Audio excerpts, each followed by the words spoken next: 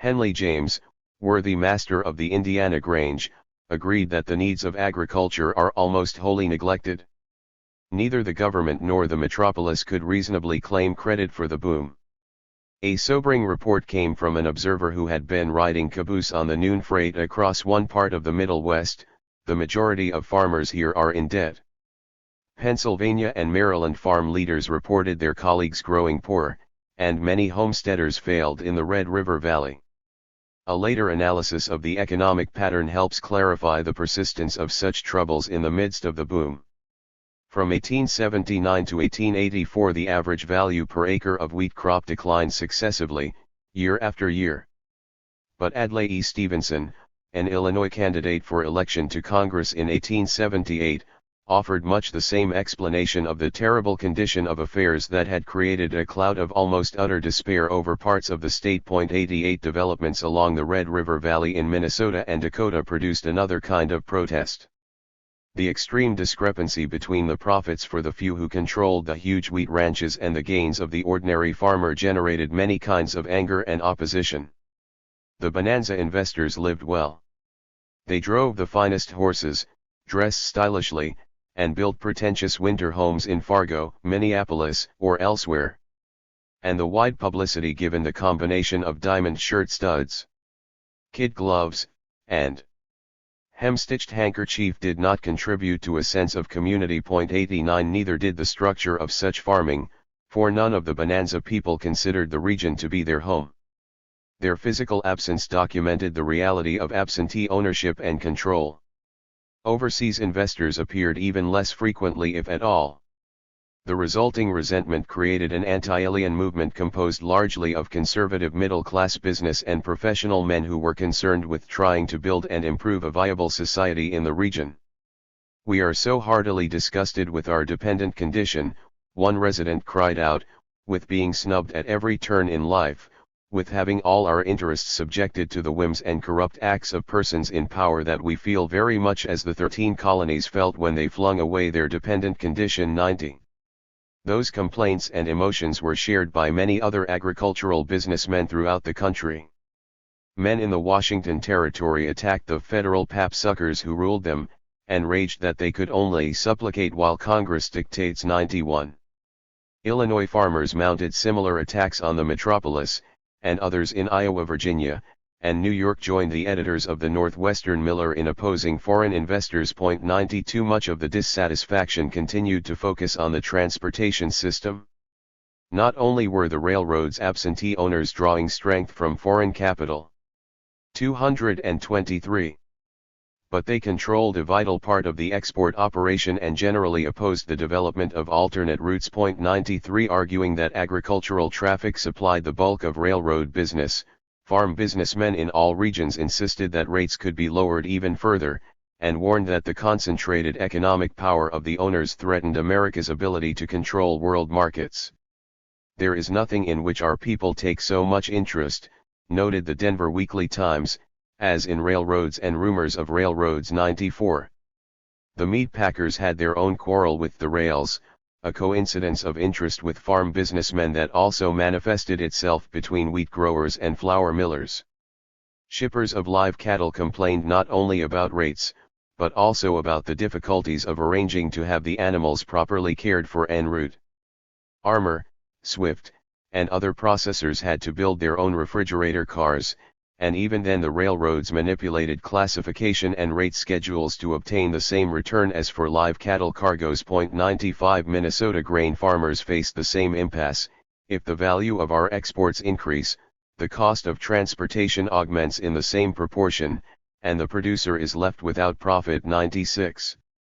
But Washburn and other millers encountered the identical kind of discrimination, which provoked the St. Paul Pioneer Press to anger against the metropolitan interests that held Minnesota in capitalistic subjection. 97.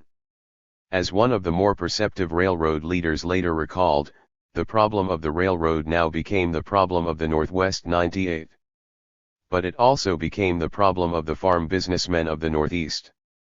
The rare opportunity of supplying the foreign demand for the products of our farms at reasonable prices must be in great measure lost, judged the rural New Yorker, unless the intervention of Congress, can be secured as early as possible 99. Such pressure prompted the Railroad Gazette to advise the industry to lower rates, even accept some regulation, before tough laws were forced upon it by furious farmers. 100 Instead, the owners and their allies stood fast against the 2-year effort led by Representative John Henniger Reagan of Texas to pass comprehensive federal legislation. Reagan was backed by literally thousands of petitions and resolutions from all parts of the country, but the railroads developed a clever and plausible counterattack based on the vital importance of the export market. 101 Their strategy provided one of the most convincing kinds of evidence of the general acceptance of both the theory and the practice of overseas market expansion. Reagan followed the general outlines of the earlier McCrary bill, but refined and extended that proposal to end rebates and drawbacks, prevent other forms of discrimination, prohibit pools, provide public knowledge of rates and classifications, and terminate higher charges. 224. For short-distance shipments.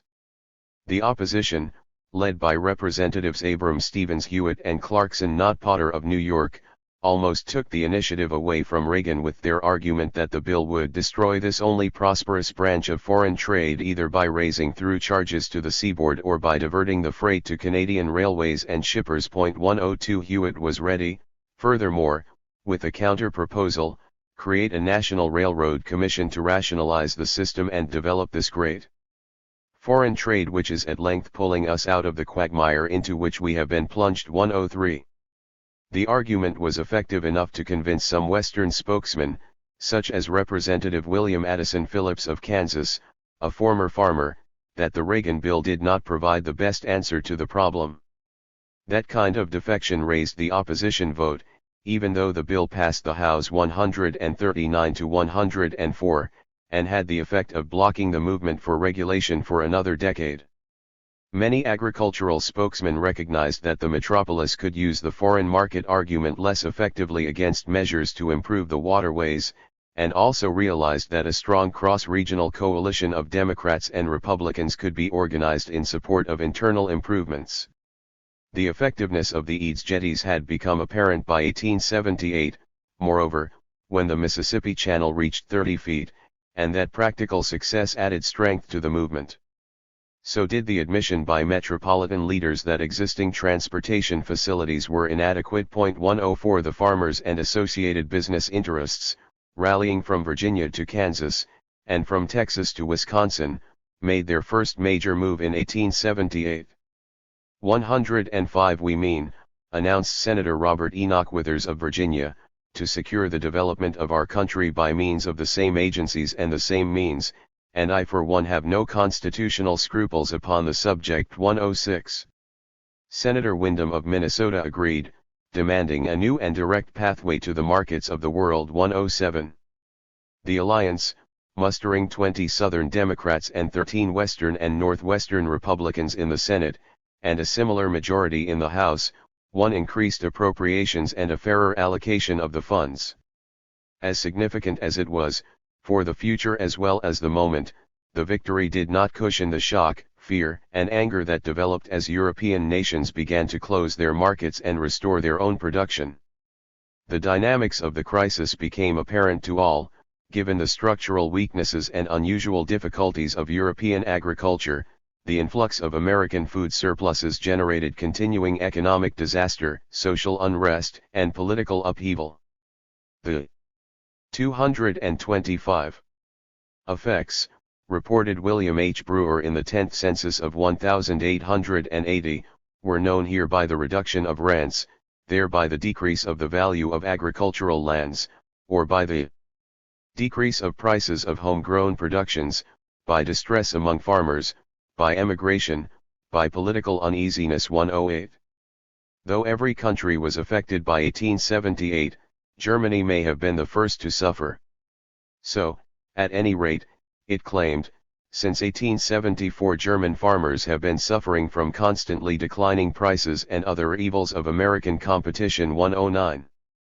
The English, however, reacted with consternation to the 1,875 exports of particularly choice cattle from Illinois. 110 A panic has almost been caused, reported the London Agricultural Gazette on January 29, 1877, by the sale of the beef, which is pronounced better than home produce. Even the cheesemakers avowed they were beaten all along the line 111. Though some foreign observers admitted that the economic invasion did save Europe from a great famine, most came to feel, at least as the crisis passed, that one way of suffering had merely been substituted for another. Agriculture has been said to be a bet with the weather, remarked the London statist, but the chances are no longer even 1/12. Others warned that wholesale bankruptcy of the aggregate agricultural interests must ensue 1/13. The British also took an ominous view of Washburn's flour, accurately concluding that the aggressive Yankee is contemplating a raid 1/14. As one Englishman reported, very many farmers have already been compelled to give up their farms and losses of many more have seriously crippled them. 115. A significant number of Englishmen began to criticize the free trade policies of their government. 116. It responded first by investigating the American success, a venture that produced some hilarious moments, as when one member of Parliament attracted so many body lice that he spent much of his trip distressingly busy, quietly punching himself in various parts of his body. 117. Even before the report was filed, however, the Privy Council moved on March 3, 1879, to end the influx of live cattle. Citing the danger from animals infected with pleuropneumonia, it ruled that all American imports had to be slaughtered within 10 days of arrival. That was all the encouragement needed by Germany and other nations. Even a socialist such as Karl Koski predicted ruin unless American exports were blocked, and unless German farmers opened a market for their own surpluses. 118. German consuls in America joined leather workers in Leipzig to demand prompt and effective countermeasures. Already concerned to push German economic expansion throughout the world, and moving to adopt a neo-mercantilist program to facilitate that strategy and to control opposition at home, Prince Bismarck seized the opportunity. Tariffs were raised on June 12, 1879. 226. And 2 weeks later some American pork products were excluded. I had the impression, he had remarked drily a bit earlier, that under free trade we were gradually bleeding to death. 119. The anti-American snowslide became an avalanche. We did not duly regard the first intimations of danger, cried Alexander Pease, a member of the Austrian Reichsrath. He that does not wish to step back and be crushed, must keep up. Quiescence and romance are disappearing from the world. American competition is the greatest economic event of modern times. 120. Frenchmen added that wheat exports were one of the real causes of the influence of the American Union on the rest of the world. 121. The result was a European resistance movement against American agricultural exports that rapidly spread from Britain eastward through Italy to Greece, and westward to Spain. The official rhetoric of the assault stressed the diseased condition of American cattle and swine. The records of the debates and private conversations, however, reveal a deep and often desperate concern to block American economic supremacy. The truth lies largely in the latter sources. American meat was not free of potentially or immediately deadly bacteria. 122. Invoking that standard, and submitting the reports of immaculate and expert laboratory investigations in support thereof, the Europeans justified their transgressions of Adam Smith's free marketplace in the name of human values. The criteria were of course millennial, and they were not applied to their own producers, processors, or consumers. The British, for example, were in part reaping their own harvest, for their earlier cattle exports had helped infect American ranges. As for the Continentals, especially the Germans, they preferred their pork rare when cooked regardless of the warnings from scientists in white smocks. The historical problem, in any event, is not to reach a mathematically exact estimate of the power of the health motive as against the forces of economic rivalry and the related concern over political and social unrest. It is rather to make it clear that, in the context of the Depression and the export boom, Americans emphasized the marketplace factors. For, as in so many instances, that was the operative historical truth affecting the development of American foreign policy. Thus metropolitan leaders like the editors of Bradstreet's, as well as agricultural businessmen, concluded that most of the outcry abroad about American pork is attributable to trade jealousy. 123. Casson had warned Everts as early as March 4, 1878, that all Europe is entering upon what may be styled an era of national selfishness, and he interpreted the outcry over health as part of that movement, intensified by the failure of various special interests to obtain the tariff leg. 227. Isolation they demanded. 124. Casson's view was extreme, but it increasingly gained acceptance because of the evidence. For one thing, he cited his own interviews with European spokesmen in support of the analysis. The French ambassador in Vienna, for example, candidly warned him of coming tariff increases. 125. Other American officials reported similar exchanges. Lucius Fairchild noted that the Spanish decree against American pork referred candidly to the insufficiency of the national production in the country. 126. Thomas Wilson, American consul in Nantes, reported that the French packing industry acknowledged its concern with self-preservation. The causes to which to attribute the present decadence of the pork industry are many, the Chamber of Commerce of Nantes commented in a resolution of 1879, but concluded that we believe they are all founded on the competition with the pork made in the United States. 127. It was generally accepted by stock raisers and meat packers in the United States that the prohibition was for the purpose of preventing competition. 128. They offered two policies to restore and expand the foreign market. One was based on eradicating the diseases, thereby destroying the validity of the argument being used to justify exclusion. That approach offered the secondary benefits of involving the federal government in aid to agriculture, and cutting one kind of losses suffered by the livestock growers. The other response emphasized economic and political retaliation by the government to reopen the markets. Clearly enough, both proposals were predicated upon the necessity of continued market expansion through exports. The editors of the National Livestock Journal took the lead in the campaign for controlling the diseases. Their personal efforts began at least as early as March 1877, when they urged upon the government the necessity of adopting adequate measures. Then, as the danger became clearer, they sent Judge T.C. Jones of Ohio to lobby in Washington. The campaign attracted increasing attention and support as the existing state laws proved ineffective, and as Commissioner of Agriculture William G. LeDuc of Minnesota joined the movement. The first victory, gained with the aid of metropolitan leaders like Garrett of the Baltimore and Ohio, came in 1878 when the Congress appropriated a small sum to investigate the nature and extent of pleuropneumonia, trichinosis, and other diseases. 129. That proved wholly insufficient, however, and the cattlemen became increasingly concerned to obtain more government assistance as they grew ever more alarmed at the prospect. They welcomed the renewed efforts of states like New York to control the diseases, but generally agreed that the primary and grave responsibility rested with the federal government. As Jones reported, however, the bill he prepared was hurried out of sight by the Congress. 130. The inability to obtain. 228. Further action strengthened the argument of those who advocated retaliation. Such pressure reached Everts in May 1879, and evoked more explicit concern from the Secretary than the Congress gave to the Campaign for Disease Control. 131. Then, on December 15, 1879, the Marine Hospital Service reported the results of its investigation into the relative prevalence of trichinosis.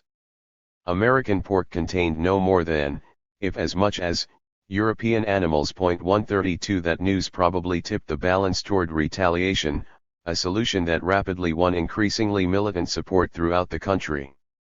Yet no retaliation was undertaken. The inability to induce or force the government to act on either strategy of reopening the markets deepened the anger of agricultural businessmen toward the metropolis and intensified the attitudes and pressures that were transforming a primarily economic concern with exports into a demand for the kind of vigorous government action that produces imperial policy. St. Louis export merchants trading in wheat and flour were exasperated over paying tribute to the East in the shape of transportation commissions, etc. 133. New Orleans businessmen demanded an impartial regard for the great interior interests, only that could emancipate them from the thraldom they endured. 134 Worthy Master James M. Blanton of the Virginia Grange called for action to replace the pseudo-statesmen and jackass politicians who refused to deal with the problems of agriculture. 135 And from Kansas came the corollary to that complaint, I want to see men in Congress with hayseed in their hair. 136 The situation revived the old Grange effort to force the metropolis to recognize agriculture as a real factor in this government by the establishment of a Bureau of Agriculture to be presided over by a cabinet officer. 137 Many farmers admitted that Commissioner LeDuc was weak and ineffectual, but they argued that no man could be effective unless his power and finances were increased by congressional action. 138 The resources were so entirely inadequate that the existing efforts to help farm businessmen were simply ridiculous. 139 Such expressions of disgust and impatience over what was seen as a gross discrepancy between capacity and performance were manifestations of a sense of American power that was beginning to generate imperial attitudes, expectation, and policies. Americans should have the market entirely in our own hands, judged the editors of the Rural New Yorker, concluding a discussion of the wheat and meat needs of Great Britain. Commissioner of Agriculture LeDuc spoke firmly about the world power to which we are entitled. Bradstreet warned Frenchmen and other Europeans to resign themselves to American supremacy. 140 Sharing such views Samuel E. Adams of Minnesota, worthy master of the National Grange, reminded farm businessmen. 229 That the marketplace had to be kept free. He explained in 1878 that the full economic rewards would not be won until the power of the United States was used to moderate religious intolerance and reform the absolute monarchies of Europe. The marketplace had to be cleansed of the restrictive forces of superstition, bigotry, serfdom, and despotism in order to function with maximum effectiveness. 141 That traditional concern with the political and social conditions required for the efficient deployment and operation of American economic power became a significant factor in the outward imperial push over the next decade, but the continued increase in production during the Depression kept the immediate stress on more narrowly economic considerations. If we could secure a monopoly of the British market, we might rest content for a few years, remarked the Rural New Yorker in discussing meat exports, but added that even that happy condition would not terminate the need for new markets. 142 We, as a nation, want access to the markets of the world, summarized the president of Williams College. Qn 1 All sensible men agree, and that is, that one great element in securing permanent success will be our ability to compete with other nations in the markets of the world. 143 A cheese producer documented the widespread acceptance of that thesis among agricultural businessmen. The specter of overproduction, which has been the bugbear of the last 15 years, has become the dread reality of 1878. 144 And, acting on that analysis, the International Dairy Fair Association organized its 1879 exhibition to attract the attention of foreign buyers, and enlarge our markets. 145 Other dairy groups joined the effort to revive the attack on the high tariff, a campaign also supported by the Richmond, Virginia, Chamber of Commerce. 146 Free trade superadds to the natural control of the home market, agreed the Texas Grange, pointing out that the protective policy operated to paralyze exportations. 147 But British restrictions on American meat exports provided the high tariff forces with a convenient example to use in reiterating their old charge about the evil of reduced rates and the foreign conspiracy that engineered such agitation. 148 The critics failed to muster general support and the tariff was not changed. The agricultural businessmen and their allies did win one battle that ultimately produced significant results. That came through the creation, in June 1879, of a special congressional commission to study improvements on the Mississippi River. 149 In the narrow sense, the victory was the work of Southern and Midwestern farmers, millers, and merchants. 150 But those groups, increasingly effective in their own right, benefited from the growing national concern to sustain the expansion of foreign markets. We are looking for export markets, cried one corn farmer in 1879, but the description applied to many groups throughout the political economy. 151. 230. Many an old clodhopper, rude of speech, commented one Southerner, has found out that he could talk, rise to a point of order, and venture a few remarks. 152. And, whether he did so in conversation, in letters to the editor, or during local, state, and national Grange meetings, the remarks often concerned markets, how to keep the ones he had and how to open new ones. "We are now diligently hunting up other markets," remarked the rural New Yorker, in a summary that applied to every region of the country. 153. Merchants, railroad men, and processors steadily joined the search. 154. And intellectuals, emphasizing it was highly important to hold as great a control over European markets as possible, began to demand a coherent expansionist program divorced from partisan politics. 155. A growing number of politicians were responding, moreover, in a way that slowly created the official consensus for such a policy. "We cannot hesitate," warned Representative Fernando Wood of New York, "to enter the race for supremacy." As a one-time shipping merchant, Wood understood the meaning of overproduction. "We must encourage and promote the adoption of such relations with other nations as will open up the markets of the world, and make the whole universe contribute to our prosperity." "We want markets," agreed Senator Benjamin Harvey Hill of Georgia, adding that "we think that South America, and Central America, and the West Indies are our proper markets." 156. The concern for markets was strong enough, for that matter, to forge a short-run alliance between some Southern Democrats and the Hayes administration. The China market for Southern rough textiles suffered a temporary decline during 1878 to 1880, just when California groups launched a drive to stop Chinese immigration by revising or abrogating the Burlingame Treaty of 1868.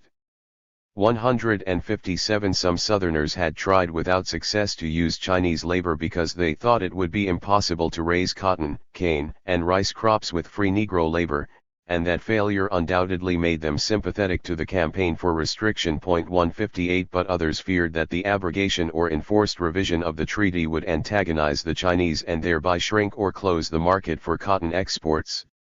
"We need to continue and increase them," cautioned one spokesman, "in China and all other available markets." 159. Such opposition, and similar resistance in the Northeast, was not strong enough to prevent the Congress from passing a bill in February 1879 that established an immigration quota of 15 Chinese per ship. Many Midwesterners voted with their colleagues from the Mountain States and the Far West. Their action was the product of anti-metropolitan solidarity, and a growing concern that good agricultural land was rapidly being occupied. But those considerations, and especially the second, were not strong enough in 1879 to keep them vote. 231. With the Westerners when it came time to override the Hayes veto. The confrontation nevertheless dramatized the need for Republican leaders to counteract the growing alienation among agricultural businessmen. So did the failure of the 1878 International Conference to remonetize silver. That fiasco served mainly, as the rural New Yorker pointed out, to revive the agitation for stronger American action. Senator Allison warned Secretary of the Treasury Sherman that Joseph Medill of the Chicago Tribune estimated the sentiment of the West strongly for free silver. "I fear he is too near right," Allison added, "for a good state of public health and morals." 160. Senator John Alexander Logan of Illinois spoke more bluntly than Allison. "The bloody shirt can no longer win hegemony for the Republican Party," he flatly announced to Sherman. "We must find and use issues which are more applicable to the needs of the voters." 161. Blaine had been trying to alert other metropolitan leaders of the party to the same truth for almost a decade. The agricultural interest of the country, he reiterated in 1878, was by far the largest in the nation. That meant simply that the farmers of the Republic will control its destiny. 162. Blaine proved an accurate prophet about American foreign policy. For the agricultural pressure for expanding the marketplace, and the growing acceptance of that outlook by metropolitan leaders, turned the United States into an imperial course between 1877 and 1897. The process was underway even as Allison, Logan, and Blaine delivered their warnings and recommendations. President Hayes devoted much of his special message of December 17, 1878, to the vital importance of exports, and called for every effort to push agricultural surpluses into new markets. He re-emphasized the same theme in December 1879. Indeed, he sounded as though he was borrowing Blaine's language: agriculture is the leading interest and the permanent industry of our people, and hence new and expanding markets for its products were crucial in order to sustain prosperity. 163 Such rhetoric was far from unimportant, even as rhetoric, for it added official sanction to the language and the outlook of the agricultural businessmen from whom it was taken. But Hayes and Evarts also acted on the rhetoric, and that further strengthened the movement for a vigorous foreign policy. Their moves elicited demands for even stronger measures. In both respects, therefore, the Hayes administration played a highly significant role in the process of redefining the American marketplace and the American security perimeter. And those changes were crucial elements in the evolution of American imperialism. 9. We are urged imperatively to the recreation of our commerce through the absolute necessity of procuring a market for our surplus products. The Navy is, indeed, the pioneer of commerce. Commodore Robert W. Sheffield, 1878. Our true national policy is to determine that the day shall come when the price of our products shall not be fixed at Liverpool, when we shall consume our own and dictate the price of that which we choose to sell abroad. We will reach out with shipping facilities under the patronage of government aid, and flush the markets of the world. Representative Moses A. McCoy of Iowa, 1884. Good God, protect us poor European people. What shall we become? James Camsell, 1885. Policy must unquestionably result in disaster to the farming interests of Illinois and the Northwest. Armour and Company to the State Department, 1883. Having been kicked, it is time to kick back, and kick back hard, and keep on kicking until they are kicked into something like reciprocity. Chicago Tribune, 1883. The American government has miserably failed in its duty. National Livestock Journal, 1883. Prompt and appropriate legislation on the part of Congress is imperatively demanded. American Livestock Spokesman, 1883. The American statesman must study the resources of its rivals and thwart its antagonistic policy. In so doing, no timidity should mark his actions or deference to the equanimity of his adversary control his counsel. Representative Washington C. Whitthorne of Tennessee, 1882. A new wave of Americanism is breaking over the whole country. The American, 1884. We are not satisfied with the present condition or future prospects of our class. The men whose labor and success in the field saved our country from hopeless bankruptcy and restored prosperity do not receive a fair share of the profits. State Grange of Indiana, 1882. Now, I am tired of this sort of business, and I want the American people to have as good a navy as any other government in the world. Representative William H. Calkins of Indiana, 1883. We want a navy. We do not want a lot of repaired old hulls and hulks. Senator Preston B. Plum of Kansas, 1883. The redefinition of the American marketplace and the American security perimeter. It is possible to argue that Adam Smith's theory of marketplace capitalism contains an option that points away from the kind of imperial expansion that appeared during the 19th century and flowered after 1900. A mature political economy, resting content with the apolitical economic advantage it enjoyed in its marketplace dealings with any undeveloped system, and disciplining itself to honor Smith's central axioms, might maintain its prosperity and social health without undertaking imperial activities. As James Madison and James Monroe pointed out, however, along with other founding fathers, even the opportunity for one country to test itself against that challenge depends upon every other nation's willingness to make the same attempt. And, to an extensive degree, that caveat was used by the majority of Americans during the late 1880s and the 1890s to justify their own imperial expansion. They argued that their imperialism was necessary in order to create the conditions required for ending all imperialism. But that sophisticated syllogism was advanced only after the same majority had defined the free American marketplace as a free world marketplace, and asserted that American power had to be deployed and used to establish and maintain a strategic perimeter coincident with that wider American marketplace. The United States acquired its colonies, and undertook similar imperial ventures, as part of defining the American marketplace as the world marketplace, and as part of its effort to make the former free by making the latter free. Furthermore, the agricultural majority played the primary role in the entire process. 236. 237. A few leaders like John Casson of Iowa accepted the logic of that undertaking by the end of the 1870s and publicly advocated the necessary imperial measures. Many others joined him during the ensuing decade as they analyzed the recovery from the racking depression of the 1870s. Concluding that exports explained their welfare, agricultural and metropolitan businessmen projected that causative proposition into the indefinite future. To sustain the recovery, as well as avoid further crises, the American political economy had to acquire and maintain free and effective access to all the markets of the world. All groups asserted, moreover, that the United States possessed the power to satisfy that primary need. The issue was to use that great strength, and the agricultural majority maintained steady and growing pressure for such action.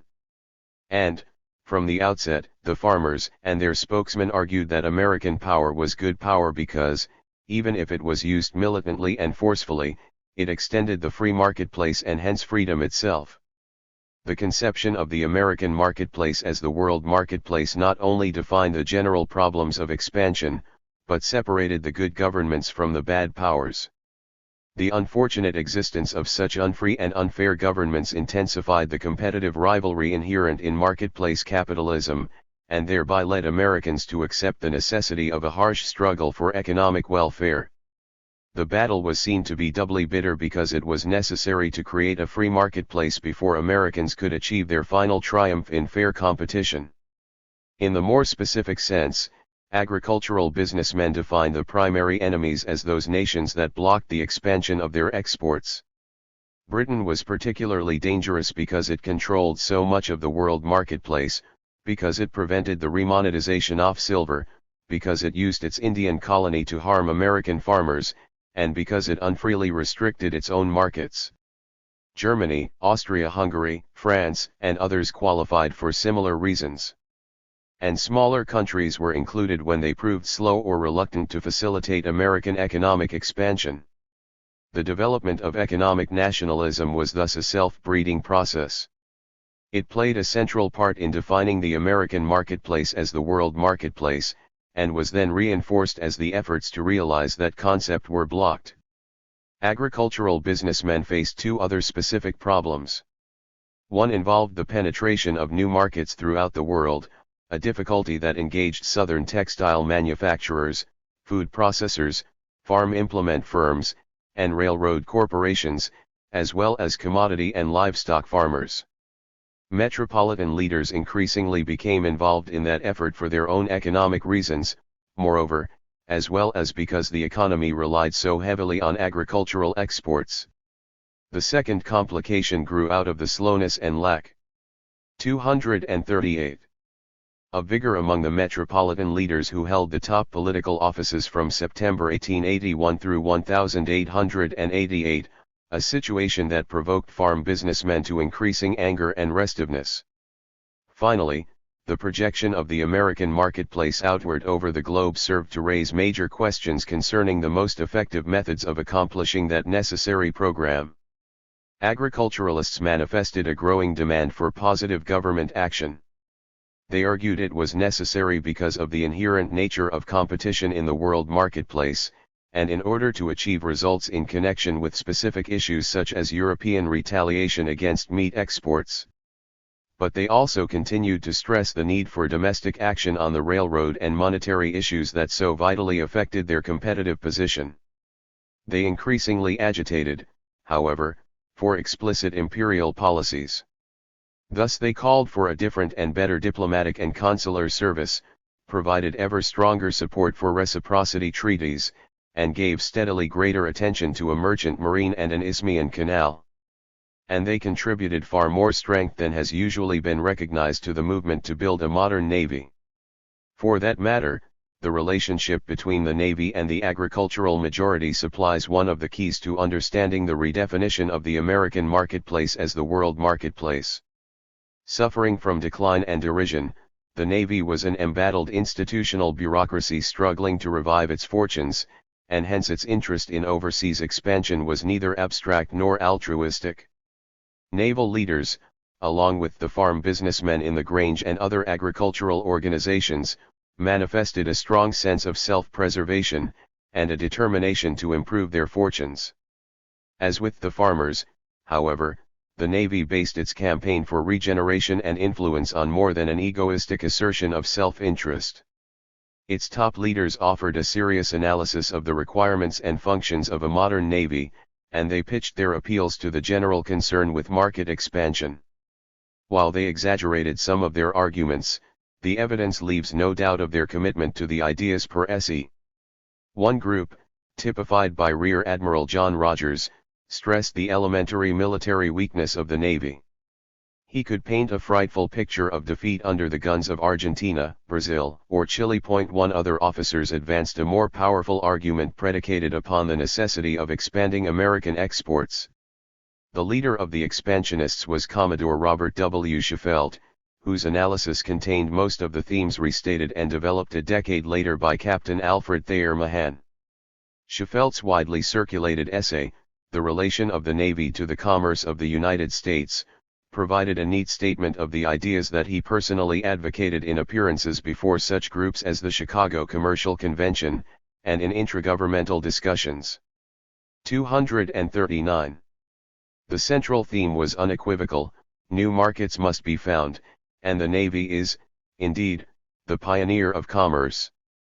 Sheffield usually sounded as though he had learned his political economy from David Wells, but, whatever the source, the student had mastered the theory of overproduction.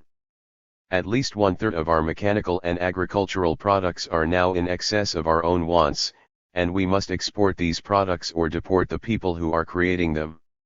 It is a question of starving millions. In no other way can our commerce be re-established. In no other way can the country be relieved of its surplus products, or can additional impetus be given to its industries. Sheffield added that America's destiny required such expansion.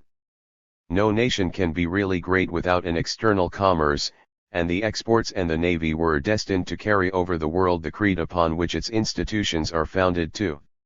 One of Sheffield's allies, Lieutenant James D.J. Kelly, combined the elements of economic necessity, ideological responsibility, and destined power in one classic sentence.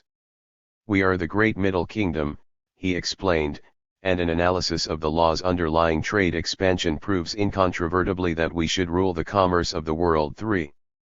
Those were the themes that the agricultural businessmen had been agitating for almost 2 decades, and which led them to define the American marketplace as the world marketplace. As the editors of Bradstreet's pointed out, the farmers hold their attention closely upon the pulsation of the foodstuffs markets. Or as Pat Darden, worthy master of the Mississippi Grange, commented, the farmers are imbued with a money-making spirit. His colleague from Michigan agreed, and explained that the great problem to be solved in American agriculture is how to produce crops at a profit for.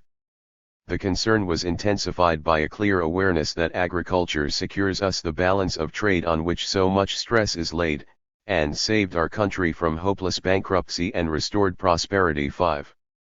The solution was free and open markets in all parts of the world.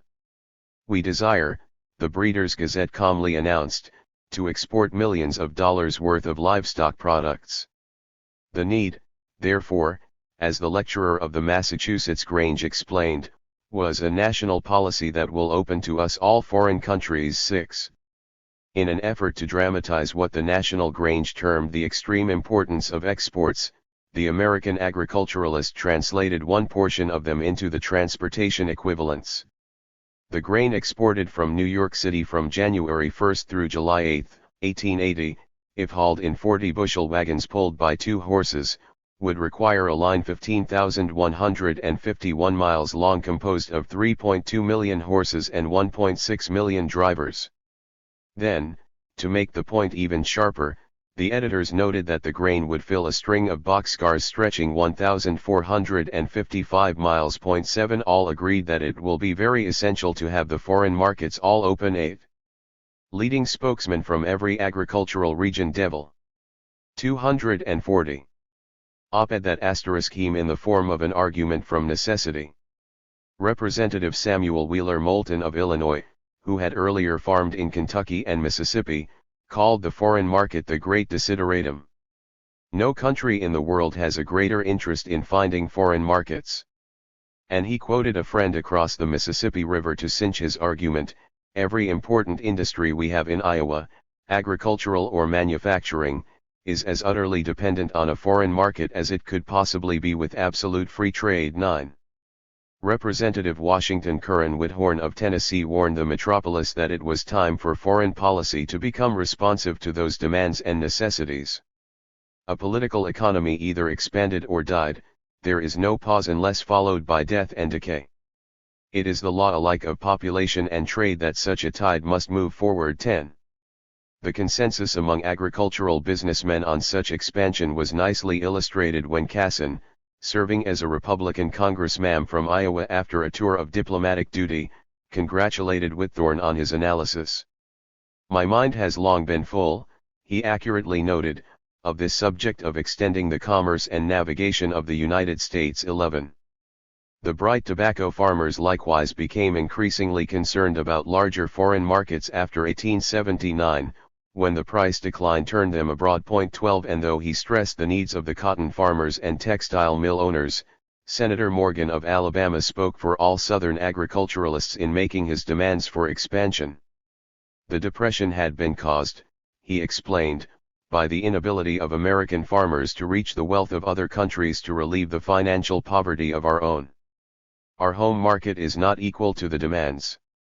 We must enlarge the field of our traffic. Extend the area of our trade throughout the known world, barbarous as well as civilized. 13. The pressure of necessity, so clearly revealed by the general use of imperatives like must, was relieved by a sense of confidence in the power of the United States. The dream of political independence without the fact of commercial independence, emphasized Representatives Moses R. McCoy of Iowa and Henry Safford Neal of Ohio, is soon and easily dispelled.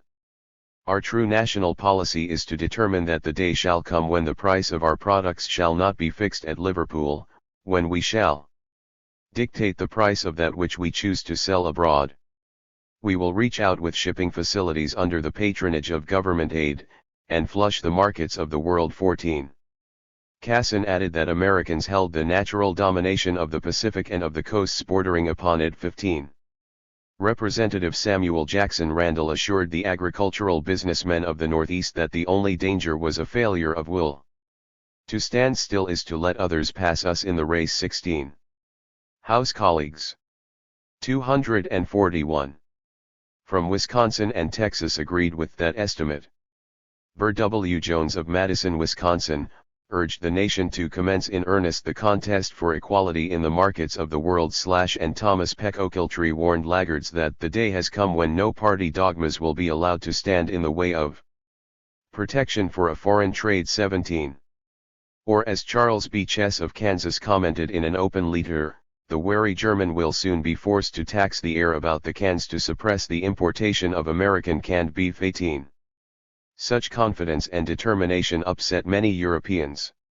Whatever premises you start with, concluded the London statist, whatever deductions you make, in arguing the merits of a particular trade, the inevitable question comes, Sooner or later, but what will America do? America is the hobgoblin in the happy dream of traders in the present day. 19. Another spokesman put it even more starkly. Good God, protect us poor European people. What shall we become? 20. Americans viewed the issue differently, asserting that their expansion would liberate and improve the world. Representative Charles Edward Hooker of Mississippi provided a typical expression of that faith in announcing his belief in the power of our country to extend its civilization, its laws, its morals, its high sense of duty everywhere. America's contribution to the material welfare of the people of the world, agreed the National Grange, is incomparably greater than any other country has offered. 21. That attitude was so general, indeed, that it provoked Representative Benjamin Butterworth of Ohio, himself a market expansionist, to warn of the inherent dangers. Doubtless it is our mission on earth, he commented in 1882, to make free and to civilize and Christianize the world. But I hope we will not commit suicide in the attempt. I hope it may not be written on the tomb of this republic, here rests a brave and generous people who lost their own liberties in attempting to give freedom to all the world. 22. Most agriculturalists felt that the proper policies, if only the metropolis would adopt them, would produce the freedom and the markets without catastrophe for anyone. As that failed to happen, however, the farm businessmen and their spokesmen became increasingly militant. The Western rural and American stockmen commented in 1884, for example, that a major war was justified only if necessary to protect some important interest, but immediately noted that control of an Isthmian canal qualified as such an interest. European powers should be taught to keep their hands off this continent. They do not belong here. Weaker powers could expect the worst. There is no particular objection to giving the Guatemalan a drubbing. 23. And reformer Henry Demarest Lloyd typified the final confluence of necessity, confidence, and morality. If nobody can lick us, we need not be afraid to play the just and generous big brother among the nations. 242. He wanted Chicago to be the greatest seaport in the world. With foreign consent and cooperation or without. 24. Edward Atkinson and James Jerome Hill never became that pontifical or provocative, at least in public, but they provided excellent examples of how the export performance of agriculture and the ideas so long agitated by the farm businessmen affected metropolitan leaders. Atkinson told members of the American Agricultural Association, and other farmers, that he was much concerned with the export of our surplus. The chief duty of American leaders was to remove obstructions, he added, because this nation has a function in the world that is yet almost a vision. That ideal, which he summarized as the principle of equal opportunity to all, was directly related to the truth that this country never needed the world for a market so much as it does now. 25. Hill was more ebullient. In his midnight talks to his friends he raved about the trade of the Orient as Napoleon raved of India to Narbonne. I will reverse the immemorial course of trade eastward over the seas and turn it from Suez to Seattle. Our white bread is like the lotus, no nation that once eats it will change to poorer diet. I will make wheat flour as cheap as rice for the millions of the Orient, and our farmers will profit by a new demand. 26. Hill verified the substance, if not the exact rhetoric, of such reports in his own published writings. 27. From the beginning, he explained, we knew it was necessary to look to Asia for part of our traffic. 28. Without agricultural exports, cotton from Alabama, as well as wheat from the Dakota Territory, the Northern Pacific could never fulfill Hill's dream of dominating transcontinental transportation. By the end of the 1880s he spoke almost constantly of the need to control world commerce, and candidly admitted that meant overseas expansion. The old lesson of territorial expansion was no longer relevant, we have to unlearn such ideas. 29. Hill was unique only in the grandeur of his expansionist vision, his talent, and his determination. Garrett of the Baltimore and Ohio followed the same strategy. George W. Perkins of the Chicago, Burlington, and Quincy fully understood the central importance of agricultural exports, and Fish, who counted very heavily on crop reports delivered every 4 days in making decisions for the Illinois Central, rivaled Hill in his energy, ability, and grasp of the significance of overseas markets. 30 Other industries tied to the agricultural part of the economy likewise stressed exports. Farm implement manufacturers boosted their foreign sales from $611,152 in 1864 to more than $3 million in 1883 and 1884. 31 and Washburn alone was exporting about 30% of the production of his three major mills. The development of the expansionist outlook among those entrepreneurs who inhabited the zone of transition between the pure agri. 243. Cultural and metropolitan sectors, such as Washburn, Swift, and Armour, is further illuminated by the career of David Lubin. His early business in Sacramento, California, was a wholly mercantile activity based on commerce in finished products. His success enabled him, early in the 1880s, to fulfill a promise to his mother by visiting Palestine. In addition to whatever religious experience he may have undergone, Lubin returned convinced that the small farmer was the essential element in a democratic social and political order. Lubin acted on his analysis during 1884 to 1885 by shifting much of his capital and his abilities to the production of wheat and fruit, and by becoming a granger. He immediately verified the rhetoric of the farm movement by losing money on his first crops. The existing market was too small, given transportation costs, to return a profit.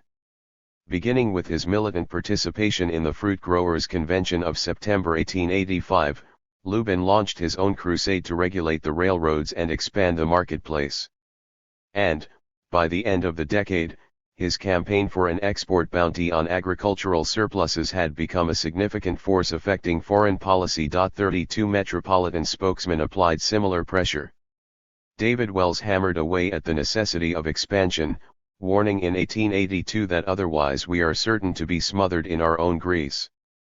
He may have intended that remark as a pun, for lard was an important item in agricultural exports, and Wells constantly stressed the national dependence upon those foreign markets for continued prosperity. 33. Another commentator, Richard H. Edmonds, agreed with the analysis but concluded on a more confident note. What the past has been all may now know, and if we are to judge the future by the light of the past, then the United States must ever hold a commanding position in the grain markets of the world. 34. Lewis P. Brockett, a regular ghost writer for the Republicans, emphasized the importance of the commitment to a free marketplace. The empire was America's moral power over the nations of the earth. Editors of the American agreed, asserting that the expansion of the United States was in the interest of mankind everywhere. Our industrial independence is the basis of our political independence, and therefore we shall not abandon our markets to be a fattening place for Manchester or London. Such imperial freedom would not bring war, however, for the nation that wants to fight the United States. We doubt it is to be found. 35. Another writer who also served in the diplomatic corps, M. Ballou, discussed the interrelationship between expanding freedom and exports by explaining how it would be necessary to reform Cuba in order to make it a profitable market. The businessman could thus discharge his moral obligation while meeting his marketplace responsibilities. 36 Other metropolitans emphasized the economic responsibilities. 244. Chauncey M. Depew took it for granted that everyone understood that agricultural exports were the main cause of our extraordinary prosperity for the last few years. Leonard Hazeltine, a New York commission merchant, explained to any doubters that prosperity, starting from the farmer, goes down into every branch of trade and commerce. 37. The New York Commercial Bulletin, the Commercial and Financial Chronicle, and Bradstreet's repeated the message throughout the entire era. 38 Others who urged the vital importance of following the lead of agricultural businessmen were willing to accept any imperial consequences. Isolation will not be possible for us very long, the New York Tribune pointed out in 1883, inevitably there will arise somewhere, before many years, a necessity for interposition by the United States. American enterprise should surely seek foreign markets, warned the Commercial and Financial Chronicle, not merely with the purpose of disposing of an occasional surplus, but for the permanent supply of great populations which are to be clothed, fed and transported from place to place. Trade with the outer world, amplified the New York City Chamber of Commerce for the benefit of the Senate, is as important to us as it ever was to England. Our sole resource is to open new markets to our people. 39. Such expansion was becoming a public duty. Woodrow Wilson, then a young political scientist with political aspirations, wholly agreed with the business community about the need for a vigorous and consistent line on the extension of the market. 40 The process of redefining the American marketplace as the world marketplace was hurried along by the arguments of liberal Republican politicians like Carl Schurz. 41 He termed those who dragged their feet on market expansion the curiosities, and for himself he asserted that the greater such expansion the more promising will be the development of our industries. Schurz was troubled by the experience of periodical stagnation, and sounded like Adam Smith in explaining that the more limited the market is, the more easily will it be glutted. Hence he called for a larger field of operation and did so confidently. America was the one great power with an absolutely free hand in foreign affairs. 42. Though he was a New York manufacturer and a Democrat, Representative Abram Hewitt could agree with Schurz on the analysis and the prescription. Our prosperity will continue only so long as there is an adequate market for our products. The situation, if not alarming, is very serious. 43. Even the financiers moved slowly along toward a general statement of the export thesis. They had always recognized, as Alexander Mitchell, president of the American Bankers Association, explained, the importance of farm surpluses in turning the balance of trade, and in controlling the outflow of gold. 44. 245. The inability of manufacturers to match the volume or value of agricultural exports undoubtedly contributed heavily to the reluctance of most bankers to support active measures for market expansion prior to the mid-1880s. So did their own dependence on Britain. And, finally, the financiers were more orthodox marketplace capitalists, far more content to rely on private power with minimum governmental activity.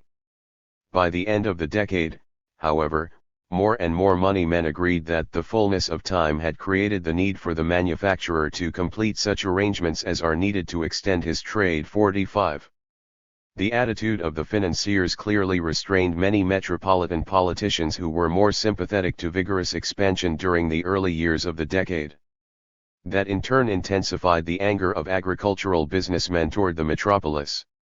Some key metropolitan politicians, such as Frederick Theodore Frelinghuysen of New Jersey, who served as Secretary of State under President Chester Arthur, personified the kind of metropolitan expansionism that further antagonized the farmers because it emphasized industrial exports.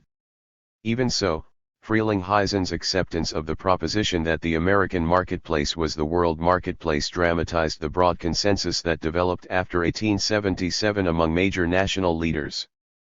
The dynamic force that moved those men was candidly described in 1884 by a diverse group of spokesmen after discussions with individuals and organizations throughout the country.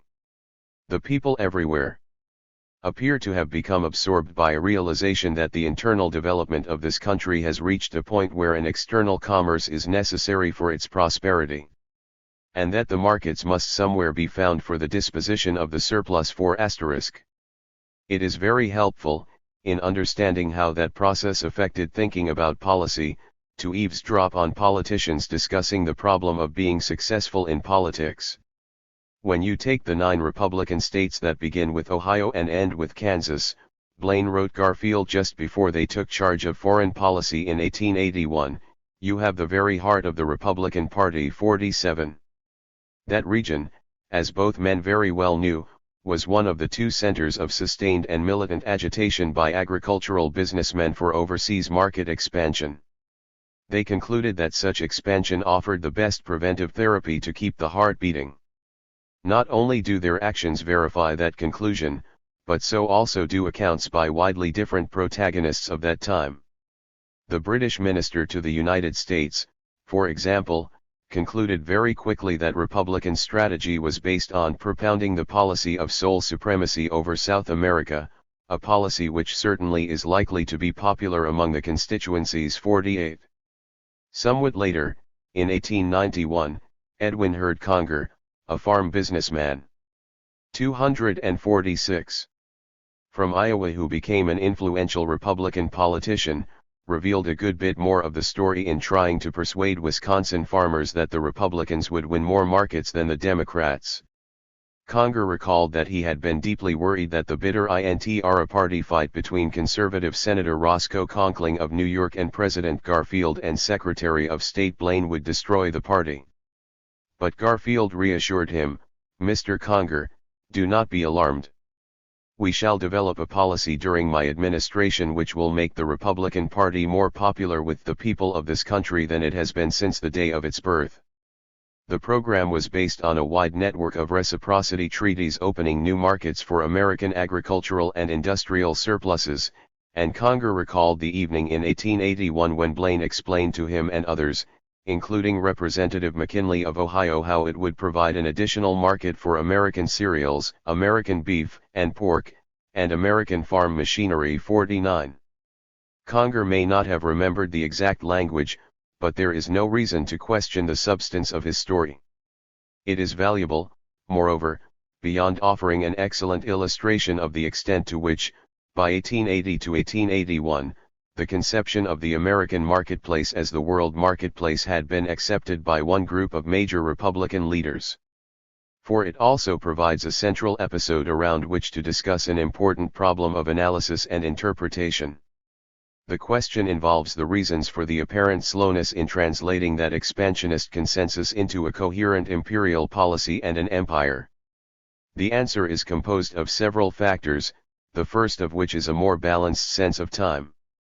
Viewed from the middle of the 20th century by men who sometimes seem obsessed by a hyperconsciousness of rapid change, a decade or two can seem almost a lifetime. Hence it is perhaps natural to view American leaders of the last part of the 19th century as awkward and inefficient or simply not guided by an imperial outlook. Ironically, a good many of the agricultural businessmen who were so deeply concerned about overseas economic expansion came to feel the same way. Their impatience as protagonists is more comprehensible, however, than the lack of perspective manifested by so many later observers. Even if one dates American imperialism by the taking of the Philippines and the enunciation of the Open Door Notes, the period under discussion is only 20 years. For half that period, 1880 to 1890, the United States was engaged in a series of wars to contain and defeat the Indians of the Trans-Missouri West. Yet, even granting the effect of that distraction, American leaders can hardly be termed indifferent or inefficient expansionists. They moved firmly and irrevocably into Samoa in 1878, helped Europeans control Morocco in 1880, opened Korea by themselves in 1882, maneuvered for open AC. 247. Cess to a free marketplace in the Congo in 1883, 1884, claimed rights to Pearl Harbor in 1887, finished TB job in Hawaii in 1893, intervened in Venezuela and Brazil between 1893 and 1896, established effective control of Cuba and the Philippines by 1899, and dispatched more than 5,000 troops to China in 1900 as part of claiming fair shares throughout that vast nation. Surely that performance qualifies for passing marks as an imperial achievement over 20 years. Considered more rigorously, the 20 years become 10, for there can be no question about the imperial nature of American policy during the 1890s. The central problem, therefore, is to understand the hiatus of the 1880s. Here a second factor enters in the form of a disagreement among metropolitan leaders about the readiness of the American economy to enter the imperial struggle for supremacy. It was an argument about timing and can be clarified by examining the views of Representative McKinley. For he was present during Blaine's briefing in 1881 and then, 9 years later, again confronted Blaine in a major fight over tariff policy. McKinley based his career on Ohio, which was developing manufactures during the late 1870s and the 1880s. He responded by mastering the theory, practice, and politics of the protective tariff. He became an outstanding advocate by presenting the case for high rates in terms of high wages for the worker, a large home market for the agricultural businessman, great profits for the metropolitan industrialists, and economic independence from Great Britain for everyone. But McKinley was also an intelligent and shrewd politician, a close observer of what was happening throughout the political economy, and he enjoyed considerable ability to recognize and adjust to emerging changes, pressures, and ideas. And it is clear that he did not allow his rivalry with Blaine to deafen him to a truth just because Blaine uttered it first.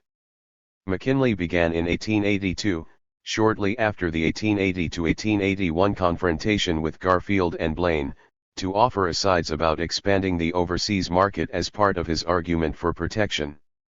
Those remarks make it clear that the crucial difference between McKinley and Blaine concerned when not whether to undertake a major expansionist program. The main thrust of McKinley's analysis pointed to the need for America to become stronger, and after 1881 he increasingly defended protection as the best way to build the power required to defeat Great Britain for control of the world marketplace. 50 McKinley might very well have moved more rapidly in the direction of imperial expansion if Blaine had continued on as Secretary of State at the beginning of the 1880s. For he would have been responding to Blaine, who understood more clearly than any other Republican leader that the politics of the period after 1876 was shaped and energized by the expansionist outlook and policy that the agricultural businessmen 248 developed and agitated so persistently and vigorously. He was also in an excellent position to urge the metropolis to act on that knowledge. Representative George Washington Glad, a Greenback Democrat from Maine who grasped that reality better than many of his more illustrious colleagues in either party, made the point very simply. Now, gentlemen, he announced at the outset of 1883, we need this commerce. The West needs it, the South needs it. There is no use to talk in this enlightened age about any class or section of the country that can do without ocean commerce. It is essential for the life of all sections. 51.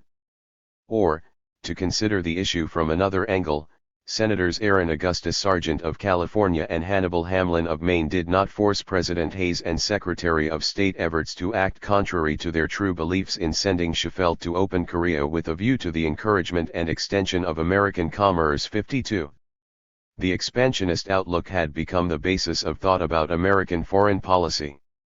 The pragmatic question involved who was prepared to act on that consensus most effectively, and in a way that would meet the demands of the agricultural majority. Blaine and Garfield were ready. Blaine made that perfectly clear in appointing his old expansionist friend, Robert Roberts Hitt of Illinois, as first Assistant Secretary of State. Garfield revealed his intentions in his inaugural address, "The interests of agriculture, which has done much to secure the nation's prosperity, and which furnishes much the largest part of all our exports, deserve more attention from the government than they have received." 53. That approach, as Blaine explained, had for its ends some great objects which I know the President considered of very great consequence to the American Union and to the future of this country. 54. But their projected imperial collaboration for the expansion of the American marketplace was aborted by the assassination of Garfield on July 2, 1881, as he walked with Blaine to a railroad station in Washington. That murder was the third factor that delayed the development of an imperial policy. Blaine's vigor and verve and the political attractiveness they generated were too much for incoming President Chester Alan Arthur, a lawyer-politician from New York, and the Secretary of State was forced to resign. The change did not involve a dramatic shift from expansion to anti-expansion. Arthur and his choice as Secretary of State, Frederick Frelinghuysen, favored market expansion. But they were far more staid, unimaginative, and cautious, and approached expansion in terms of their more narrow metropolitan outlook. That difference in orientation was the fourth factor that slowed the expansionist thrust. The metropolitan part of the economy was not as vigorously united on expansion as the agricultural majority, and Arthur was not the kind to create more enthusiasm through his own leadership. 249. The President did state his concern with successful competition in distant fields of enterprise, and added his support to the campaign for a better Navy. 55. As for Frelinghuysen, He could enunciate the theory and necessity of expansion as well as any leader of the late 19th century and mean every word of the lecture.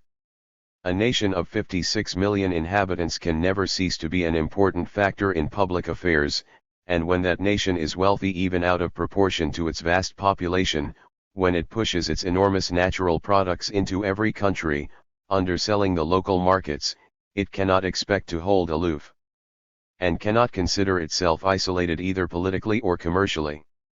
Alvin Adie, the highly influential State Department bureaucrat who served well into the 20th century, once recalled that Frelinghuysen used to talk to me by the hour about all this. Adie also provided, in a typical display of his perception and thoroughness, a major insight into the reasons that Frelinghuysen and Arthur were less vigorous than Blaine. Both approached the problem of expansion as though they were preparing a legal brief, reasoning methodically and formally from the assumption of necessity to a list of prerequisites and structural requirements. They were great systematizers, so excellent, indeed, that they were inclined to reason present possibilities out of existence on the grounds of unpreparedness. The key to Frelinghuysen's orientation to the future was his estimate that stability of government and a sound system of banking were vital to sustained expansion. That was a fifth reason for the interruption in vigorous action on the majority's demand for expansion. Frelinghuysen considered the existence of an integrated financial structure, headed by a parent intercontinental bank in New York, as the most important element whereby the whole system could be harmoniously controlled. And the bankers were not ready, in the early 1880s, to push the creation of such a system. The Secretary of State thought such an imperial extension of the American economy would come in the end, but felt it was impossible so long as revolution and financial irresponsibility continued to sap the energies and credit of the Spanish-American states. 56. President Arthur made a similar analysis. He wanted a series of reciprocal commercial treaties with the countries of America, the establishment of the consular service on a salaried footing, measures to favor a steam-carrying marine, and a uniform currency basis for the countries of America. He mentioned the importance of Europe, Asia, and Africa, but stressed transforming the Western Hemisphere into an American marketplace. 57 The ever-increasing pressure from agricultural businessmen, reinforced by the economic downturn that began in 1882, gradually forced Arthur and Frelinghuysen to increase the tempo and intensity of their expansionist efforts. On 250. Like Blaine, however, who recognized the situation and initiated action, Arthur and Frelinghuysen moved largely in response to urgings from high party members. Secretary of the Treasury William Windom, who had been appointed by Garfield, continued his efforts to enlarge the marketplace. Fail to give our farmers and manufacturers the open markets of the world, he warned in December 1882, and there will be a giant glut at home, prices will go down, and prosperity will diminish. 58. Arthur heard the same message from his own choice to head the Treasury, Hugh McCulloch. He devoted most of his 1884 report to the issue of exports because the subject was of so great importance. Not only had the export boom ended for agriculture, but increasing numbers of manufacturers needed a market for their surplus.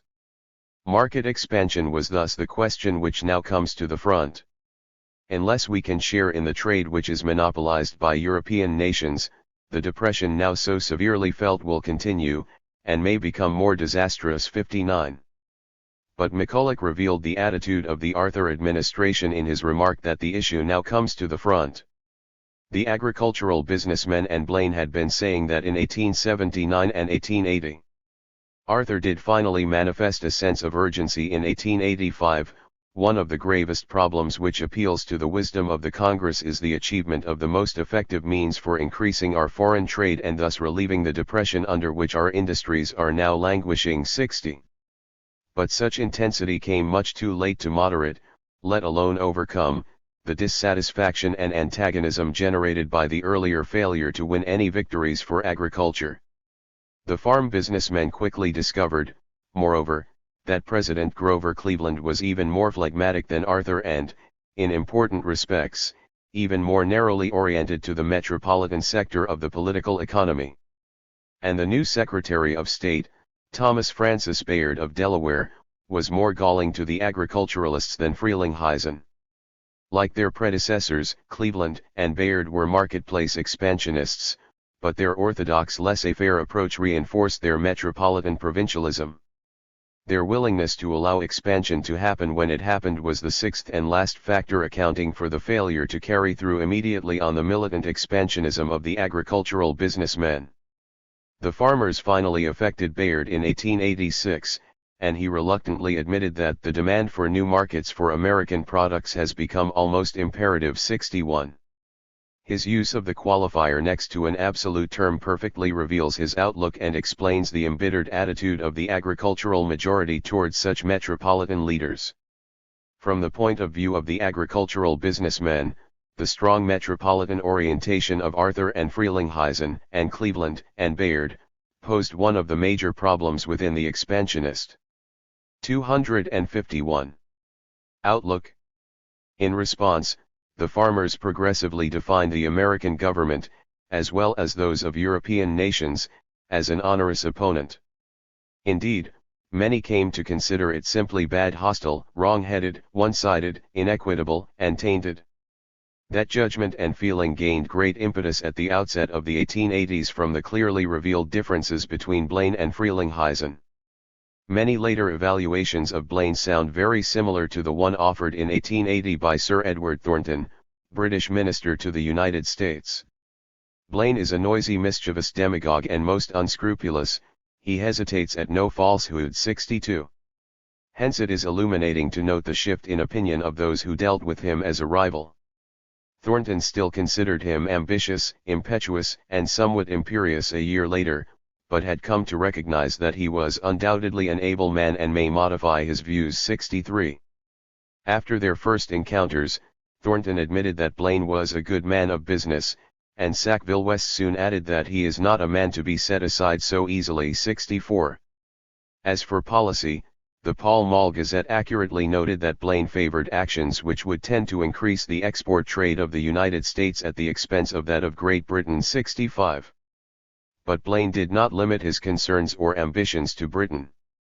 He inherited the problem of German restrictions on all American pork products except ham and bacon, and the difficulty created by similar restrictions on flour exports. 66. The analyses Blaine received from abroad reinforced his own feeling that the conflict was commercial rather than hygienic, and underscored his awareness of the seriousness of the confrontation. 67. Just before Blaine took office, moreover, on February 18, 1881, the French moved against pork exports. That action was turned into a panic when English papers promptly printed a wild report by George Crump, British vice-consul in Philadelphia, on the horrible death supposedly suffered by those who had eaten American pork. The swine breeders and meat processors, already angry and worried, became incensed. There was sufficient public evidence to convince them that all three countries were engaged in deadly commercial warfare.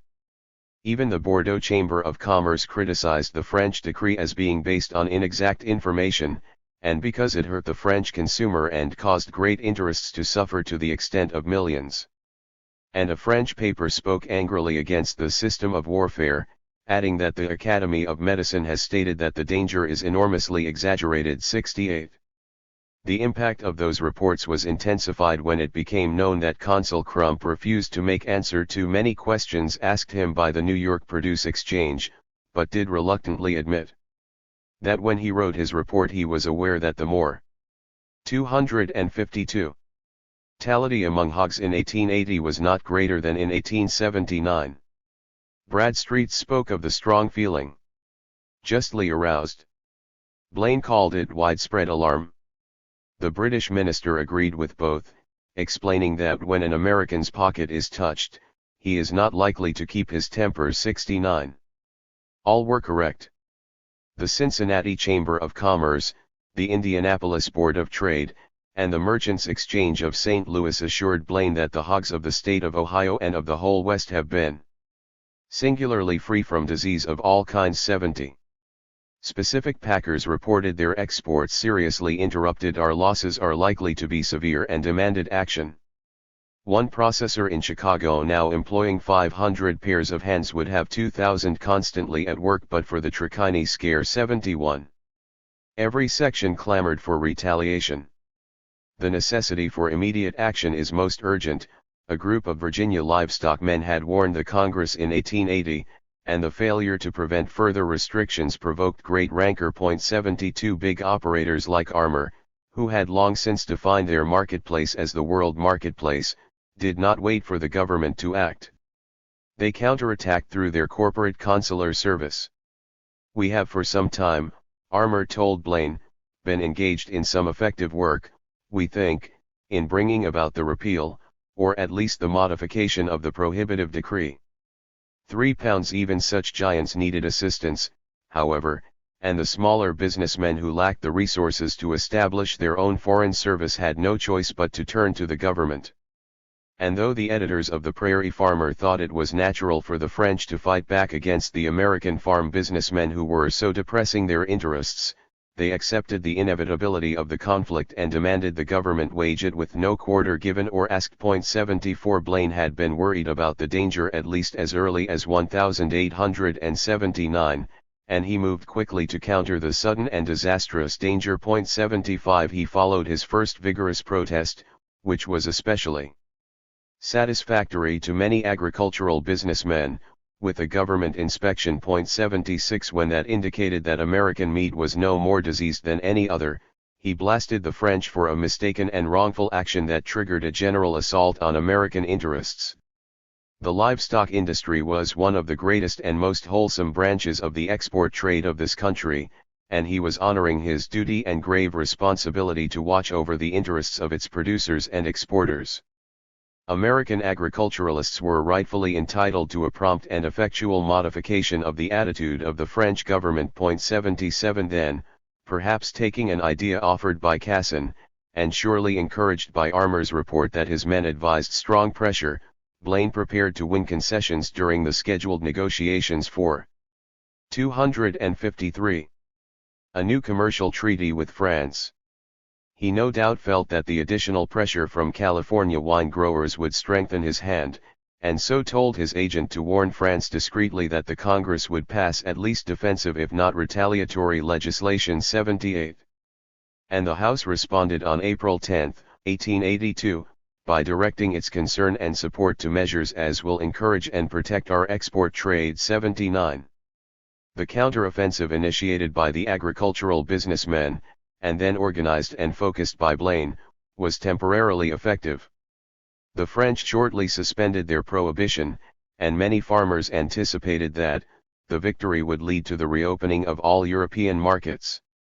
The assassination of Garfield denied Blaine the chance to exploit the French retreat either diplomatically or at home, however, and President Arthur and Secretary Frelinghuysen claimed credit for the success. 80 They needed whatever support that assertion attracted, for the agricultural businessmen did not transfer their confidence in Blaine to his successors.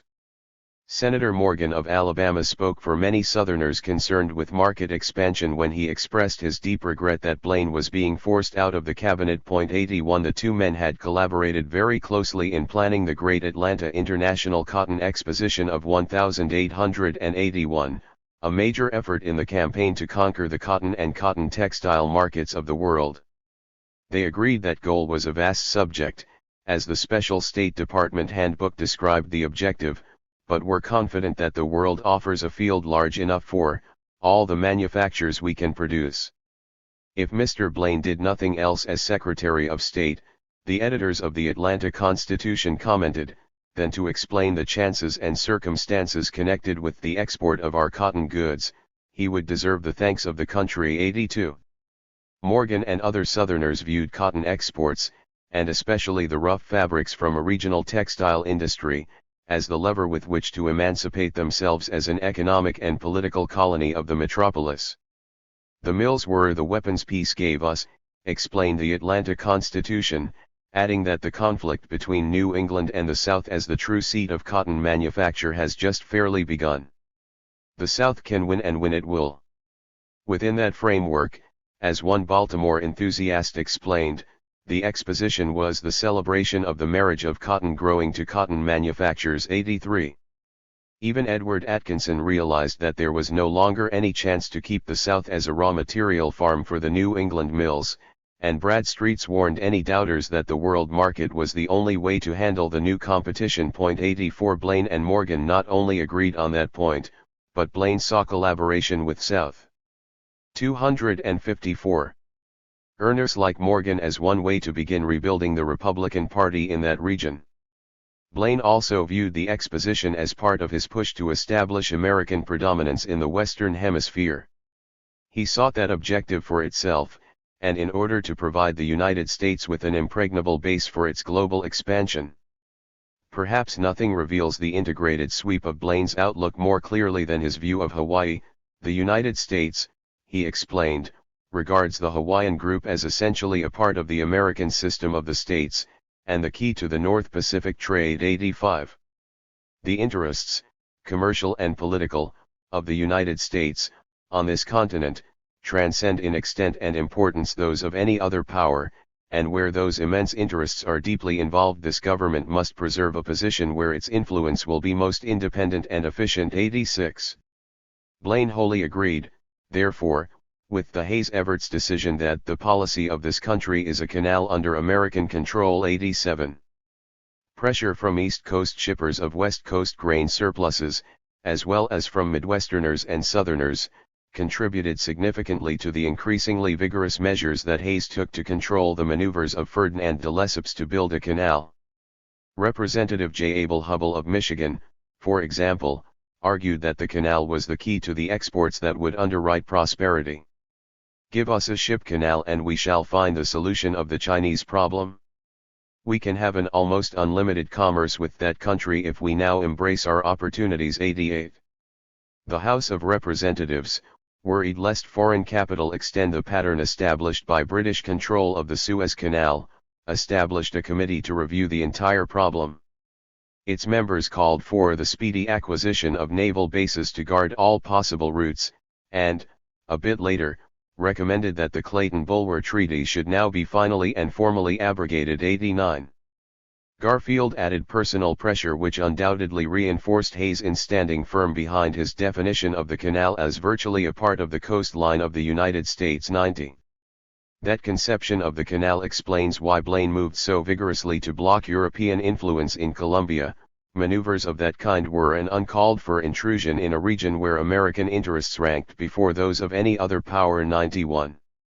The fixed purpose of the United States was to control any canal. 92 Blaine based his strategy on the proposition that rivalries among Latin American nations had to be prevented or controlled by the United States.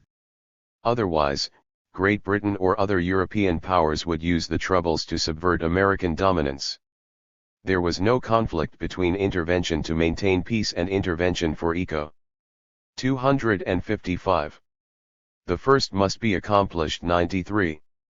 The troubles in Colombia, the conflict between Mexico and Nicaragua, and the war between Chile and Peru threatened to open the way for the British, and the Secretary's interventions were designed to block London and thereby advance American interests. Blaine was also concerned with personal and more general political objectives at home. He had committed his career to the forging of a powerful alliance between metropolitan Republicans and Western agriculturalists, with additional support to be won as it proved possible from Southern cotton interests.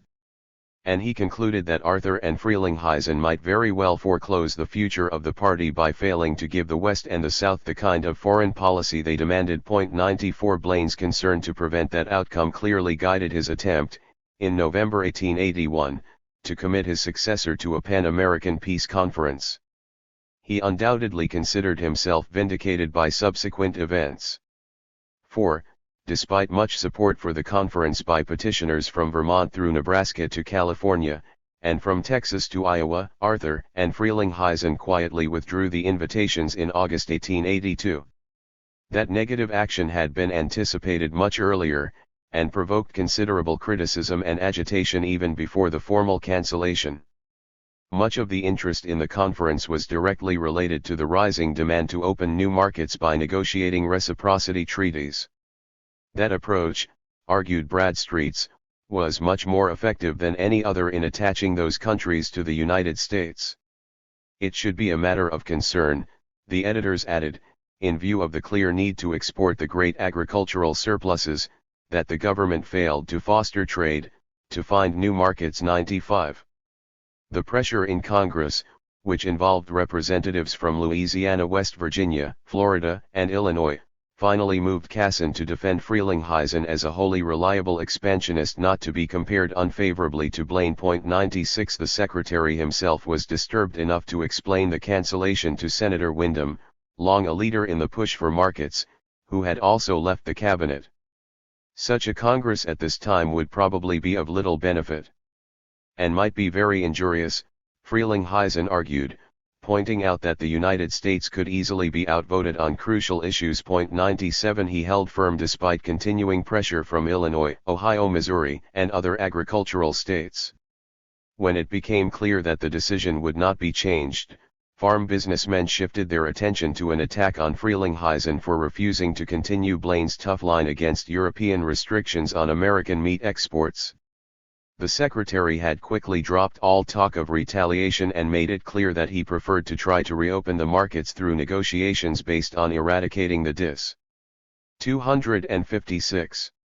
Eases in the United States. 98. The majority favoring retaliation drew strength from the mounting evidence that the restrictions were part of a broad European counterattack against the economic power manifested by American agricultural businessmen. One consul reported that the determined attack included petty exactions as well as major obstacles. Another recounted candid admissions by various officials that the measures were a response to the stupefying power of American farmers. Such views reached the farmer through his own papers like the Breeders' Gazette, as well as in stories reprinted from major dailies like the New York Herald. 10 degrees. Their deepening animosity was reinforced by support from metropolitan shippers who demanded action through such organizations as the Chamber of Commerce of the State of New York. 101. Then the Germans excluded all American pork, armor and other livestock. Spokesmen immediately increased their pressure. Unless reversed, the policy would unquestionably cause disaster to the farming interests of Illinois and the Northwest. Any wise retaliatory measure would be satisfactory so long as it was instituted promptly and brought speedy repeal of the offending regulation. 102. The New York Herald's cry for avenging the American hog was supported by general excitement and very vigorous efforts to pass retaliatory legislation. 103. The German measure likewise strengthened the conviction that the nations that opposed the expansion of the free American marketplace were dominated by selfish landlordism and undemocratic aristocracies. 104. Frelinghuysen incensed many agricultural businessmen when he rebuked Aaron Sargent, the American minister in Germany, for even mentioning the possibility of retaliation. Sargent had been a strong expansionist during his service in the Congress, and he wholly agreed with the movement for retaliation. He thought it the only argument which would be effective. 105. The rural New Yorker typified the anger toward Arthur and Frelinghuysen for submitting to such foolishness as is practiced against the United States. Stockmen ought to begin a row at once. The National Livestock Journal agreed, charging that the government has miserably failed in its duty. And the Breeders' Gazette demanded a policy that would bristle with retaliation at every point. 106. President Arthur, worried by the criticism, considered stronger action. But Frelinghuysen argued for continuing the moderate approach on the grounds that the French retreat would tip the battle against all restrictions. The German prohibition remained, however, and the president's uneasiness prompted him to create a commission to study the question of diseased meat. But then he retreated, tossing the issue to the Congress. Is it not advisable to provide some measure of equitable retaliation in our relations with governments which discriminate against our own? 107. 257. Josiah Bushnell Grinnell, one of the most articulate and justly prestigious agricultural spokesmen, tried to re-establish some confidence in the Arthur administration through an open letter to the Western Rural. The act itself documented the intensity and seriousness of the opposition, and Grinnell did not present a convincing case for the farmers to moderate their anger. He agreed that the expansion of exports was a matter of grave concern, and reported that the government was trying to help. He added that the president had personally given good proof of his interest, and called for inspection laws to reopen all foreign markets. 108 Grenelle surely winced as the French reaffirmed their prohibition even before his letter was printed. Then it became known that Frelinghuysen had dissuaded Arthur from acting on his inclination to take a firmer stand. That confirmed the farm businessmen's estimate of the administration as a creature of the metropolis and produced a concerted effort to make policy in the Congress. Having been kicked, the Chicago Tribune roared, "It is time to kick back and keep on kicking until they are kicked into something like reciprocity." 109. The president had lost whatever chance he had to provide positive leadership and thereby maintain the confidence of Western farm businessmen. The initiative passed to the Congress, but it also shifted to the groups that favored inspection rather than retaliation. That meant a sounder long-range program, but the strategy did not produce any immediate victories. The forces favoring inspection had been active since 1880, but they did not begin to gather strength until 1882, when Emery Stores, a Chicago broker representing packers like Morris, failed to persuade the Privy Council to modify or remove the British 10-day slaughter order. Deeply disappointed that Blaine was no longer Secretary of State, and very much depressed by their losses, the swine breeders reluctantly endorsed inspection on condition that it would be implemented by radical measures. 110. The serious battle for an inspection system opened in April 1883 when the Wyoming Stock Growers Association decided on a campaign to force the Congress to take action. As revealed during the major meeting in Chicago on November 15 to 16, 1883, however, the inspection forces were deeply divided among themselves. Some, including railroad men who feared a bad precedent was being established, resisted federal action. Others, as with many packers, fought the kind of tough legislation that was needed. And still another group hoped the battle for inspection could be used to force Arthur to overrule Frelinghuysen and retaliate. The leaders of the Wyoming Stock Growers Association, who masterminded the complicated maneuvers, credited Senators Plum and Wilson with the work that produced a workable and hopefully effective law. That was probably an accurate estimate, though they had important help from Metropoli. 258. 10 Republicans like Senators Henry Bowen Anthony of Rhode Island and Warner Miller of New York who also understood the crisis. The final bill, passed May 29, 1884, created a Bureau of Animal Industry in order to promote the exportation of livestock from the United States. 111. The legislation did ultimately improve the quality of American meat products, thus rewarding domestic consumers with a windfall from the storm over exports. But it did not ease the demands for more immediate action by the government, and the failure of the Arthur administration to produce any improvement saddled the Republican Party with a burden that not even Blaine could carry to victory in the election of 1884. The tone of the agricultural anger was nicely illustrated by the protests from the Topeka, Kansas, Board of Trade. Europeans have maligned the American hog, they resolved, and called for retaliation in the form of prohibiting the import of all articles of luxury from the offending countries. The concerted effort to punch up Congress involved a special delegation from Illinois, petitions and resolutions from packers in Chicago, Milwaukee, St. Joseph, St. Louis, and Boston, formal demands from the state governments of Ohio, Indiana, and Kansas, congressional efforts by politicians from Rhode Island to California and from Texas to Iowa, and embittered editorials in almost every agricultural newspaper or journal. 112 Horace White understandably warned Carl Schurz that he foresaw a foreign policy looming up in the distance at variance with national traditions and involving enormous expenditures and no end of jobbery. 113. Farm spokesmen were complimenting congressional supporters for their savageness, attacking Frelinghuysen for being too respectable and following a 50-year-old diplomacy, and demanding a strong diplomacy to protect the vast interests of agriculture. "Blockade with a vengeance," roared one editor who, though he did not desire the government unnecessarily to embroil us in a war, nevertheless demanded our rights protected at all hazards. 114.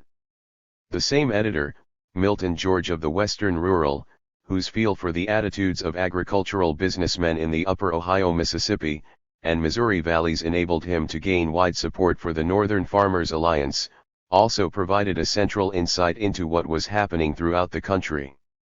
4. After encouraging militancy, he cautioned prudence because he sensed that the average American is much puffed up with his nation's power. 115. The editors of the rural New Yorker also understood the phenomenon. An economic nationalism was defining various other nations as enemies on the basis of their response to American overseas economic expansion. The angry threats and demands were not meaningless, they pointed out, because the underlying outlook was 259. Undoubtedly shared by a majority.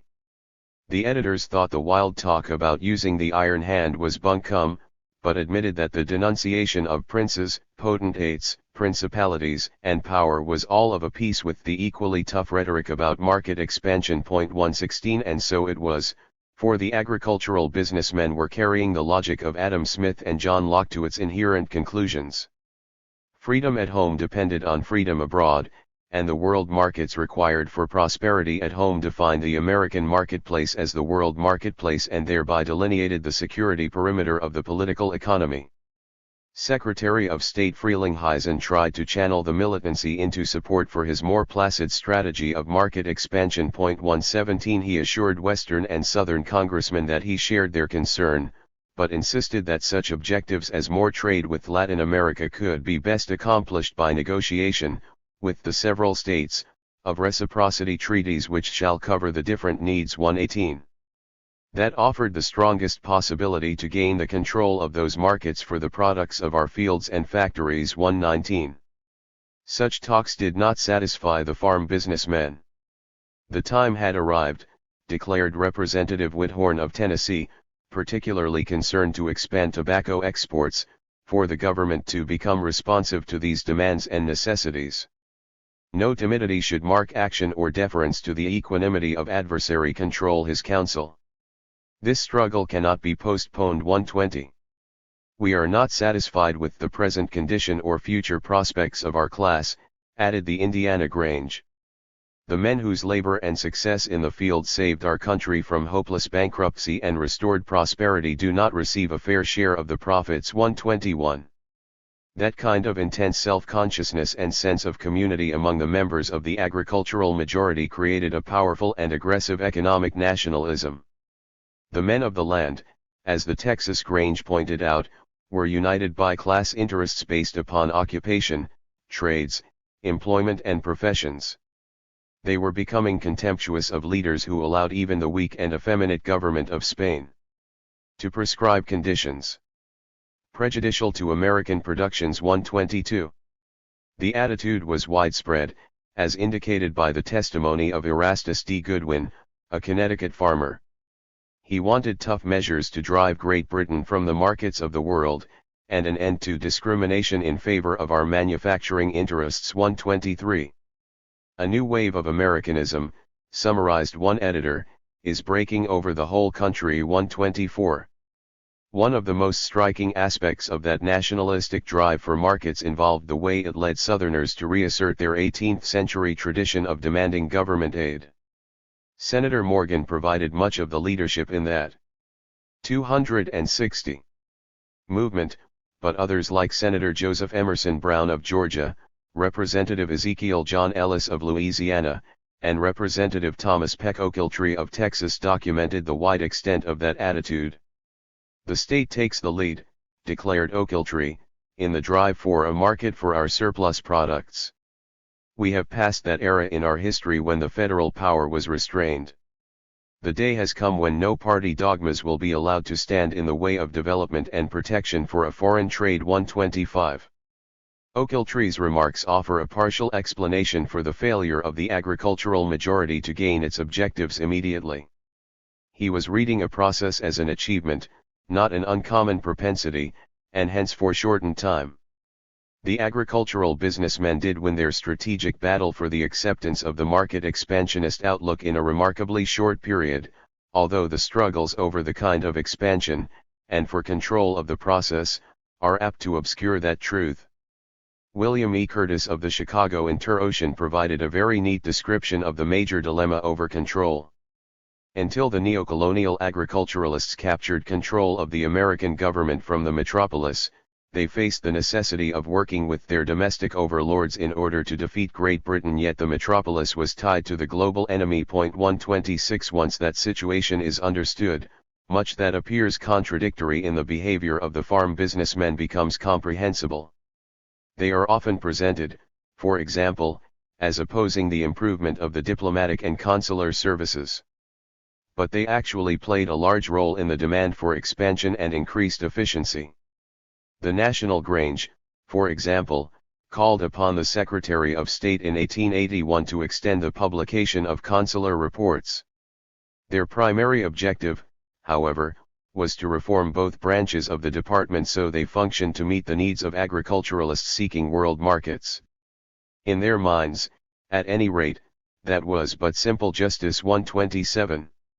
Their votes against measures for merely sustaining or enlarging the existing services were part of a broad effort to force the changes they deemed necessary.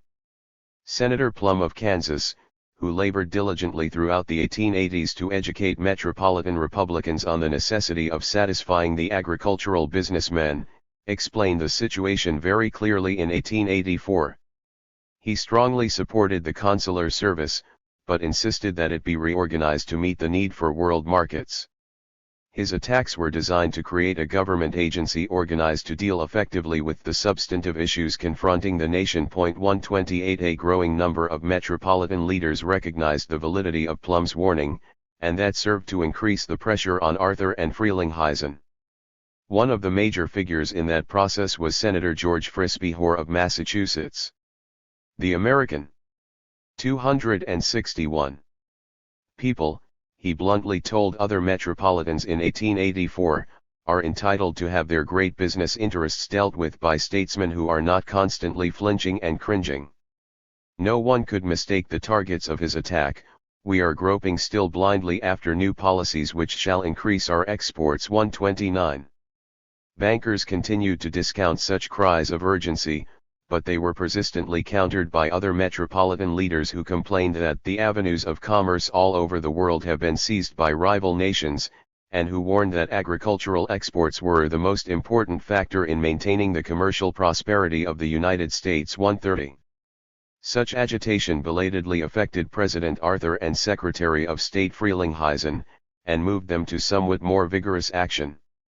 They stoutly defended the existing reciprocal trade treaty with Hawaii against metropolitan high-tariff critics, and made a major effort to win approval for a similar treaty with Mexico.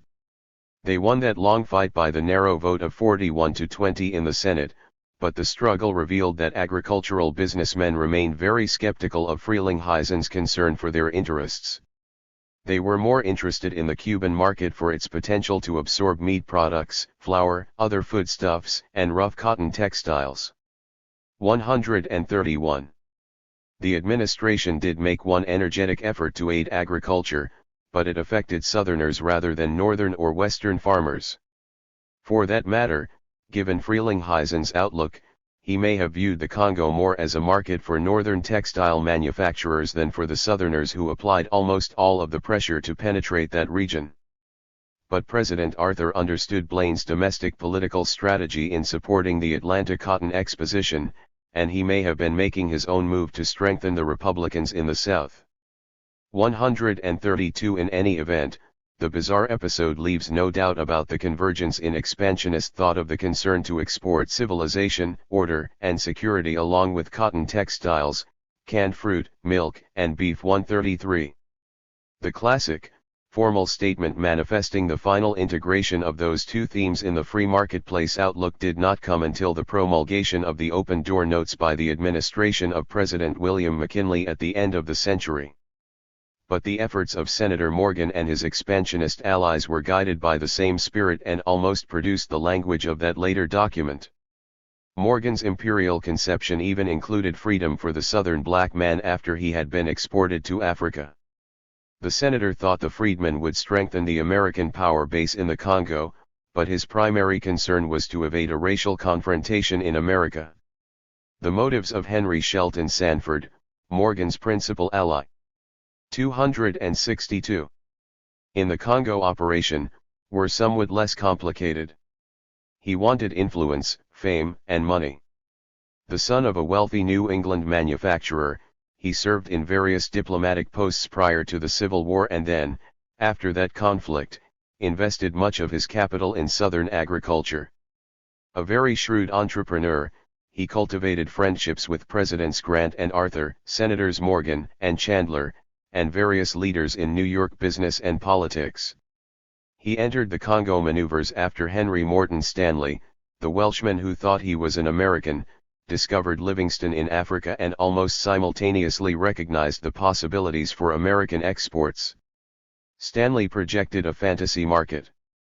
He first calculated that just one Sunday dress for the Congolese would require 320 million yards of good American cotton sheeting.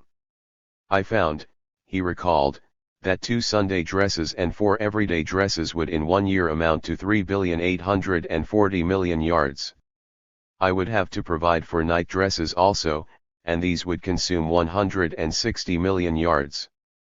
Then the grave clothes came into mind, and I really feared for a time that the millions would get beyond measurable calculation. However, 16 million yards will be required. By that time, of course, Stanley was indulging himself in marketplace play, but it was a most revealing kind of amusement. It was Sanford, however, rather than Stanley, who devised the basic political strategy. The United States would recognize King Leopold's International Association of the Congo, itself a front organization designed to give Belgium a foothold against the British and the French in Africa, in return for free commercial access to the Belgian colony. The result, Sanford explained, would provide the market for relief from the overproduction which now threatens us in some of our manufactures. 134. Morgan sustained efforts won Senate approval for official action to assist such furtherance of our commerce. 135. Arthur then recognized Leopold's agency and later dispatched 2 naval vessels to support the American official sent to explore what Frelinghuysen described as the prospective rich trade that should be open to all nations on equal terms. 136. The Congo trade remained prospective, but the pressure for markets continued to plague Arthur and Frelinghuysen. And the great difficulty of satisfying the expansionist demands of the agricultural majority was nowhere more apparent than in the struggle to control a canal route, acquire an American merchant marine, and build a modern navy. For while the farm businessmen wanted the exports, they were determined to expand freedom at home as well as abroad in the process of extending American power in the world marketplace. Their imperial thrust was in that very important respect directed as much against the domestic American metropolis as against Great Britain, Germany, and France. 263. Senator Morgan quickly established his position as the most persistent advocate of a canal who also stressed its rewards to the agricultural sector of the political economy. There cannot be anything done for the Southern people of equal advantage, he explained in one version of his standard speech, to the building of the Nicaragua Canal, so as to give us access to the Eastern Asiatic countries. We shall harvest that wealth of the Indies. 137. But he had capable assistance from other Southerners from Virginia to Texas and, as he acknowledged, additional help from Northern and Western farm groups. Oregon agriculturalists, along with their counterparts in California and Washington, demanded immediate and favorable action on the issue. They argued the canal would enable them to defeat Russian and Indian wheat growers, and agreed with the cotton men that it would give Americans an insuperable advantage in this great Chinese market. 138. The Leavenworth, Kansas, Board of Trade favored the project because it would help overcome the transportation advantage held by Kansas City. 139 And the National Grange included the canal as part of the transportation system that it termed the public highways. 140. Many metropolitan interests also agitated for a canal. If our natural prosperity is to continue, summarized one such spokesman, we must reach foreign markets with our manufactures. 141. But Frelinghuysen's maneuver to secure a canal route through Nicaragua smacked too much of traditional British colonialism. The convention he signed on December 1, 1884, created a protectorate that upset enough expansionists, metropolitan as well as agrarian, to prevent ratification in the Senate. But the treaty did muster a majority of the votes, and that show of strength dramatized the basic commitment to imperial expansion that had emerged from the consensus on the necessity of enlarging exports on a sustained basis. The split among the expansionists between those who favored annexation and those who preferred to establish American predominance in less formal ways accounted for much of the delay in consolidating the new American security perimeter. Until the tension was resolved, the insistence on expanding freedom had the effect of slowing the expansion of the marketplace. Similar conflicts delayed the push for a merchant marine and a navy.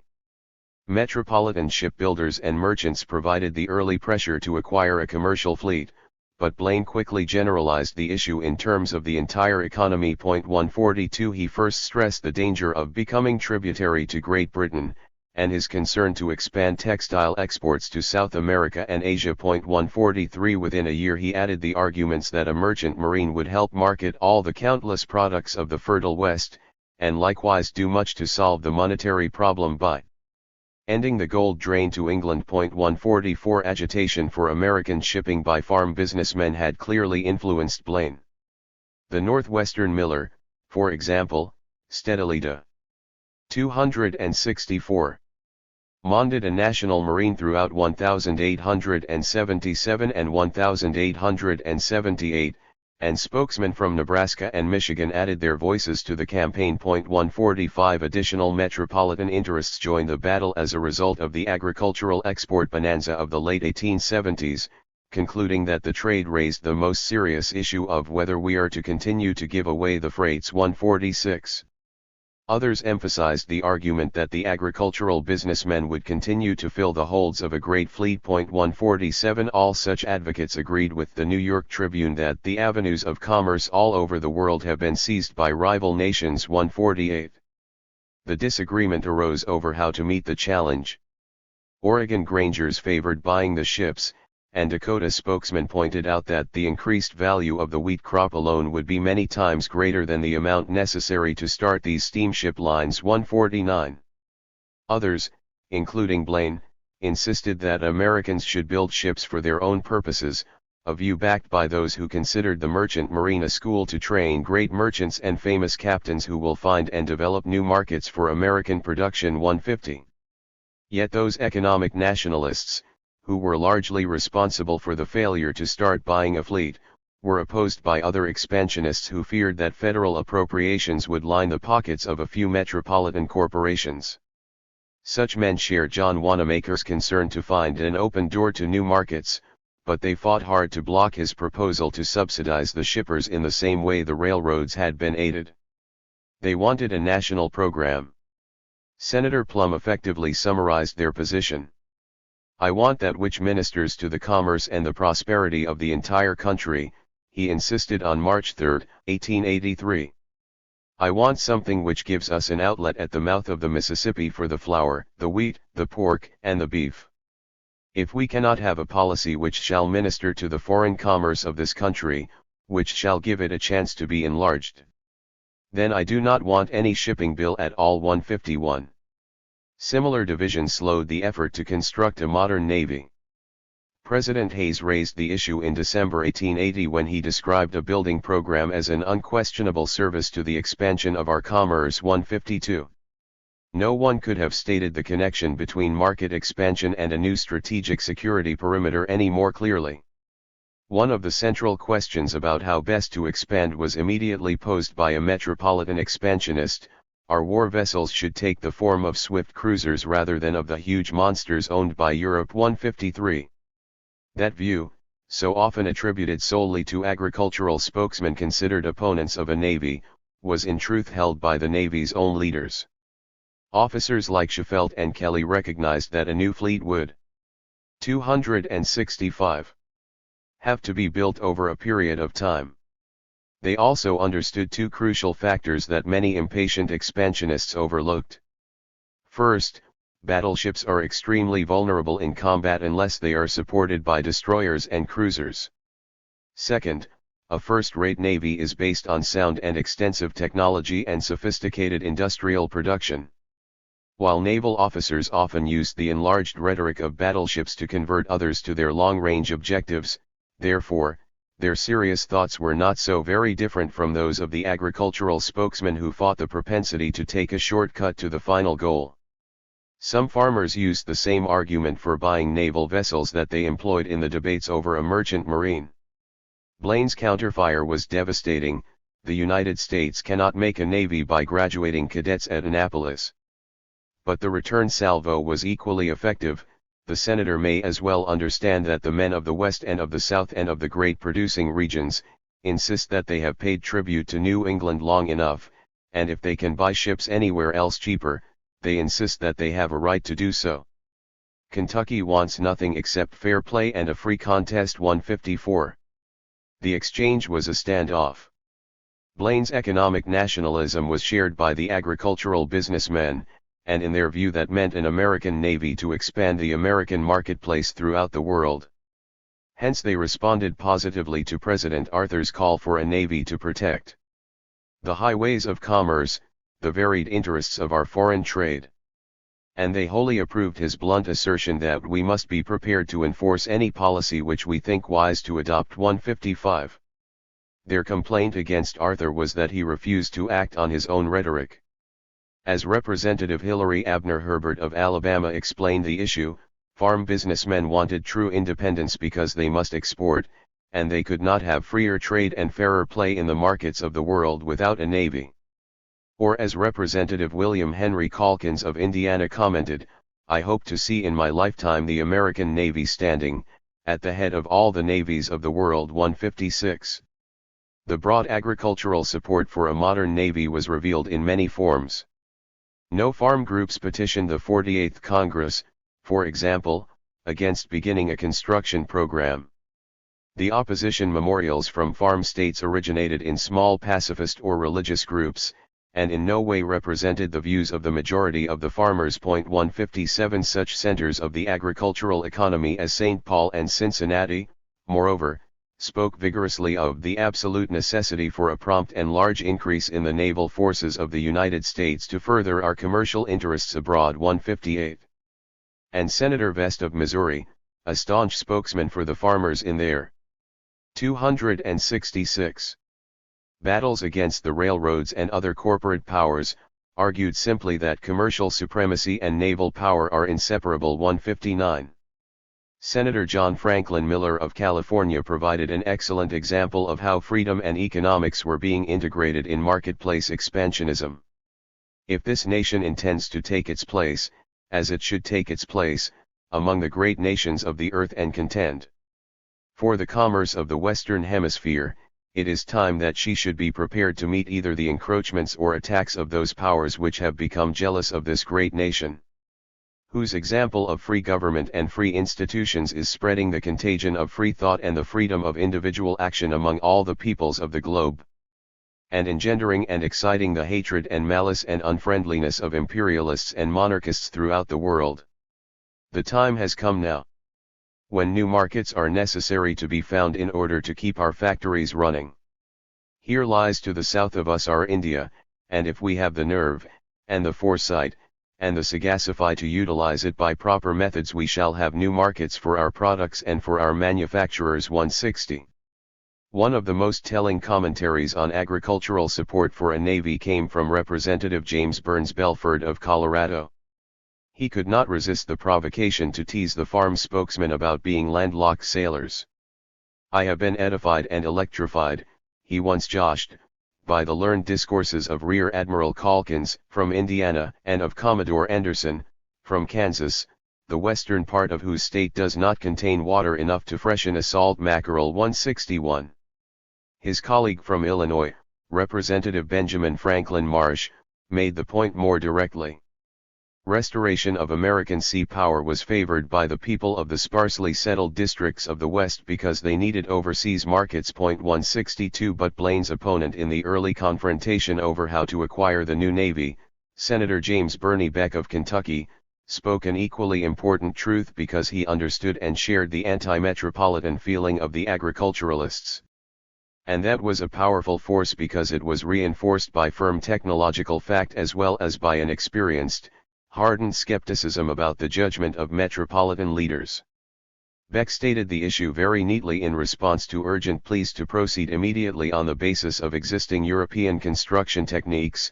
Let us wait and see whether they are such ships as we ought to duplicate or not. 163. Even Representative Ezekiel John Ellis of Louisiana, who wanted a navy heart and hand in order to obtain commercial supremacy, admitted the strength of that argument. 164. The agricultural resistance to rapid and uncritical action was based on two objections. We want a navy, explained Senator Plum. We do not want a lot of repaired old hulls and hulks. Despite his General 267 support for a building program, Senator Vest agreed that American technology did not inspire confidence. 165. That view gained major support, moreover, because the Navy itself admitted that great deliberation was required. Many issues remained an open question. The entire subject, concluded the report of the Naval Advisory Board of October 25, 1883, should be carefully studied and decided upon. 166. Schoefelt further agreed that the first thing we ought to do was to make a navy with reference to the protection of our people and our commerce abroad. Then afterwards I would like, perhaps, in the not very distant future, to build larger ships. 167. The agricultural businessmen appear still less negative and obstructionist in the light of Secretary of the Navy William Eaton Chandler's blunt talk about the difficulty and uncertainty in meeting the technological requirements. Never in this country has any steel been manufactured in large quantities subjected to such rigid tests. 168. No mills had ever rolled such plates. No shipyard gangs had ever fabricated such ships. No armorers had ever forged such rifles. And once those problems began to be explored, the inquiry raised the fundamental issue of whether the fleet should be built through subsidies to private interests, or through public shipyards. 169. Representative Whitthorne summarized the view of many agriculturalists in one sentence: we need speed, we need guns, and we need armor, so make your experiment first. 170. Representatives Richard William Gunter of Wisconsin and John Frederick Desendorf of Virginia added that the construction of the Navy should not create another metropolitan monopoly, hence the government should provide its own shipyards and other necessary plants. 171. Many metropolitan expansionists, including President Arthur, understood and accepted the need to proceed carefully in order to secure judicious designs and honest and economical construction. 172. The failure to begin building a battleship fleet second to none was not due to any lack of expansionist ardor, but rather to a realistic and sophisticated concern to design and fabricate the relevant kind of ships in the best and most responsible manner. And, despite its internal differences, the expansionist movement did appropriate more than $30 million for the Navy during 1883, 1884. The definition of the American marketplace as the world marketplace had led the Navy to relocate the security perimeter of the country, moving it outward from the continental limits to the furthest reaches of the seven seas. And the agricultural businessmen, who had played the key role in expanding the marketplace and the conception of it, provided astute support for the resulting needs of the Navy. Despite the differences over methods and tactics, and the confrontations over who should determine policy, the transformation of the drive for exports into a sophisticated imperialism designed to expand. 268. Freedom as well as markets became self-sustaining during the years of Garfield and Arthur. A strong majority of Americans accepted the necessity of market expansion. The sense of necessity thus produced actions that created the conditions that defined foreign affairs as a struggle for economic supremacy against unfree foreigners. And that battle required the use of American power against foreign governments and peoples. The farm businessmen who produced the surpluses that changed the lives of Europeans thus began to demand that the American government change the lives of still other peoples in order to open new markets for their continuing surpluses. Those pressures for expansion were intensified, furthermore, by two domestic experiences that came to a climax as the economy wobbled into another recession that became another depression. The great continental fund of wealth-producing farmland seemed to be gone, taken, occupied, filled up, and the acceptance of that apparent truth led to the demand for a new frontier in overseas markets. The intellectual and emotional impact of the confrontation with the seeming end of the frontier was greatly heightened, moreover, by the evidence that vast acreages of the land had been seized by foreign capitalists and American metropolitan operators closely associated with foreign capitalists. Those reinforcing experiences not only strengthened the already powerful spirit of expansionist economic nationalism, but intensified the feeling among the neocolonial American agriculturalists that they would have to defeat their domestic imperial overlords before they could embark upon their own imperial expansion of the free marketplace. 10. America has its rapidly growing colonies in the far west. Comment of an Englishman, 1881. What right or title has a foreign cattle company to public land which has been settled on by a citizen of the United States under the Homestead Law? J. D. Sargent to the Public Land Commissioner, 1883. Upon their fences they have posted at intervals notices as follows: "The son of a bitch who opens the fence had better look out for his scalp." George W. Fairfield to the Surveyor General, November 1883. We are rapidly utilizing the whole of our continental territory. We must turn our eyes abroad, or they will soon look inward upon discontent. Representative John Adam Casson of Iowa, September 1881. Poverty is the mother of many things in this world. B. A. Arnold of Colorado to the Public Land Commissioner, 1883. We frequently take occasion to refer to the fact that in this country of ours westward the star of empire takes its way. The development of the West is the development of the nation. Western Rural, January 5, 1884. We are now on the threshold, in my judgment, of a development outward, of a contest for the foreign commerce of the world. Senator Preston B. Plum of Kansas, May 1884.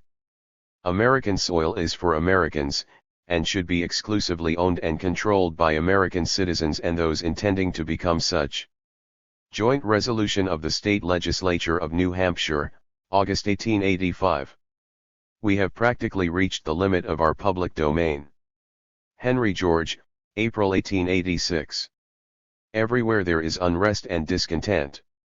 Representative William Joel Stone of Missouri, 1886. Are we the servile and supple tool of foreign capitalists, or are we going to preserve this country for our own people? Representative James Burns Belford of Colorado, 1884. The closing of the continental frontier, like the closing of the European markets, turns America toward imperialism. G. Ivan their strong traditional commitment to the marketplace conception of reality, and the experience they could so easily interpret as confirming that conception of the world, American agriculturalists moved from a continental to an overseas imperial outlook with relatively little intellectual difficulty or emotional shock. The one bothersome rut in the road to empire was the experience and sense of a special freedom as liberty created and enjoyed, especially after 1819 to 1820, by controlling a relatively unpopulated continent.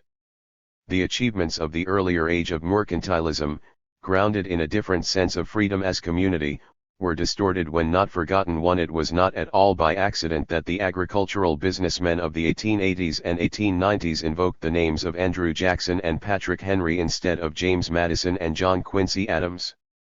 The identification of oneself within the marketplace tradition of freedom as liberty created a powerful obligation to expand freedom while extending the marketplace. That responsibility could be met by opposing the actions of the less free European nations that blocked farm exports, and by carrying the principles and practices of the free marketplace to the peoples of the less fortunate societies in Africa, Latin America, and Asia that American farm businessmen viewed as new and necessary markets. Opposition to the one and penetration of the other clearly qualified as enlarging the area of freedom. But the transition from continental to overseas imperial expansion was eased and speeded by the closing out of the frontier of EZ 271. 272. Opportunity that had underwritten the freedom as liberty. The syllogism that facilitated the change was somewhat complicated, but not so difficult as to lose any of its persuasiveness. 1. the vast surplus of cheap and easily farmed land had provided a means of avoiding the confined, undemocratic, aristocratic, and monarchical existence of Europe. 2. That land also produced a spiraling surplus that proved the necessity of expanding the marketplace. 3. The unfree European governments closed their markets to thwart the spread of freedom by curtailing it at its source. 4. The unfree American metropolis passively supported, or actively collaborated with, those efforts of the unfree European nations. 5. The expansion of the marketplace would restore freedom at home and extend it abroad.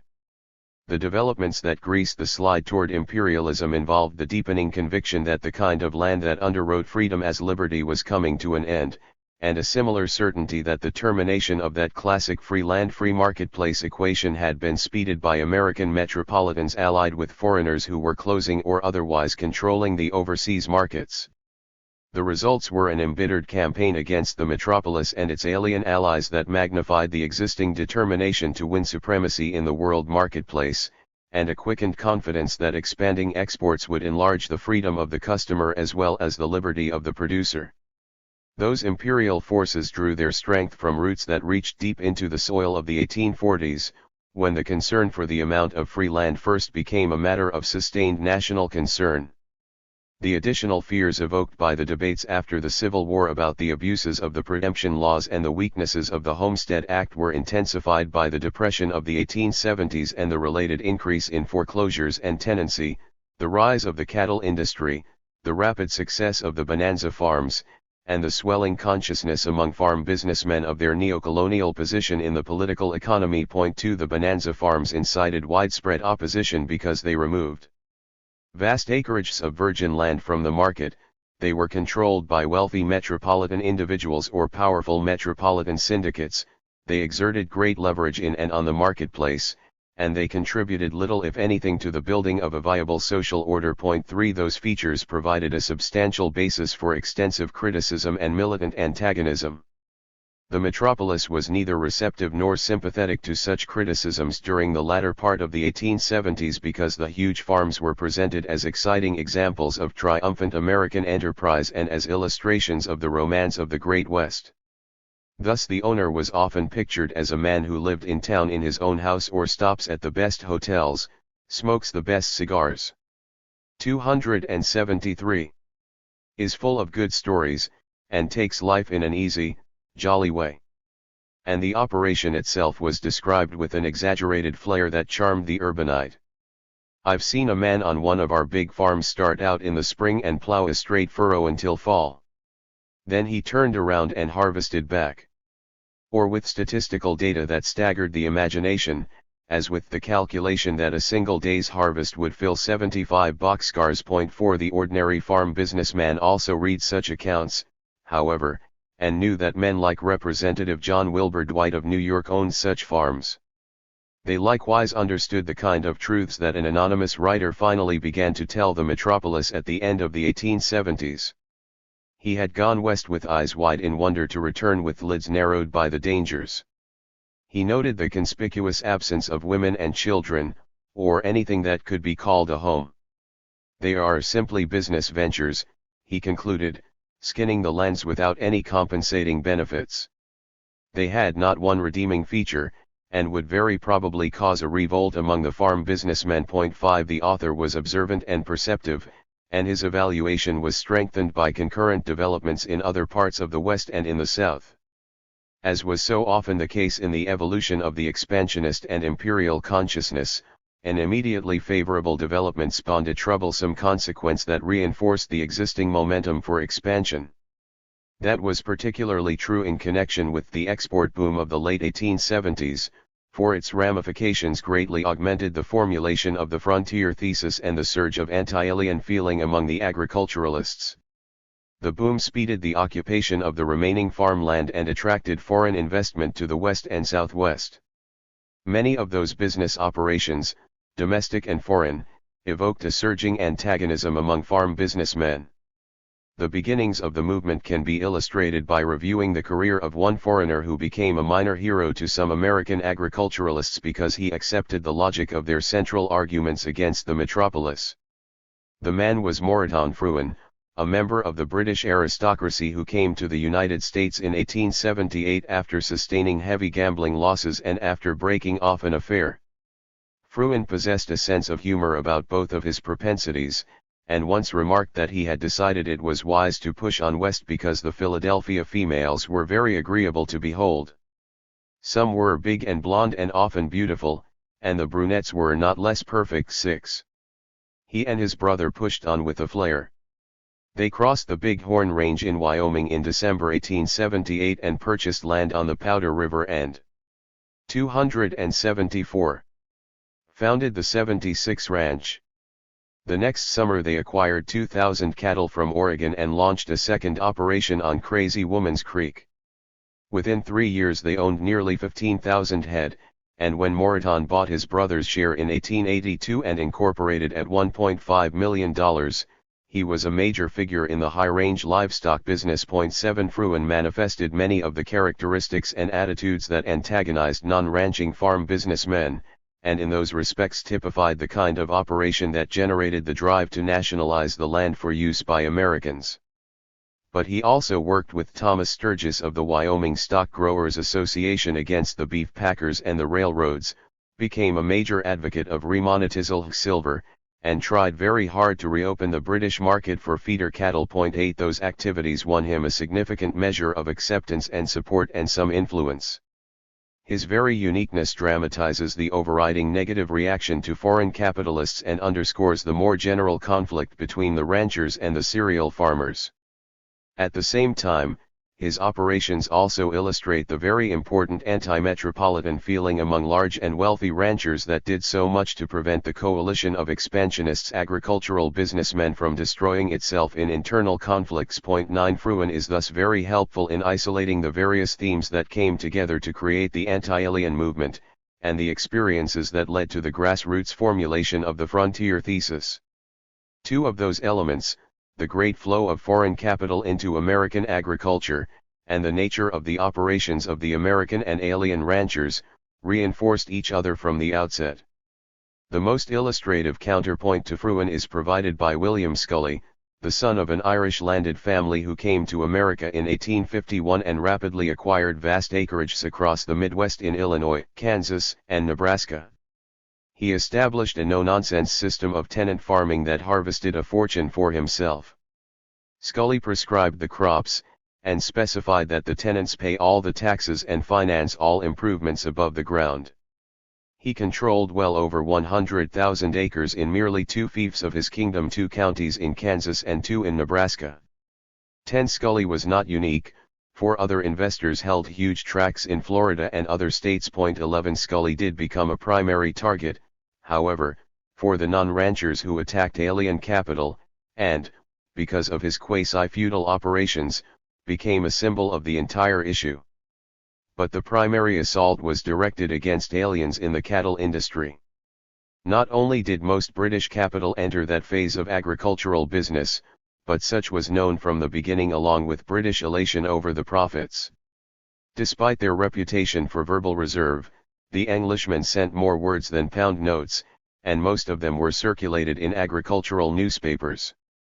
The Earl of Dunsmore, for example, explained 275 that he was buying into ranching in Montana to recover financial losses in London. 12 And Lord Airlie concluded, on the basis of his operations in Colorado, that with a capital of something less than $20,000, a man ought to be able to make a very good start of a farm of 640 acres. Having vented that casual arrogance, he added as an aside that he would not advise anyone to go to Texas. 13.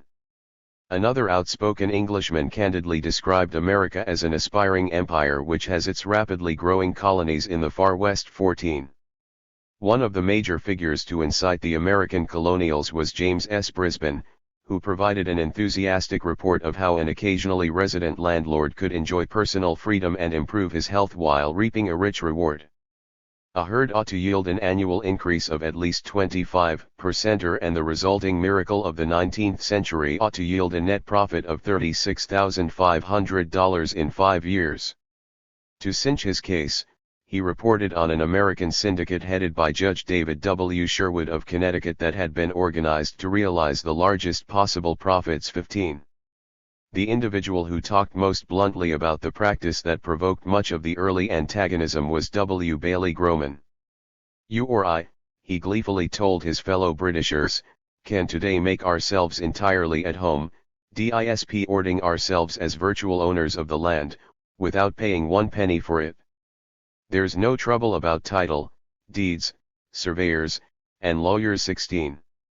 Mrs. L. L. Snowden of Colorado offered a typical American judgment of the process. A poor man does not get justice. The justice of the peace in her county was an Englishman.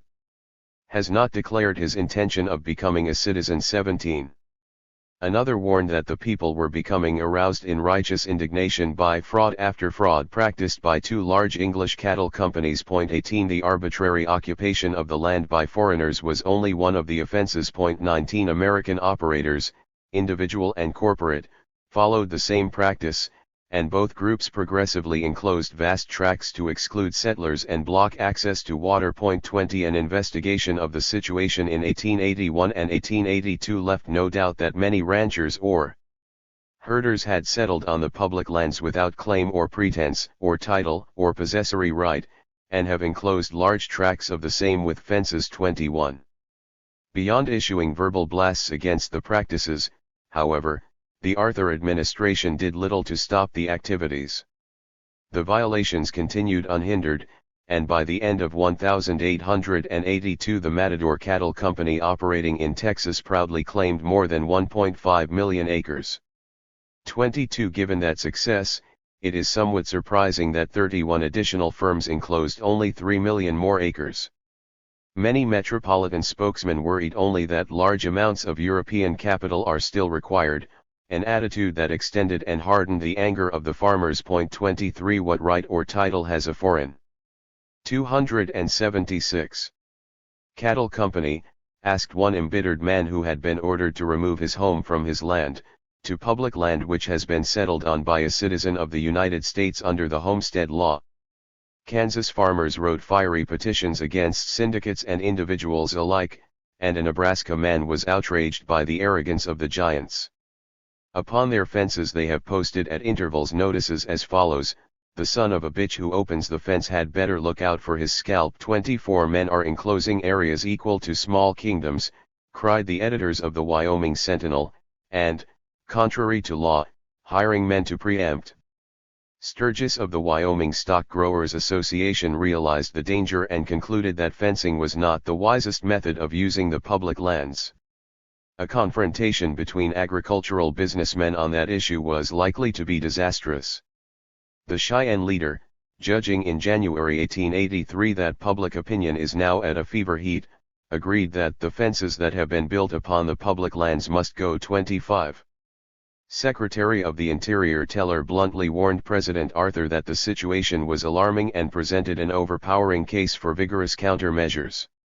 The frequent frauds had produced numerous complaints, he explained, and pleaded with the Congress to act. Another report concluded that the preemption laws are now the hope of the land grabber and are the land swindler's darlings. 26. But the president failed to counter the rising clamor, and the anger against foreign capitalists and illegal fencing converged in a powerful movement against alien landholders. 27 The National Livestock Journal and the Breeders' Gazette admitted that the British were using our own territories as colonies in order to compete with American cattlemen, and the editors soon abandoned the argument that American farmers could win the battle simply by raising better cattle. 28 The steady rise in alien holdings likewise produced an increasing number of careful analyses by individual businessmen. William Godwin Moody warned that the lands of our country are rapidly going into the hands of a few, and concluded from his own research trip through the West that the combination of foreign and metropolitan acquisitions posed a serious danger to the free marketplace. The frontier process was unhappily coming to an end. Moody saw no alternative but to accept the inevitability of corporate farming and control it by regulatory legislation. 29 Such fatalism was rare among farm businessmen. While they agreed most emphatically that the giants had to be restrained, they vigorously reasserted the axioms of the free marketplace and on that basis moved to reclaim the land taken illegally by American and foreign capitalists and to find a new frontier.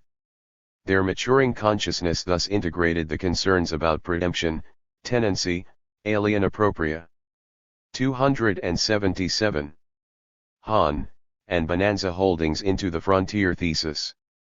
That process was abetted by the census report of 1880, which was studied very carefully by agricultural leaders like John J. Woodman of Michigan, the worthy master of the National Grange.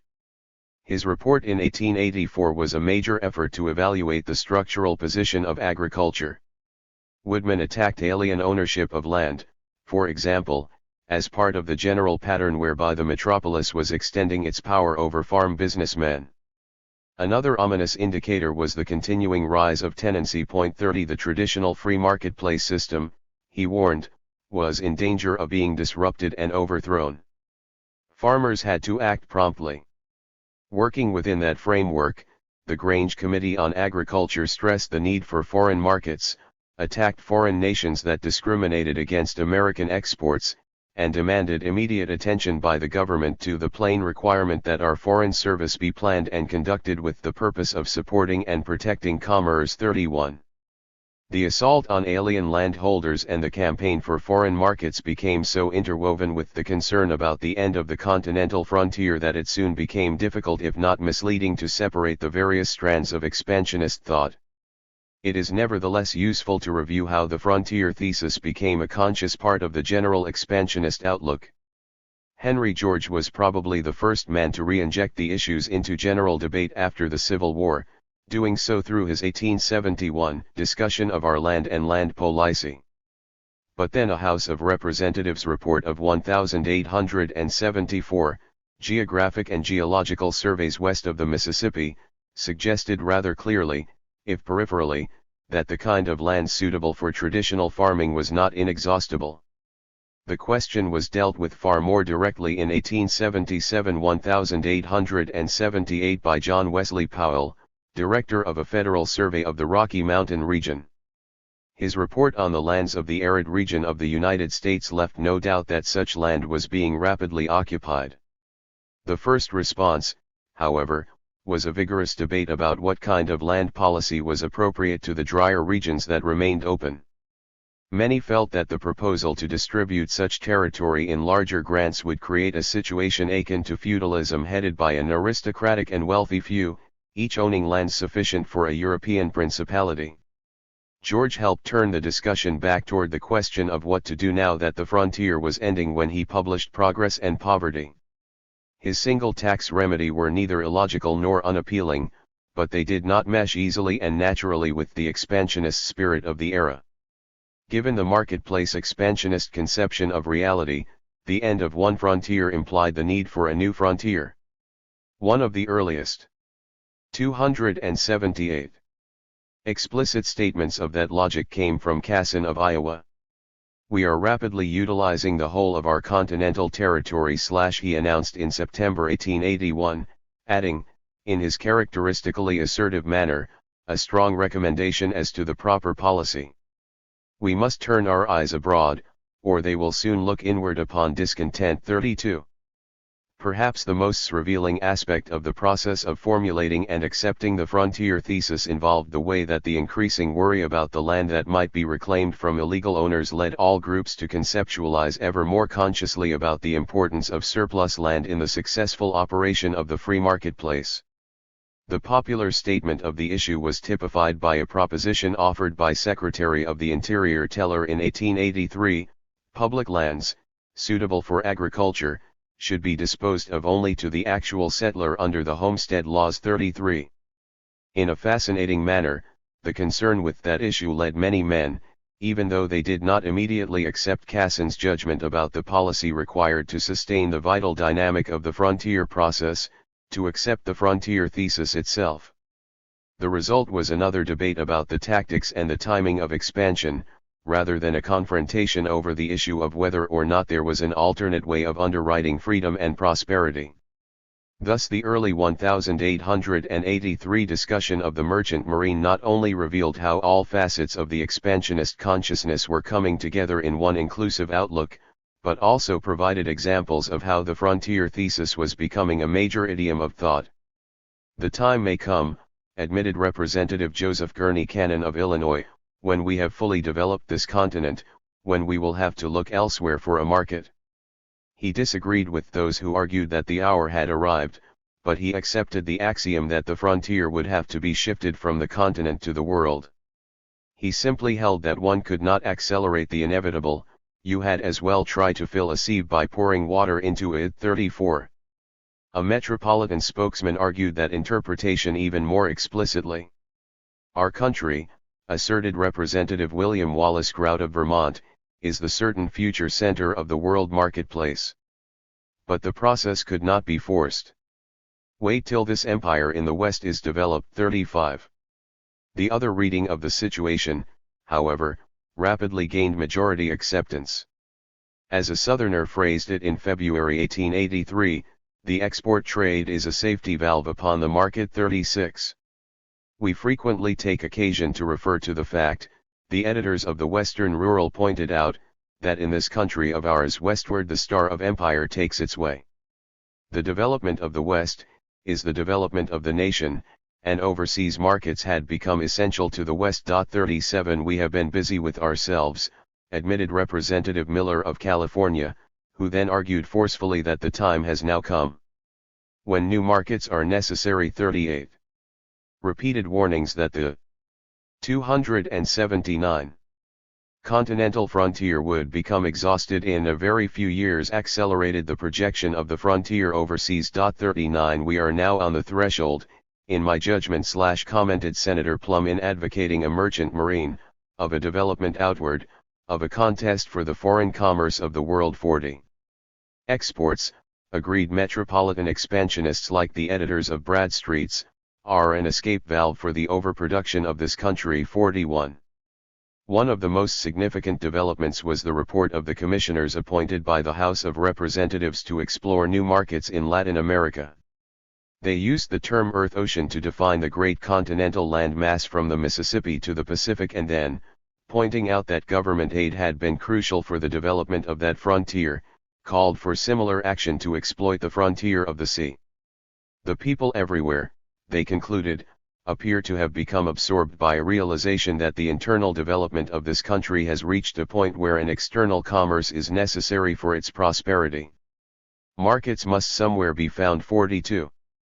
The continuing discussion and agitation prompted politicians from the metropolis, as well as from agricultural regions, to push the issue as a major theme in the election of 1884. Agricultural impatience and dissatisfaction with Arthur and Frelinghuysen had helped the Democrats win a powerful majority in the House of Representatives in 1882, and the spokesmen of both parties began a serious attempt to consolidate the anti-foreign and expansionist sentiment behind their leadership. The publicity became self-breeding as the discussion of known evidence sparked the revelation of new information.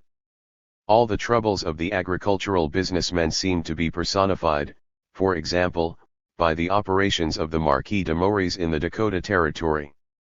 As a French aristocrat who entered the military elite through his education at Saint-Cyr and Saumur, and then acquired additional capital by marrying the daughter of a Wall Street financier, he symbolized the power of the metropolis as effectively as a monument on the prairie. The Marquis formed a corporation affiliated with the Mellon brothers to combine all livestock operations from breeding to packing. 43 He and other European gentry established the general image of an investment process that actually drew most of its capital from many ordinary businessmen. 44. Even the more favorable and humorous stories about the giants were characterized by a derogatory tone. Thus the Earl of Aylesford, who held 37,000 acres in Texas, while a hail fellow well met with all the cowboys, was a desperate drinker who left bottles lying around as thick as fleas on a goat. 45.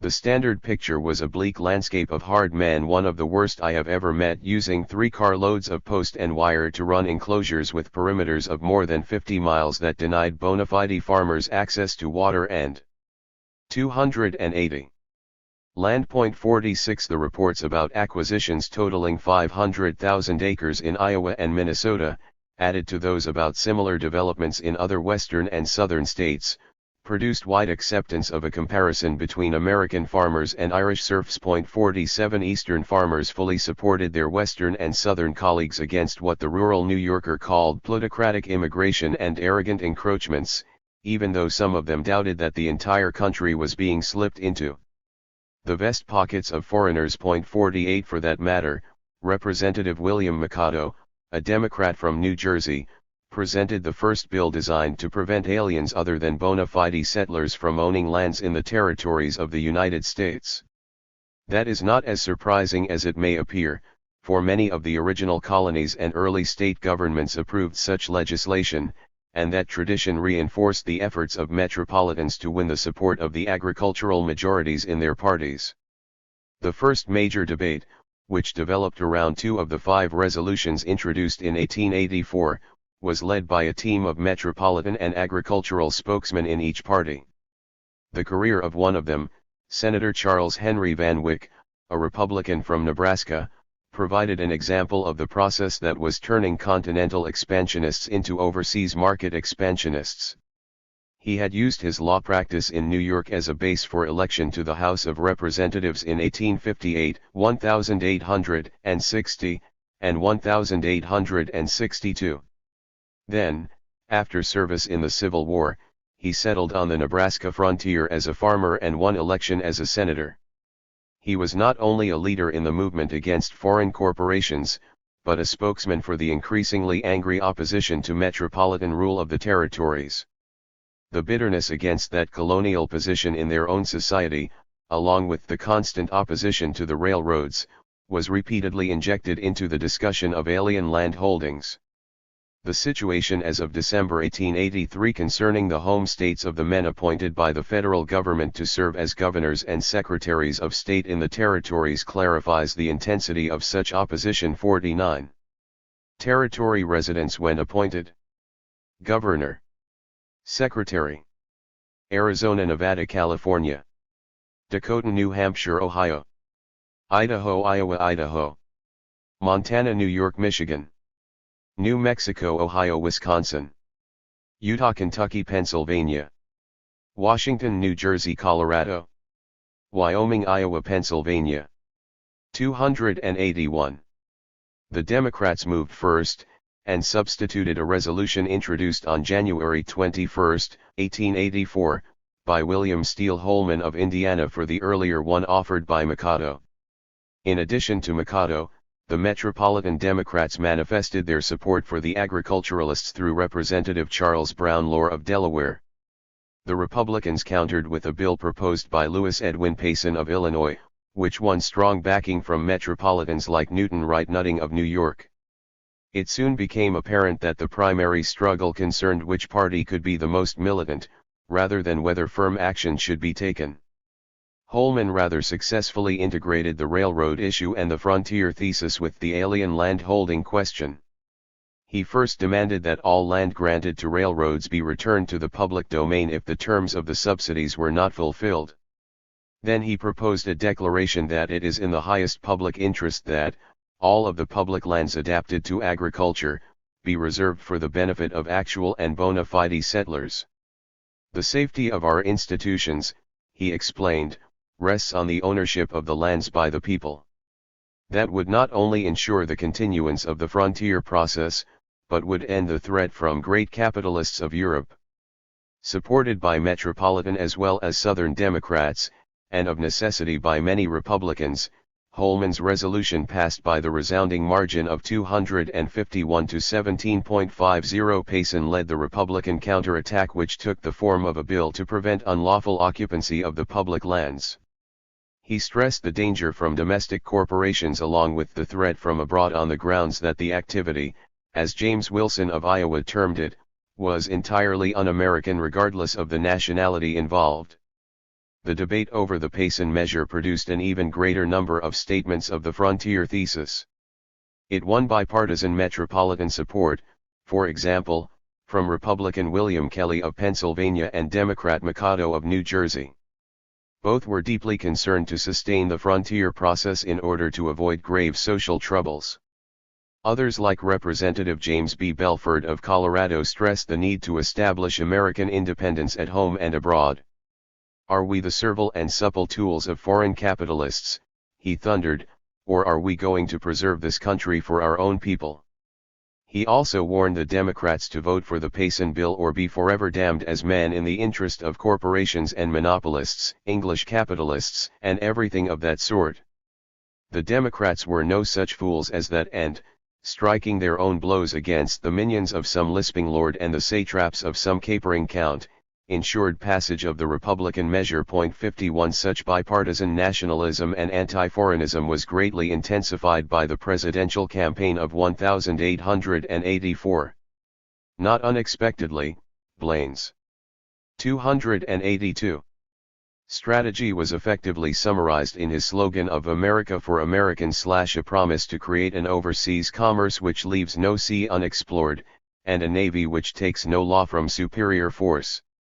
The land, Blaine cried, should be disposed of only to actual settlers and to those who are citizens of the Republic, or willing to become so. 52.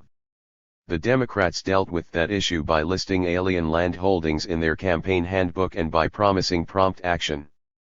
In some respects, moreover, they spoke more explicitly to the market expansionism of the agricultural businessmen. They promised faster improvement of the Navy and the merchant marine, and assured the farmers that they would reverse the Republican policies that had lost the control of the markets of the world to the British. But many agriculturalists were skeptical of Grover Cleveland's commitment to their interests and needs. His meteoric rise to the national arena was predicated wholly on satisfying metropolitan leaders who were not noted for their concern for farmers. The nomination of Cleveland, summarized a resolution of the New York Farmers Alliance, raises the issue of whether the sovereignty of the people shall be overshadowed by the corporations which they created. He must be defeated if we would maintain our liberties. 53. That attitude almost carried New York State for Blaine despite the blunder by one of his supporters that alienated Irish and other Catholic voters in New York City. Blaine later concluded that the episode cost him the election, and historians generally accepted his analysis, noting that a mere 600 votes would have put him in the White House.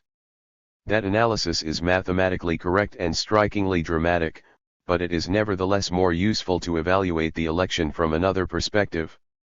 In the broadest sense, Blaine lost because he could not recover the initiative that he and President Garfield had established in 1880, 1881, but which had been lost by Arthur and Frelinghuysen.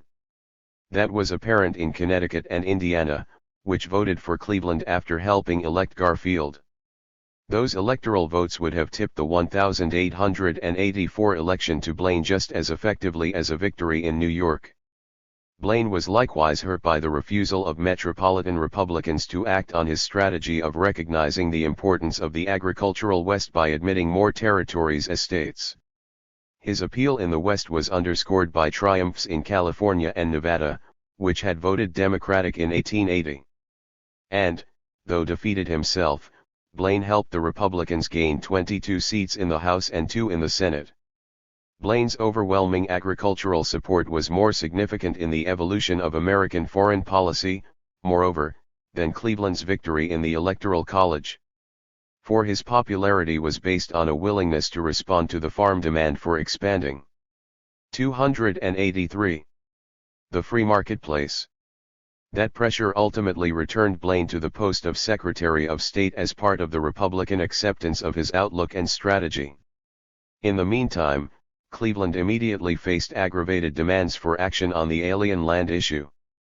Representative William Calvin Oates of Alabama introduced the Democratic bill to prohibit aliens and foreigners from acquiring a title to or owning lands within the United States even before Cleveland was inaugurated. Senator Plum did the same for the Republicans. 54 Then, on February 25, 1885, the Congress acted against unlawful fencing. Clearly enough, a majority agreed with the evaluation offered by Norman C. McFarland, the outgoing Commissioner of the General Land Office. The time is near at hand when there will be no public land to invite settlements or afford citizens of the country an opportunity to secure. Cheap homes 55.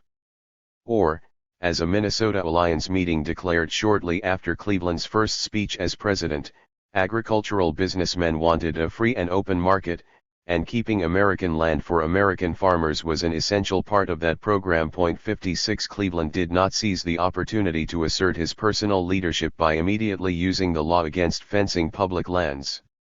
Instead, he handed the problem to William A. J. Sparks of Illinois, his choice as General Land Commissioner.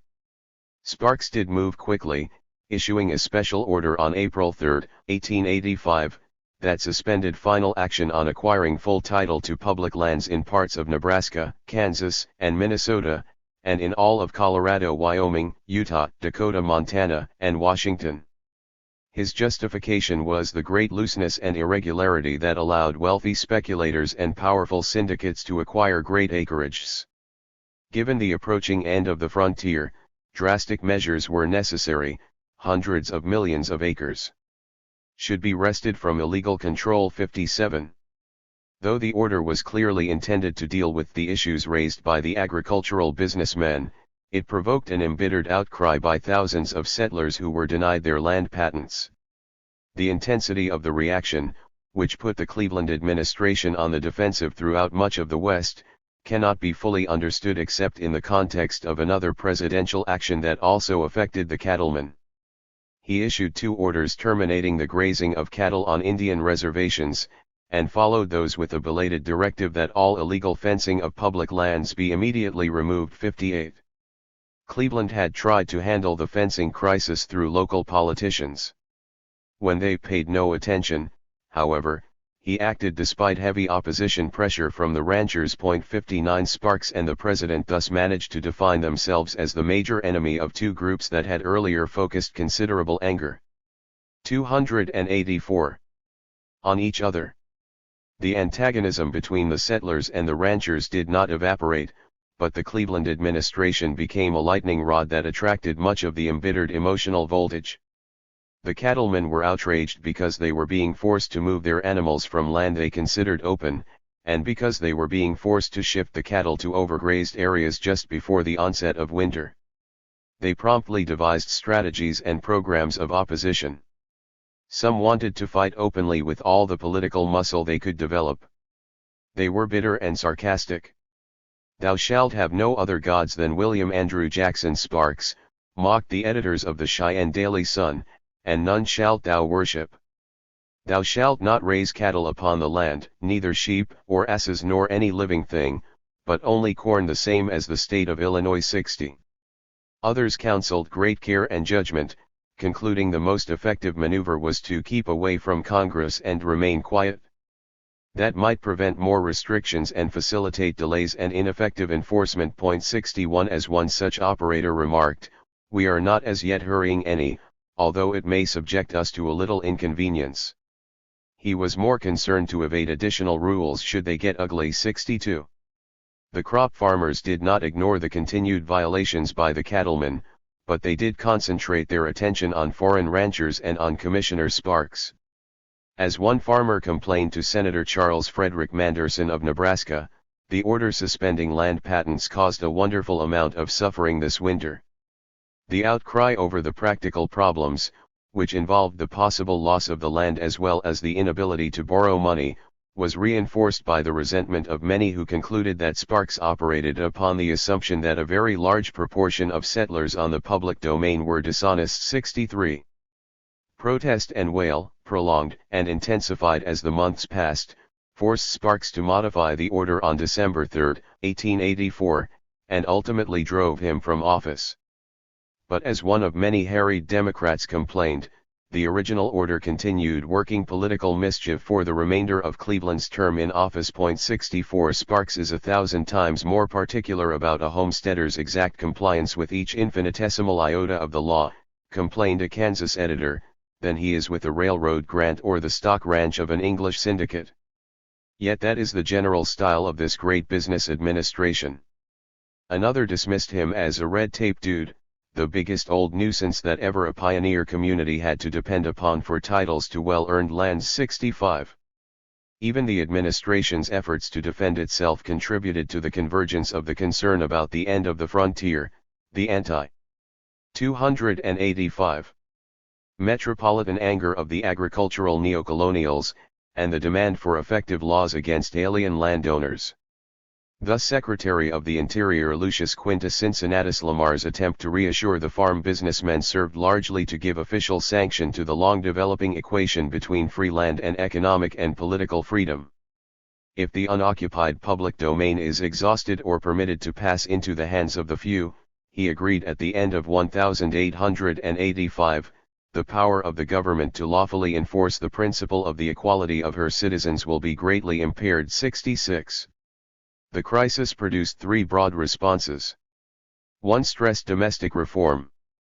The chief advocate of that approach was Henry George. "We have now practically reached the limit of our public domain," he bluntly answered Lamar in 1886, and went on to sound yet another call for the adoption of his single tax program. 67 George attracted significant support for his program, but he was trying to modify a commitment to the marketplace outlook that was too deep and too intense to be shaken. The vast majority of agricultural businessmen who were affected by his blunt talk about the end of the frontier formulated their response in terms of the new frontier of overseas market expansion. A second proposal was offered by metropolitan leaders like Edward Atkinson and a few agricultural spokesmen. 68 They stressed the importance of intensive and diversified agriculture. The argument was based on sound premises, for, as later developments proved, the land could be farmed far more productively. But the argument was weak in two crucial respects. First, farming of that kind required capital, chemistry, and technology that were not available to the average agricultural businessman during the last quarter of the 19th century. Second, more surpluses required even larger markets, and hence the argument served to reinforce the existing pressure for overseas economic expansion. The third approach included a plan to acquire capital in the form of land and a larger share of the profits, as well as an argument pointing to such market expansion. The majority of the farmers settled on an integration of the demands to force aliens off the land and to balance the relationship between the metropolis and the country. Those proposals reinforced the antagonism toward European countries that blocked exports, as did the rapidly growing fear that the surplus of free land was almost exhausted, however much might be recovered from aliens and giant American syndicates. And the failure of the metropolis to act vigorously and effectively on any of those options further intensified the expansionist attitudes. The reaction against what one Westerner called Commissioner Sparks' cranky doctrines regarding our territory, greatly speeded the convergence of all such agricultural criticisms. 69 The more poor. 286. Septive metropolitans recognized that the farmers had sound arguments. "There seems to be no reason," charged Bradstreet in discussing Montana, "why the national government should go as far east as New York to find a governor. Such was the worst kind of policy." 70. And, for their part, the Westerners could analyze the problem with considerable sophistication.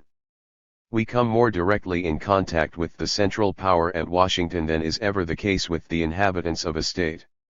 In the great questions that affect us, to Congress we must appeal. At the same time we are not granted a single vote and hardly a single voice in the national legislature." 71. The pressure was increased as some metropolitans followed agriculturalists in comparing the holdings of foreign capitalists to British control of Ireland. "America was threatened," thundered the rural New Yorker, "with the worst features of the cruel landlordism that has for centuries cursed shackled Ireland. The evil of alien land ownership has become so flagrant and its results so intolerable that prompt congressional legislation is urgently demanded." 72.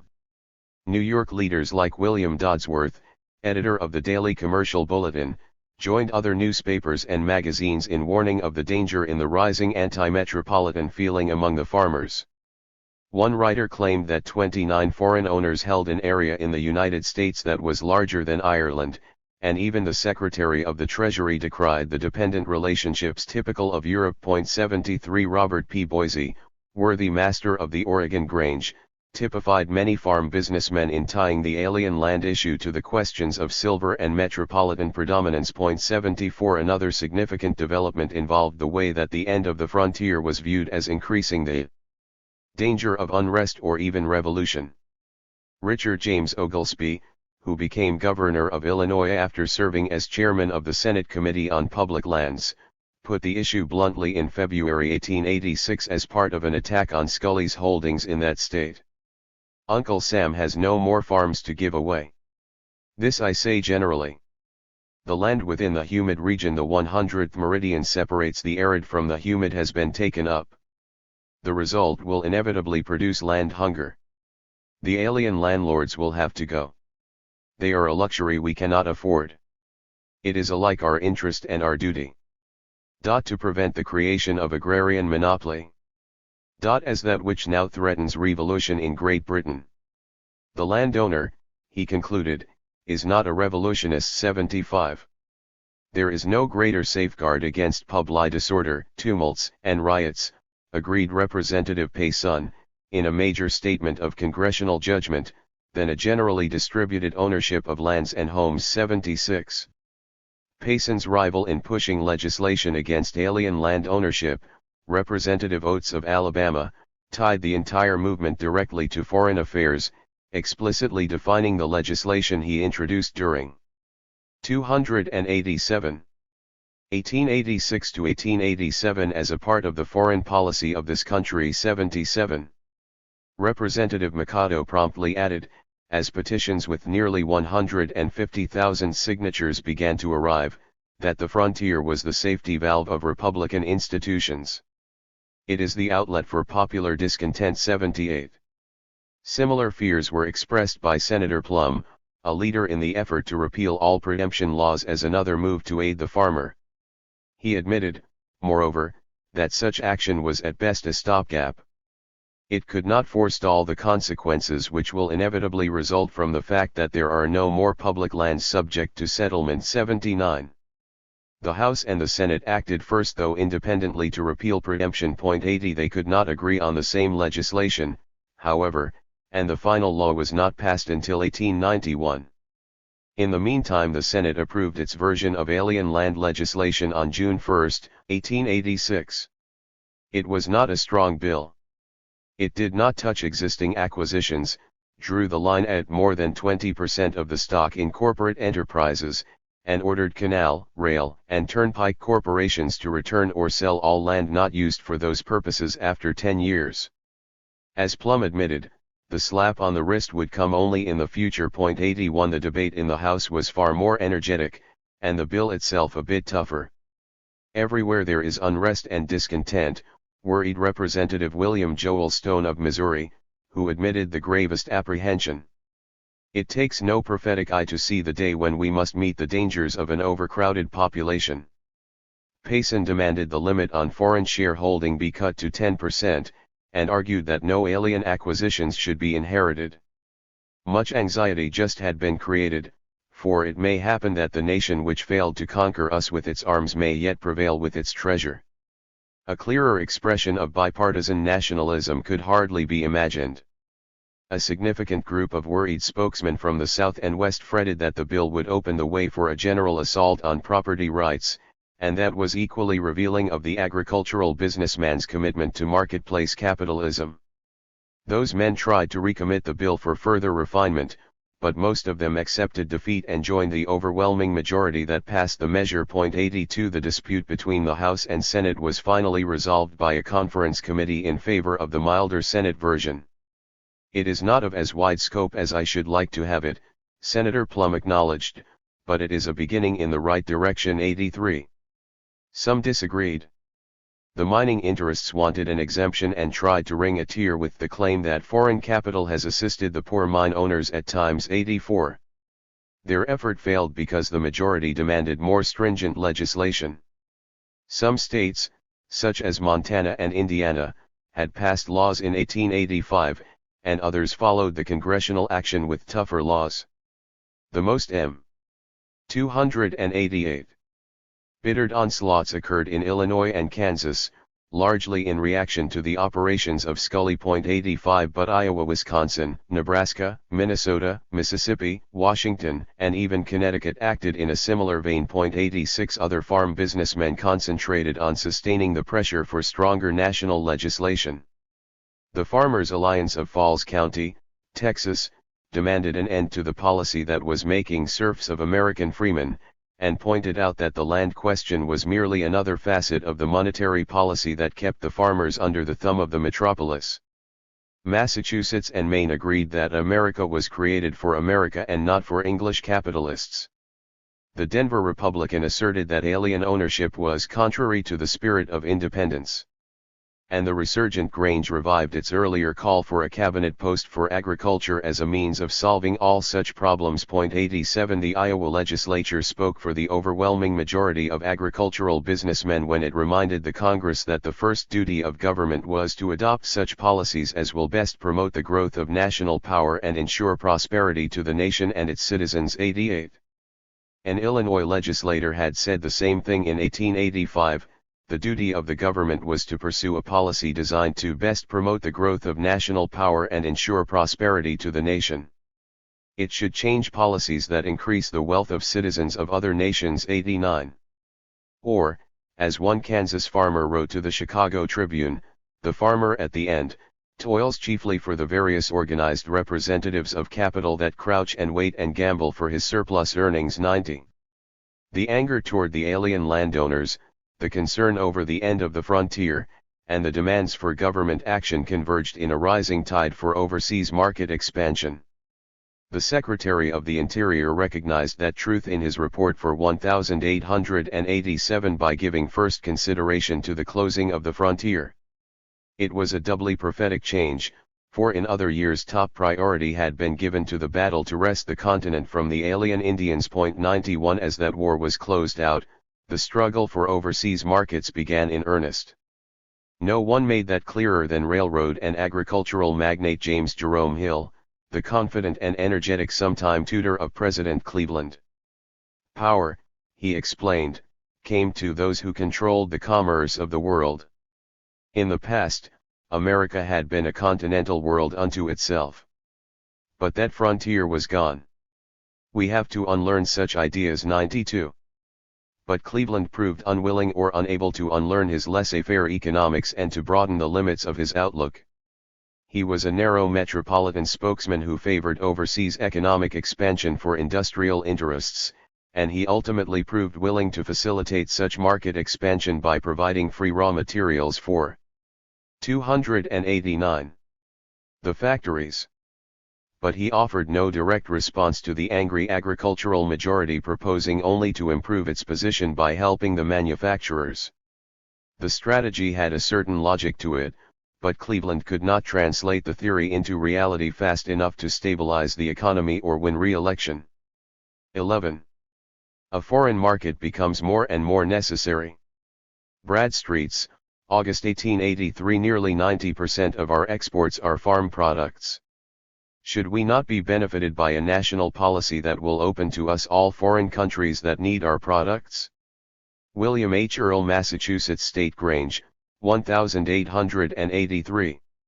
The political pot has begun to boil. Western Rural, 1884. This majority is, and always has been, without representation in cabinet positions. Kansas State Board of Agriculture, February 1886. We need a market for a greater or less surplus all the time. Breeders' Gazette, 1887. What is to become of TL is surplus? What are we to do? If the foreign market is closed against us, our agriculture is prostrate at a blow. Representative Roger Q. Mills of Texas, 1884. Doubtless there was overproduction. Our home market is not equal to the demand. We have outgrown the home market and must seek markets abroad if we would continue to prosper. Senator John Tyler Morgan of Alabama, 1882. The real and most immediate silver danger is that which impends over the American farmer, and grows out of the competition of the wheat of India. Western Rural, 1885. The great question is, shall this government issue a Declaration of Financial Independence? Senator Thomas Meade Bowen of Colorado, 1886. The price of the farmer's crop is totally at the mercy of these railroad managers. There is no steadiness, no system. Joseph Medill of the Chicago Tribune, 1883.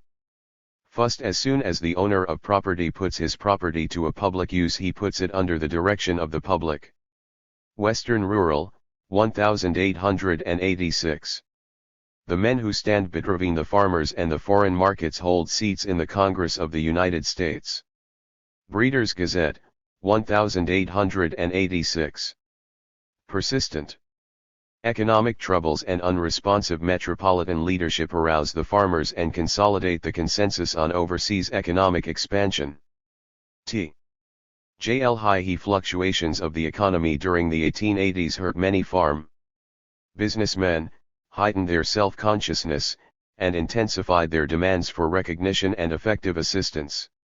Vast numbers of agriculturalists joined new local, regional, and national organizations, and the Grange enjoyed a slow but influential revival. All such groups accepted the market expansionist outlook. Large numbers of metropolitan spokesmen also adopted that analysis, and the theory was formalized as an overproduction thesis that explained the persistent recessions and depressions that damaged all elements of the political economy. That explanation of the recurrent troubles generated a sense of impending doom that amplified the implications of the frontier thesis and added to the urgency of finding overseas markets. Those intellectual and psychological pressures, coupled with the rise of organizations capable of serving as instruments for action, produced a surge of agricultural protest that steadily reinforced the fears of metropolitan leaders and impelled them onward toward empire. Farmers reinvigorated their campaign for better transportation, renewed their demands for the remonetization of silver, rekindled the battle for cabinet representation, reasserted their claim to full representation in the Congress, and sustained their efforts to reopen European markets and find new outlets for their surpluses. The agricultural businessmen won some victories, as with the passage of the Interstate Commerce Act of 1887, but the Cleveland 293, 294 administration proved reluctant to meet agricultural needs. That failure generated the forces that astute Republican leaders like Benjamin Harrison and Blaine parlayed into a short-run victory in 1888, and a long-range triumph predicated upon imperial expansion. Blaine had formulated that strategy before Garfield was assassinated, and the depression and recession of the 1880s, and his narrow defeat in 1884, strengthened his commitment to that solution to the problems of the party and the nation. The rate of growth of the economy turned downward at the beginning of 1881, but the export bonanza camouflaged that crucial indicator until after the business cycle peaked in 1882. The shift became pronounced early in 1883, however, and by the end of that year many farmers were just barely making a living too. The crisis month was August, when the editors of the Commercial and Financial Chronicle winced at the sudden and striking cessation of industrial activity, and Bradstreet's cried out that a foreign market becomes more and more necessary. Unemployment climbed toward 8% by May 1885, when the Western Rural stated bluntly that the nation was in a business depression. The subsequent upturn carried into March 1887, but then another reversal occurred. That lasted through April 1888. The yearly summaries in Thorpe's Business Annals provide a good sense of the erratic movement that caused so much pain and difficulty: 1883 recession, 1884 depression, 1885 revival, 1886 revival, 1887 prosperity, and 1888 short recession. The fluctuations severely affected even those states that were developing more balanced economies, and caused grave troubles in states like Nebraska, Kansas, Georgia, and Mississippi that remained primarily agricultural. 5 Chicago cash prices for No. 2. Wheat dropped from a range of between 95 cents 5/8 to $1.43 1/4 in 1881 to a spread of 69 cents 1/2 to 96 cents in 1884, and continued generally low throughout the following years. 6. Wheat and corn earned fair prices at the same time, moreover, only in 1883 to 1884. Wheat farmers in Kansas, for example, suffered hardship in 1885, 1887, and 1888, while corn growers felt a similar pinch in 1887. 7. Yet wheat acreage and production continued to move upward. The area under cultivation increased from 40.7 million acres in 1882 to 46.5 million in 1888, and the crops from 553.7 million bushels in 1882 to 618.4 million in 1889. 8. Export prices fell steadily from an index number of 109.4 in the second quarter of 1882 to a low of 77.4 in the last quarter of 1886, and recovered only to 85.8 by the end of 1888. 9. Mortgage rates fell so little as to offer no meaningful help to the agricultural businessman. 10. The significance of such statistics was neatly summarized by the editors of the Western Rural, Things with Us Are Very Much at Loose Ends 11. 295. Farmers were aware of such quantitative data to a far greater extent than many observers have recognized, and they followed the discussions about what it meant and often contributed directly to the dialogue. 12. You underrate the reading tendency of the farming community, one knowledgeable editor warned an official in the Cleveland administration. Many years' experience with the correspondence of a very wide area has shown me, that although no literary ability or elegance of diction prevails, there is, underlying the illiteracy, a sturdy and honest desire, by reading and study, to improve. 13. Many metropolitans grievously underestimated the agriculturalists. One could hardly imagine, remarked one such Eastern provincial in commenting on an excellent diplomat from the country, that so intelligent and courtly a gentleman, of fine presence and manner, could come from out west. 14. Another equally capable individual, Representative Erastus Johnson Turner of Kansas, provided one of many effective replies to that attitude. There seems to be a very serious apprehension on the part of some of our Eastern friends. They seem to think that all that is necessary is to go out there and break up the sod, plant crops, and immediately you are insured a bountiful return. This is absolutely not true. 15. As the editors of the Rural New Yorker commented, ignorance and inferiority did not account for the anger of the farm businessmen. 16. Pioneering is hard enough under the most favorable circumstances, Senator Plum warned his metropolitan colleagues. There is always disappointment. The burden falls first and hardest upon the wife. 17. My washings are so hard to do, agreed one such woman, it tires me completely out for a day or so. 18. We are beginning our 11th year in Kansas, commented another farmer, with great hopes, for each year we have grown poorer since we came here. 19. If you have any seeds, came a plaintive cry from Rabbit Dawson in Nebraska, "Plas send me some as I am a poor man and lost my crop with the hail last August and can't afford to buy 20. Even after a decade on a western farm, concludes one authority, families spent only $500 or $600 annually for both living and operating expenses. 21.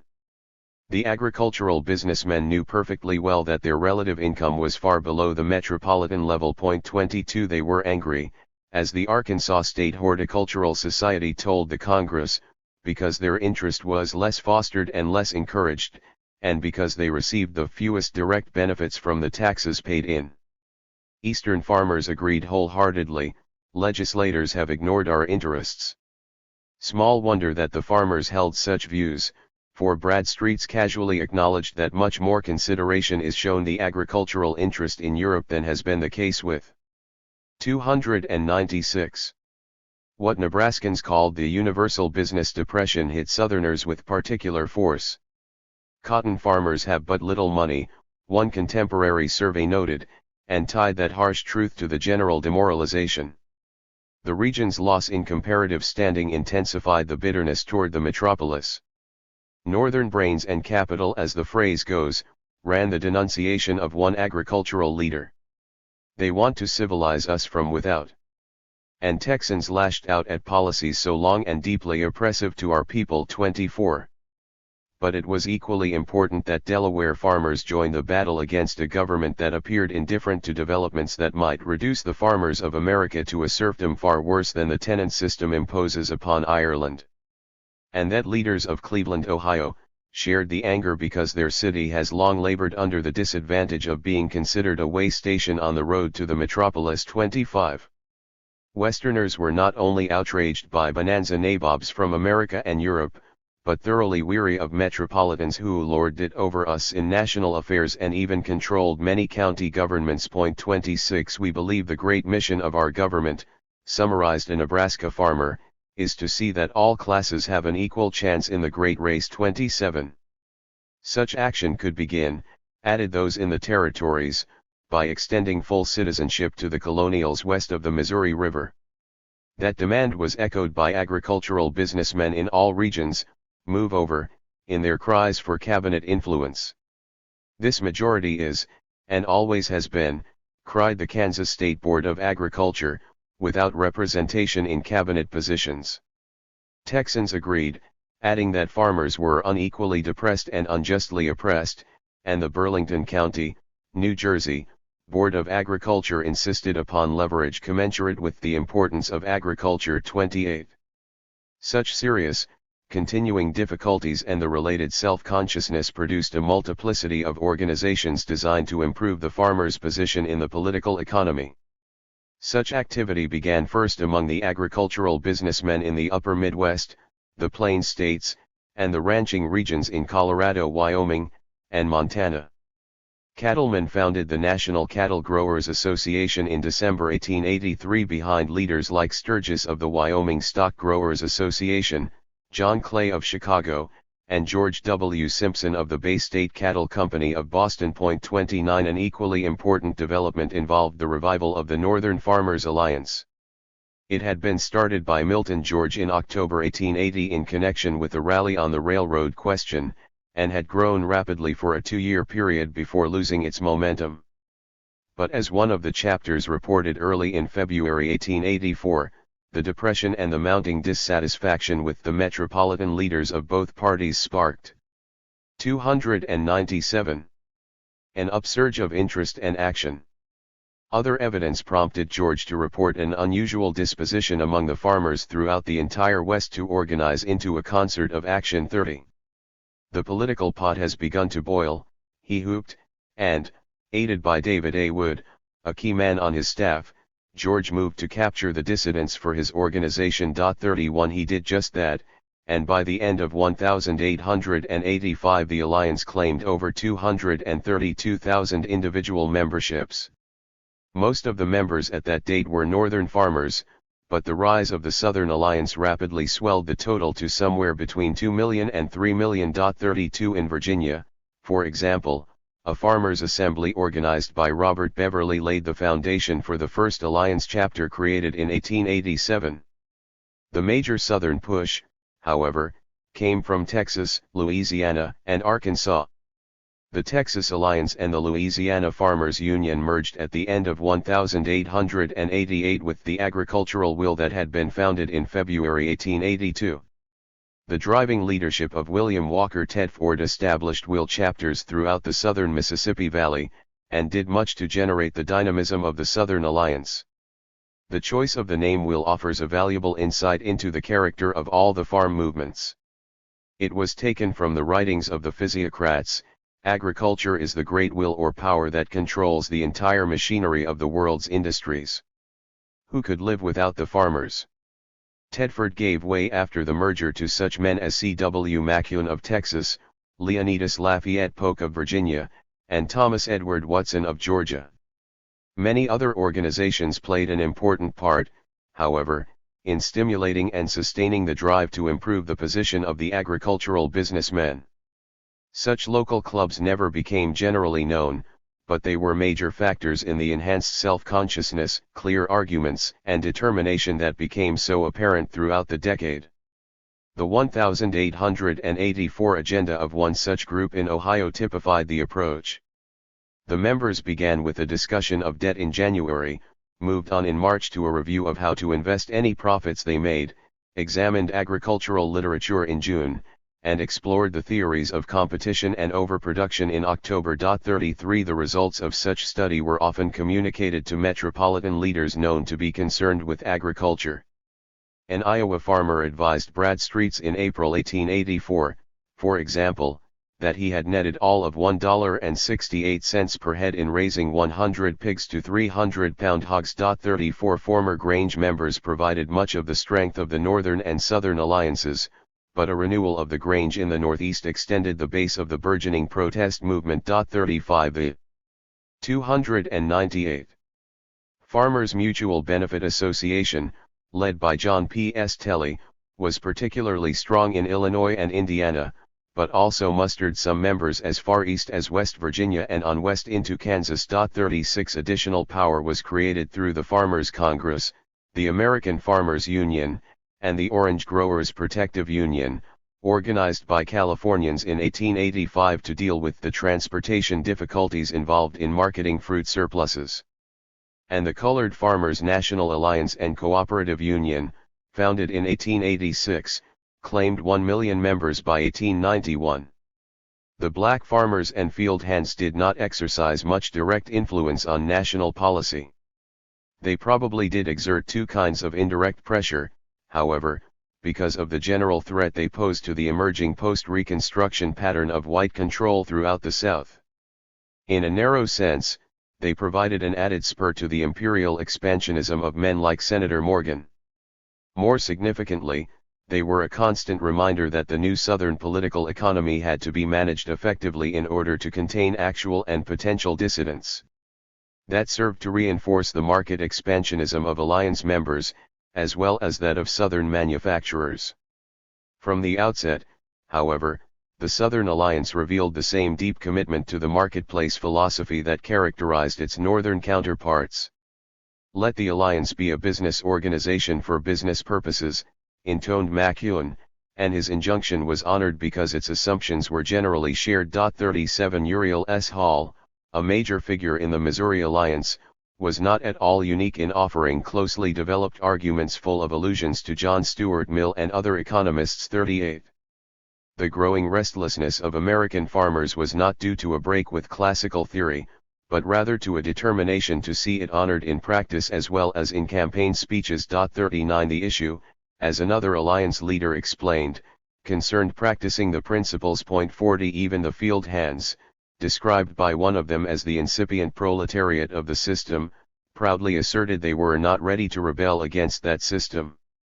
Indeed, nothing dramatizes the loyalty to capitalism quite as well as the behavior of men who were in the field at work by 6 o'clock in the morning and came in as the sun went down. I have, added another, worked, day after day, 16 long hours each day, and for pay so small I am ashamed to write it down. 41 Yet they continued to honor private ownership, asking only that the laws shall be so adjusted that they will give the landless classes an absolute and unquestionable right to an abode upon the soil of our own country. As that field worker knew, the farm protests movement included many supposed landowners who sought only to own their land. Businessmen, as Milton George accurately termed them. 42 Not muttering malcontents, added the St. Paul Pioneer Press, but men of the marketplace faced with probable ruin. 43 299 All we demand, explained William Peffer of Kansas, is a just measure of the profits realized over labor in connection with capital. 44 There is no good reason, added the editors of the American Nonconformist, why Western farmers have to be so poor. The objective, agreed George, is an equal opportunity to enjoy the pursuit of happiness and prosperity. 45 The issue, George and McEwen explained, involved the abuses of the system that endanger the structure itself, and tend toward ultimate dissolution and loss of all control to prevent riots. The producers of this country form the great conservative and conserving element whose power must stand between the nation and the foes which now threaten its well-being. 46.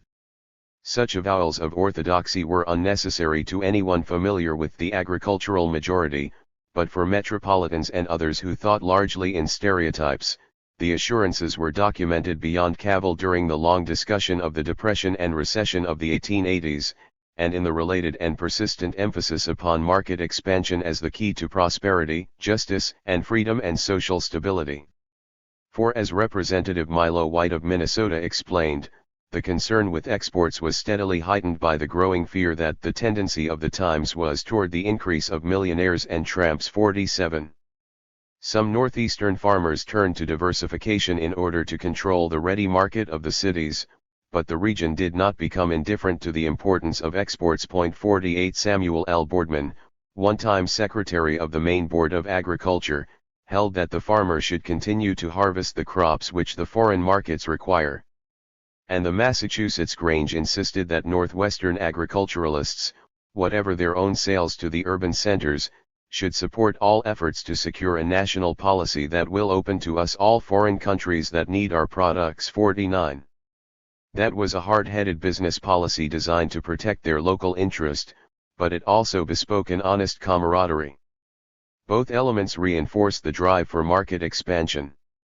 The concern of the Northern Alliance to create a State Department and a Department of Agriculture that would collect correct information on all domestic and foreign agricultural production was but one of many indicators of the rising pressure for action in behalf of that policy. 50. The interest in Latin America, for example, was anything but fantasy.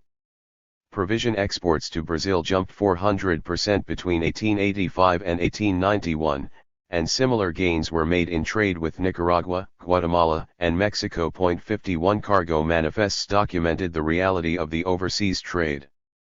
Of the shipments to the West Indies and Latin America from 1884 to 1889, for example, 26% was supplied directly by the states of California, Georgia, Illinois, Iowa, Kansas, Louisiana, Maryland, Michigan, Minnesota, Missouri, North Carolina, Ohio, Oregon, South Carolina, Virginia, and Wisconsin. Their predict. 300.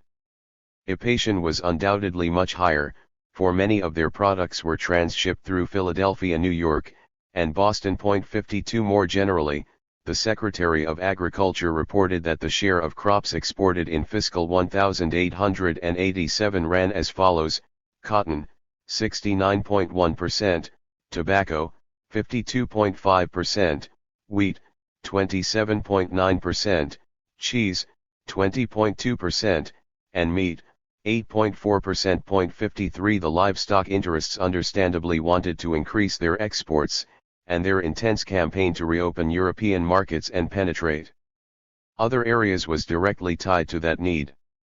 "We want a market for a greater or less surplus all the time," explained the Breeders' Gazette. 54. Having despaired of moving metropolitan leaders to retaliate against European restrictions, and having become increasingly concerned to control animal diseases, the breeders and stock feeders shifted their efforts to secure effective health measures. 55. The same concern to raise exports prompted similar campaigns against adulteration in meats, lard, and cheese. 56. And still another industry tied to the cattle growers, the leather and leather goods trades, joined the push for export markets to dispose of a surplus. 57.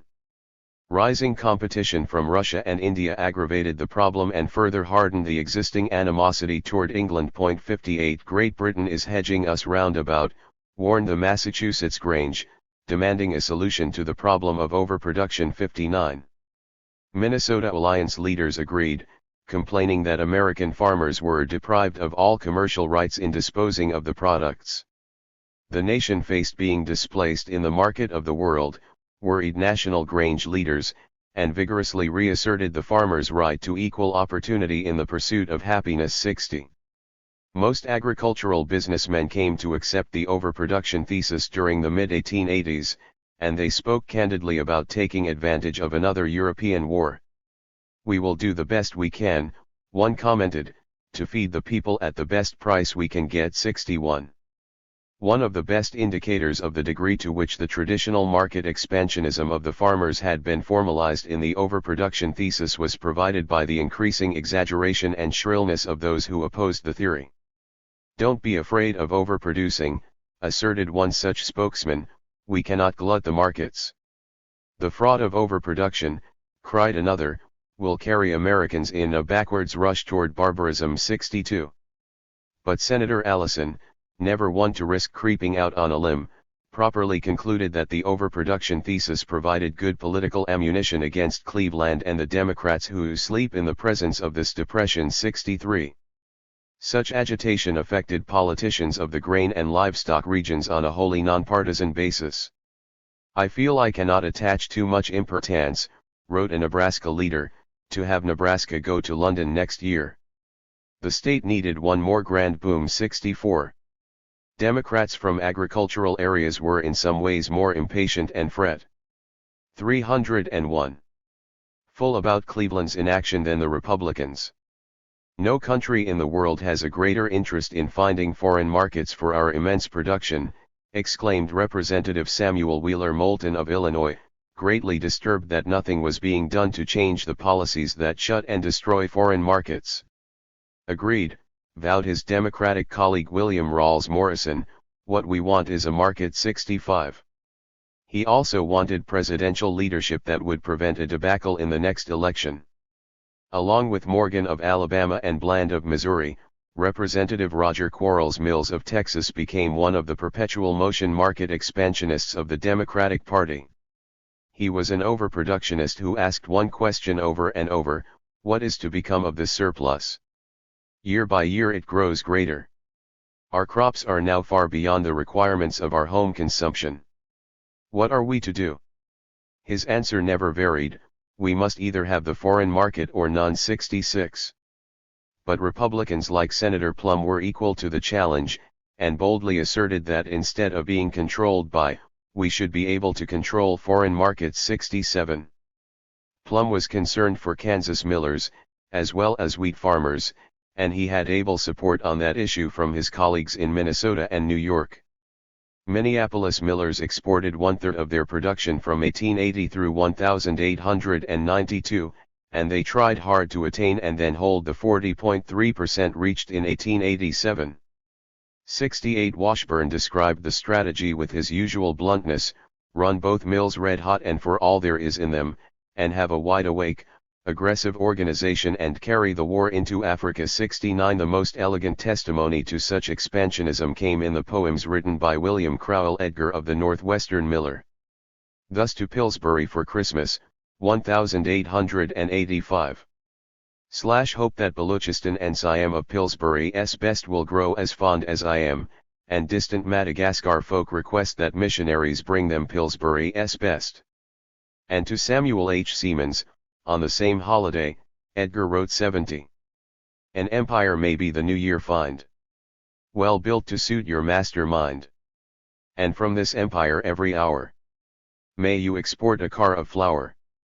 California and Oregon millers published no poems, but they worked just as hard to capture markets in Asia. 71. 302. The McCormick Company felt the spur of similar competition from Walter A. Wood, John Deere, and A. R. Farquhar as the domestic market for implements became more nearly saturated. Wood enjoyed a large and rapidly increasing export business reaching around the world, and he and Farquhar pushed hard to obtain government aid in opening more markets. The McCormick firm counted more on its own efforts, and those produced a marked improvement during the mid-1880s.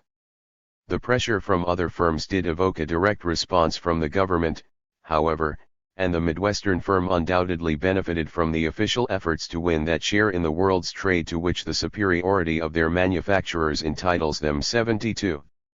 Southern cotton interests likewise intensified their pressure for a more vigorous diplomacy. The Depression was about the darkest period the cotton goods trade ever experienced in this country, and some operators wanted to organize a pool in order to limit production and share the domestic market. 73. But the great majority accepted overproduction as a fact of life and turned instead to foreign markets in Latin America and Asia. Led by such men as John F. Hanson and David A. Tompkins, the Southerners organized another cotton exposition to generate a tidal wave of exports.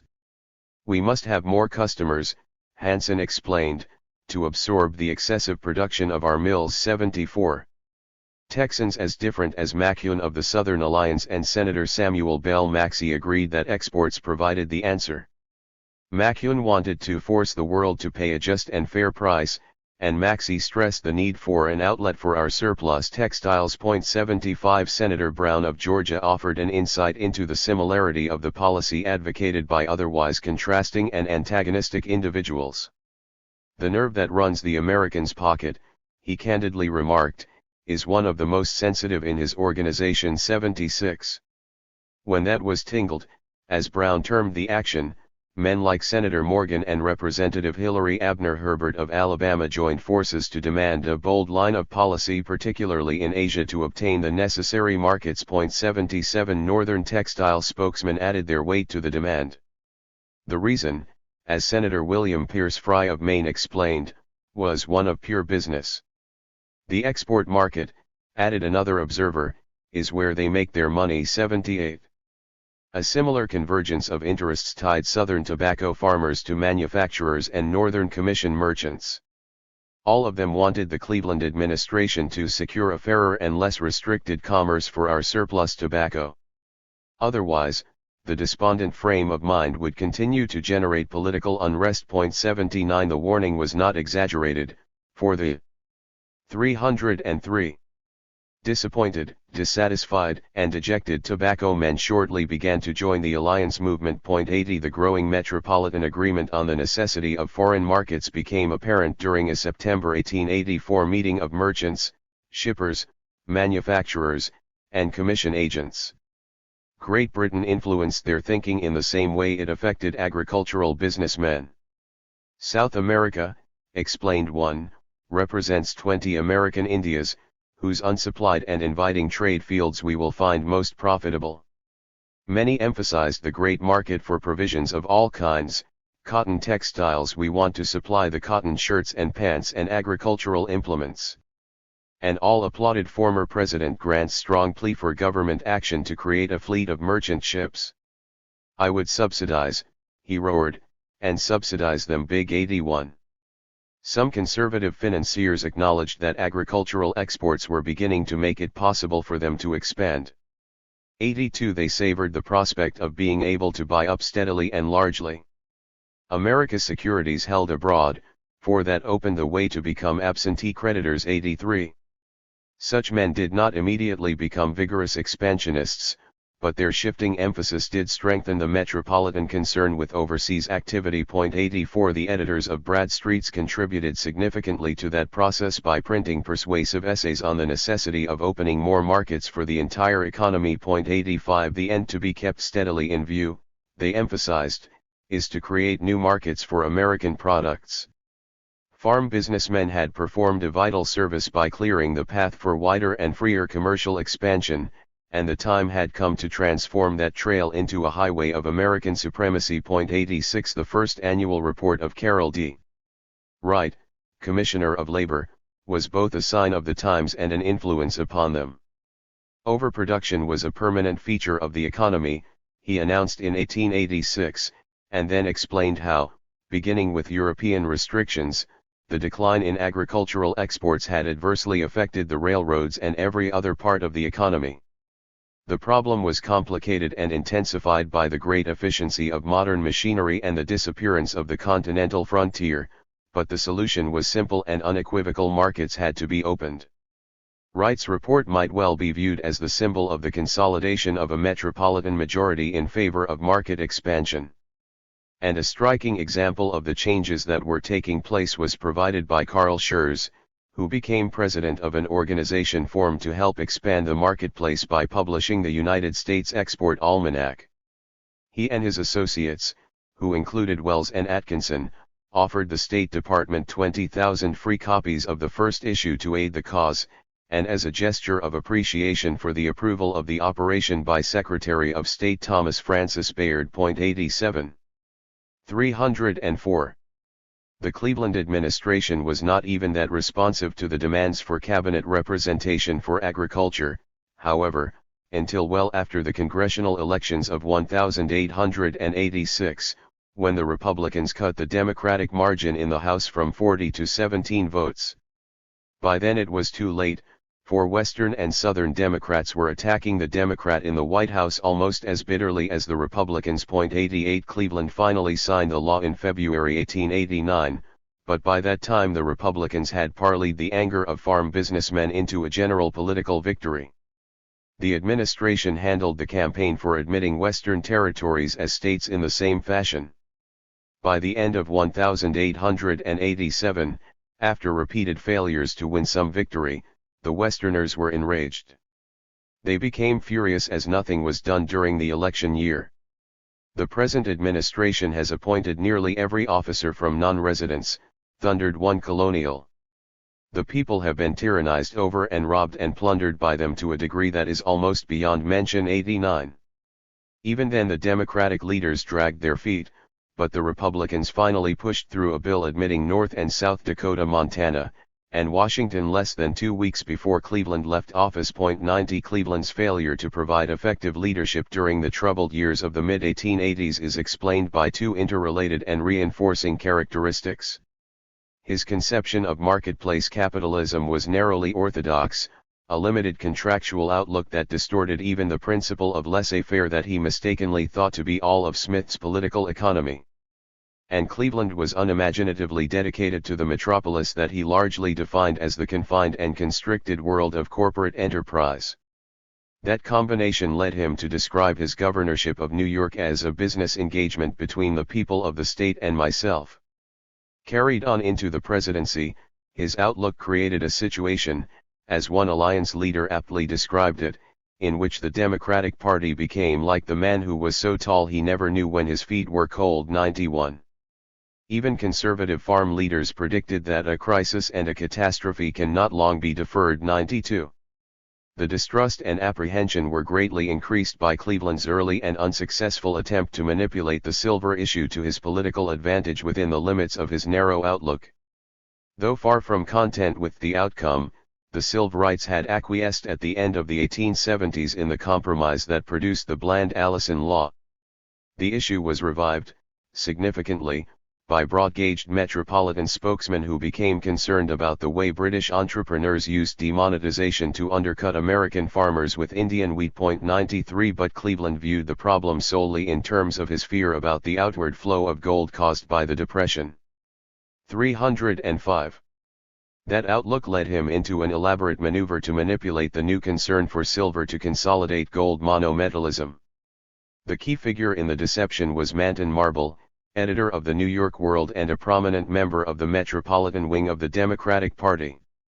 The strategy was to use the known British opposition to international bimetallism to end the threat from the Silverites.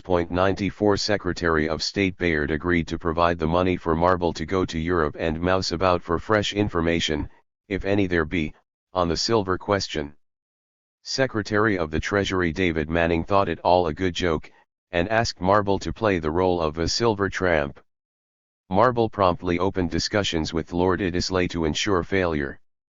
The British spokesman honestly replied that it would be only a waste of time to bother Lord Salisbury. 95 One can only sympathize with the agricultural businessmen and other Silverites who tried to fathom the diversion as it occurred. They were forced to read between the lines of the public press in an attempt to extrapolate the truth, and they understandably made mistakes, attributing the collusion to the wrong individuals. Had they known the full story of what was happening, the protest movement would have erupted in full fury much sooner than it did. We are taking advantage of every legal opportunity, Manning reassured Marble, to maintain the gold standard. And, as in the past, the gold bugs relied on the farm businessmen to save the day. Our great crops, just coming into a fairly needy market, can keep us swimming for some time to come. 96. The British routinely rejected bimetallism, and, having won the rigged case, Cleveland used the verdict as a plea for killing silver. I recommend, he intoned in December 1885, the suspension of the compulsory coinage of silver dollars. He then acted on his own suggestion by drastically cutting the purchases of bullion. To appease the diehards, Secretary of the Treasury Manning proposed a tariff change to provide free raw materials for metropolitan businessmen, arguing that would help the farmers by increasing domestic demand as the manufacturers expanded their exports. 97 But the administration overplayed its hand. Another lawyer, shrewder if not more powerful, recognized the mistake even as the maneuver was being planned. Benjamin Harrison concluded as early as March 1885 that Cleveland was creating a wide and bitter break in his party. If we are left half a chance, we can beat them in 1886. 98 Harrison was a shade optimistic. The victory did not come until 1888. But his analysis was correct because Cleveland opened the way for the Republicans to assume the leadership of the mighty movement of expansive economic nationalism that the agricultural majority had been generating for 2 decades. Cleveland's assault on silver not only indelibly defined the Metropolitan Democrats as friends of 306. Great Britain and Germany already considered the most dangerous and hated rivals, but the intense agrarian reaction to his performance dramatized the opportunity for those Republicans who were less perceptive than Harrison and Blaine. The upsurge of opposition likewise convinced those who were reluctant to make such an accommodation that the compromise was nevertheless the price of political survival. The crucial development was the consolidation of the image of American gold bugs as the willing accomplices of British control of the world marketplace. The analysis exerted such a continuing and pervasive influence, and contributed so much to honing a hardened but negative economic nationalism to a positive and assertive imperial edge, that it should be seen in all its clarity as it was formulated in the mid-1880s by agricultural leaders. The Western Rural provided a classic statement of the argument in answering Cleveland's rhetoric about the danger of silver. The real and most immediate silver danger, the editors countered, is that which impends over the American farmer, and grows out of the competition of the wheat of India, now looming up in the near future. Stop the coinage of the silver dollar, they continued, and the price of silver immediately and rapidly falls, and with it the rupee of India. That meant, in 1885, that the British operator gained a 15% premium on his Indian wheat. Having driven the farmer into such a position, and made him dependent upon a foreign market for 84 million bushels of wheat, at or below cost, let the gold standard men beware that they do not finally deprive him wholly of this foreign market by Indian competition. We should have long since made New York the monetary center of the world, where European kings and others would have come, crowns and hats in hand, to borrow. We should have made this country the very center and circumference of the financial and industrial power and of the civilization of the earth. 99. Even if the analysis had been wholly paranoid fantasy, it would remain the operative historical truth in understanding the imperial outlook of American farm businessmen. It was actually based very largely on evidence supplied and verified by the British. Bradstreet's explained the system as clearly as the Western Rural. A low exchange gives the exporter a larger number of rupees in exchange for the sterling price of his merchandise, and he is therefore able to sell more cheaply in the consuming market. The members of the Indian Silver Association considered the situation so harmful to their nation that they implored the British to terminate the double standard that underwrote the manipulations. 10 Degrees American Silverites could also cite the candid admissions of British officials to document their case. The Royal Commission on Gold and 307. Silver concluded that there was no doubt about the validity of the analysis. There is no question at all, remarked H. Wollaston Blake, director of the Bank of England. I have always said there was a bounty, added William Fowler. 101 I do not say that England would lose her natural advantage if she parted with the gold standard, summarized Bertram Curry, another London financial leader, but if she did she would be in a very great danger of losing her supremacy. 102. And that, of course, was precisely the objective of the American agricultural majority. They wanted world economic supremacy and hence sought an independent policy calculated to defeat the British nabobs.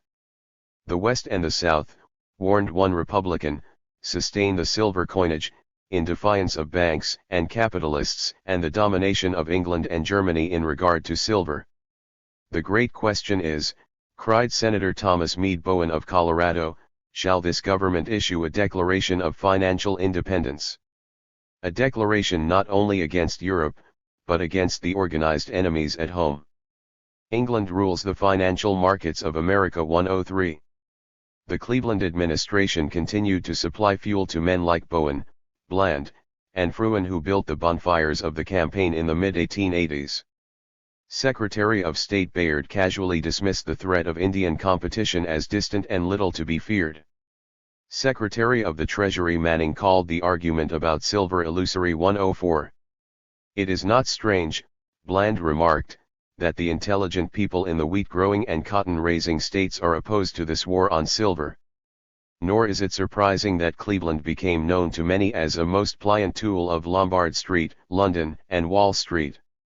Give us relief through the free coinage of silver, cried the Indiana Grange in 1886, and the demand was echoed across the entire nation. 105. The interlocking nature of the developments of the mid-1880s is nicely illustrated by the way the heated debate about silver strengthened the revived campaign for transportation improvements. Those who denied the significance of silver usually explained the competitive strength of India in terms of the railroads and shipping lines provided by the British for Indian commodity producers, an argument that had the unintended result of giving the agricultural businessmen an opportunity to thrash the metropolis with its own flail. Other factors were more important, however, in generating the drive that finally produced the Interstate Commerce Act of 1887. The persistent efforts of Representative Reagan kept the issue alive through the first part of the decade, and the related investigations and debate extended the agitation and made it clear that some action would have to be taken. 106. A more indirect but nevertheless powerful force was generated when the West and South overrode President Arthur's veto of the River and Harbor Bill of 1882. The vote was important in demonstrating the 308 power that the agricultural coalition could muster, and the legislation included an appropriation for a major study by a Mississippi River Commission. Its inquiry and report contributed greatly to the acceptance of the idea that the transportation system was a public highway that had to be dealt with on an integrated national basis to ensure the general welfare.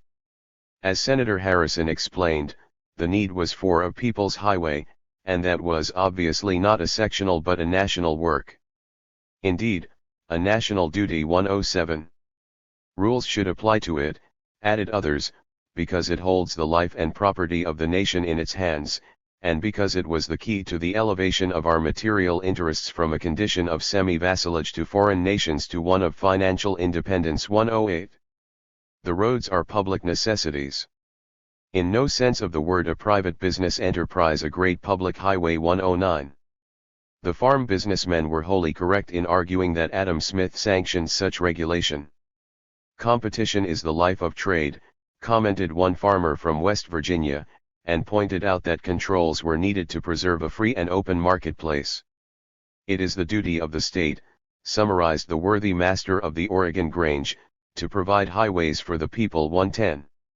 Those views were reinforced by the continued inability of state governments to provide effective regulation of the railroads, by the narrow conservatism of the courts in undercutting or overruling even those efforts, and by the arrogance and abuses of most railroads.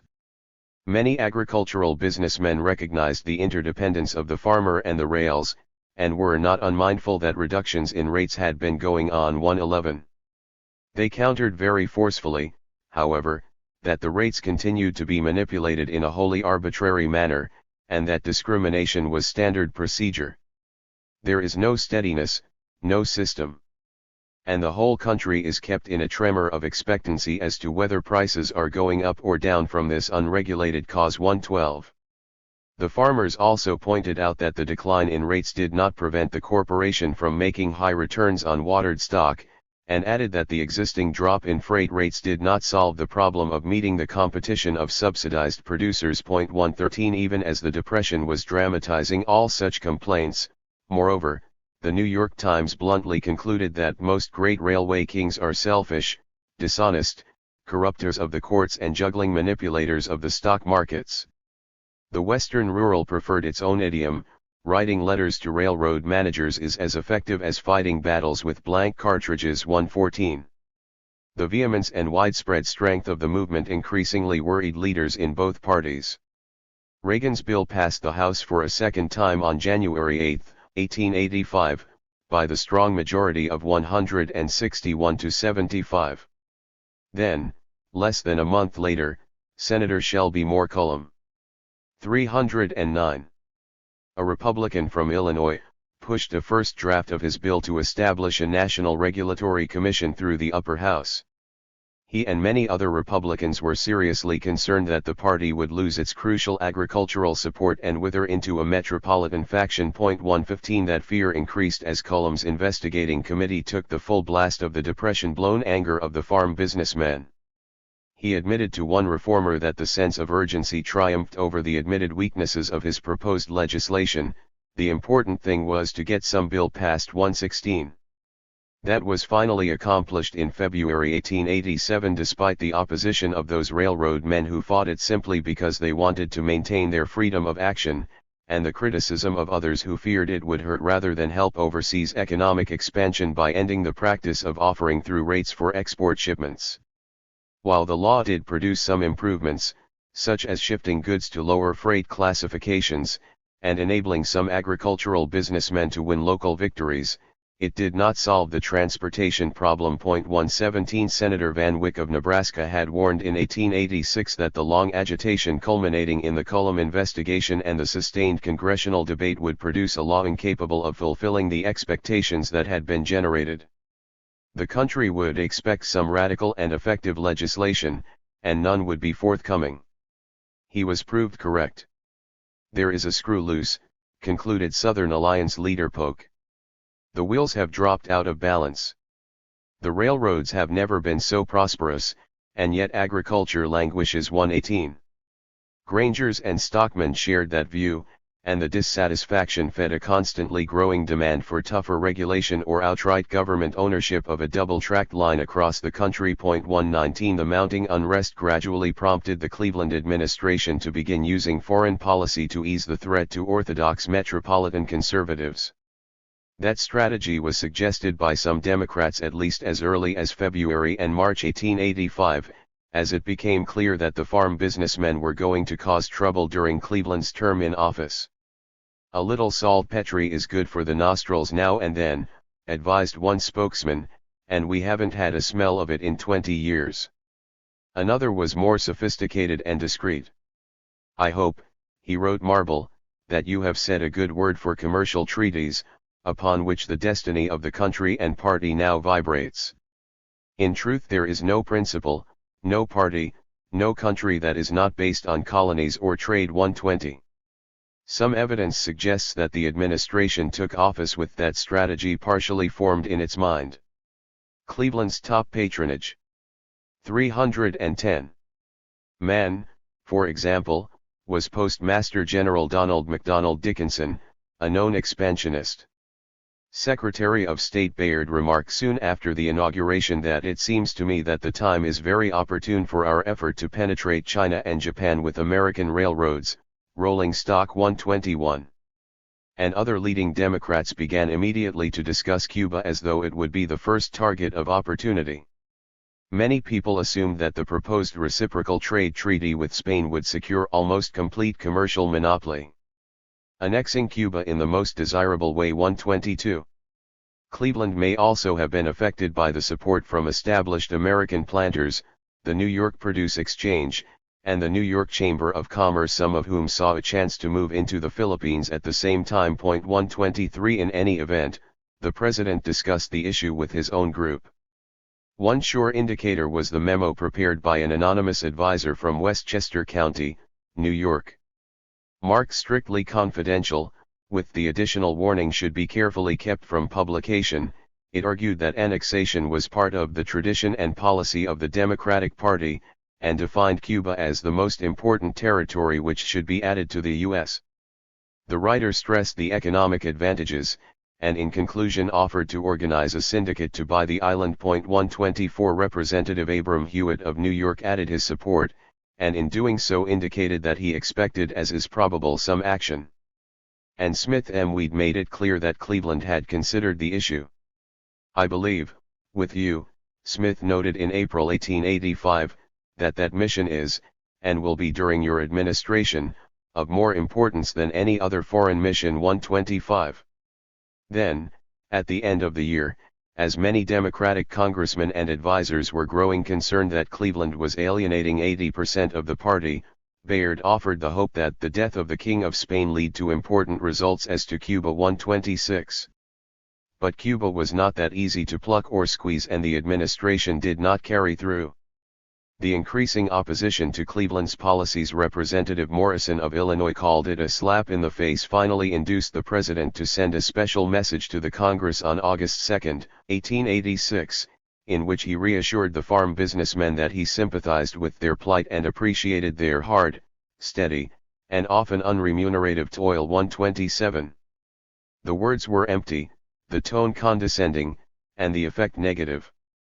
The results of the off-year elections made it perfectly clear that words were insufficient, and Cleveland assumed a more aggressive posture in foreign affairs. But the president was simply too narrowly metropolitan to comprehend, let alone respond to, the agricultural conception of overseas. 311. Market expansion. His approach was based on a loosely held version of the trickle-down theory of helping agriculture by aiding the metropolis.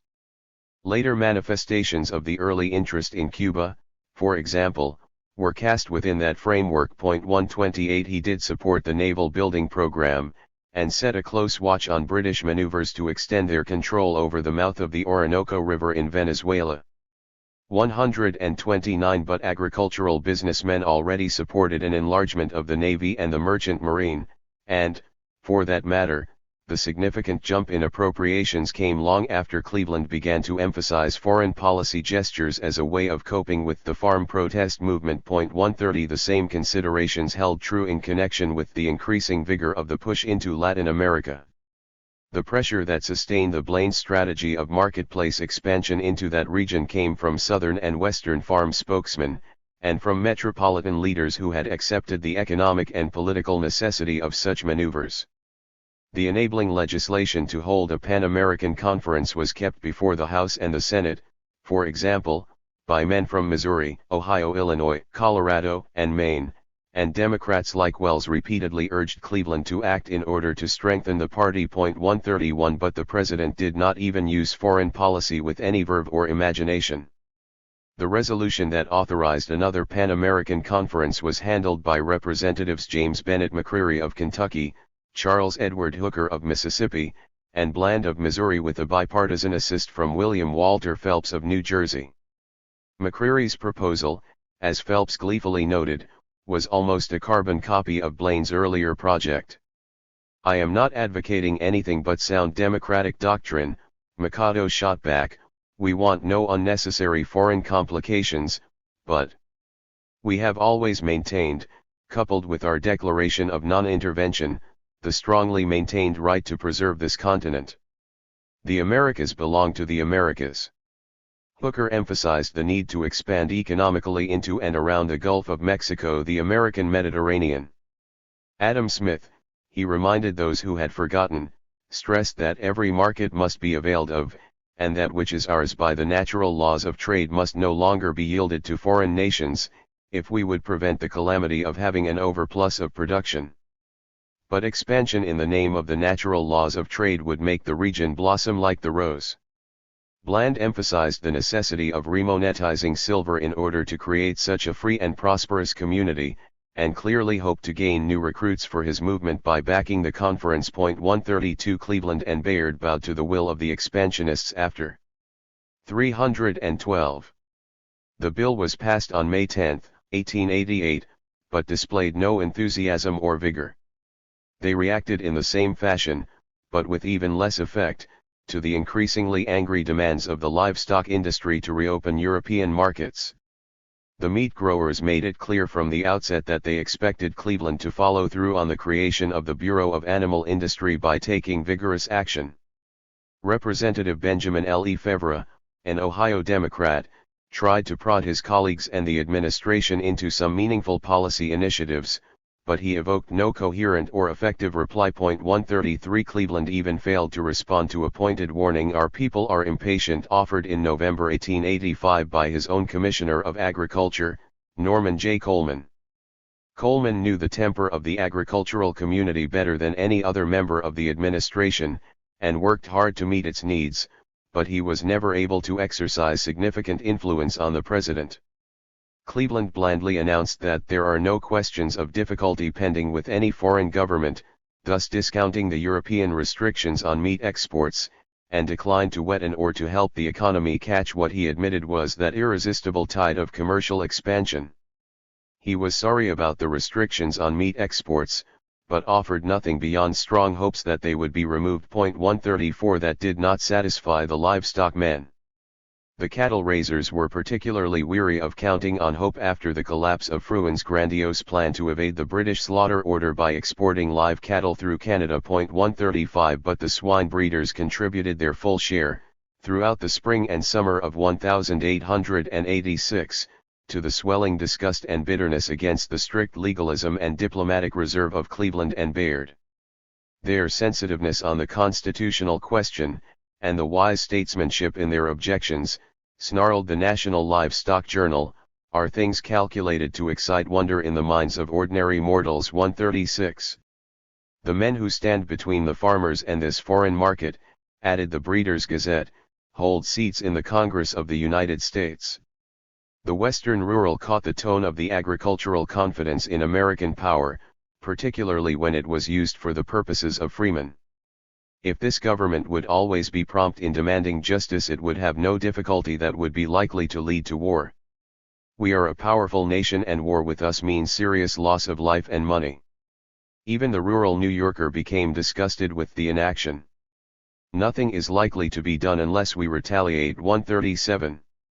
Republicans quickly caught the mood of the livestock men and moved to adopt a more aggressive policy as early as January 18, 1886. When Representative Ransom Williams Dunham of Illinois introduced retaliatory legislation.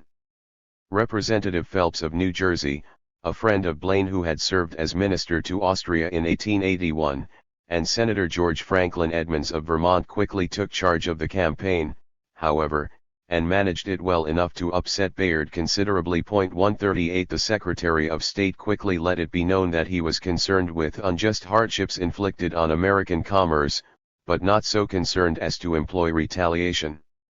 That was wholly unprecedented, and he would have nothing to do with the Edmunds bill. That reaction did not surprise the livestock men, for they had discovered long before that Bayard was fertile in expedients of delay, evasion, and inaction. 139 The administration remained unmoved.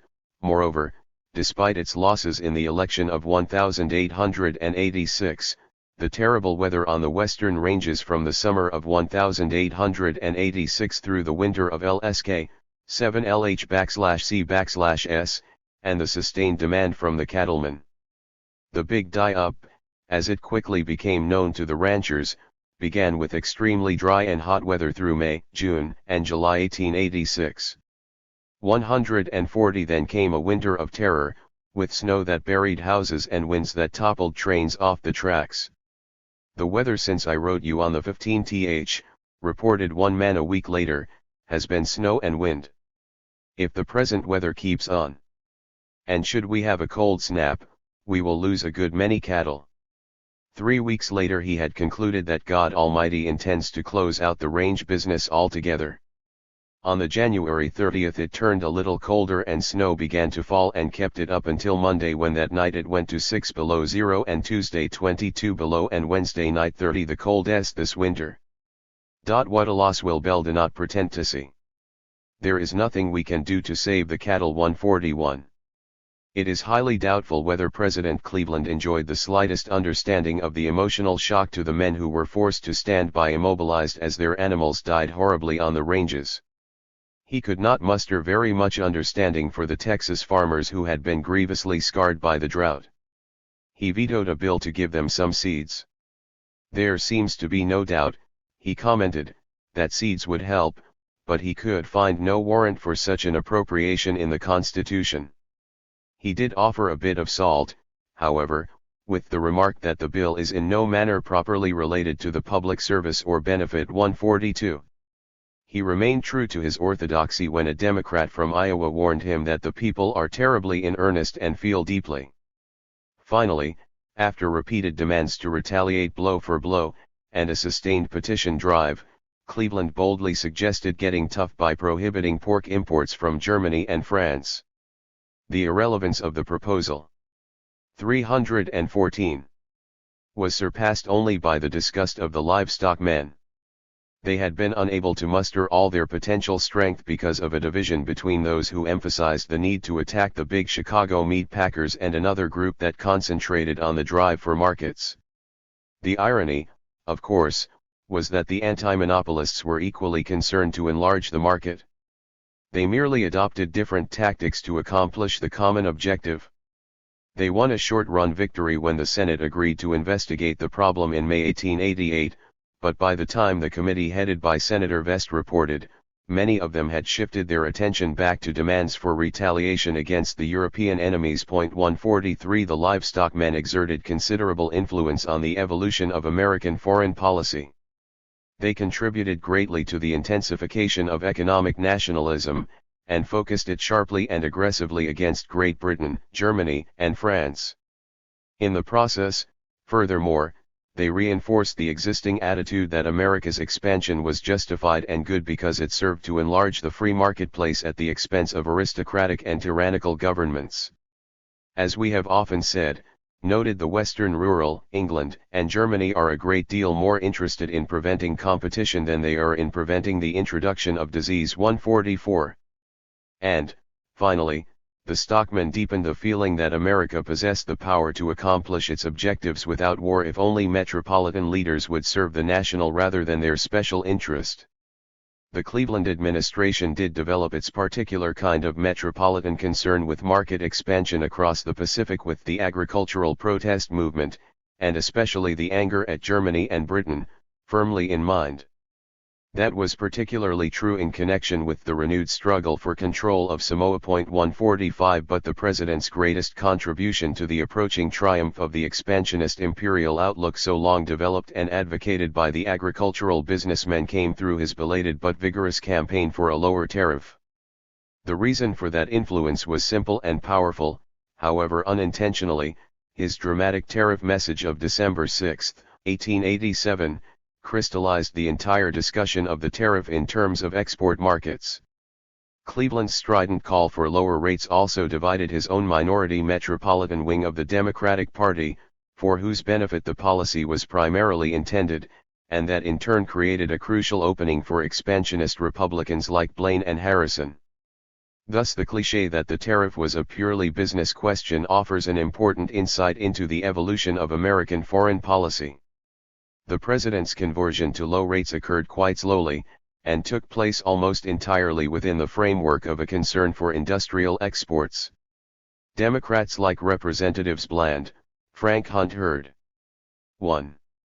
315, of Ohio, and Mills of Texas had been agitating the issue for years, and the president's own Secretary of the Treasury had advanced the argument as a major feature of his annual reports. Those men saw the policy as a classic way to implement Adam Smith's axiom concerning the freedom of an expanding marketplace. The farmers need no protection, explained a Southern Democrat in 1883, all we want is an open field and fair play. We want an opportunity to reach the markets of the world. 146. The campaign waged by those men increasingly disturbed Republican protectionists, and they countered with an extensive and steadily more extremist campaign to maintain the true faith among Western agriculturalists. Swank sounded the bugle in February 1883. The time has fully come, he shrilled, to throw off all lethargy, to dispense with all modesty, to exercise all energies in a united and determined effort against the damnable foes who were a motley crowd of foreign agents in direct receipt of English money, trimmers and cowards. 147. The reinforcements quickly swung into line, the Metropolitan Industrial League, the Association for the Protection of American Industries, the Eastern Pig Iron Association, and finally the American Protective Tariff League. The battle indeed involved considerable expense and trouble, as one subordinate complained, but it was most certainly not carried out, as Swank once claimed, very quietly. 148. There were millions of words, many of them in the titles of the pamphlets, and most of them were wild. Proof of British influence in American tariff legislation was packaged with the more sarcastic "Has the British lion worn out his paws?", while the less emotional reader was seduced with an appeal to his concern for justice, producers, and consumers. Some plain facts which show how protection benefits all the people of our country. An appeal was also made to those with an open mind, which is best for farmers, protection or free trade. And staff officers like McKinley offered still more subtle arguments to prove that world markets could not be conquered until the British policy was defeated at home. 149 The low tariff forces nevertheless gained ground by creating confusion and winning converts throughout the West. That was probably a factor in convincing Cleveland to support his Secretary of the Treasury's low tariff efforts. But the crucial factor was the sense of crisis that Bayard tersely expressed in November 1887. The situation is most serious and the makeshift remedies are exhausted. 150. The President made his decision during a tense conference with Mills, Manning, Senator William Freeman Vilas, and Representative John Griffin Carlisle. 151 But, wholly in character, Cleveland defined the low tariff in narrowly metropolitan terms. One could not end all tariffs, he explained, because they provided 316 funds needed by the government, and because an income tax on metropolitan wealth was unthinkable. Hence the solution, as Manning had long explained, was to remove the tariff from raw materials. Given such assistance, the metropolitan industrialists could lower their prices and penetrate foreign markets.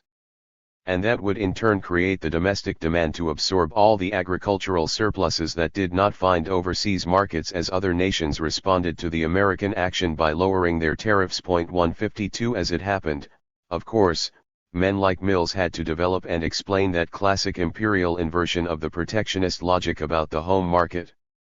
Cleveland's outlook was so narrowly orthodox and metropolitan that he fretted almost exclusively about the inability of his Eastern supporters to understand the subsidy he was handing them. He would have done far better to worry about how best to exploit the beautiful argument that Mills offered him to destroy the Republican power base among agricultural businessmen in the West. 153 His choice was not based on ignorance. Cleveland had been advised, perhaps as much as 3 years before his famous low tariff message, of a compromise policy that would solve the central dilemma. That strategy was based on using the bait of no tariff on sugar to win concessions, opening new markets for all agriculturalists. The suggestion was originally made by one metropolitan Republican to another metropolitan Republican, and it bitterly divided the metropolitan wing of that party just as effectively as Cleveland's proposal divided the metropolitan wing of the Democratic Party. 154 But the difference proved as sharp as a cam's razor. The Republicans had leaders who understood the problem, who recognized the opportunity, and who proved sensitive enough to realize that political power arises from the fountainhead of the majority. In particular, the Republicans had Blaine and Harrison. But it was not so much that those men surpassed Cleveland as it was that the agricultural businessmen had committed themselves to reaching freedom and prosperity by traveling the high road of overseas market expansion. That meant that Americans would travel the imperial highway to liberty and welfare. Nothing is inevitable until men close off their options, but that is what happened during the 4 years after Cleveland was defeated in his bid for re-election. 12. The problem of our statesmen today is to maintain the Western farmer in comfort, in honor, and in wealth by a business in which he is forced to underbid the naked Oriental. Senator George F. Hoare of Massachusetts, 1887. We do not mean to be contented with our market. Benjamin Harrison, Campaign Speech, 1888. The average farmer of today is in poor circumstances and receives a very small return for his labor and money invested. State Grange of Massachusetts, 1889. The South has been the tail of the dog of industrial empire. William H. Ballou, 1889/Am an exporter, I want the world. Charles L. Lovering, Massachusetts textile executive, 1890. The Great West has thus far acted as a safety valve, but it is nearly closed, and it is very evident that something must happen ere long.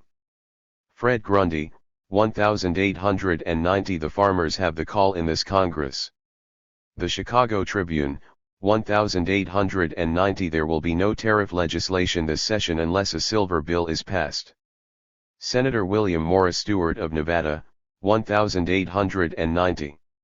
If the alliance can hold full one-half of our Republican voters in such states as Kansas and Nebraska, our future is not cheerful. President Harrison, 1890. We have a surplus production in these great valleys for which we must seek foreign markets. It has been a source of constant thought and zealous effort on the part of the administration to secure larger foreign markets for our farm products. President Harrison, 1891. The American producer, whether on the farm or in the shop, can knock the hind sights off the producer anywhere else on the face of the earth. Populist Representative Thomas Edward Watson of Georgia, 1892. J. am a free trader absolute. It so happens that we have a very large agricultural surplus. We have no market here. The farmers must of necessity seek a foreign market. Why, Mr. Chairman, we are driven from the markets of the whole world. We believe that the money question is a part of the great question of trade, or so mixed up with it that you cannot separate them. Populist Representative Jeremiah Simpson of Kansas, 1892. Metropolitan Republicans commit themselves to market expansion to hold the Western farm businessmen and sustain the system. Metropolitan leaders faced a complex set of difficulties as the economy wobbled through the depression and recession of the 1880s, and as the hardening anger and antagonism of the farm businessmen threatened their control of the political economy. The central question was whether any segment of the metropolis could maintain enough strength among agriculturalists to prevent them from taking control of one party, or from creating a new political organization that would dominate the future. Had the farm businessmen in the Democratic Party committed themselves to an all-out bid to control their party after the election of 1886, and had they succeeded by 1892, they might very well have emerged as the established leaders of the country. The effort almost succeeded, after all, even though it was not initiated until 1890. Even that handicap might not have proved insurmountable, moreover, had it not been for one group of astute and determined Republican leaders who agreed with the policy of overseas market expansion and who used it to revive and maintain the position of their party and the power of the metropolis.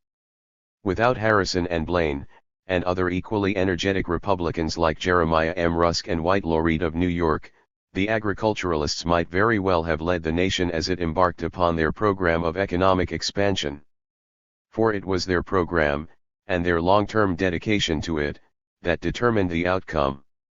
Blaine, Harrison, and the others merely understood and accepted what had been wrought by the agricultural majority, and then adopted 319. 320. And adapted it for the entire political economy. Their commitment to that political and economic strategy emerged clearly during the presidential campaign of 1888, and they affirmed the decision despite the wrenching struggle it produced within the Republican Party, and despite its short-run failure to satisfy the agriculturalists. Their analysis and faith were justified, however, within 6 years. For they had taken the initiative in defining and acting on the alternatives within the expansionist outlook developed by the majority. That placed all other groups, and particularly the more militantly reformist wing of the farm protest movement, at a disadvantage they never overcame. The Blaine-Harrison wing of the party faced a similar danger after President Cleveland's tariff message of December 1887, and they might not have recovered the initiative if the expansionist version of the low tariff argument had been accepted as the doctrine of the Democratic Party. Even Blaine was undecided about how to counter the challenge. His first response, most probably determined by a concern to protect his position with metropolitan high tariff leaders, stressed the home market point. One, he very badly wanted to be president, and that early reaction appears as an effort to ensure his renomination. He quickly dropped that tactic in the face of the widespread ferment within the party and throughout the agricultural South and West. For in addition to the strong support for Harrison as the next nominee, there was considerable interest in such men as Walter Quinton Gresham and Rusk. Gresham won approval for his understanding of the importance of the transportation issue and for his opposition to railroad abuses, for his independence of metropolitan interests, and for his refusal to dam the Silverites out of hand. He was pushed very hard by Teller of Colorado and other party leaders in Nebraska. 2 Rusk, a close friend of Garfield who had been offered a diplomatic post by Blaine in 1881, made his career as a two-term governor of Wisconsin who fully comprehended the vital role of market expansion in the well-being of the agricultural businessmen. 3 Rusk through his support to Harrison, an unusually intelligent and shrewd lawyer-politician who knew the problems and the temper of the farmers through his service in the Congress, and through his relationship with his son, Russell Harrison, a rancher and newspaperman who served as secretary of the Montana Stock Growers Association for more than a decade. As a political operator, Harrison could be hard and yet respect the pragmatic limits of ruthlessness. He knew when to draw back from those actions, as one Westerner described them, that might be sliding the steel a little too deep for. Combined with his personal reserve and his involvement in his private life, Harrison's abilities and toughness provoked some contemporaries to angry opposition. But those characteristics also enabled him to perform very effectively as a campaigner when he chose to engage his talents and energy in that phase of politics. That was demonstrated as early as the Republican convention, where it became apparent that Harrison was the choice of a coalition of metropolitans and Westerners who favored market expansion. One such man was Senator George Frisbee Hoar of Massachusetts. He began shortly after the Republican gains in 1886 to emphasize the need for policies designed to help Western farmers to send their grain to Europe. The problem of our statesmen today is to maintain the Western farmer in comfort, in honor, and in wealth by a business in which he is forced to underbid the naked Oriental. Such was also necessary to maintain the balance of trade that underpinned the entire economy. 5 Another supporter was Senator Plum of Kansas who, along with Kasson of Iowa, had pushed such market expansion for a decade. Perhaps the most illuminating indicator of what was happening within the hierarchy of the party came when Senator Sherman turned to overseas economic expansion as a way of solving the silver and agricultural problem. 6 The selection of Levi P. Morton of New York as vice presidential candidate provided another sure indicator of the outlook of those who backed Harrison. Morton had long been involved in international trade and finance, and like Rusk had been on the diplomatic list prepared by President Garfield and Secretary of State Blaine. While Morton was a gold man, his argument hinged on the advantage that gold offered in winning markets for cotton, wheat, corn, flour, and in making New York the clearinghouse for the commercial exchanges of the world. 7. That spirit was also apparent in the platform. 4. While it reasserted the value of a high tariff, it also stressed the need for prompt action in strengthening the Navy and building a merchant marine as part of opening new and direct markets for our produce. That theme was reiterated extension into better markets as part of the tough attack on Cleveland's foreign policy for its inefficiency and its cowardice. McKinley even charged that the Democrats served the interests of Europe. 8. Harrison quickly made it clear that he would emphasize market expansion rather than the high tariff. He was no doubt influenced by the steady reports of trouble in the West. Alliance men from Nebraska, complaining that agriculture was greatly depressed, asserted that the condition could be controlled by legislation and demanded action on money, transportation, and markets. One of Rusk's friends in Wisconsin cautioned that the Grangers can be heard at the outside door. And Senator Plum and Medill of the Chicago Tribune explicitly warned that the tariff would be especially obnoxious in the West. And is going to hurt us materially. If it is not in some way qual. 322. If I'd 9. Harrison was also guided by the views of Reed and Blaine, who understood the problem and pushed market expansion as the answer. It is apparent, however, that Harrison had been thinking within that framework for most of the decade. Stanton J. Peel of Indiana, for example, one of his earliest supporters for the nomination, spoke directly in that idiom to Casson just before the campaign was launched. "We must recognize the outward march of our industrial enterprises, and as a progressive people, we must recognize changed conditions." 10. Harrison left no doubt about the matter once he opened his front porch campaign. "We do not intend to be contented with our market," he declared. "We should seek to promote closer and more friendly commercial relations with the Central and South American states." 11. That theme, so reminiscent of Blaine, was the central message of his speeches to the hundreds of delegations that visited him in Indianapolis. Defining himself as a student of markets rather than a scholastic theorist, Harrison repeatedly called for market expansion furthered by a merchant marine and protected by a navy. The chief rival and enemy was the British Empire. Harrison's stay-at-home campaign was extremely effective. "We could safely close these headquarters," reported one Easterner, "and he would elect himself." 12. That was an exaggeration born of elation, but the delegations that were excited by their trip and aroused by the candidate did prove effective when they returned home. 13. But Blaine was also sought by many local leaders in the West and responded with some of the most effective speaking of his career. 14. Once defeated for the nomination, indeed, Blaine relaxed and thoroughly enjoyed the battle against Cleveland and Bayard. "Your election," he enthused to Harrison, "will seal our industrial independence as the Declaration of '76. Saved our political independence." That was the spirit of his own effort. "I have now just left him after his lunch," recounted Mrs. Blaine on one occasion, "roast lamb, cabbage, stewed rhubarb and cream, whiskey and water, and crackers and cheese," reading aloud Ingalls' screed in the North American Review on Cleveland.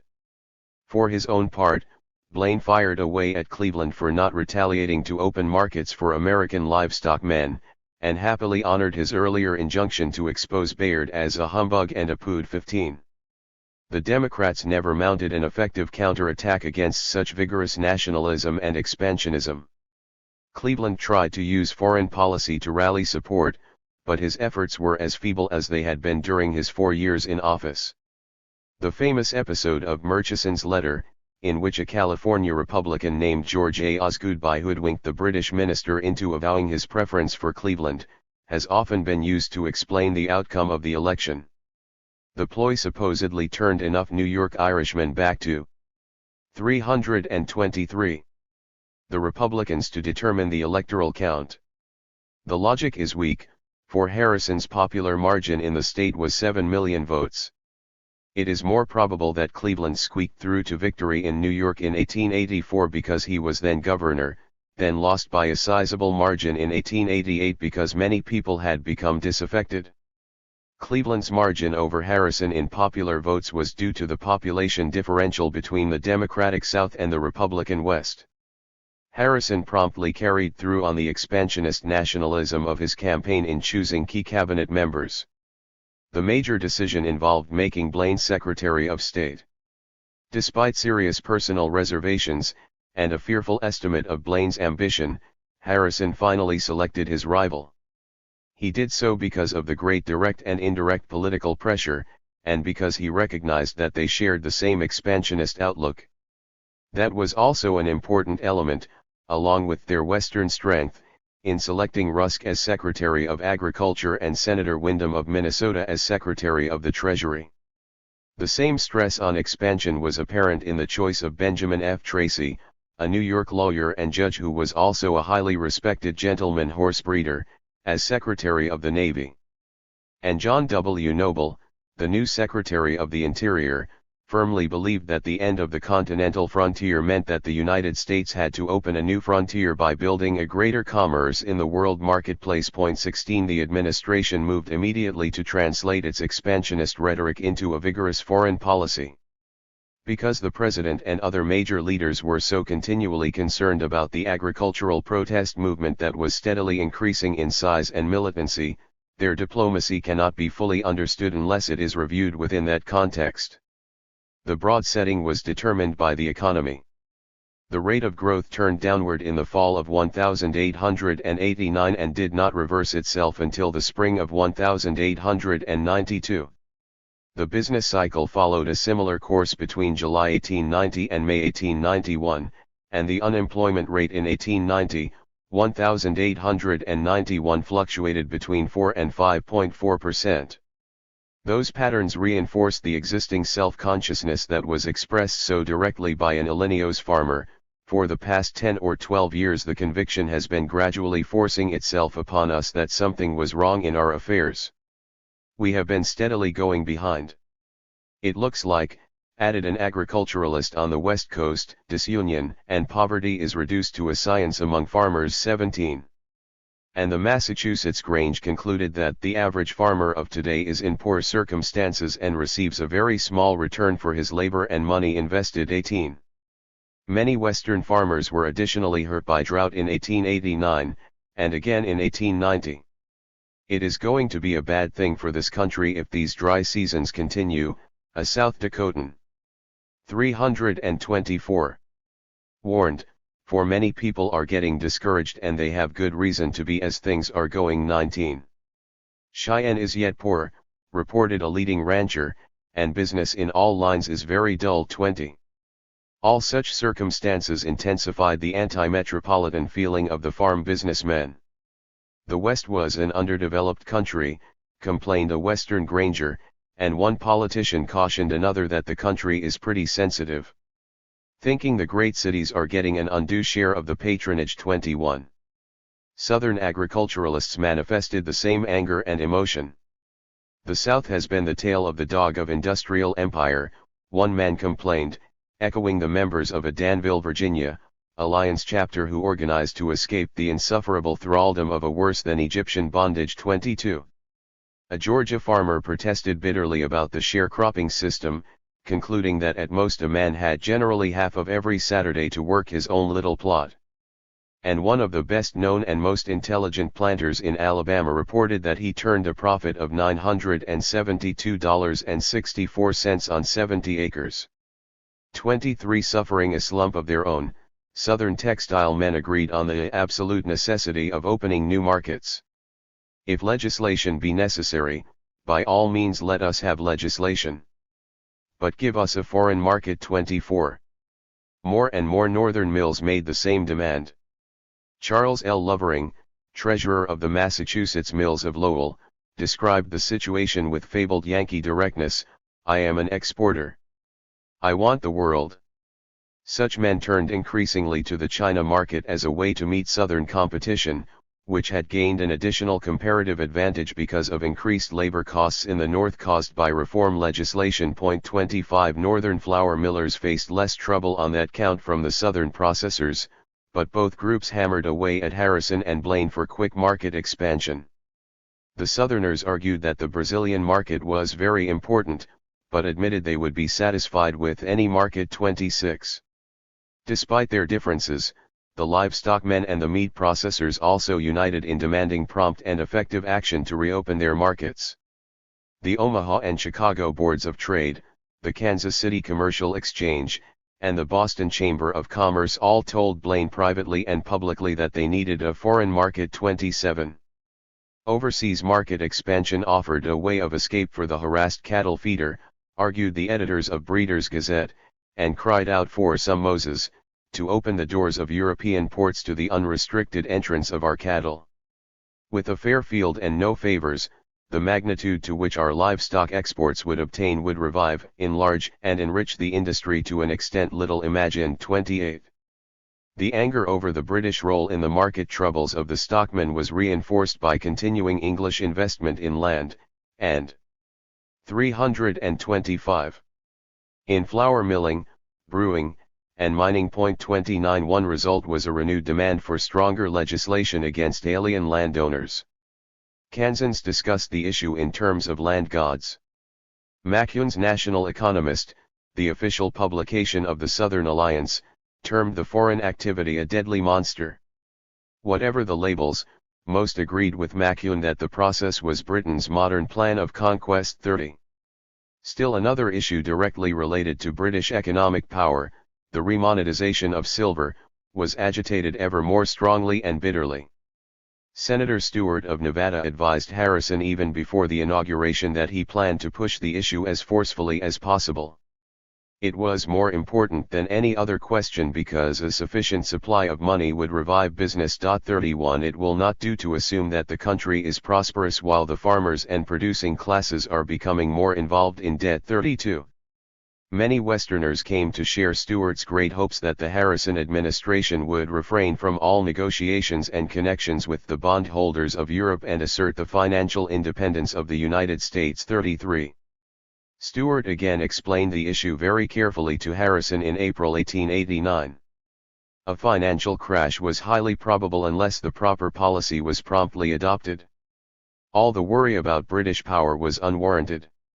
The United States, without the cooperation of any other nation, can raise the price of silver to par with gold at the ratio of 16:1. That would help everyone, and particularly our farmers who suffer from Indian competition. If that was not done, the result would be stagnation and despair. There is no reason why the United States should allow England to longer dictate our financial policy. Financial independence is almost as essential to the prosperity of this country as political independence. 34 Even the Indiana Grange agreed with Stewart, and the president's political advisers warned him that he must go faster because the southern and western farm businessmen were organizing a revolt. 35 That became dramatically apparent in June 1889 when Senator Plum's free coinage amendment passed by a wide margin. And, while not as shocking, the demands for other assistance in the marketplace nevertheless underscored the widespread concern for economic expansion. The National Grange called for a consular system improved to help the disposal of our surplus agricultural products, for example, and Westerners renewed the call for action on an Isthmian canal. That would do more toward cheapening freight, asserted the editor of the Pacific Rural Press, than 2 interstate commissions. 36 Others continued to press the attack on the railroads, however, and intensified the demand for an American merchant marine. 37 The Pacific Coast Commercial Conference, which involved agricultural interests and flour millers, asked for the same kind of government. 326 Aid favored by the Farmers' National Congress. And the Interstate Deep Harbor Movement, composed of delegates from 18 states west of the Mississippi, called for subsidies sufficient to create a Gulf port that could end the enormous loss in transportation expense. The editors of the Springfield, Illinois, Republican did not exaggerate. Our farmers and stockmen are ready to honor the man who will solve this question of transportation so that cheap, safe, and rapid steamship communications may be had with the nations of Central and South America. 38 Whatever the emphasis, whatever the specific proposal, the farm businessmen were manifesting a new urgency, stridency, and militancy. The promotion of agriculture, announced the National Grange, had become the nation's highest priority. America should become a more powerful nation, and take the advance of all the nations of the earth. We demand of Congress that every just facility shall be granted for the purpose.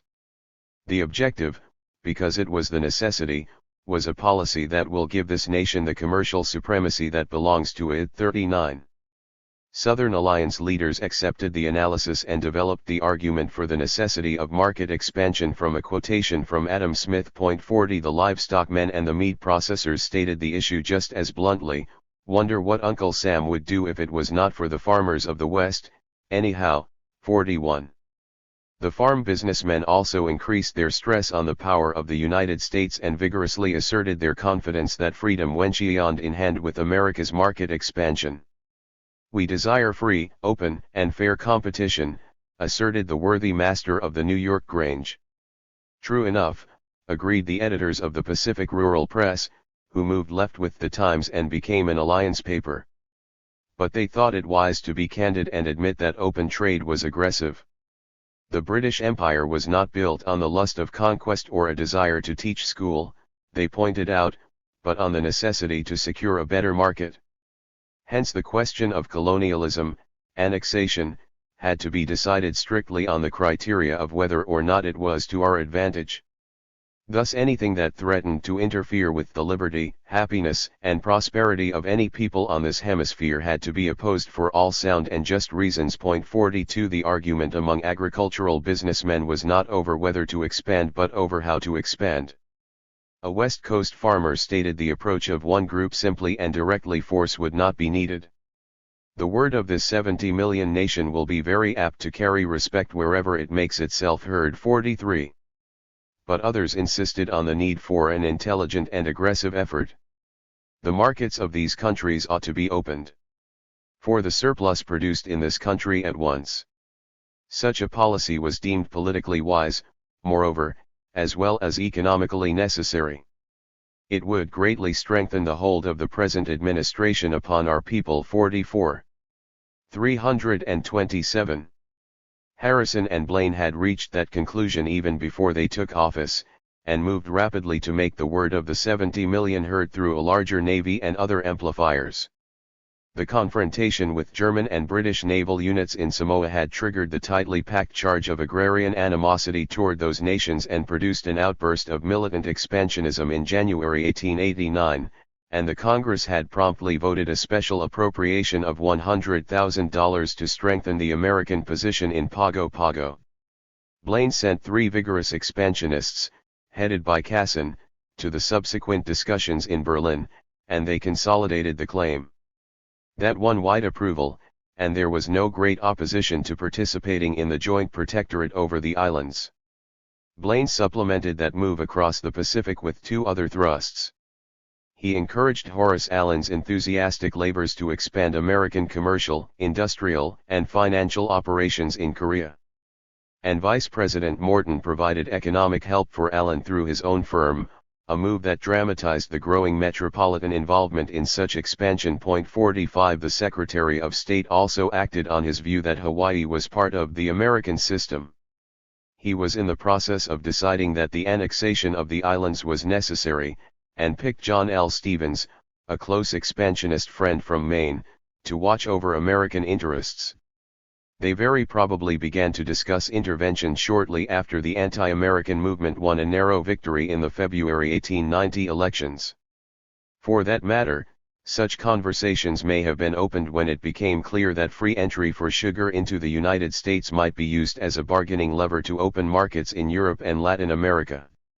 It was apparent that any change in the laws on sugar imports would affect the tight economic relationship between the United States and Hawaii. In any event, Blaine tried to win Hawaiian approval for a protectorate. The proposed agreement included a proviso granting the United States the right to land military forces at its own discretion. The rejection of that approach only intensified the concern to maintain control. The Harrison-Blaine strategy of using sugar to expand markets for American surpluses developed through the convergence of 4 factors, all of which involved the agricultural businessmen. One was the long agitation for reciprocity treaties that had engaged farmers as well as manufacturers, and which Blaine and Garfield had sought to focus on Latin America. The second was the ultimately successful campaign, in which the agriculturalists played a major role, for the Pan-American Conference that Arthur and Frelinghuysen had cancelled. The third was the acceptance of the agriculturalists' expansionist outlook by the majority of the metropolis. And the fourth was the surging protest movement that underscored the need for quick and effective action to open new markets. 328. Blaine and Harrison viewed the Pan-American Conference as a major opportunity to implement the expansionist outlook and thereby resolve many economic and political problems. 46 The vigorous interest and enthusiasm manifested by farmers and processors, as well as the continued warnings from political advisors, reinforced that approach. 47 Cattlemen considered the conference of vital importance. The Mississippi Valley Wheat Growers Association, which was also concerned about pork exports, thought it a first step to control the markets of the world. The Omaha Board of Trade and the Chicago Produce Exchange cordially endorsed the meeting, and other Westerners added their approval. Flour millers and cotton textile men, deeply interested, discussed our commercial occupation of such markets as a necessary, temperate, and substantial maintenance of our Monroe Doctrine. and one particularly excited individual offered his might to help on the conquest commercially of South America. 48. Harrison tapped another source of support when the conference opened in October 1889 by asking the Congress to expand the merchant marine through mail subsidy legislation. That further sharpened the focus on market expansion and reinforced the interest in the conference. Agricultural businessmen responded enthusiastically. Groups from Ohio to Kansas, and from Wisconsin to Louisiana, favored action that would break British power over a market that rightly belongs to the American producers. There is no time to be lost, the Pacific Coast Commercial Conference warned. American interests are spreading. Those men, wanting to be wholly independent of England, demanded equal terms in the open market. Cincinnati spokesmen, concerned for America's rightful supremacy, were pointing for the trade of China, Japan, India. And the National Economist added its plea for a subsidy. The supreme need of the farming class is a foreign market. 49. Blaine neatly outlined his approach to the conference by listing his priorities in ascending order. A great gain would be the increase in common confidence. A greater gain would be to draw the people of all American nations into closer acquaintance. The greatest gain would be the proper regulation of commercial relations. 50. His original strategy called for establishing American predominance through a customs union, but the conference rejected that plan in favor of reciprocity treaties. Blaine and other American leaders promptly seized upon that proposal and made it into the grand strategy of the Harrison administration for solving the problems of the political economy through overseas market expansion. The necessity of effective action became urgent during the winter of 1889 to 1890 because the farm businessmen began to seize the initiative. The normally conservative members of the National Farmers Congress shifted to blunt attacks on the self-respect of the governed. 329. Meant for failing to act with a strong hand against rivals who were appropriating trade and thereby threatening great danger to our interests. The National Grange, weary of the gloomy lot of the farmer, resolved for free silver and demanded new markets, new exchanges, and increased opportunities for exports. 51 And the founding of the Trans-Mississippi Commercial Congress indicated that stockmen, flour millers, and other agricultural businessmen were overriding their differences to present a solid front against the metropolis. But the most portentous development involved the simultaneous December meetings in St. Louis of the Southern Alliance, the Northern Alliance, the Farmers Mutual Benefit Association, and the Colored Farmers National Alliance. William Alfred Peffer, an influential newspaper editor and a longtime Republican leader of farm businessmen in Kansas, provided the nation with an excellent summary of what was happening that same month. There is a feeling of unrest among the farmers of this country, he announced bluntly, and they are forming local, county, state, and national associations, in a common effort to improve their condition. The policies of the metropolis, arbitrary, inequitable, and unjust, had produced a determined movement to remedy these wrongs, to obtain their just proportion of the profits arising from their labor, and to restore themselves to their normal place among their fellow men. It was the greatest revolution ever peacefully inaugurated. 52. The joint conference that evolved in St. Louis documented that analysis with demands for the remonetization of silver, for the improvement and control of transportation, for an end to alien land ownership, and for a better system of handling and disposing of what we produce. 53. The latter proposal offers a vital insight into the outlook of the agricultural reformers, for it was a plan to establish facilities for storing commodity crops and thereby controlling the world marketplace and its prices. Though they offered it first for cotton, the advocates soon included wheat and other crops.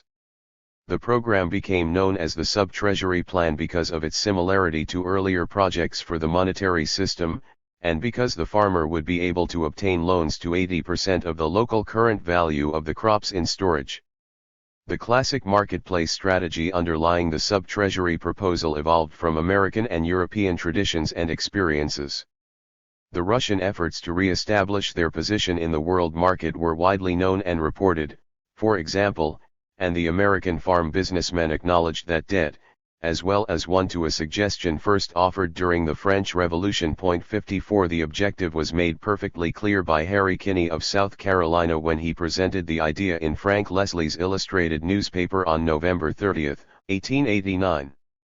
The practical result of the plan would be to prevent the liver. 330. Pool cotton exchange from dictating the price of our product. Farm businessmen were of course attracted by the tactical benefit of obtaining an immediate return on their annual investment, but control of the marketplace was essential to win that gain. As Harry Tracy explained in detailing the project to Alliance members, the aim was to replace British control with American control.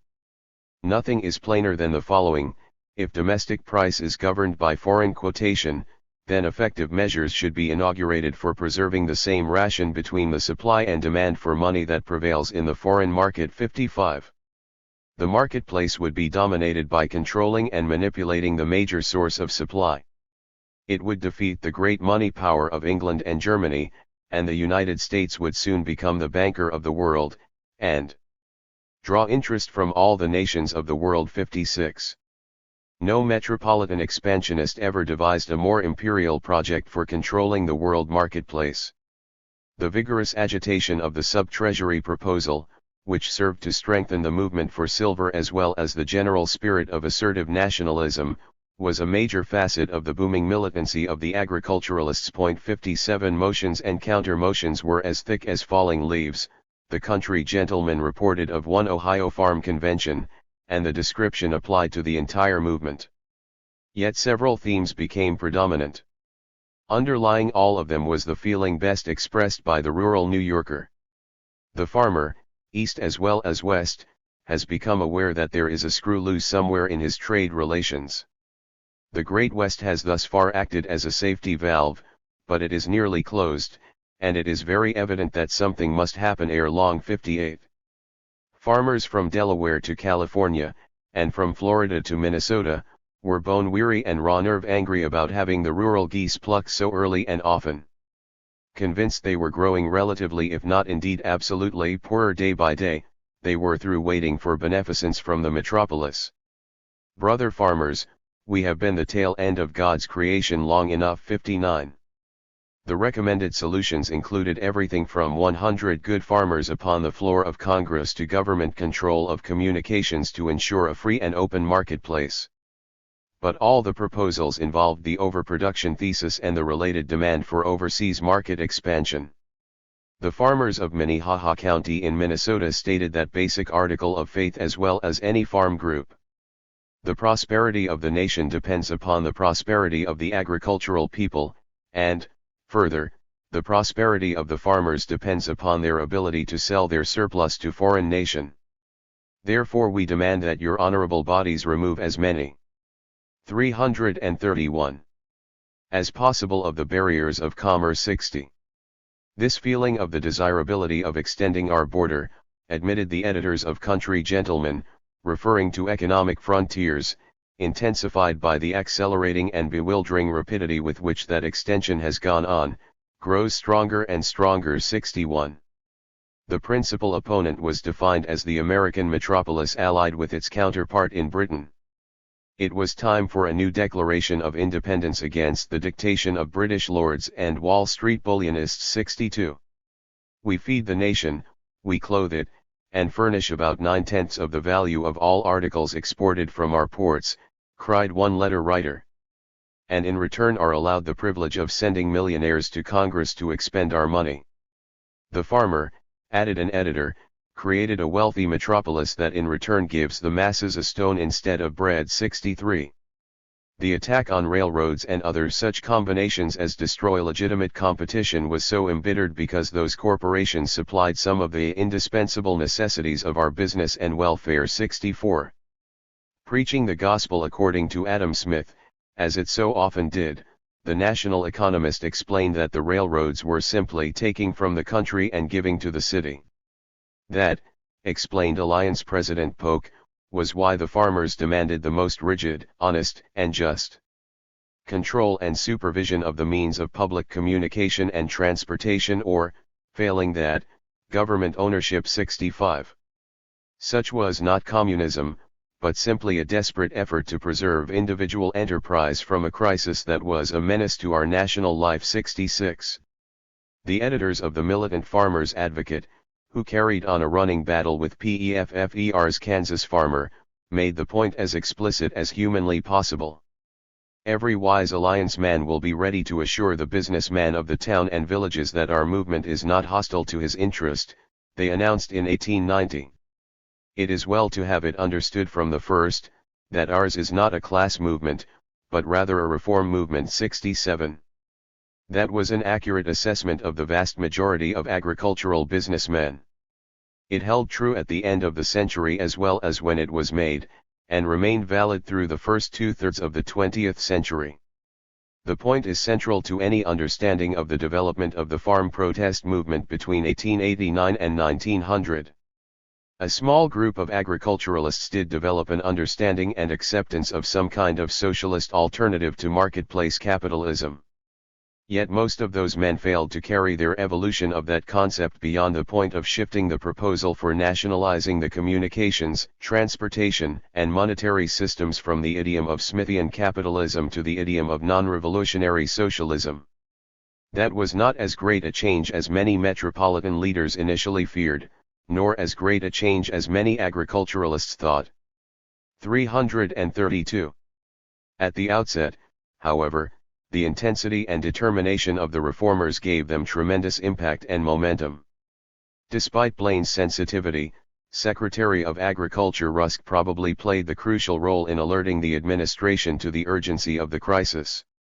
President Harrison indicated such was the case, and the record supports that analysis.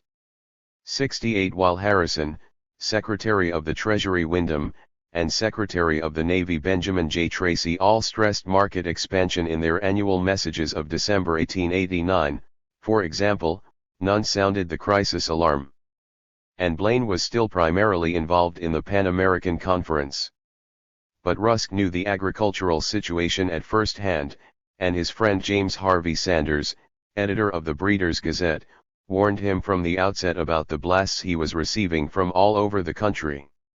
Rusk went immediately to the cabinet with the unhappy news. 69. He also alerted Whitelaw Reid, minister to France. 70. Between speeches to various farm groups, Rusk asked Blaine to take especial pains to use the consular service to help the farmers find markets. 71. He likewise pleaded strongly for congressional help, an effort that had an important part in forcing the meat inspection bill introduced by Senator Edmunds to the floor for consideration on February 11, 1890. 72. That was not enough to satisfy the livestock men, however, for they had watched many a piece of proposed legislation wither and die in the heat of metropolitan opposition, or freeze to death in the winter of its indifference.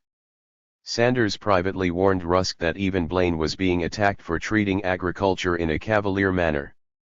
Then, the next day, he publicly criticized the administration for a lack of action that was little short of suicidal. The issue was one of will not power or possibility. 73. Rusk shortly told Blaine that it was extremely important that we should increase our exports of live animals and meat products. 74.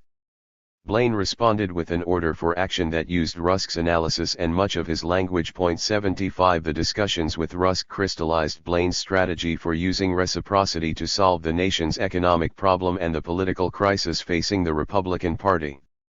Rusk spoke publicly of his pressure on Blaine. Reid came home from Paris, and Senators Plum and Allison jammed the meat inspection bill through the Senate. 76. Then Blaine made an emotional personal plea to the McKinley wing of the party to write the reciprocity strategy into the tariff bill before the House sent the measure to the Senate. 77. The effort failed. The subsequent talks among Secretaries Rusk and Blaine, Senators Plum and Allison, and Minister Reid and President Harrison were unfortunately unrecorded. But the essence of the story can be reconstructed. The force exerted by the agricultural businessmen, and the Democratic attempt led by Senator Voorhees of Indiana and Representative Mills. 333. Of Texas to take leadership of the movement, forced the Harrison Group to use increasingly powerful pressure on the reluctant Republican metropolitans. The farmers, the Chicago Tribune remarked with characteristic bluntness, have the call in this Congress 78. A significant number of farm groups, including some Grange and Alliance chapters, favored the export bounty plan advocated by Lubin. 79 Others stressed reciprocity treaties, a policy of spirited retaliation, or a combination of the two approaches. But, whatever the proposal, the theme was to do everything possible. 80. As Senator Voorhees and other Democrats perceived, there was a deep, strong current of discontent, anxiety, and alarm. And that current is growing swifter, stronger, and more threatening every hour. The spirit of unrest, irritation, and reproach is abroad amongst the tillers of the soil to an extent never before known in American history. Then he turned to the attack. Where is that home market? The farmer is hunting for it. Home market. What lies have been told in its name? 81. Republicans had been fearfully anticipating that assault for 2 months, their letterboxes overflowing with ominous warnings. 82.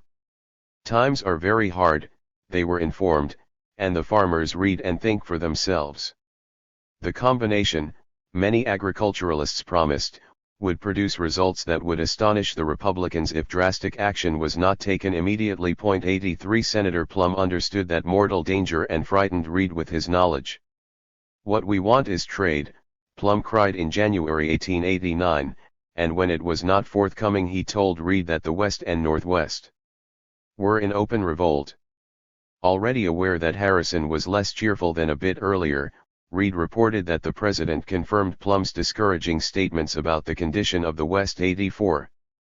The only possibility of holding the agricultural businessmen, and thereby maintaining metropolitan control of the political economy, was in defeating the metropolitans who were either too narrow or too uncomprehending to accept the policies that were necessary. The president and others knew that the effort would produce what one Western Republican accurately called a political explosion within the party, but they proceeded with the assault. 85 Aided by such old friends and expansionist allies as Representative Hitt of Illinois, Blaine attacked McKinley on April 10, 1890. The secretary told him bluntly that the tariff bill was injudicious from beginning to end, and that it would protect the Republican Party into speedy retirement. 86. Reed and Rusk joined the battle with public and private salvos. 87 Clearly on the defensive, McKinley parried for time. Complaining that we have been beaten in every instance that reciprocity was attempted, he asserted that the drawback provision in his tariff bill did enable exporters to go out and capture the markets of the world. 88. 334. McKinley was understandably uncertain about how the metropolitan powers of the party would divide on the issue, and he was hedging until that crucial information could be obtained. Mills immediately moved in to destroy a divided opponent by stressing overseas market expansion. That was the real question, and the farmers now understood that the Democrats would open the way to the foreign market. I want you to pass your bill, he taunted McKinley, and go with it out west. You will hear a storm that will be worse than a Nebraska cyclone blowing around your heads. 89. And that was precisely what the Harrison Group feared when the House passed McKinley's bill on May 21 without a reciprocity clause. They recovered some ground, however, when the Congress finally passed the Sherman antitrust law 6 weeks later. The crucial factor was not the bill itself, or even the generally favorable response among agriculturalists. The vital point was the indication that the metropolitan conservatives were willing to compromise. For while it carried Sherman's name, the legislation was largely written by corporation lawyers and other metropolitan leaders in prolonged collaboration with the Senate Finance Committee. Its value as a deterrent to the concentration and consolidation of metropolitan economic power was highly questionable from the outset. But it was significant in the more general context because it represented a metropolitan willingness to enact the fundamental axiom of the political economy of the agricultural majority into federal law. As a measure to protect trade and commerce against unlawful restraints and monopolies, the legislation gave official sanction to the traditional demand of the farm businessmen for a fair field and no favor. Harrison and his allies faced more difficulty in persuading their metropolitan associates to accept a new silver law. Yet that was essential. Led by Senator Stewart and Teller, the Silverites knew the swelling demand for remonetization gave them the power to create chaos if the gold men refused to compromise. The excitement of the West is not temporary, Stewart noted simply. The people will have relief or know the reason why. He was therefore adamant. There will be no tariff legislation this session unless a silver bill is passed. 90. Stewart's position was further strengthened by the continuing agitation for stronger alien land legislation. The failure of the Congress to toughen the law of 1887 led many states to pass their own legislation, and the movement was increasingly tied to the silver issues. 91 Representative Edward Payson Allen of Michigan explained the argument very neatly when presenting a Grange petition. The early remonetization of silver would have fenced out foreign capital and given our own people the benefit of the interest and dividends. 92. The expansionist nationalism of the silver campaign was assertively displayed during the National Silver Convention of November 1889. 335. In St. Louis, gold was variously described as the lever of British supremacy and the cause of American stagnation. "We ought to have this trade," shouted Bland, and called for the election of politicians with the courage of men, statesmen, not the timidity of mice. "The United States can play a lone hand," agreed Edward D. Stark of Ohio, "and ask no odds of any nation on the globe. Some of us here will see this country assume the commercial and monetary hegemony of the world." 93. That imperial outlook was rapidly becoming the primary theme of the silver campaign. The domestic benefits of remonetization were not discounted or ignored, but the movement was arguing that no such gains could be harvested until the Wall Street-London axis was defeated. That analysis reinforced the already powerful thrust for markets. "Rally to the flag of American freemen," came the rebel yell from Arkansas. "Go to work at once, before the British conspirators force you into cruel serfdom. Let us abandon English and Germans as our financial schoolmasters," another told Allison. "New York will become the exchange capital for the world," summarized Bland, as he paraphrased John Quincy Adams' old cry to cease being a cockboat in the wake of the British man of war. "Stop being simply tail to the London kite." 94. Harrison and Blaine agreed with that sentiment, and also understood the theoretical argument for using silver to increase the money supply and ease the troubles of the economy. And, confronted with Stewart's ultimatum, they mustered enough metropolitan support to pass the Sherman Silver Purchase Act of July 14, 1890, which required the government to buy 4.5 million ounces of silver each month and pay for it with treasury notes redeemable in silver as well as gold. Many businessmen, moreover, were urgent and most anxious to win some kind of international agreement on bimetallism. "Everything in reason will be done," Harrison promised, "and I hope an easier money market will be the result both for business and political considerations." 95.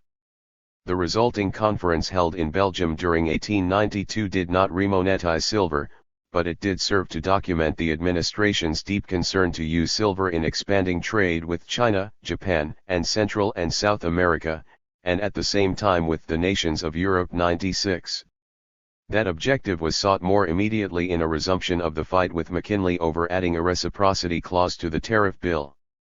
McKinley may well have been impressed by the metropolitan action on the antitrust and silver issues even before the Harrison-Blaine group and the farmers mounted an offensive to persuade him that it was time to move on market expansion.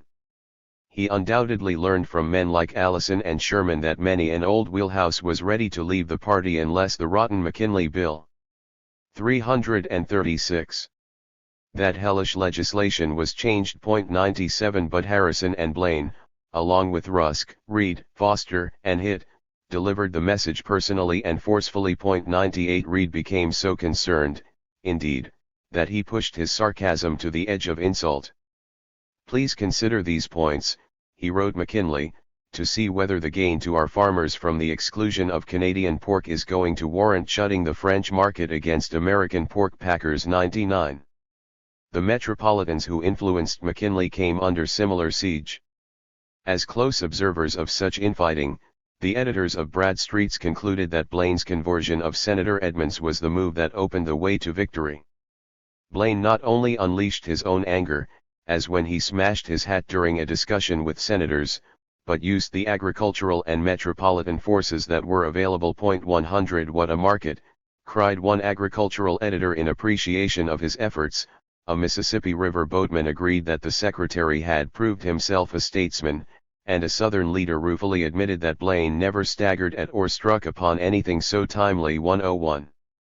Senator Cushman Kellogg Davis of Minnesota explained the agricultural support in one pithy sentence: "It is the conviction of the American people that we should seek other opportunities than the home market." 102. Blaine's awareness of the need for metropolitan support prompted him to balance his appeal to the West with assurances to the manufacturers. His own vigorous efforts were reinforced by those of Senators Hale, Fry, and Aldrich, and Representative Hewitt. 103 The uneasiness manifested by many bankers and other financial leaders also contributed to the Secretary's success, as did strong backing from meat and flour processors and cotton textile men. 104 The final version of the tariff bill contained a reciprocity section delegating power to the president to use carrot-and-stick diplomacy to expand American markets. He could authorize free entry for the sugar from those countries that granted American exports similar privileges. That meant the Republicans could offer the farmer cheap sugar and export markets in countering Cleveland's promise of free raw materials and markets to metropolitan manufacturers. It represented a classic capitalist effort to resolve internal political and economic problems through overseas market expansion, and the Harrison administration tried very hard to use it to open European markets for meat products before the congressional elections in November. That maneuver had been mentioned by Reed as early as June 1890, and Rusk may have pushed the strategy a bit earlier. 105 Reed seems to have carried the fight, however, explaining bluntly that the stake is so big. Besides the political advantage for the administration. 337. Just now. 106. His efforts, reinforced by the interest of farm businessmen in using reciprocity as a weapon of retaliation, won active aid from Blaine. 107 Rusk supplied additional persuasion, and the battle was carried directly to McKinley in the last stages of the fight over the tariff. 108 The argument may have helped win the battle for reciprocity per se, but that victory came too late to help the Harrison-Blaine group in the elections of 1890. Nothing could have saved the Republicans in November 1890. The party was divided. The Harrison administration had not delivered enough tangible rewards to satisfy the Silverites or other market expansionists, and the agricultural protest movement had reached a crescendo. The disgruntled Republican farmers who joined the Democrats or the new populist parties were the primary factor in the defeat. The First People's Party was organized by Texans in June, and others were created in Nebraska, Colorado, South Dakota, North Dakota, and Minnesota in time for the election. One Republican noted early that the alliance is making considerable progress, adding a resigned but revealing comment about the defectors: "It is the old gang and I can expect nothing from them." 109. The Republicans did the best they could by papering over the Blaine-McKinley fight, and by stressing the future benefits of the reciprocity legislation. 110 Others accurately realized that the benefits from the reciprocal trade strategy would not appear soon enough to help. 111 They argued that the combination of a very dry summer in much of the West and high mortgages was simply too much to overcome. 112 And some felt that the Harrison-Blaine effort to help the black man and rebuild Republican strength in the South through a strong election control bill would hurt the party with Western farmers. One observer reported that Blaine himself argued that the party should change its strategy and cultivate the Southern alliance. 113 And it seems very unlikely that Western farmers waxed enthusiastic about risking their coalition with Southern white agriculturalists in order to pass a law that they were inclined to resent as a further extension of metropolitan power and authority. Though strongly backed by Harrison and Blaine, the election control bill had barely squeaked through the House in July 1890, and it had been shelved in the Senate. 114 Whatever its role in the election, the measure was killed by the Democratic victory and the momentum of the farm protest movement. For while they increased their margin in the Senate, the Republicans were swamped in the House. "Our election disaster," Harrison Riley commented, "is too large a topic for a Sunday evening letter. If the alliance can pull 1/2 of our Republican voters in such states as Kansas and Nebraska, Our future is not cheerful. Rusk bluntly called it a political blizzard, a disaster. And another, admitting the party was very badly beaten. 338. Feared that one more such may prove a very great defeat, the end of the party. 115. His point was clear, for in the crucial states of Indiana, Illinois, Iowa, Kansas, Nebraska, and Minnesota, the Republicans suffered an exact reversal. They had elected 44 representatives from those states in 1888, but in 1890 the Democrats and Populists carried that many districts, and the Republicans in 1890 claimed 3 less than the Democrats had in 1888. We must pass some legislation which will be distinctly in the interest of the farmers in the central and western states, ran one of many similar warnings from party leaders. You have no idea of the strength of this feeling. 116. Though he was undoubtedly surprised by the extent of the defeat, Harrison did have a clear sense of the situation. And, despite estimates from some advisers that Blaine's attack on McKinley had lost many votes, the president immediately and unequivocally reasserted his commitment to the strategy of overseas market expansion and to reciprocity treaties and related measures as the proper tactics. Representative government, he noted pointedly, makes it imperative that we shall save our working people from the agitations and distresses which scant work and wages that have no margin for comfort always beget. That lesson had been driven home to a very unusual degree by agitation and organization among farmers looking to an increase in the profits of their business. Overseas markets, so directly helpful to the farmer, would therefore be further and very largely increased. From the time of my induction into office, he reminded the nation, the duty of using every power and influence given by law for the development of larger markets for our products, especially our farm products, has been kept constantly in mind. No effort has been or will be spared to promote that end, he continued, and pointedly reminded France that good relations with the United States depended upon substantial progress in reopening the market for American meat surpluses. Cuba was of peculiar importance because of the extent and development of our trade. And the nation was called upon with added urgency to improve all transportation routes and services, and to create an inter-American bank to facilitate market expansion in the Western Hemisphere. 117. The agricultural uprising persuaded more metropolitan leaders to accept Harrison's analysis and program. 118. Leonidas Polk of the Southern Alliance was essentially correct in discerning a strong movement toward imperialism within the metropolis. The irony was that the members of the Ocala meeting to which he made that analysis resolved in favor of measures that increased the expansionist momentum. That was the effect of the demands for free silver, the sub-treasury storage system, and transportation reforms, just as it was of the call for further action against alien land ownership. 119. The overhead. 339. In concern of the agricultural businessmen, as the Minnesota Alliance pointed out, was free and open markets. The most important question, Governor Boys of Iowa added, is how to extend the markets. For on that basis, as populist Tom Watson explained, the farmers were confident that the American producer, whether on the farm or in the shop, can knock the hind sights off the producer anywhere else on the face of the earth. 120. Harrison's response to the election was a remarkable cross-country tour organized and executed as a campaign for overseas market expansion.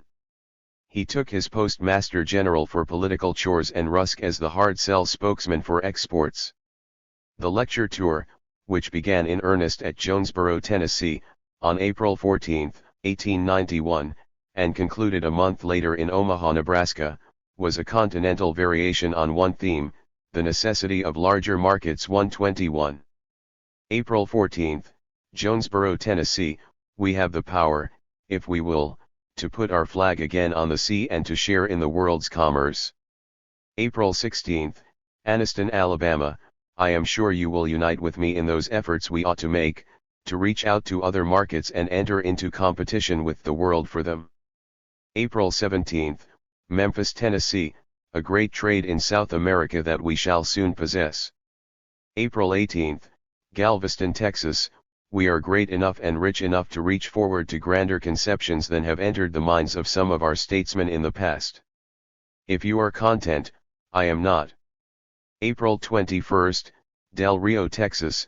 I want to say, from the time of my introduction into office until this hour, I have had before me constantly the need of the American farmer for a larger market for his products. May 8, Seattle, Washington.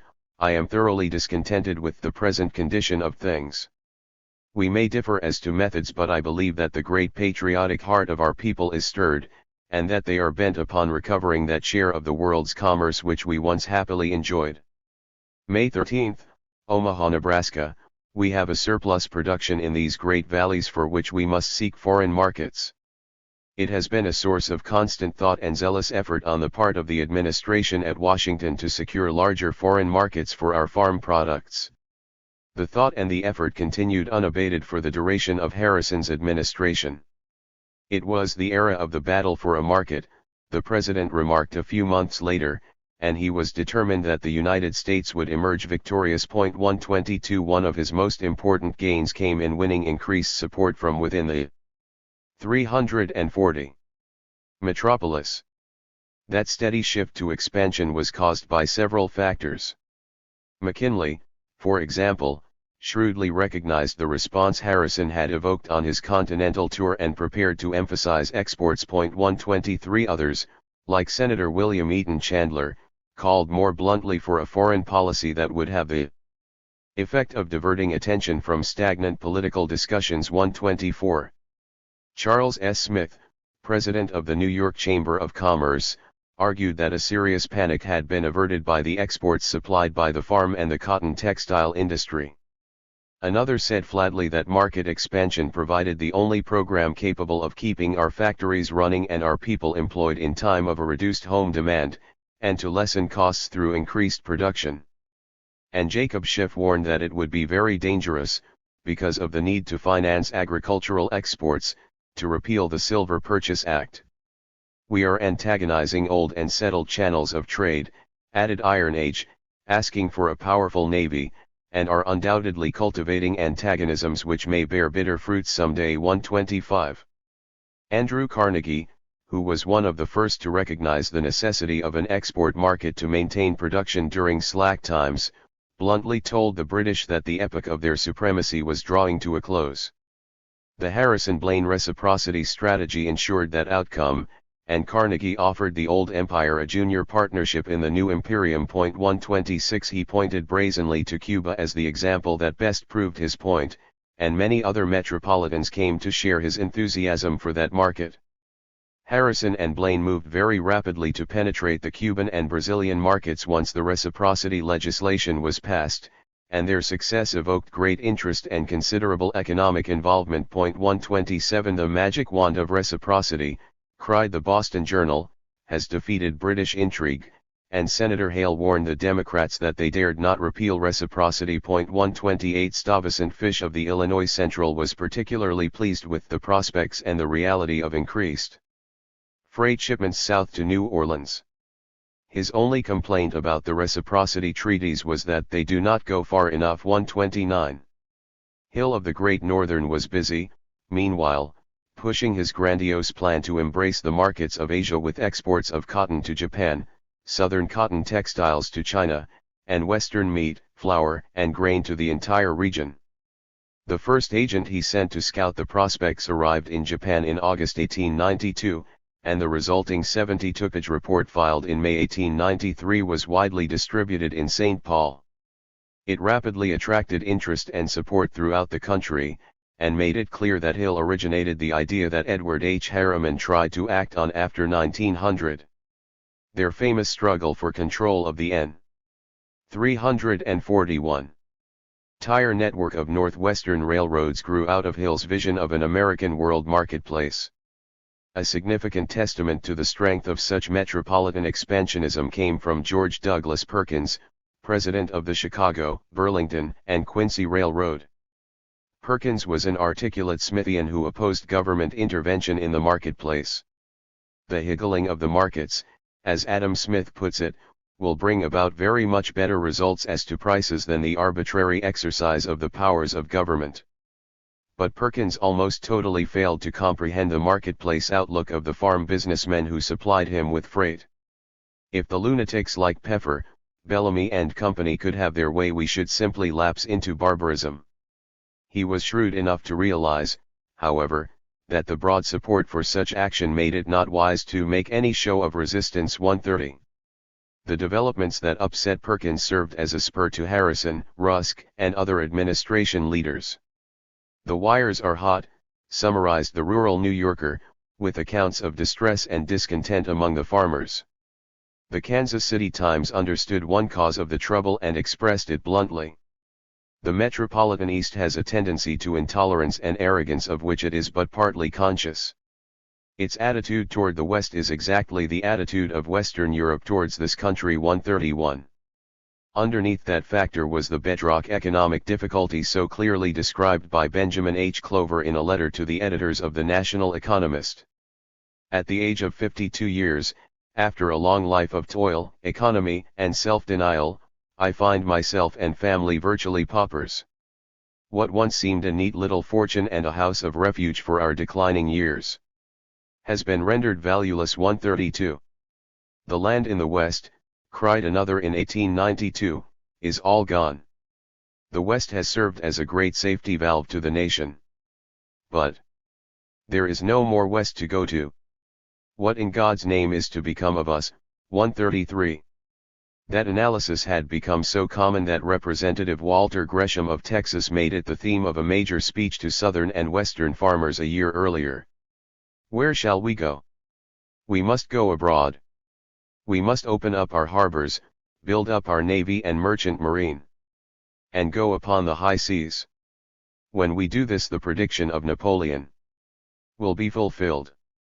When he said, I have now put into the power of the United States to humble Great Britain on the high seas. 134. The frontier thesis was widely agitated by Seward Davis, a Western commercial leader and member of the National Board of Trade, who wrote widely on the basic causes of the agricultural crisis. The manufacturer would have to join the farmer, he explained, in the search for distant markets and stand shoulder to 342. Shoulder in the sharp competition with Europe for the trade of other countries. Our rulers must, in the absence of the safety valve heretofore existing in the public domain, find means of opening distant markets. 135. Davis also discussed the analysis with politicians like Senator Plum, who passed it on to Rusk. 136. Although Democratic spokesmen continued to press for a low tariff as the best method of expanding the marketplace, the administration's reciprocity program began to generate increasing support. 137. Populists and other market expansionists like the Chicago Board of Trade made a more effective point by complaining that reciprocity had neither reopened nor enlarged the vast European markets. 138. But Rusk and others labored very hard, and with growing effectiveness, to counter that criticism. The Secretary thought the duty of the hour was to inaugurate a long-range program of market expansion that would meet the legitimate needs of the farm businessmen, and even viewed foreign markets as one of my hobbies. 139. Rusk also extended government aid to Charles J. Murphy, who had been struggling since 1887 to create a European market for surplus corn. Weary of being treated like a long-haired crank with a flying machine or the recipe of the elixir of life, Murphy finally persuaded the New York Produce Exchange to subsidize his performances in which he cooked and served corn dishes at fairs and exhibitions. He was happy to extend the fruits of American freedom, moreover, and argued that his efforts rendered a philanthropic service worthy of our best endeavors, as well as providing a sane, practical, and speedy benefit to the farming interests. 140. Secretary Rusk approved that integrated approach, and also shared Murphy's desire to penetrate the markets of China, Japan, and British India. 141. Their outlook led directly to a major effort to encourage freedom in Russia while opening a new market there by providing aid for the victims of the famine that became serious in 1891. The Russian relief movement was initiated, however, by Benjamin F. Tillinghast, an editor of the Davenport, Iowa, Democrat who had long been concerned with market expansion for farm businessmen. 142. The plan provided a classic preview of how Americans would combine philanthropy, market expansion, and ideological assertiveness during the 1890s and the 20th century. At the outset, for example, Tillinghast met resistance from those who opposed giving aid to governments that did not qualify as free by American standards. That attitude was reinforced, in all probability, by the slap at Tsarist persecution of Jews by President Harrison and others. But Tillinghast and Governor Boyce overcame such resistance with help from Rusk and the flour millers of Minnesota, who had begun to collect food at the beginning of December. 143 Harrison joined the effort with the suggestion that the government supply free. 343.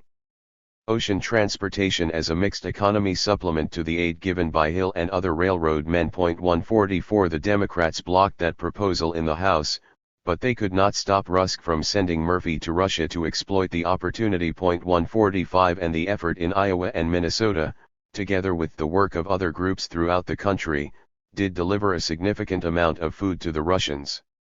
The humanitarian impulse was of course a major factor in the enterprise. But so, also, was the concern with the marketplace benefit. Uncle Sam, summarized the Washington Star, will later on reap an advantage by securing through the introduction of the cereal a new market for his most important crop. Secretary Rusk, according to the report, remarked that the action was like throwing bread upon the waters with a string tied to it. 146. Even if garbled or invented, the comment was typical of Rusk's blunt, single-minded concern with market expansion. Other administration leaders periodically complained that his penchant for the hard line would undo all the long labors to reopen the German and French markets for American meat products. 147 That objective was achieved, however, by using the reciprocity power and the meat inspection system created in 1890, 1891, and the French offered their first serious compromise on December 4. Harrison candidly admitted that he was very anxious to get a market because he knew he was working against time as well as vigorous and effective opponents. 148 That urgency, intensified by the May 1891 convention in Cincinnati that brought populists and other reformers together to discuss a third-party movement, very probably contributed a good bit to Harrison's angry militancy in handling the crisis with Chile, and to Blaine's maneuvers to acquire Hawaii. 149 The president first became involved in the Chilean Revolution that erupted in January 1891 when he detained, as a precautionary measure, a rebel ship loaded with war supplies. Then in May the crew broke free and raced southward from California. Harrison ordered hot pursuit and the Navy finally captured the ship in Chile. The tension increased throughout the summer and erupted on October 16, 1891, in a saloon brawl between American sailors and Chilean hecklers. The president, who was then exploring the possibility of acquiring a naval base in Peru in order to strengthen the American position in the Pacific, was clearly ready to go to war. 150 The general outburst of nationalistic assertiveness, reinforced by similar support from Republican businessmen, prompted the president to overrule Blaine's argument for a more subtle application of power. 151 Harrison's ultimatum was sent on January 21, 1892, and he waited only 4 days before advising the Congress that it was free to declare war. By then, however, Chile had apologized, and some foes of the administration promptly attacked Harrison for unwarranted militancy. The more last 344 ing result was nationalistic satisfaction and an increase in the existing feeling that America was powerful enough to secure its objectives without war. During the height of the Chilean crisis, moreover, Harrison was also seeking a way to consolidate American power in Hawaii. The native resistance to the existing informal American predominance in the islands was increased by the Tariff Act of 1890, which ended Hawaii's special position in the American sugar market. Queen Liliuokalani had made it clear when she took power in January 1891 that she intended to reassert islander control, and she steadily increased her authority and support. But the tariff change also upset American sugar kings, who became ever more convinced that a coup offered the only way to deal with both problems. Blaine alerted Harrison on August 9, 1891, that Hawaii may come up at any unexpected hour. "I hope," he added, "we shall be prepared to decide it in the affirmative." The president was not sure how to handle the situation despite his fear that American power was in jeopardy. He was determined, however, to meet the very apparent and very pressing necessity of maintaining and increasing our hold and influence. 152. By the spring of 1892, the administration was preparing the way for annexation without much concern for secrecy. More or less talk, Bradstreet's reported, has been had lately about a project for the annexation of Hawaii, adding that the chairman of the House Committee on Foreign Affairs has been sounding leading members. 153. The ultimate confrontation over that issue made it clear that the Blaine-Harrison wing of the party had been correct in their estimate that market expansion offered the best strategy for checking the agricultural unrest and maintaining metropolitan control of the country. For the determination to maintain American authority in Hawaii not only moved formerly reluctant metropolitan leaders like McKinley further along toward imperialism, but it brought the populists into a foreign policy coalition with Republicans like Henry Cabot Lodge. That outcome had been foreshadowed in the long campaigns for overseas markets and silver, and the convergence began to become apparent through the winter of 1891 to 1892, as even the National Economist admitted that reciprocity had won a major victory for American farmers. 154. The populists and other agricultural businessmen continued to stress the importance of silver and the sub-treasury program for enlarging and controlling foreign markets, but the Harrison administration eased its way through those issues with a combination of finesse, hard facts, and good fortune. 155. An increasing number of metropolitan leaders, for example, politicians like Henry Cabot Lodge as well as businessmen, were manifesting a more receptive attitude toward 345. Some accommodation on silver. That somewhat blunted the impact of the angry cry that Lombard Street and Wall Street were twin brothers, at least for the moment, particularly as Harrison was able to avoid turning to Wall Street for funds to maintain the Treasury gold reserve. 156. The president encountered less trouble from the sub-treasury proposal because the agriculturalists were divided over its merits, and because its advocates failed to develop a specific plan that was persuasive enough to dramatize the issue and win general support. 157. The split became apparent in the inability to agree on one carefully drafted bill to place before the Congress. The weaknesses were so serious that the legislation was tabled, and the proponents never generated enough popular indignation to revive the proposal. 158. The market expansion of the farm businessmen was more effectively mustered during the 1890 to 1892 debates on trade and the Navy.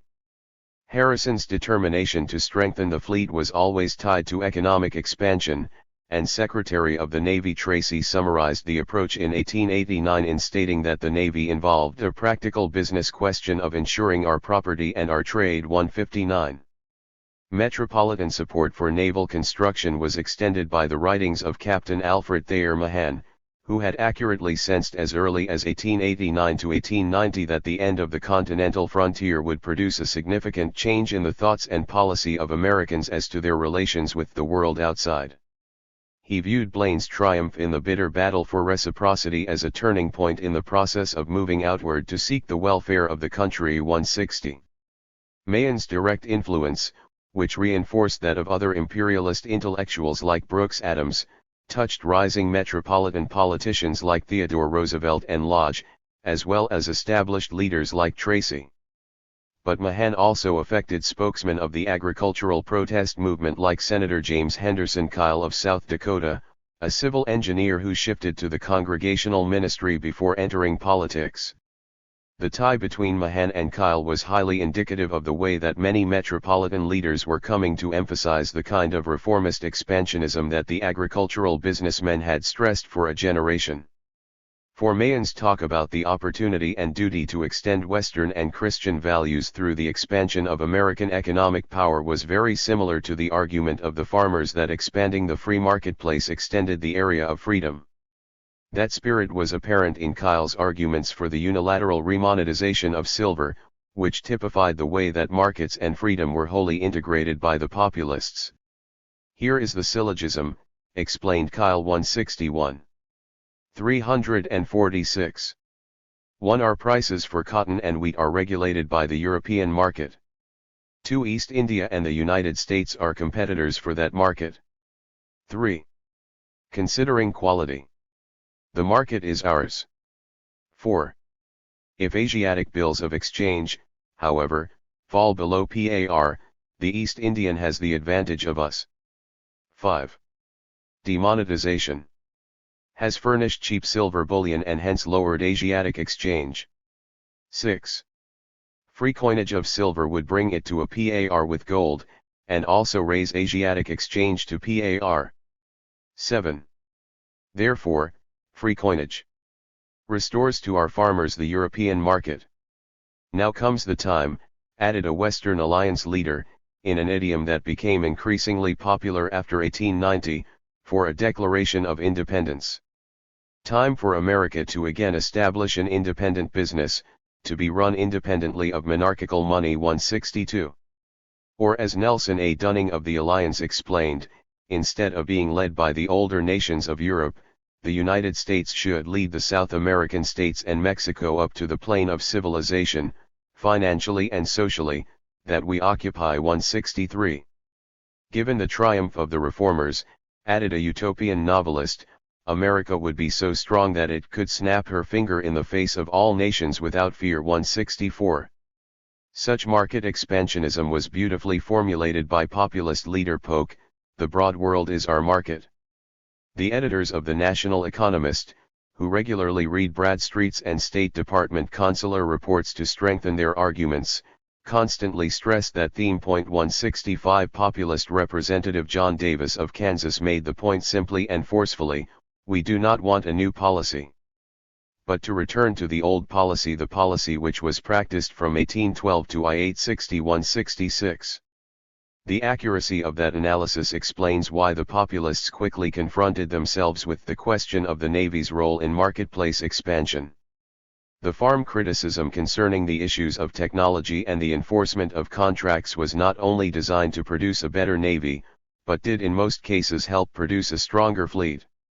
167. The vigorous agricultural support for trade expansion, including an Isthmian canal and a merchant marine, was matched by a disinclination to protest naval appropriations. 168. Many Western spokesmen, like Senator Jonathan Prentice Dolliver of Iowa and Representative Clinton Babbitt of Wisconsin, joined Southerners like Senator Morgan and Representative Hillary Herbert, and Metropolitans like Lodge, in providing active support for what the rural New Yorker and the North Pacific Rural Spirit called the good work of Secretary Tracy and President Harry. 347. Sun. 169. When some conservatives like Herbert misunderstood the nature of agricultural criticism, moreover, populists like Tom Watson promptly advised them they were mistaken. 170. The primary issue at the end of the Harrison administration was whether or not the new Navy met sufficiently the needs of the political economy. One group of agriculturalists argued that it did. America was powerful enough to make any nation slow to provoke or bring on a war, because they knew it would end in disaster to themselves. TL 71 Representative William Jennings Bryan of Nebraska offered a clear statement of the views of that minority. I believe in a sufficient Navy, he explained, adding that we have this now, either in existence or in construction. We do not need more. 172. The momentum toward a larger Navy that was inherent in market expansion was nicely revealed, however, in the assumptions and reasoning of populist Representative Jeremiah Simpson of Kansas. In many respects, Simpson saw deeper than any other major leader of the agricultural protest movement into the dilemma of free marketplace expansion. As he moved ever closer to a final confrontation with the fateful choice between accepting the marketplace as it operated or embarking upon an imperial policy to make it operate as it should, Simpson progressively isolated himself from the imperial consensus that was uniting the metropolis and the country. That process was particularly revealing because at the outset he offered a classic statement of the position of the more militant agricultural reformers.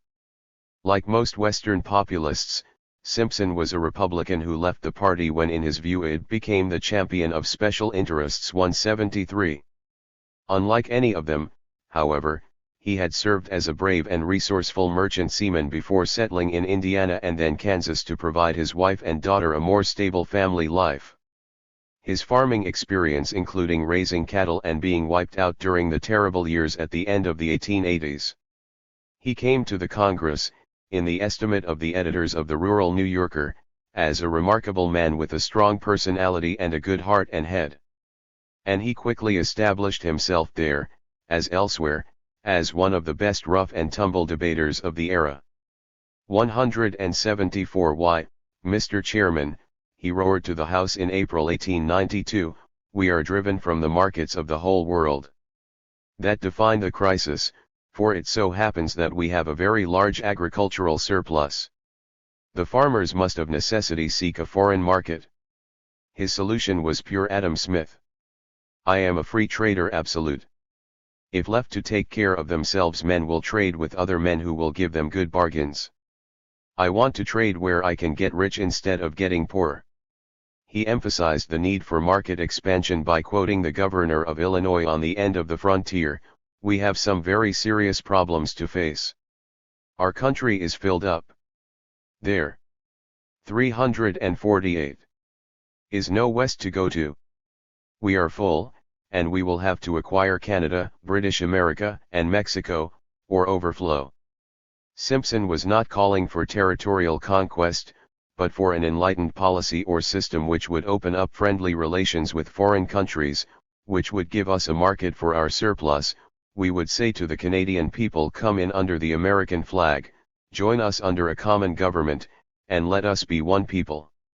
Commercial expansion would lead to economic and political union. Free trade was the proper and effective policy, Simpson reiterated, and pointed to Great Britain's economic supremacy as proof of the logic and as the example to emulate. He accepted the need for a merchant marine, stressed the need for an equitable transportation system, and explained the agricultural emphasis on the money issue with typical clarity. We believe that the money question is a part of the great question of trade, or so mixed up with it that you cannot separate them. At the outset, Simpson avowed so much confidence in a pure Smithian marketplace that he discounted the importance of force. I do not believe we need a navy at all. If we attend to our own business, dealing fairly and justly with other nations, I do not believe we need any navy to defend us. 175. Some of that rhetoric was purposeful exaggeration to dramatize his central point, and much of the assurance was grounded in the assumption of overweening American power that was so deeply held by all agriculturalists. But he was also convinced that the existing navy was large enough, and that an open field with no favor would produce the general welfare of the world under American leadership. The example provided by Simpson made it clear that the Blaine-Harrison bet on the market expansionism of the agricultural majority was based on an astute reading of its outlook, and the program of reciprocity treaties proved effective in checking the strength of the low-tariff Democrats and populists before those groups developed an overpowering momentum. Thus Blaine and Harrison, with strong help from men like Plum, Rusk, Reed, and an assist from McKinley, not only devised the strategy that preserved metropolitan control of the political economy, but the strategy itself committed the United States to a program of imperial expansion on a global scale. For that matter, it might well have enabled the Republicans to consolidate their advantage in the election of 1892 if Harrison and Blaine had been able to campaign as they had in 1888. 13. What a peculiar man you have to deal with in the President. E.B. Wall to Senator William F. Vilas, 1893. The most insidious and destructive foe to the farmer is the professional farmer who, as a promoter of granges and alliances, for political purposes, farms the farmer. Secretary of Agriculture J. Sterling Morton. 1893. You fail utterly in your appreciation of the calamitous circumstances confronting the American farmers today. Your interests are chiefly those of a banker and corporation lawyer. Representative Joseph Sibley to Secretary Morton. 1894. Can say with emphasis that the most business-like occupation I ever engaged in, is farming. W. H. Warren of Georgia, 1894. The most striking fact about the whole thing is that the number of our people today wholly dependent on foreign markets is larger than the number of those employed in the protected industries.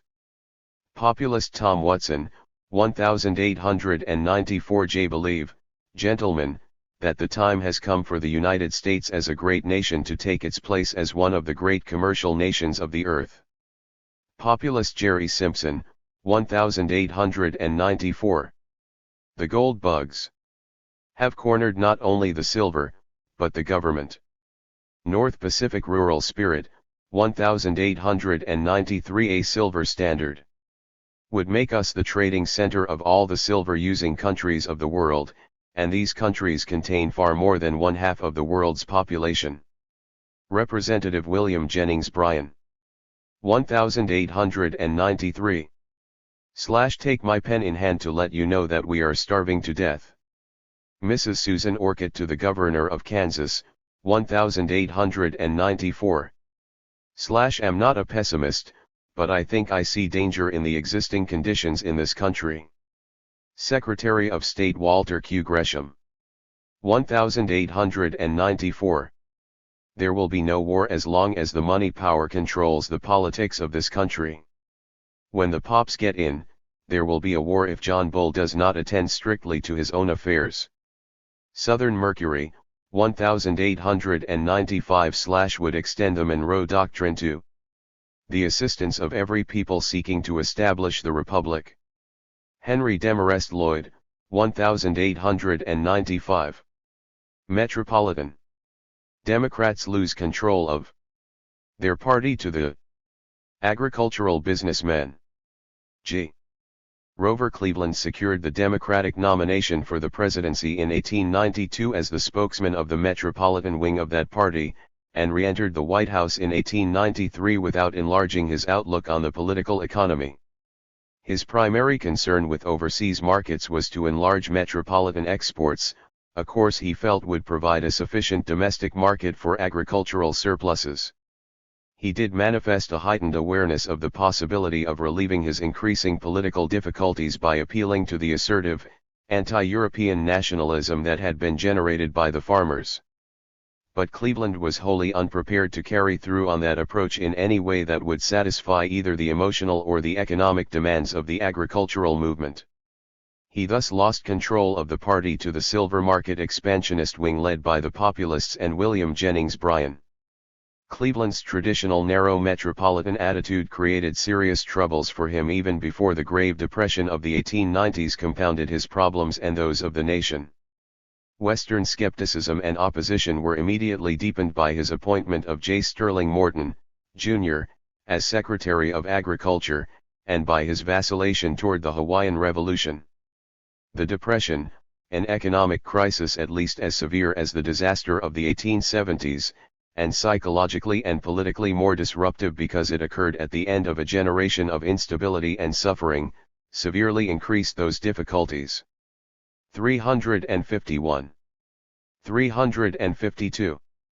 The President immediately revealed the narrowness of his outlook by responding to the Depression with a willful campaign to repeal the Sherman Silver Purchase Act. That effort outraged the Civil Rights, antagonized a significant number of metropolitans who favored other approaches to the silver issue, and fractured the Democratic Party. None of his subsequent efforts to appease the agricultural businessmen re-established the confidence and trust that are essential to effective leadership. Cleveland was discarded because he failed as a metropolitan leader of the expansionist movement, and because he never seriously tried to rally Americans in opposition to an imperial policy. Such weaknesses were apparent during the campaign of 1892.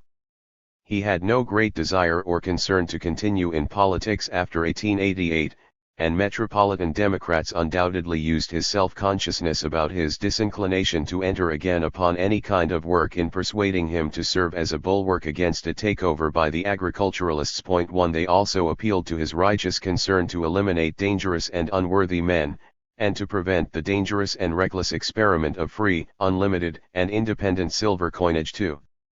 Perhaps the most illuminating example of the attitude of the men around Cleveland is provided by Thomas Francis Bayard, who returned to duty in 1893 as the American ambassador to Great Britain.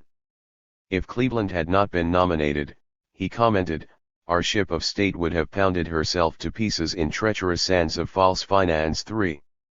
Such emotion from Bayard signaled a visceral involvement. Similar intensity powered the populists, who viewed Cleveland as a flunky of the aristocracy of the East. The Northern Democrats, thundered Tom Watson, have ruled the South with a rod of iron for 20 years. The first thing Cleveland had done after election in 1884, he added, was to truckle to Wall Street. 5. The Republicans were no better, for the two parties are but one, and between them there was comparatively little difference. 6. Lincoln himself could not get the Republican nomination to the state legislature from the Springfield district, scoffed another, and that was why the good Republicans like Gresham were so uneasy and restless. 7. A number of Republicans who had joined the Populists, and other reformers, tried to have the third party nominate Gresham. He was not that restless. Others wanted a whoopin' old canvas for Simpson, but that proved impossible because of his Canadian birth. The Omaha Convention turned instead to a more traditional protest leader, James Baird Weaver of Iowa, who since the 1870s had served as a sometimes elected greenback politician. He campaigned on a platform that one sympathetic student of populism calls the basic document of the movement. 8. After invoking the blessing of Almighty God, the Dealing. 353. Gates presented their version of the watershed analysis of American history that had become increasingly common after the mid-1880s Depression. Due to the malfunctioning of the free marketplace, caused in part by willful abuses and in part by the results of unfair and ruthless competition, the political economy was polarizing into two great classes: tramps and millionaires. The demonetization of silver was both a cause and a symbol of that derangement of the natural order which threatened terrible social convulsions, the destruction of civilization, or the establishment of an absolute despotism. The avowed objective, therefore, identical with the purposes of the national constitution, was to muster the majority for the eradication of the evils and the correction of the malfunctions. The answer was the restoration of a truly free marketplace economy, which in itself would contribute greatly to making men intelligent, virtuous, and temperate. The economy rested on the production of vast agricultural surpluses, and hence all primary reforms involved wise and reasonable legislation to facilitate the profitable exchange of those surpluses for other necessary and desirable products. 9. The first necessity was the free and unlimited coinage of silver. A graduated income tax was also required to help prevent the dysfunctional concentration of economic power. Government ownership of the railroads was needed because, as a structural part of the marketplace itself, the transportation system should be operated in the interest of all businessmen. The delegates then called for the end to alien ownership of land, and for other measures to distribute what remained of the continental frontier to the producing agricultural entrepreneurs. And, finally, they demanded various reforms to re-establish and guarantee the freedom of the political side of the political economy. The populist platform was indeed a basic document setting forth the crystallized consensus of the agricultural majority as it had developed over a period of 3 decades. Populists exulted over the new Declaration of Independence. The nationalism of the movement produced much enthusiastic redundancy. Its principles are American, its leaders are Americans, its platforms are American. And in keeping with their awareness that overseas markets were thoroughly agitating the farm businessmen, many populists stressed free commerce with all nations as part of their effort to act for our own interest and our own improvement. 10. Some of their campaign rhetoric was exaggerated. And much of the language used by their opponents was provocative, a slap in the face to the people of the eastern states, mad scheme of the howlers and cranks, comic and grotesque, monstrous travesty, impudent and half-crazed, a tale told by an idiot, the witch's cauldron. 354. Was a plaything to it. 11. But the more astute leaders within both major parties recognized the hard realism of the populist analysis and acknowledged the need for an effective response. Representative Mills of Texas, for example, saw the possibility of pulling the Republicans who moved into the populist ranks on through the party into the Democratic fold. He wooed them by promising that his low-tariff strategy would do more than the reciprocity of the Republicans to enlarge the overseas market. 12. That argument was weakened because Bayard reasserted the proper metropolitan conception of democratic duty. The primary objective was to change the tariff so that our manufacturers will find their way open to expanded markets in which they may profitably compete. 13. McKinley sought to exploit the gap between Mills and Bayard with his recognition of the need for foreign markets. 14. He also related the end of the continental frontier of unbounded fertile soil to the reciprocity treaties that fostered agriculture directly.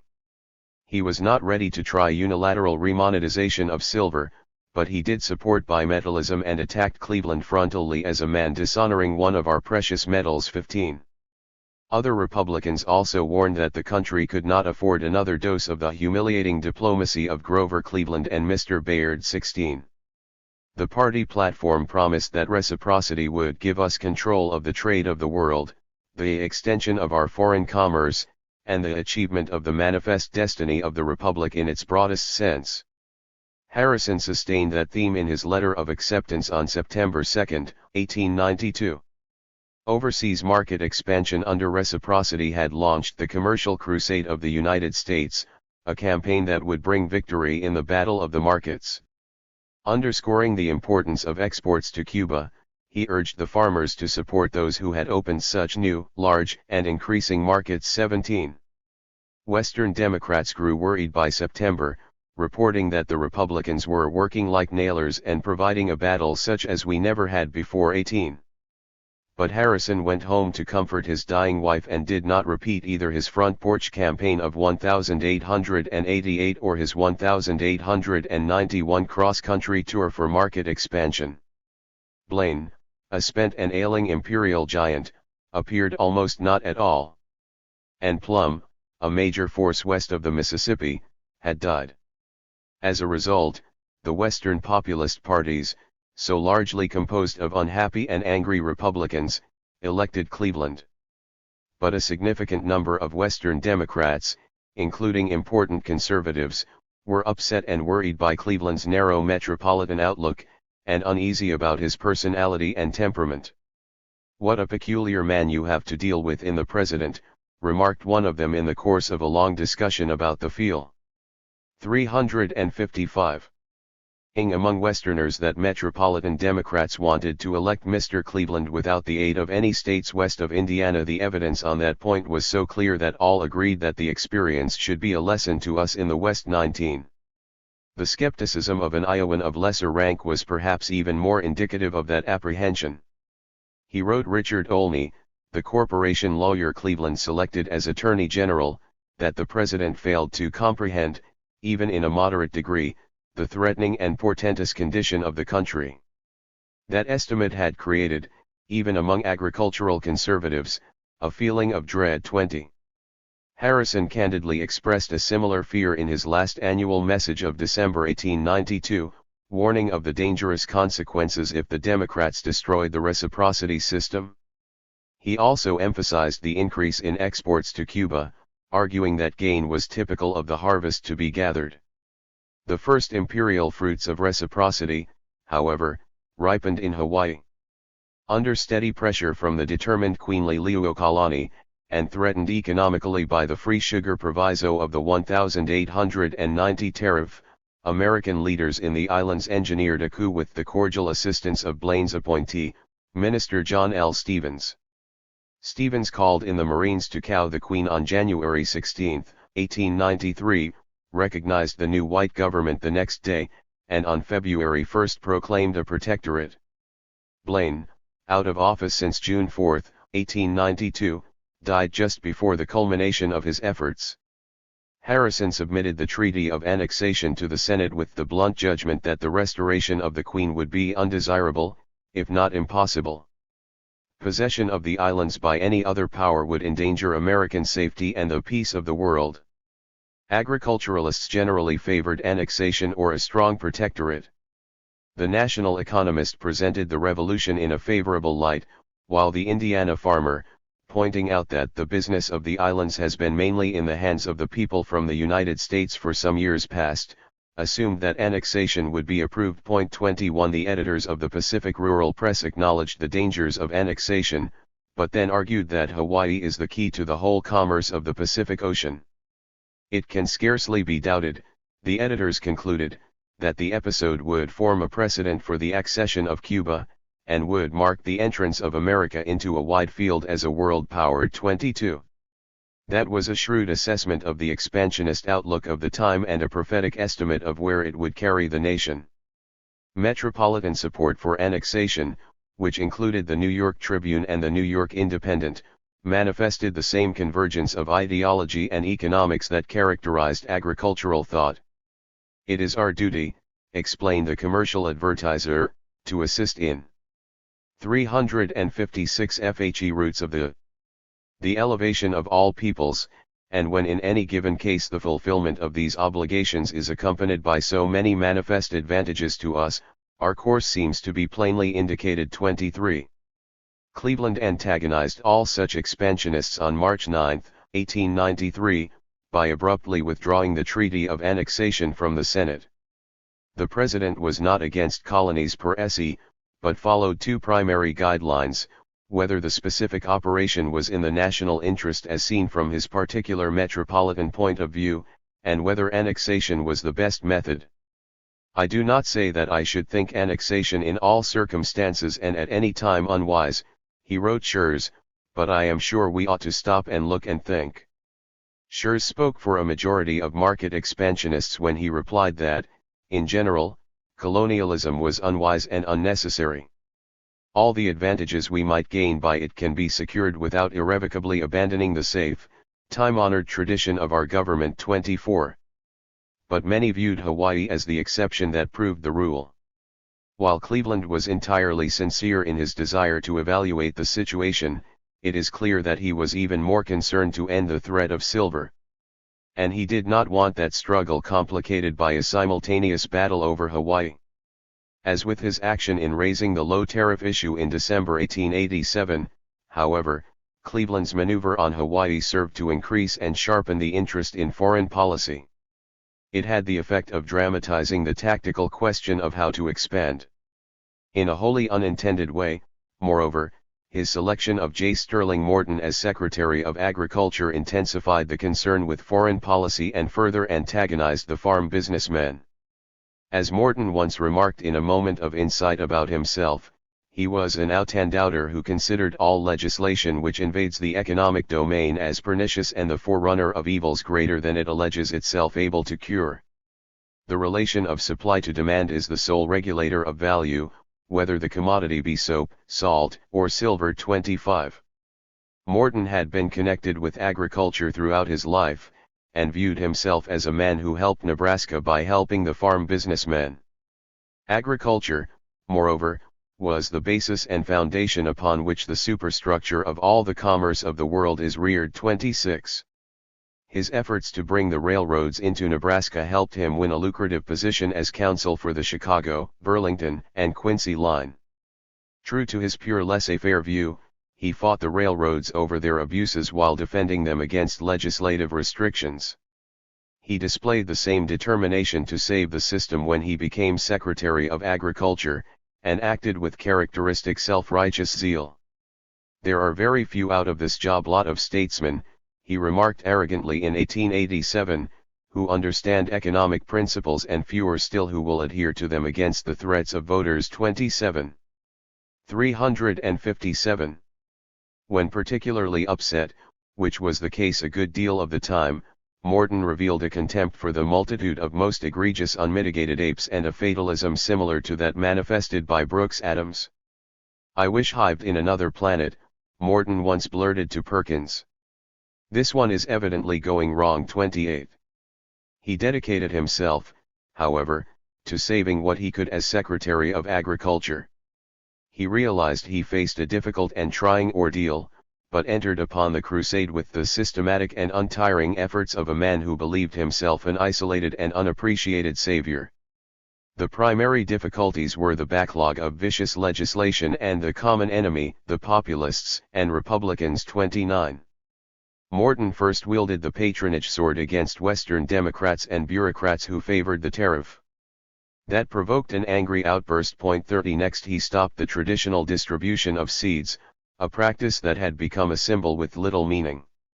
And then he acted in a manner that created the impression he was terminating the effort to push corn into European markets, a misunderstanding that provoked still more antagonism. 31 Within his framework, however, Morton was seriously concerned to expand exports and to that end acted on existing congressional legislation to create the section of foreign markets on March 30, 1894.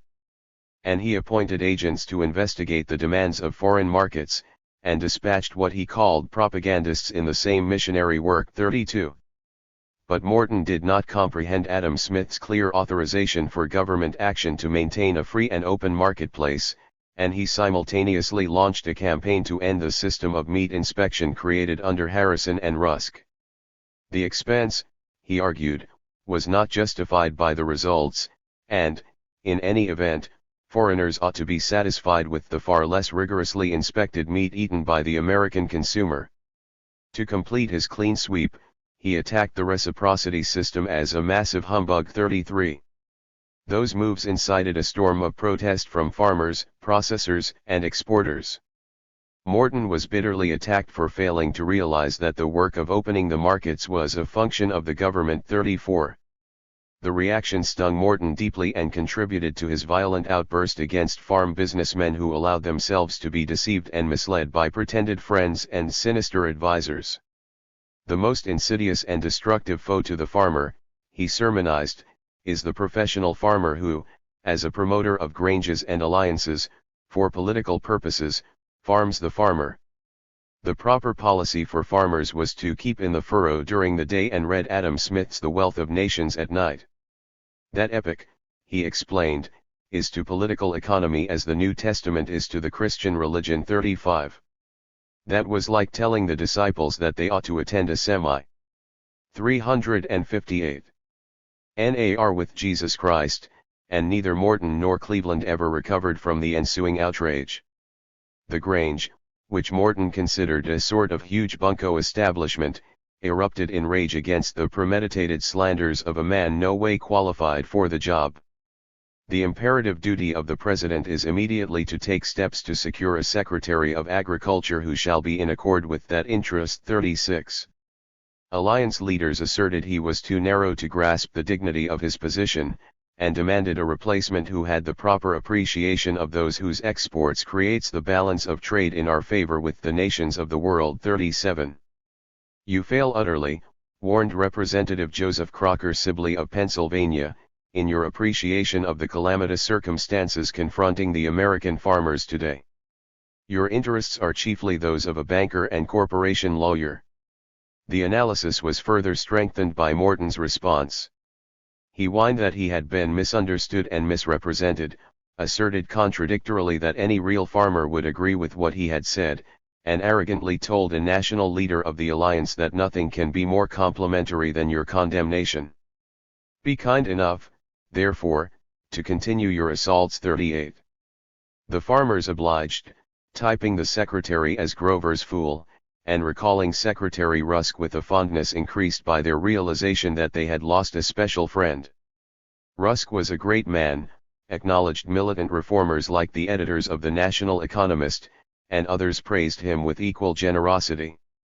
The antagonism toward Morton was increased even further by his snarling attacks on silver, which accentuated his unwillingness to embark upon a vigorous program to reopen old markets and secure new outlets. 39 The storm over Morton soon became part of the hurricane of the Depression. The first warning signs appeared in 1892, investments in the railroad slowed and construction activity declined. Then the collapse of the National Cordage Company and the Philadelphia and Reading Railroad early in 1893 prepared men like Nebraska banker Charles G. Dawes for the worst. When it came, on May 5, 1893, the panic prompted him to remark that it is at last upon us. The subsequent depression, which in its primary phase covered two cyclic fluctuations lasting well into 1898, was capped by another downturn that did not end until December 1900. 40 Unemployment mushroomed, almost quadrupled, by the end of 1893, reached 18.4% in 1894, remained above 12% through 1898, and was still twice the 1,892 figure in 1899. Real earnings for the entire economy, which declined 18% between 1892 and 1894, averaged 15% lower until 1898. Gross farm income dropped at least that much, and may have gone even lower during much of the period. 41 Southern agriculturalists were hit particularly hard because their condition was bad before the panic. By the end of the summer, the 359 reports had become wrenchingly familiar: debt, poverty, and despair. 42. But similar conditions existed throughout the country, and despair was reported in Minnesota as well as Mississippi. Times are hard, sighed the American swineherd, and descriptions of the stagnation were filed from New York, Ohio, Indiana, Nebraska, and Colorado. A state investigation in Washington revealed pitiable and harrowing conditions, and a Nebraskan warned Morton that much real suffering was the lot of many. 43. Never in my life of 45 years of responsible activity have I seen a time, John Seas wrote from Ohio, when in spite of the hardest labor, strictest temperance, plainest frugality, and closest economy, the average farmer has grown so poorer. 44. The metropolis was not spared. August was a very bad month. Never before has there been such a sudden and striking cessation of industrial activity. Commerce and enterprise were arrested in an extraordinary degree. By the end of the year, when 491 banks and 15,000 businesses had failed, the want and misery were everywhere. The business year 1893 promises to go into history, concluded Bradstreet's, with heavier net losses in financial, commercial, and industrial circles throughout the United States than in the more severe panic periods of the past 80 years. 45. Conditions rapidly became even graver. The panic of last year is nothing, concluded James Hill in 1894, compared with the reign of terror that exists in the large centers. Business is at a standstill, and the people are becoming thoroughly aroused. That estimate does much to explain the increased tempo with which metropolitan leaders completed their conversion to the agricultural doctrine of overseas market expansion. A Southern commercial entrepreneur who shifted to agriculture offered eloquent testimony on the appeal of that overview, and on how the daily experience of the farmers reinforced that image of the world. I can say with emphasis that the most business-like occupation I ever engaged in, is farming. 46. The most striking fact about the whole thing, commented populist Tom Watson, is that the number of our people today wholly dependent on foreign markets is larger than the number of those employed in the protected industries. And to underscore the point, he reprinted his own earlier call to knock the hindsights off any rival, and the long explanations of the central importance of foreign markets offered by populists Simpson and Peffer. 47 Simpson reiterated his expansionist outlook after the onset of the Depression. I believe we can safely tear down the custom houses and challenge the world for competition in its markets. I believe, gentlemen, that the time has come for the United States as a great nation to take its place as one of the great commercial nations of the earth. 48. The Depression swelled the agricultural chorus for market expand. 360. Zion into a mighty roar. Western, Southern, and Northeastern farmers of all political persuasions joined in demanding a canal, a merchant marine, a strong navy, and any other measure that would help relieve the glut. 49. Fish of the Illinois Central understandably thought the vital importance of exports was too obvious to need comment, and concentrated on working with fellow rail magnates like Hill, and Senators Morgan and Cullom, to capture the Asian trade that he called the New West 50.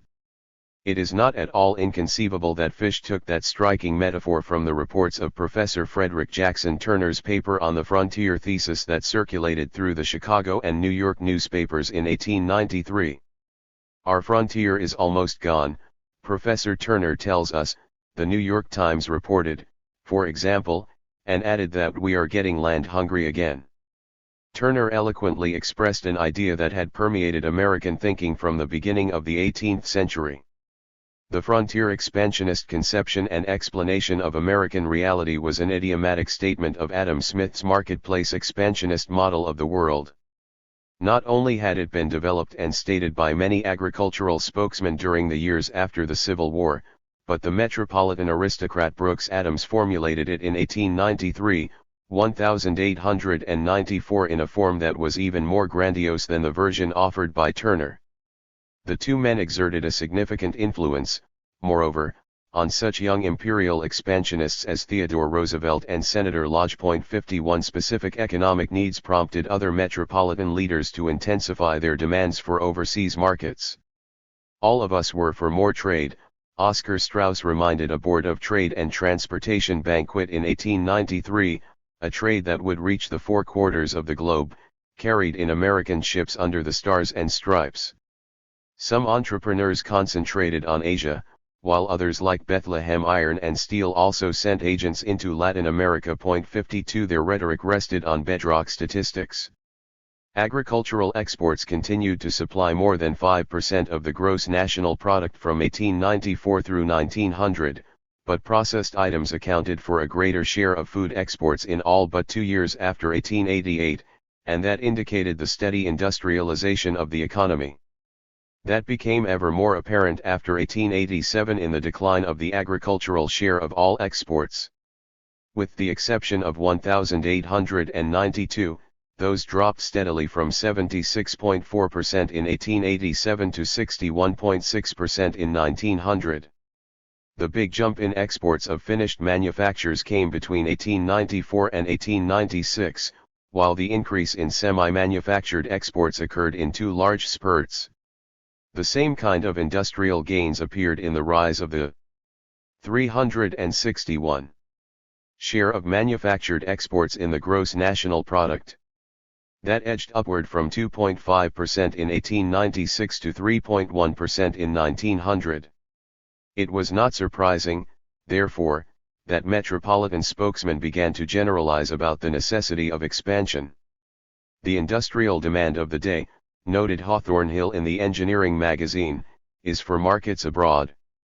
The whole people are awakening to it. 53. And still others, like Carnegie and Albert Shaw, editor of the Review of Reviews, offered a metropolitan version of the agricultural marriage of reform and prosperity. We belong to a race that must lead and rule in the affairs of men, Carnegie asserted, while Shaw explained how a colossal trade in Latin America and Asia would promote the material and moral development of those peoples. 54 The bankers also edged closer to the imperial threshold. There would be no quick recovery from this depression, unfortunately, because there would be no big exports of agricultural surpluses as had been the case in 1878. The decline in wheat and silver has therefore been more talked of in Wall Street than the stock market, outside of the industrials, for upon the future of wheat raising in this country, for export, the trunk lines, as well as the Granger roads, are largely dependent for their eastbound traffic. 55. Many financiers concluded that it was vital to obtain an agreement for international bimetallism, and their strength prompted Morgan to approach the British for just such a compromise. Their cold refusal turned the balance back toward the gold bugs. And Cleveland took his advice and reassurance from the gold bugs. Nothing is more vital, he warned the nation in his inaugural address, than a sound and stable currency. His first major response to the Depression, therefore, came on June 30, 1893, when he called the Congress into special session for the purpose of repealing the Sherman Silver Purchase Act. 56 The embittered confrontation actually began much earlier, at the end of April, when the government made it clear that it would fight for gold by borrowing funds from a metropolitan syndicate with European connections. Virginia Democratic leaders immediately denounced that move as an unholy alliance with the bonded money sharks of Wall Street. 57 Such anger was understandable, for August Belmont and Jacob Schiff manifested great concern lest agricultural exports earn enough gold from Europe to ease the crisis and spoil the chance to repeal the silver legislation. The country, they feared, might conclude that matters were on the mend, and hence the greatest promptitude in repeal was vital. 58 The main themes in the ensuing struggle were clarified long before the Congress assembled on August 7, 1893. Many Southerners, for example, stressed that demonetization in 1873 was the greatest cause of their continuing. 362 The roofs of the troubles, and demanded free coinage or effective agreements with silver-using countries in order to win absolute control of the trade of all such countries. 59. After blaming Germany, Great Britain, and France for the degradation of silver, the Texas Alliance announced that the time has come for America to assert her right of commercial supremacy. 60. Populist Governor Davis H. Wade of Colorado agreed, and promised during a big Denver rally in July to seek to open up new markets by coining a Colorado coin to facilitate trade with Mexico and the South American republics. He also spoke angrily and militantly against metropolitan power allied with foreign countries. If it is true that we are only a province of European monarchies, he thundered, then we need another revolution. For it is better, infinitely better, that blood should flow to the horses' bridles than our national liberties should be destroyed. 61. Metropolitan Goldbugs promptly edited Wade's if out of his remarks, otherwise distorted his speech, and tried to kill the silver movement by presenting bloody bridles Wade as a typically subversive silverite. Western agriculturalists were neither fooled nor intimidated. The Goldbugs, shot back the North Pacific rural spirit, have cornered not only the silver, but the government. And even the more conservative American agriculturalist revealed a new militancy. The East has treated the West somewhat as England has treated the United States. 62.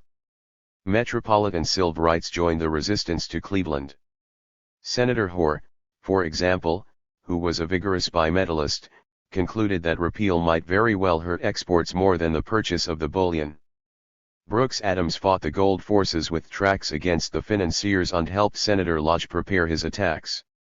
Speaker of the House Thomas Reed agreed with Lodge that silver would help control Asian markets. And, after the Silverities greeted the convening Congress with a huge Chicago rally, Republican leaders like Harrison and Reed came out against repeal.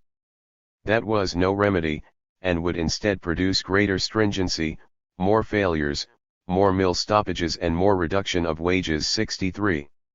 The disagreement among metropolitans also ripped the Democratic Party. But the president would not listen to those who counseled compromise. That prompted one cabinet member to fear the worst.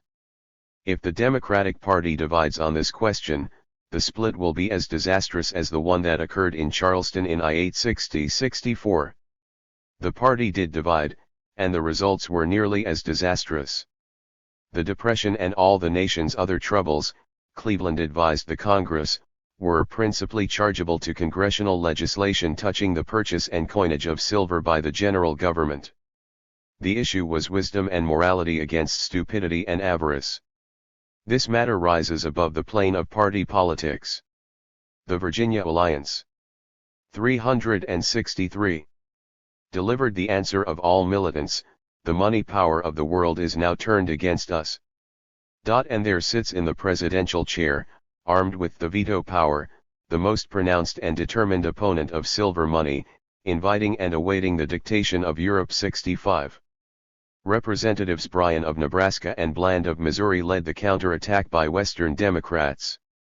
Bland charged that Cleveland had lost the spirit of 1776, while Bryan stressed the power of the United States to force Britain to accept silver, a victory that would lead to world economic supremacy. A silver standard, too, would make us the trading center of all the silver-using countries of the world, and these countries contain far more than one-half of the world's population. What an impetus would be given to our western and southern seaports! Why not reverse the proposition and say that Europe must resume the use of silver in order to trade with us? But why adopt either gold or silver alone? Why not adopt both and trade with both gold-using and silver-using countries? As for Great Britain, suppose we try bringing her to terms by action. Let me appeal to your patriotism. Are we an English colony or an independent people? 66. Why not, indeed, echoed populists like Davis and Simpson. Why should we trim our sails, snarled old sailor Simpson, to fit the breeze of any country? Our position in the world, cried Davis, justifies higher ambitions than mere existence. To reach our most cherished and reasonable destiny as a commercial and civilized people, we must have a sound, stable, pure, and plentiful currency. It will thus be seen, he added somewhat unnecessarily, that this silver fight is comprehensive. 67. Such passion proved unavailing, however, against the president's righteous will and his ruthless control of patronage. Those finally forced the repeal bill through the House on August 28. "It is time to begin sounding the notes of national independence," cried the Indiana farmer, and called upon the agricultural businessmen to override the whims and influence of alien powers. 68 Many implored the Senate to save silver. 69 Senator Stewart had come very close to understanding the collusion that had demonetized silver between 1868 and 1874, and opened the attack by recalling Senator Morgan's warning of those years that the most mature deliberation was essential in such major decisions. Then he emphasized the importance of the trade of China, Japan, India, and other Oriental countries. And to cinch the argument, Stewart and others quoted Sir Richard W. Fowler's admission that American demonetization of silver could only mean the complete ruin of the agricultural export interests of the United States. 70. Senators Allen and Peffer attacked the arrogance of the metropolis, challenged its leaders to tote fair, and argued that silver would 364. Boost exports and thereby relieve a situation full of peril. Nothing but food satisfies hunger. 71. My theory, explained Senator Teller of Colorado, is that the United States is big enough and rich enough to control the whole currency question throughout the world. To the south of us, added populist Senator Kyle, are possibilities of empires that would lift the burdens from the backs of our farmers and laboring men. And, equally important, it would facilitate a return to old-fashioned Jeffersonian democracy. The problem was to defeat the money lenders of the East. 72. Neither the argument nor the anger was stilled by Cleveland's victory on October 30, 1893, when the Senate killed silver by a vote of 48 to 37. Some began to organize for the elections of 1894 and 1896. 73. Metropolitans like Brooks Adams, and Boston businessmen, and even Perkins of the C.B. and Q., organized themselves to win some kind of bimetallism. 74 Others joined that effort or turned to reciprocity treaties as a way to facilitate market expansion. 75 Populists emphasized the neocolonialism of the South and West, and redoubled their efforts to assert American power through remonetization. A California Alliance chapter attacked Cleveland as unpatriotic and un-American. The Southern Mercury resorted to searing satire: Americans should willingly make any sacrifice to please these beastly English in order to satisfy Cleveland and other English money lords. Taubneck concentrated on the deep and wide gulf between the interests of the East and those of the South and West. The key to commercial independence from the East is first to become financially independent. That is, dictate the financial policy of our government to interests as the East has done. Silver was vital because it would place the farmers of the South and Northwest upon equal footing in the market of the world. 76. The nearly universal antagonism did influence the Cleveland administration. Yet the reaction was complicated and complex, and must be differentiated very carefully. Secretary of the Treasury John Carlisle's annual report of December 1893 provides a good outline of most of the approaches that the government considered. He first repeated the traditional defense of gold as the key to penetrating and controlling markets. Next he asked the Congress for authority to meet the gold needs of the government through public bond issues. Then he reiterated the argument that free raw materials would enable the manufacturers to dominate the world market. The bond proposal was designed to avoid going to American and European bankers, and at the same time engage the assertive nationalism of the agricultural majority in support of metropolitan dominance. That would hold the monetary line while tariff changes opened new markets and relieved the economic crisis. 365. Cleveland's move toward a more assertive foreign policy thus continued to be guided by his fundamental commitment to the metropolis, and his heightened concern to use industrial expansion to control the farm uprising. Those were the primary considerations behind his striking pronouncement in December 1893, the world should be open to our national ingenuity and enterprise. The editors of the Indiana Farmer wholly approved the sentiment but, as with other agriculturalists, recognized that Cleveland was not using it in their context or with their needs primarily in mind. It was, after all, the only allusion made to the farmers' interests. 77. The president had indeed concentrated on the importance of removing the tariff on raw materials to facilitate the overseas exports of manufacturers. One final complexity needs to be clarified. Cleveland's Secretary of State, Walter Gresham, did possess a more inclusive and integrated conception of market expansion as the answer to the problems of the political economy. His appointment was a reward for leaving the Republicans during the election of 1892, a decision taken on the grounds that the more broad-gauged metropolitan leaders of that party were unable to break free of the special interest. 78. The irony, of course, was that he agreed to become the agent of a man far narrower than Republicans like Harrison and McKinley. For in truth Gresham analyzed the crisis very much as those men, and accepted overseas market expansion as the method of relieving the pressures within the political economy. He had made that clear in his early dealings with Morton about enlarging European markets for meat exports, and he did so again during the height of the battle over silver. Carl Schurz made a strong appeal for enlarging our commercial advantages in the October 1893 issue of Harper's, and Gresham promptly told him it was the best article of the kind that I have seen. 79. Schurz wanted America powerful and respected, and argued only about how this end can be most surely won. He warned against colonialism of any kind, even the British administrative colonialism in India, insisting that the United States could obtain all the economic objectives without taking those countries into our national household, without assuming any responsibilities for them. Such was precisely the idea behind the Harrison-Blaine reciprocity program, and its effectiveness was one of the causes of a rebellion in Brazil that prompted Gresham to intervene in the new imperial style. The rebels wanted to abrogate the reciprocity treaty negotiated by Blaine in 1891 because they feared it was harmful to the Brazilian political economy. And they gained significant strength in December 1893 when Admiral Saldanha da Gama came over to their side. 366. Metropolitan leaders in the United States like Oscar Straus, W. A. Crossman and Brothers, and William Rockefeller, president of Standard Oil, quickly asked for assistance in maintaining their strong trade position. 80. Gresham had already expressed his own fears that the rebels might succeed, and promptly ordered the Navy to prevent any substantial interference with our vessels. 81. By that time, moreover, the Secretary had already seen to the removal of a rear admiral who had been unenthusiastic about the interventionist policy. But the replacement also proved a reluctant imperialist. Gresham maneuvered still another change of command, and the third choice was properly militant. When the rebels moved to stop a merchantman from unloading, he wasted no shots across the bow.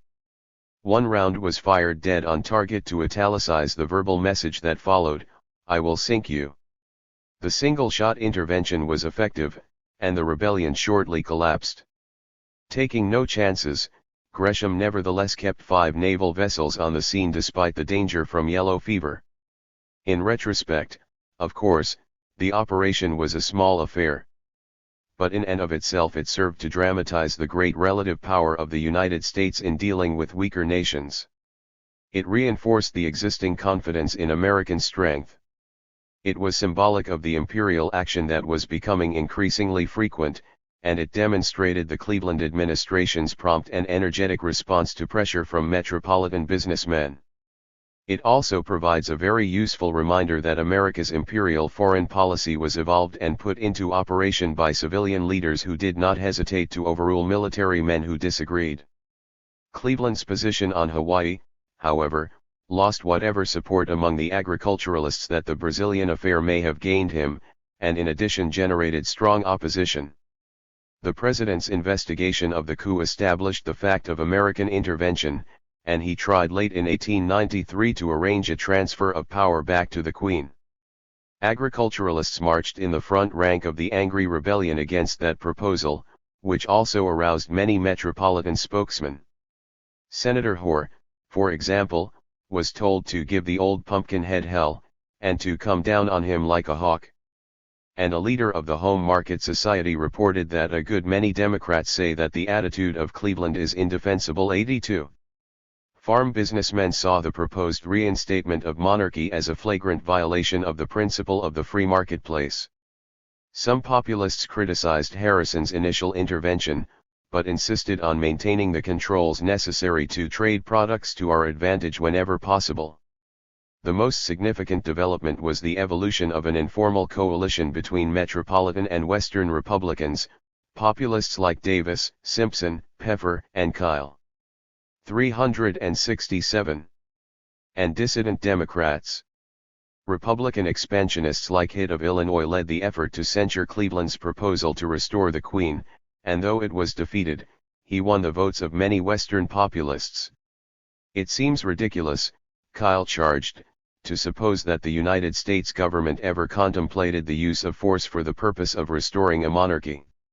He and Peffer, along with other farm spokesmen, wanted to recognize the new government in the islands and establish a protectorate. 83 The interpenetration of economics and political morality was very strikingly displayed in the debates, and even those who refused to condemn Cleveland revealed the same desire to extend freedom along with markets. 84 Another portentous omen was the agreement between Senators Teller and Lodge on the desirability of annexing Cuba as well as Hawaii. 85 Yet the most significant indicator of the winter of 1893 to 1894 may have been the special and limited nature of the populist outrage about the scandal in providing armor plate for the Navy. Carnegie's plants not only failed to produce quality steel, but the weaknesses were masked and not reported.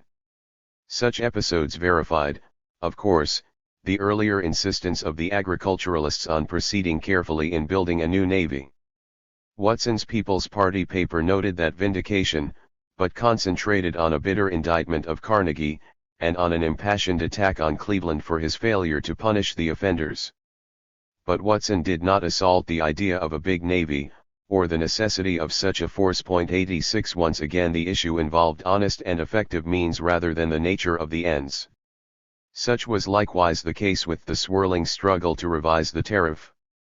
That battle was affected by the fight over Hawaii, as well as by the steaming disaffection among agricultural Democrats over the repeal of the Silver Purchase Law, and the continuing collapse of the economy. Senator Mills of Texas took the lead in trying to hold the farm businessmen with his argument that a low tariff would throw wide the gateways and permit them to enter every market. 87. Despite his efforts, the party's leaders met serious resistance from the outset. Their heated attacks on the reciprocity strategy, and on the Bureau of American Republics created during the Harrison administration, led important metropolitan and agricultural groups to fear the worst. Fish of the Illinois Central became worried early in 1892, for that matter, that the Democrats would destroy the basis of his firm's heavy export traffic in breadstuffs, beef, and hog products. 88. A spokesman for the Cleveland administration tried to reassure other skeptics like Carnegie that the proposed change to a low tariff schedule would be thoroughly judicious, progressive, and excellent, but he was not successful. 89 Carnegie insisted that the reciprocity strategy was essential because it provided great assistance in the contest with foreign manufacturers. 368. Similar fears about reciprocity prompted a large number of farm implement manufacturers to exert very heavy pressure on Representative Wilson, who managed the bill in the House. Charles W. Marsh, editor of the Farm Implement News, headed the campaign that involved almost every major firm except McCormick. The McCormicks were in no sense unconcerned with finding markets for surplus production, and were for that matter ready to merge with Deering as early as 1890 in order to command a greater share of all markets. But they played a lone hand. We, as you know, are not given to working on nobody else's woodpile but our own. Others, however, agreed with Deering that the repeal of reciprocity would cause very serious results. 90. Representative James Albertus Tawney of Minnesota led a vigorous attack to prevent Wilson from dropping the reciprocity section of the tariff of 1890 on the grounds that it was crucial to the welfare of Western agricultural businessmen and processors. He stressed the way reciprocity had expanded the market for flour, meat, and other provisions in Brazil and Cuba, and charged that the movement for repeal was another example of Cleveland's damaging pro-British policy. 91 The wool growers were also antagonized. Some of them understood the value of reciprocity and fought side by side with Carnegie on that issue. Most of them, however, were appalled by the prospective reduction of the rates on wool. 92 The early and sustained outcry prompted the Grange and others to predict major defections among the farmers. Watson's People's Party paper called for the defeat of the bill and flatly predicted that, if it did pass, the Democrats would be a minority party for an indefinite future. 93 Although the reasons for that outcome were more complicated than he allowed, the prophecy was largely correct. The bill did indeed contribute heavily to the Democratic demise. 4. Even in the form it passed the House of Representatives on February 1, 1894, the legislation contained 4 provisions that gravely weakened the Cleveland administration. First, it clearly sidetracked reciprocity as a major weapon in market expansion. That was because Wilson opposed the approach and refused to extend the crucial proviso for delegating power to negotiate such treaties to the president, and because the duties on refined sugar subverted the arrangement that opened the German market to American meat exports.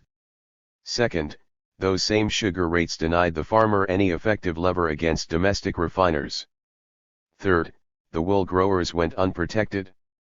And fourth, the very modest income tax proviso antagonized crucial metropolitan interests. The bill was an invitation to mayhem by the Senate, and the Senate obliged. 2 of the more extreme expansionist counterattacks were made by Senator Lodge and Moreton Fruin. Fruin was no longer ranch. 369 in Wyoming, but he remained an active Silverite. His scheme called for raising the duty on diamonds. That would exert enough pressure on Cecil Rhodes to force the British mining king to persuade Rothschild to agree to international bimetallism. It would also have rewarded Fruin with a larger than tidy fortune through speculation. I alone shall know how the cat may be made to jump. More than 30 senators expressed serious interest in the maneuver, including metropolitan spokesmen like Lodge, Chandler, and Key, as well as Southerners and Westerners, but it was never tried. 94 Fruin's grandiose idea may well have been the suggestion that led Lodge to make his attempt, on May 4, 1894, to use the tariff to force England into some action on silver. By closing to a certain extent our markets to her products and those of her colonies, he explained, Great Britain could be defeated. Senator Stewart welcomed such financial war to obtain financial liberty, freedom, and independence. Lodge and other Republicans were of course aware that the move might aid them with the agriculturalists, but there is no warrant for dismissing it as an empty political gesture. Lodge and his metropolitan allies were seriously trying to win international bimetallism, and many of them saw London as America's main rival for world economic supremacy. In any event, the amendment mustered 20 votes in defeat. 95 The efforts to save reciprocity also failed, even though important metropolitan groups supported the wheat and flour interest and the livestock growers and meat processors. They understood that the provisions in the Wilson bill pertaining to sugar would lose the German and Cuban markets, as well as block additional expansion. Packers and exporters in Chicago, Cincinnati, Toledo, and other centers repeatedly warned of those consequences, as did metropolitan leaders like Senator Hoar, the editors of The Nation, and Senator Redfield Proctor of Vermont. 96 Proctor was particularly incensed about the subversion of American economic control of Cuba, and denounced the Wilson bill as a measure to perpetuate the territorial jurisdiction and the financial and commercial power of Great Britain in America. 97 The Cleveland administration was warned privately, moreover, of the grave danger in not retaining reciprocity. And, finally, on July 16, 1894, Germany formally advised Gresham that the legislation would work an injury to the German sugar trade that would not go unchallenged. 98 That underscored the other attacks on the bill from the Philadelphia Board of Trade and the flour industry.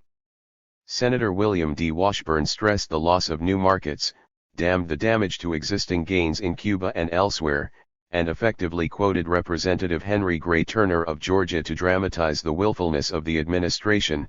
The Proposition 370, vowed Turner, is to repeal the reciprocity clauses by express and explicit provisions. 99. The administration overrode Washburn. 100. It then dismissed the warnings from Senator Kyle about leaving wool on the free list, ignored Senator Richard Franklin Pettigrew's harsh accusation that the legislation robs the farmer, and discounted the other signs that farm businessmen were ready to transfer their loyalty back to the Republicans. 101. Cleveland continued to emphasize free raw materials for manufacturers and allowed the bill to become law without his signature. 102. That maneuver failed either to mollify the Democrats who had been outraged by his narrow and willful approach to the bill, or to appease the Western agriculturalists. Thus the Wilson tariff law contributed significantly to what Watson called the all-round catastrophe for the Democrats in the election of 1894, in which they lost control of the Congress. Republicans and populists both scored gains, but the Republican resurgence was far more impressive. Even the militant Southern Mercury was pleased by the Republican victory, though of course it expected little if any improvement. 103. That was neither irrational nor narrowly partisan, for the economic crisis was extremely severe. "I take my pen in hand," one farm wife explained to the governor of Kansas, "to let you know that we are starving to death. My husband went away to find work and came home last night and told me that we would have to starve. He has been in 10 counties and did not get no work. I haven't had nothing to eat today and it is 3 o'clock." 104. Such conditions hurt the Democrats not only because they were in power, but because Cleveland failed to provide relief or hope for the future. Watson's harsh judgment, "They dodge and shuffle and straddle," was accepted by thousands of agriculturalists throughout the country. "The party," warned one member, "is ragged and broken up." 105. The Republicans, on the other hand, were attracting positive support for their push for market expansion. As one agricultural editor noted, "The Western mind is essentially imperial in its tendencies and reaches out to grasp new possessions for the country and the race," and the Republicans spoke to that outlook through their positions on reciprocity and silver. Cattlemen and implement dealers, as well as meat processors and wheat farmers, responded to the cry of free and fair access to the markets of the world. 106. Metropolitan Republicans helped by maneuvering adroitly to attract moderate Silverites. Clarkson of Iowa emphasized the importance of that strategy long before the Silver Law was repealed. "A million of honest men do not rise up in revolt unless they have some actual grievance," he told the National Republican League in May 1893, and called upon the party to respond to the farmers on the monetary issue. "If the Farmers' Alliance shall help to bring this about, it will 371 not have existed in vain." 107. Aided by the receptiveness of Clarkson and others, the alliance did contribute a very great deal to the Republican recovery. Harrison swung the Indiana Convention to support high tariff measures designed to force England to accept bimetallism, and he and others produced similar Republican declarations in Ohio, Kansas, Minnesota, Iowa, Illinois, Michigan, South Dakota, Nebraska, Missouri, North Carolina, Tennessee, Georgia, Montana, Idaho, Nevada, Wyoming, Colorado, California, and even Vermont. 108. Senator Lodge was one metropolitan who gave Westerners serious reason to believe that the party favored bimetallism. Charles Francis Adams was another. He had abandoned gold monometallism and confidently predicted that the game is now absolutely in the hands of the United States. 109.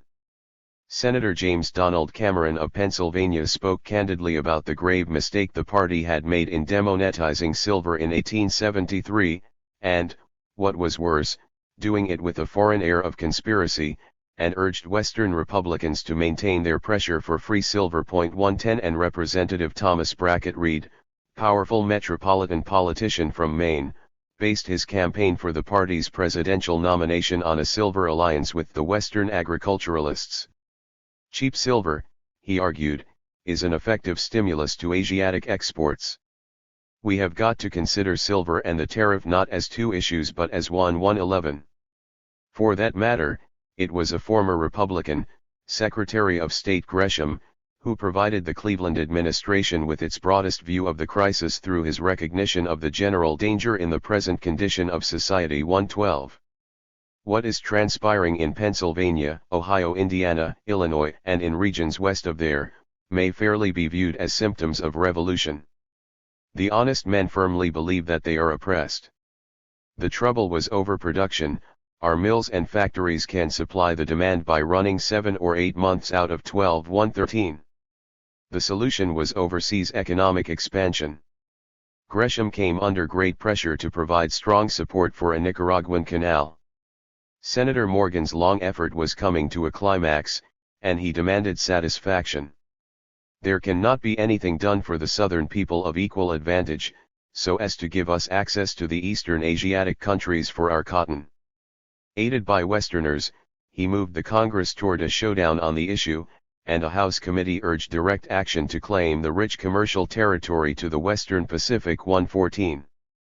Full of gloomy forebodings about the domestic situation, Gresham seized upon the British intervention against Nicaragua's effort to reassert its control over the Mosquito Indian Reservation. He adroitly maneuvered the British out of their position in the area and strengthened American influence. It was a very effective bit of diplomacy, but it did little or nothing to satisfy. 372. Morgan or Westerners like Peffer and Cullom. Having given more than ordinary attention to the question, Peffer proposed buying land for a canal from Nicaragua with silver bullion. The objective was trade expansion and related world reform, for commerce is the most active, the most efficient, and the most powerful civilizing agency known or recognized among men. 115. Illinois Central President Fish was so concerned about the canal issue that he arranged a long talk with Gresham. He reported the secretary spoke most encouragingly and promised to do all he could to stimulate the enterprise. 116. But nothing was done to translate the rhetoric into effective action. The expansionist coalition had become strong enough to prevent special interests from weakening the momentum for overseas markets, as when Morgan and others blocked an effort by sugar growers to abrogate the old reciprocity treaty with Hawaii, but it was not yet powerful enough to force Cleveland to act positively. The lethargy or indifference of the government on the canal issue, a matter of transcendent importance, provoked the Seattle Chamber of Commerce to complain bitterly about the delay in developing the imperial domain of the West. Suppose in the future, suggested Representative William Baker, a stockman from Kansas, we do less for Massachusetts and more for Indiana, Illinois, Iowa, Nebraska, Louisiana, Mississippi, Alabama, Georgia, North Carolina, Kansas, Kentucky, and Florida. Whenever we ask for anything you do not agree with us about, added Senator Peffer, you call us unreasonable. The time is here when we must speak plainly about these things. The medicine must be taken. 117. The master of the Virginia State Grange became so disenthralled with Cleveland that he appealed to McKinley. And the secretary of the Chicago Board of Trade agreed that the farmer could hardly be blamed for insisting that the plate passed round to his table once in a while. 118. Other Western businessmen joined their expansionist allies in the South to organize the National Association of Manufacturers. That organization blossomed quickly from a seed planted by the editors of Dixie, a Southern trade journal. They proposed a meeting to discuss the penetration of the Mexican and South American markets, but the response produced a national meeting concerned with expansion throughout the world. 119. The founding session of the National Association of Manufacturers convened in Cincinnati on January 22, 1895, and the keynote address was delivered by the governor of Ohio, William McKinley. His commitment to reciprocity and overseas market expansion was forceful and unequivocal. We want our own markets for our own manufacturers and agricultural products. We want a foreign market for our surplus product. We want a reciprocity which will give us foreign. 373. Markets for our surplus products. 120. Other speakers explained the depression in terms of the decline in agricultural exports, stressed the need for government aid in market expansion, and attacked Great Britain as the principal rival to be defeated and replaced. That assault on England, so much a part of the agricultural outlook since the 1870s, signaled another step along the way to the creation of a full consensus between the metropolis and the country. The farmers may have temporarily slowed that process, however, by the intensity of their reaction against the Cleveland administration's February 1895 contract for another gold loan from the Belmont Rothschild Syndicate. It takes 3 times the corn to pay taxes as before John Bull, Cleveland, John Sherman, and Rothschild & Co. took charge of the financial policy of this country, the Southern Mercury had screamed after the first such loan, and the editors reacted even more extremely in 1895. Senator Stewart told Cleveland he was the captive of an alien gold trust, and then, in a second biting, sarcastic letter, he congratulated the president on his feeble foreign policy, his union of interest with Britain, and his success in persuading England to manage and control our domestic affairs. 121. The mushrooming silver agitation provided William Hope Harvey with a long-sought opportunity to exploit his considerable talents. After 10 years as a wandering frontier entrepreneur, Harvey earned his first real success as a mine superintendent in the Colorado silver boom. He invested those profits in Utah real estate, but the Depression destroyed him before the Mormons could make him rich. He returned to Chicago and struck a mother lode as an advocate of silver and market expansion. Harvey was not an original thinker, much less a primary force in the silver movement, but he was a shrewd operator able to spot and ride the ninth wave of a popular movement. Harvey offered nothing new except a dynamic and remarkable ability to crystallize all the arguments of the Silverites in provocative and persuasive prose. One of his major tracts, for example, The Great Debate Between Honorable G. Hoare and William Harvey, was a clever put-on in which he appeared as a spokesman for the farm Silverites against an imaginary financial expert. That format was a classic appeal to the country against the metropolis, and his major theme was merely a lucid restatement of the 20-year-old argument that remonetization would give America control of the world marketplace. If the silver-using nations of the world could bring their silver to the United States and exchange it for the products and wares which they needed and get a fair exchange, they would not part with their metal anywhere else for less. We could take all the silver they have in any one year, and then go to work and raise and make the same things over again and ask them to come again. If we had the principal trade of India, China, Japan, and South America, which we would have. Arvir. 374.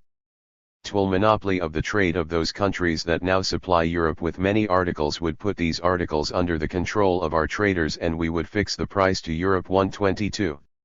Harvey's propaganda was powerful and effective during the next 3 years, and particularly in its influence in casting the argument about market expansion as a choice between silver and reciprocity, but he was not responsible for the imperial market expansionism of the agricultural majority. He merely expressed and reinforced that outlook. That was already being done with great effectiveness, furthermore, by populists like Senators Allen, Kyle, and Peffer, by Representative Simpson, and by others who wrote letters to the editor. That became unmistakably clear during the early 1895 debates over Hawaii, the Far East, and the Navy. Senator Kyle dramatized the convergence of the metropolis and the country on overseas market expansion by standing shoulder to shoulder with Senator Lodge to attack Cleveland's Hawaiian policy. The islands should be annexed because they were vital to the Asian trade, and American naval units should be constantly on station to block foreign interference. Allen joined them in the charge against the administration after explaining his political economy with an explicit reference to Adam Smith. 123 Agreeing with Kyle that the islands were vital to the new security perimeter of the United States, Senator Teller explained the imperial conception of the national interest. If it is necessary that we have those islands either to preserve peace at home or abroad, or to maintain our commerce or encourage our commerce, then we have the right to secure them. 124. Metropolitan leaders like the editors of the Commercial and Financial Chronicle shared that concern to control Hawaii, a desire that was heightened by the war between China and Japan. Cleveland was far more responsive to pressure from those interests, and pointedly announced that the Asian conflict deserves our gravest consideration by reason of its disturbance of our growing commercial interest. 125. The President's interest in exports to Asia was strengthened by his friendship with Hill of the Great Northern, who not only impressed Cleveland but used the relationship to push the importance of Asian trade. 126 Such developments created a crisis for the more militant reformers within the agricultural protest movement. Nothing dramatized that confrontation, or the ultimate resolution in favor of expansion, as effectively as Simpson's struggle with the question of whether or not to support additions to the Navy. His study of the Sino-Japanese War reinforced his estimate that the fast cruisers were more effective than battleships, and his judgment that America possessed enough ships to protect our interests both at home and abroad. The vital policy change, he reiterated, involved a switch to free trade. 375. Then Representative Eugene Francis Loud of California quietly asked Simpson how he planned to emulate Great Britain's free trade successes without also building an American version of the Royal Navy. The populist replied simply that the continental frontier provided employment for a vast population, and hence there was no need for taking to the sea. The big navy may become necessary in the future, when the territory of this country becomes more densely settled, but not until then.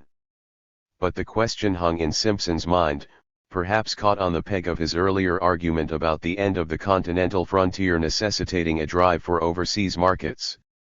He shortly took the floor again in order to revise his initial rebuttal. In a moving speech, Simpson admitted his non sequitur. It is my opinion that, if we should adopt the policy by means of which Great Britain today controls the great ocean-going trade of the world, we may regain our lost ground. If such conditions should arise, there may be some excuse for an increase in our Navy. 127. But, as Simpson realized, the crucial factor was not free trade but the commitment to overseas markets as the solution for domestic troubles. 5 days later, therefore, referring to the recent American intervention in Brazil, as well as to the Sino-Japanese War, he announced his support for building more cruisers. 128 Senators Allen, Peffer, and Kyle reached similar conclusions and voted for both naval appropriation bills. No agricultural groups attacked their action. The best way in the world to preserve peace, explained Peffer, is to be ready for war. Watson's People's Party paper revealed a similar concern with export expansion by rejoicing over Japan's defeat of China. Watson agreed with State Department spokesman who felt that Japan's victory created America's opportunity to penetrate China.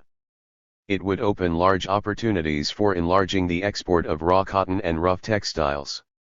Not surprisingly, Watson shortly thereafter denied that the Populist Party was even so much as tinged with socialist ideas. 129 Pleased by the outcome of the war, the State Department promptly claimed a full share of the benefits. This country will expect equal and liberal trading advantages. And, after pressure from metropolitan interests, the American representative in China was directed to employ all your efforts in line with the policy of keeping foreign markets open in order to secure expanded privileges of intercourse, trade, and residence in which our citizens may share. 130. As hopeful as Watson and other expansionists were, however, there were no immediate orders from Asia large enough to ease the agricultural pressure on the Cleveland administration. That opposition rose another notch when the president failed to display any marked vigor in responding to the further British intervention. 376. Shin in Nicaragua at the end of April 1895. Cleveland was denounced by the Assembly of his own state of New York, as well as by the Connecticut State Senate. Even earlier, in March, Gresham and other advisers who anticipated the British move warned that the country was demanding a positive, if not aggressive, foreign policy. One such counselor argued openly for a war to straighten things out. 131. Such advice hit the president at a time when the continuing depression, the overwhelming defeat in the elections of 1894, the intensified outrage of the civil rights, and the renewed debate and criticism about Hawaii had shaken his confidence and strength. I have been dreadfully forlorn these many months, he admitted on February 12, 1895, and sorely perplexed and tired. 132. He was also under bipartisan pressure in the Congress to take a stronger position against the British attempt to seize a large area, including a region that would give it control of the Orinoco River, from Venezuela. Representatives Leonidas Felix Livingston of Georgia and Hitt of Illinois won unanimous support for a resolution that stressed the importance of our trade and other relations with those people. 133. The Senate promptly added its endorsement. The French were also active. Their pressure on Santo Domingo in March was followed in May by similar maneuvers against Brazil. Cleveland was fully aware, moreover, that the public attacks on him were strengthened by the developing alliance between Metropolitan and Western Republicans who favored expansion. 134 Stung by the vehement criticism across the country, and urged by cabinet members like O'Janey and Whitney to beat the tom-tom in the Venezuelan matter, the president defined the issue as the most distinct of home questions and finally displayed some vigor in using foreign policy to control the ever-increasing domestic unrest. 135 The decision was not merely political, and most certainly not hypocritical, because Cleveland was a strong nationalist, seriously concerned about the overseas market expansion within his metropolitan outlook. But he was using foreign policy in the sense that he was acting on a narrow metropolitan view that did not integrate the agricultural sector of the political economy into its analysis, and which defined benefits to the farmers as a consequence of gains for the metropolis. Standing up to Britain over Venezuela was a political equivalent of his strategy of free trade in raw materials. Neither represented the kind of inclusive outlook manifested in the Harrison-Blaine-Rusk approach to reciprocity. The emphasis on manufacturers was revealed in several episodes during May. The first occurred when Don Dickinson, a major Democratic politician in Michigan, issued a militant call for market expansion after a conference with Cleveland. The president's Re. 377 response, given the preliminary discussion, indicated that he was emerging from his earlier depression. In due time it will be found that the administration has not been asleep. 136. Then, when Gresham died on May 28, Cleveland replaced him as Secretary of State with Olney, who had already become active in pushing a strong policy for domestic as well as overseas objectives. His experience and analysis were far more narrowly industrial than Gresham's, however, a consideration that increases the significance of a series of articles published anonymously in the Baltimore Sun on May 26, 27, and 28, 1895. They were actually written by Frederick Emory, an important bureaucrat in the State Department, and they emphasized the value of foreign markets for industrial surpluses. The time has come when our manufacturers must help to swell the volume of our export trade. It has been the task of Mr. Cleveland's foreign policy, he then explained, to prepare the way for them, to ensure a hospitable reception for them. All such indicators prompted Watson and other populists to conclude that Cleveland was using foreign policy to weaken the agricultural movement. As with Simpson's dilemma over the Navy, however, Watson and the others were caught in the coils of their own expansionism. Thus, Watson did not attack the opposition to Great Britain, but instead manifested deep contempt for the president's methods and purposes. 137 In a similar way, agricultural businessmen were concerned with other issues of expansionist activity as much as and in some cases more than they were involved over Venezuela. That was particularly true in the summer of 1895. Many expansionists, attracted by the jump in exports to Cuba after the Reciprocity Treaty of 1891, increasingly focused their attention on that island. Western spokesmen like Teller and metropolitan leaders like Proctor differed over the wisdom of annexation, but they agreed early in 1894 that nothing should be allowed to weaken or disrupt America's economic control of Cuba. And Teller, though he was not a populist, was an eloquent advocate of the free marketplace expansionism that the agricultural majority had developed to a high pitch. The Monroe Doctrine, he explained, merely declares that we will not tolerate any interference in affairs in this hemisphere by European powers. We have a right to intervene. That right, he candidly asserted, was based on economic and ideological criteria. In cases where commerce is destroyed and lives are wasted, America had the power and the right to say to those people, now you have gone far enough. You have disturbed the commercial world. You are destroying your civilization, and it is time for you to come to a halt. Peacefully if possible, but if that cannot be done, does anybody deny the right of this government, in the interest of 378. Humanity, in the interest of the business of the world and the race, to say, you must put an end to this condition, or we shall compel you to do so, 138. That kind of highly integrated and ideologically supercharged free marketplace expansionism could not in the end be mollified by the gestures however sincere of those who entertain a more limited conception of such expansion. Hence Cleveland's unwillingness to save reciprocity with Cuba provoked immediate and rising antagonism among Westerners and Southerners. Perceptive observers like Senator Wilkinson Call of Florida realized as early as December 1894 that the termination of reciprocity would very probably serve as the catalyst touching off another revolutionary outbreak in Cuba, and he began to agitate to purchase the independence of the island from Spain. Minnesota citizens, acutely aware of the market for meat, flour, and other provisions, shortly petitioned the government to buy the island outright. 139 Then, when the revolution did erupt on February 24, 1895, other Midwesterners raised a general cry to drive Spain from the Caribbean.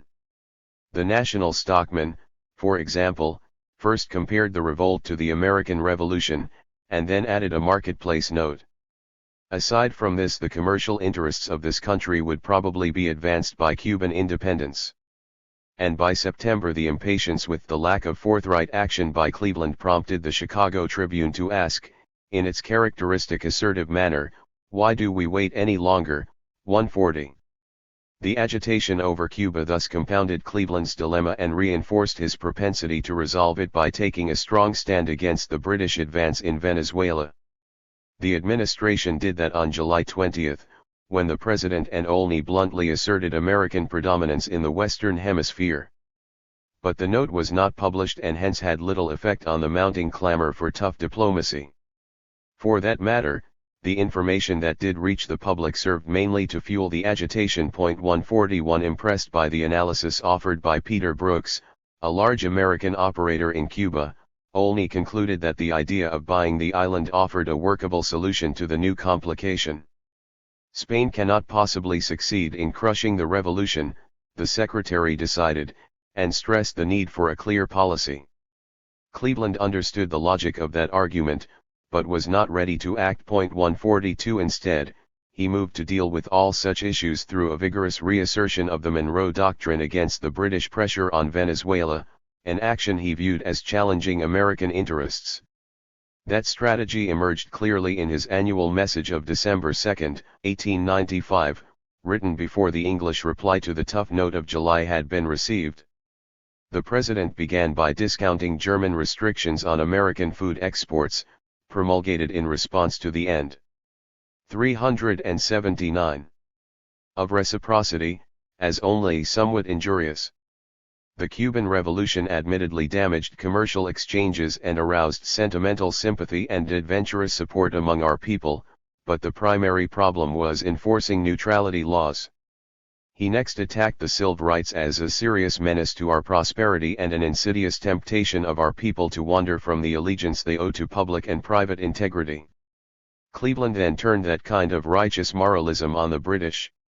Declaring that the Monroe Doctrine is essential to the integrity of our free institutions and the tranquil maintenance of our distinctive form of government, he concluded that we may properly insist upon this doctrine without regard to the state of things or any changed conditions here or elsewhere. 143. While the tone was assertive, the remarks were unfocused and indeterminate simply because the President did not know whether the British were going to give him a victory of some kind or provide the occasion for even stronger rhetoric. The latter was the case.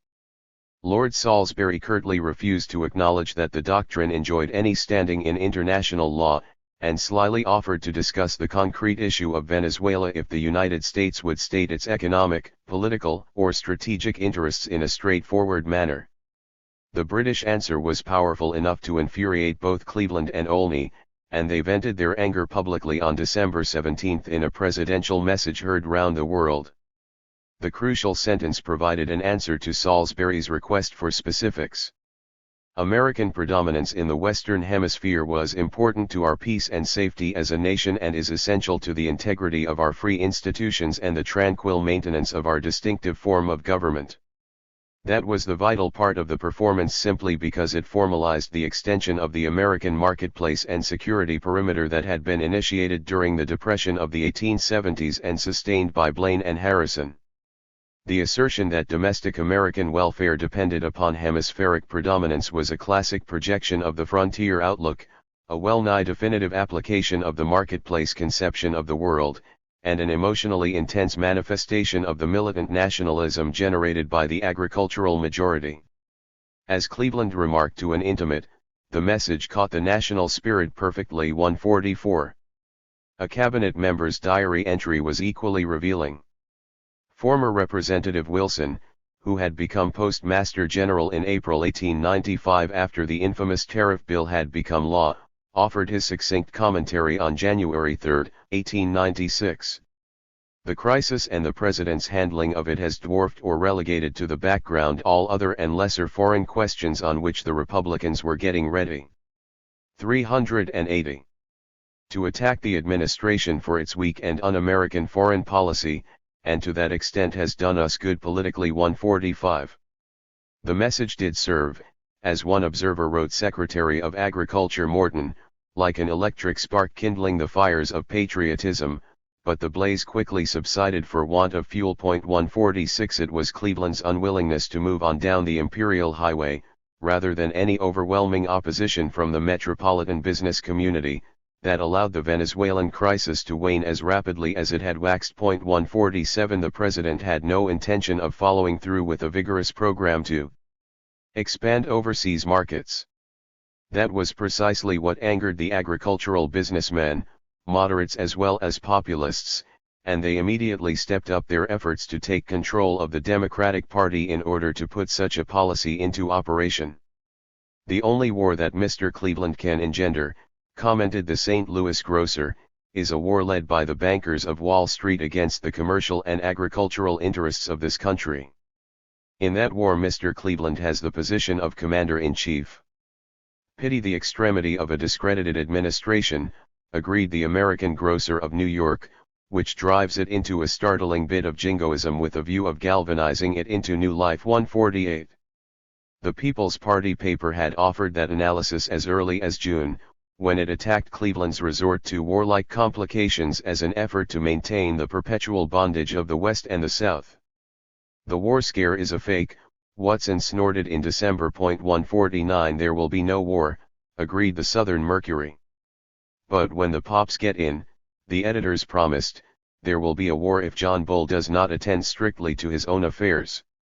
The Pacific Rural Press argued that there would be no war on different grounds.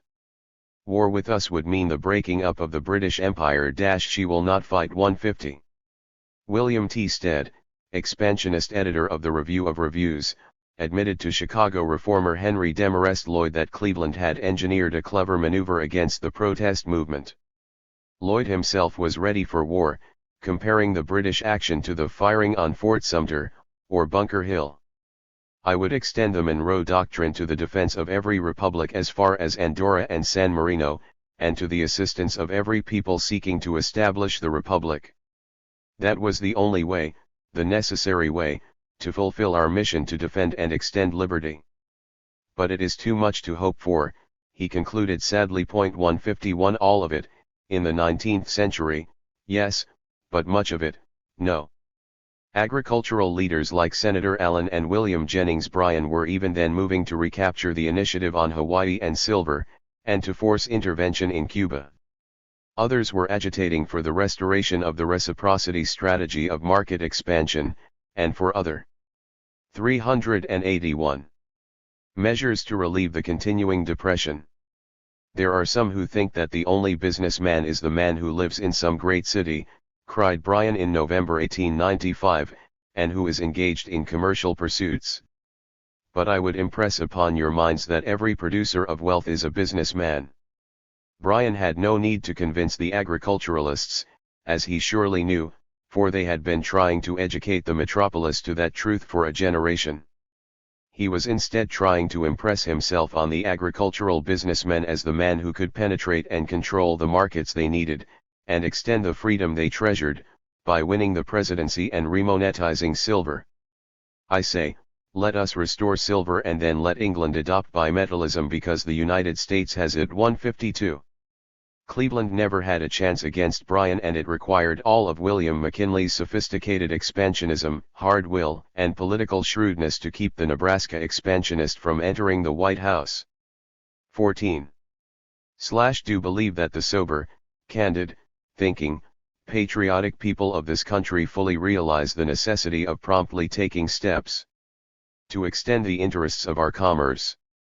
Populist William Allen, 1895. It would not be good policy, just now, for Spain to pick any quarrel with the United States. Farm, Field, and Fireside, 1896. The only thing that can remove this threat of danger to business stability is the settlement of the question and the restoration of peace to the island, and this can only be brought about by firm and decisive action on the part of the United States. Senator Henry Cabot Lodge, 1896. Cuba were free, she would pass under American trade influences. People's Party paper, 1896. The only trouble is it is better not always to say the truth. It is better not always to speak of money and property interests. Let it be placed upon some higher ground. Senator John Sherman, 1896.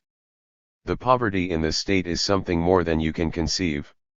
John H. Tibbies to Senator Allen, 1896. Foreign markets are essential to the prosperity of the American farmer. State Grange of New York, 1896. Give us protection and reciprocity treaties with such countries as we can trade advantageously with. Wisconsin Farmer, 1896. We demand the establishment of an economic and financial system which shall make us masters of our own affairs, and independent of European control. Populist Party Program, 1896. Let us restore silver and then let England adopt bimetallism because the United States has it. There are some who think that the only businessman is the man who lives in some great city. William Jennings Bryan, 1895. The East is not the battleground. Postmaster General Wilson, 1896. Think the advance in price has come to stay. This ought to make McKinley votes, put the farmer in better humor, and upset the theory that Bryan and his followers have been advancing. William H. Dunwoody, October 1896. It is a businessman's state. Iowa State Register, November 6, 1896. The climactic debate over silver or reciprocity as the best method of expanding the American marketplace. T.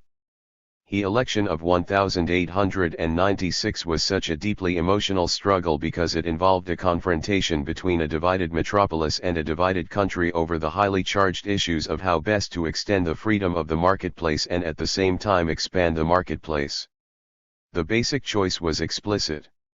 William Jennings Bryan insisted that the unilateral remonetization of silver was the only way to attain both objectives. William McKinley argued that reciprocity and international bimetallism provided the only sure route to such freedom with prosperity. The coalition headed by Bryan added that control of the markets of the world needed to be supplemented by classical Smithian reforms at home. While not dismissing the need for some changes of that kind, McKinley stoutly maintained that the expansion of the marketplace would generate welfare for all members of the system. The election dialogue was carried on in a context defined by three factors. One was the continuing depression. The second was the common desire to expand the free marketplace. The third was the Cuban Revolution. Within that framework, a majority of the agricultural businessmen were initially inclined to support the populists and other reformers in a bid to take command of the Democratic Party and refashion it as the instrument of their solution to the ills of the political economy. Yet a strong minority of the farm businessmen lean toward the answer to those problems recently developed by the Republican leaders who stressed bimetallism and reciprocity. McKinley and his allies transformed that minority into a slender majority in the 385, 386 crucial states of the upper Mississippi and Missouri valleys, and they came to power as the Cuban and Far Eastern situations presented serious challenges to the rhetoric of all expansionists. The failure to offer bold and effective leadership in a similar crisis lost Cleveland and his coterie of metropolitan Democrats their only chance, feeble though it was, to maintain control of the country. The president made no move to apply his vigorous reassertion of the Monroe Doctrine to the Cuban Revolution, or to implement it through a program of market expansion. Militant agriculturalists who had been advocating such action for more than a decade promptly seized the initiative. Populist Senator Allen of Nebraska returned to Washington to December 1895 convinced that the sober, candid, thinking, patriotic people of this country fully realize the necessity of promptly taking steps to extend the interests of our commerce. The people of this country have become dissatisfied with the foreign policy that has been pursued, and a firmer policy should be adopted. 1. Allen then introduced a three-part resolution designed to change the policy. The government should promptly recognize the revolutionists of Cuba, who are now honestly struggling to secure their independence, as composing an independent nation. Furthermore, all islands in close proximity to the mainland of the United States should, as speedily as possible, by treaties of purchase, be annexed. As essential to our safety in times of war and the convenience and necessity of our commerce in times of peace. And, finally, while the government should not needlessly or hastily embroil itself with any foreign power, and should only resort to extreme measures in cases of actual necessity, it should nevertheless be firmer and more prompt, in maintaining the rights of American citizens abroad too. The senator next reactivated Blaine's plan for a Pan-American Union for the purpose of promoting the general, industrial, and commercial welfare of the nations of the hemisphere, and to secure them from European or other foreign encroachment. He integrated silver into his foreign policy by specifying that the Union have a common silver coin of full legal tender in all countries. 3. We must be, he added, the exclusive judges of when the doctrine is to be applied. 4. The performance promptly earned Allen the first of many letters of sincere congratulations for his Americanism, and the note cast a revealing light on the outcome of the presidential election. If you were as sound on finance as you are on true Americanism, I would be ready to worship at your shrine. 5. But Allen and other Silverites were convinced that a sham toughness in foreign policy was being used to block them on silver, as well as to avoid effective market expansion, and they remained adamant about combining the two questions because they considered them inexorably entwined. Silver, as they had been arguing since the 1870s, 387, would expand the marketplace in and of itself, and at the same time weaken the aristocratic power of Britain, Germany, France, and now Spain. 6. The power of that analysis was clearly revealed in the support it received from agricultural businessmen who were not populists. Farm, Field, and Fireside, for example, viewed Spain as a mere puppet of the British, and hence saw action against Spain as a blow against England. Its editors warned the British, furthermore, that America will have a hand in the Eastern question whether England likes it or not. 7. The national stockmen agreed, supporting the Cubans because they were struggling for the same rights for which our revolutionary forefathers fought. 8. The Western rural shared the view that action in the Middle East might be required, but emphasized the need to send naval units to Cuba to protect American trade and lives. 9. And the rural New Yorker, asserting that the rebellion is fully justified, expressed its views in an editorial poem. 10. Off yonder in the ocean blue, fair Cuba strives in freedom's battle. She has a right to look to you for manly words, not idle prattle. The petitions, resolutions, and letters that flowed into the Congress provided persuasive evidence that such editors knew their readers. The Topeka Philosophical Society demanded support for the Cubans from the standpoint of patriotism, political economy, and material commercial interests. Citizens in Spokane, Washington, agreed, as did alliance members in North Carolina who wanted no backing down. Iowans though Cuba ought to be dealt with as a warning to powers which have thought to question the Monroe Doctrine. The attitude that a move against Spain would weaken all monarchical tendencies was widespread, appearing in Grange petitions, private letters, and resolutions from state legislatures. 11 Such broad support encouraged other leaders to offer rival resolutions, and the Senate finally approved Morgan's move to force Cleveland to recognize the Cuban rebels as belligerents. Cuba was so closely tied to the political and commercial welfare of our people, and so universally regarded as part of the continental system of America, Morgan argued, that prompt action was necessary. The war was doing serious harm to the rights and interests of our people on the island, and to our lawful commerce, and it was time to establish the security of life and property, permanent peace, and a government that is satisfactory to the people of Cuba. 12. The vote on February 28, 1896, was overwhelming 64 to 5.13. The resolution greatly disturbed Cleveland and other metropoli. 388. 10 spokesmen who intensely disliked the rebels, who fretted that intervention of any kind would delay or prevent economic recovery, and who felt more generally that American expansion would develop without such risky militancy. 14 Senator Lodge understood such resistance and worked persuasively to overcome it, arguing that Spain would back down rather than fight, and adding that business would not suffer seriously even if war did erupt. 15 The only thing that can remove this threat of danger to business stability is the settlement of the question and the restoration of peace to the island, and this can only be brought about by firm and decisive action on the part of the United States. 16.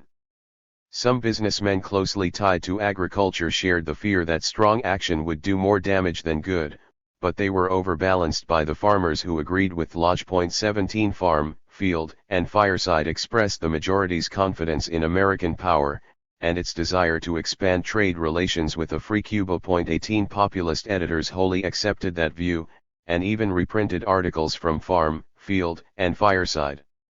19 It soon became apparent, moreover, that a significant number of metropolitan spokesmen shared that confidence and desire.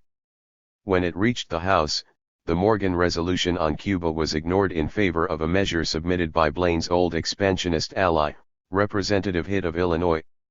Referring to the numerous petitions demanding action, Hitt called upon the Cleveland administration to recognize that a state of public war exists in Cuba.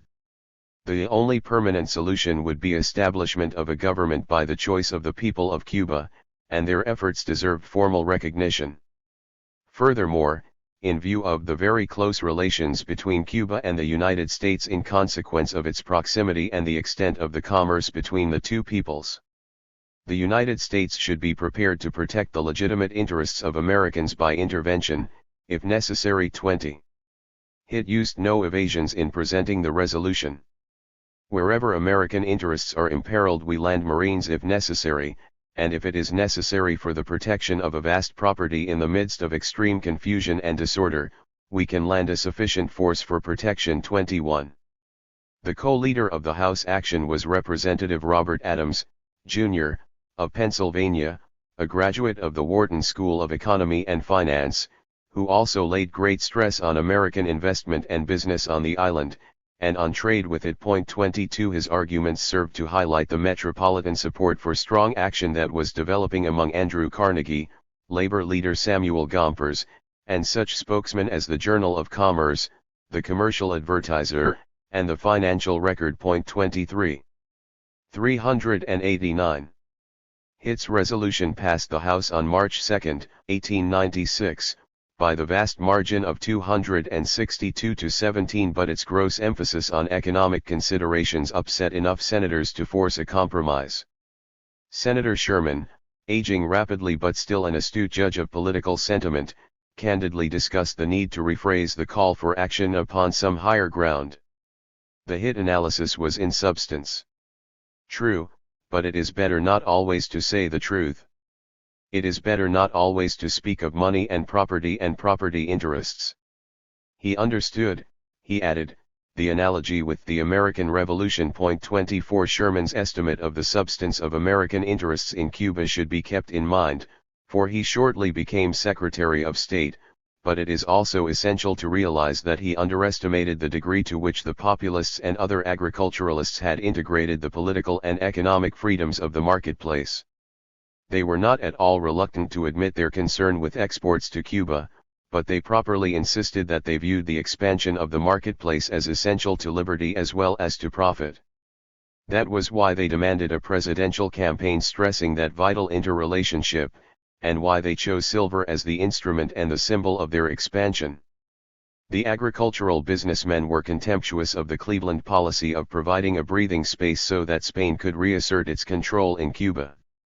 The United States, Olney told the Spanish minister after protracted cabinet discussions, wanted to cooperate with Spain in the immediate pacification of the island. The object was a solution which will prevent all thought of intervention by rendering it unnecessary. The president was making an official expression of his anxiety, and of his earnest desire for the prompt and permanent pacification of that island. The Cleveland administration feared that protracted conflict would force Spain to abandon Cuba to the heterogeneous combination of elements and races now in arms against her. That outcome induced the gravest apprehension, and prompted the president to offer his good services to help arrange a settlement that would leave Spain her rights of sovereignty, yet secure to the people of the island all such rights and powers of local self-government as they can reasonably ask. 25. Olney's note makes it clear that the advocates of American intervention were largely correct in their analysis of administration policy, but it also reveals that they overlooked or discounted one important consideration. For in its concern to terminate the revolution before it further damaged American interests and disrupted American politics, the administration did take the first step toward full-scale intervention. The uninvited offer to help end the uprising, coupled with the specifications for a settlement, bespoke an American intention to set 390 limits on Spanish action. Olney made that clear when the Spanish refused the offer of good offices. The situation here and in Cuba / the secretary bluntly replied, must be bettered. 26. That was precisely what the populists and other agriculturalists intended to do by winning the election of 1896 for domestic reform and the expansion of the free marketplace to Cuba and elsewhere through the remonetization of silver. They counted on the continuing depression to help them defeat those who exhibited, as some metropolitan spokesmen admitted, the superciliousness and arrogance of men who posed as the holier-than-thou's end of civilization. 27. The poverty in the state, one constituent wrote Senator Allen, is something more than you can conceive. And others reported on the extreme and unusual drought that increased the many hardships and privations. 28. The accounts from other states were no better. New York Grangers defined 1895 as a year long to be remembered by the farmers of our land, a time when a large class of the honest toilers of the land are gradually nearing the gulf of financial ruin. Pennsylvanians warned that the Depression threatens to drive us to the wall. Illinois reported a state of Great Depression, and offered a clear idea of why the farmers were so incensed. We ought to be prosperous, but we are not. And conditions in Kansas were so bad that many were in the slough of despondency. 29. Agricultural spokesmen, militant and moderate alike, also knew how deeply the farm businessmen were committed to the theory and the reality of the export market. There is good reason, as the National Stockman remarked, for devoting more attention to our foreign trade. Agricultural exports carry not only the farmer, but the balance of trade for the entire economy.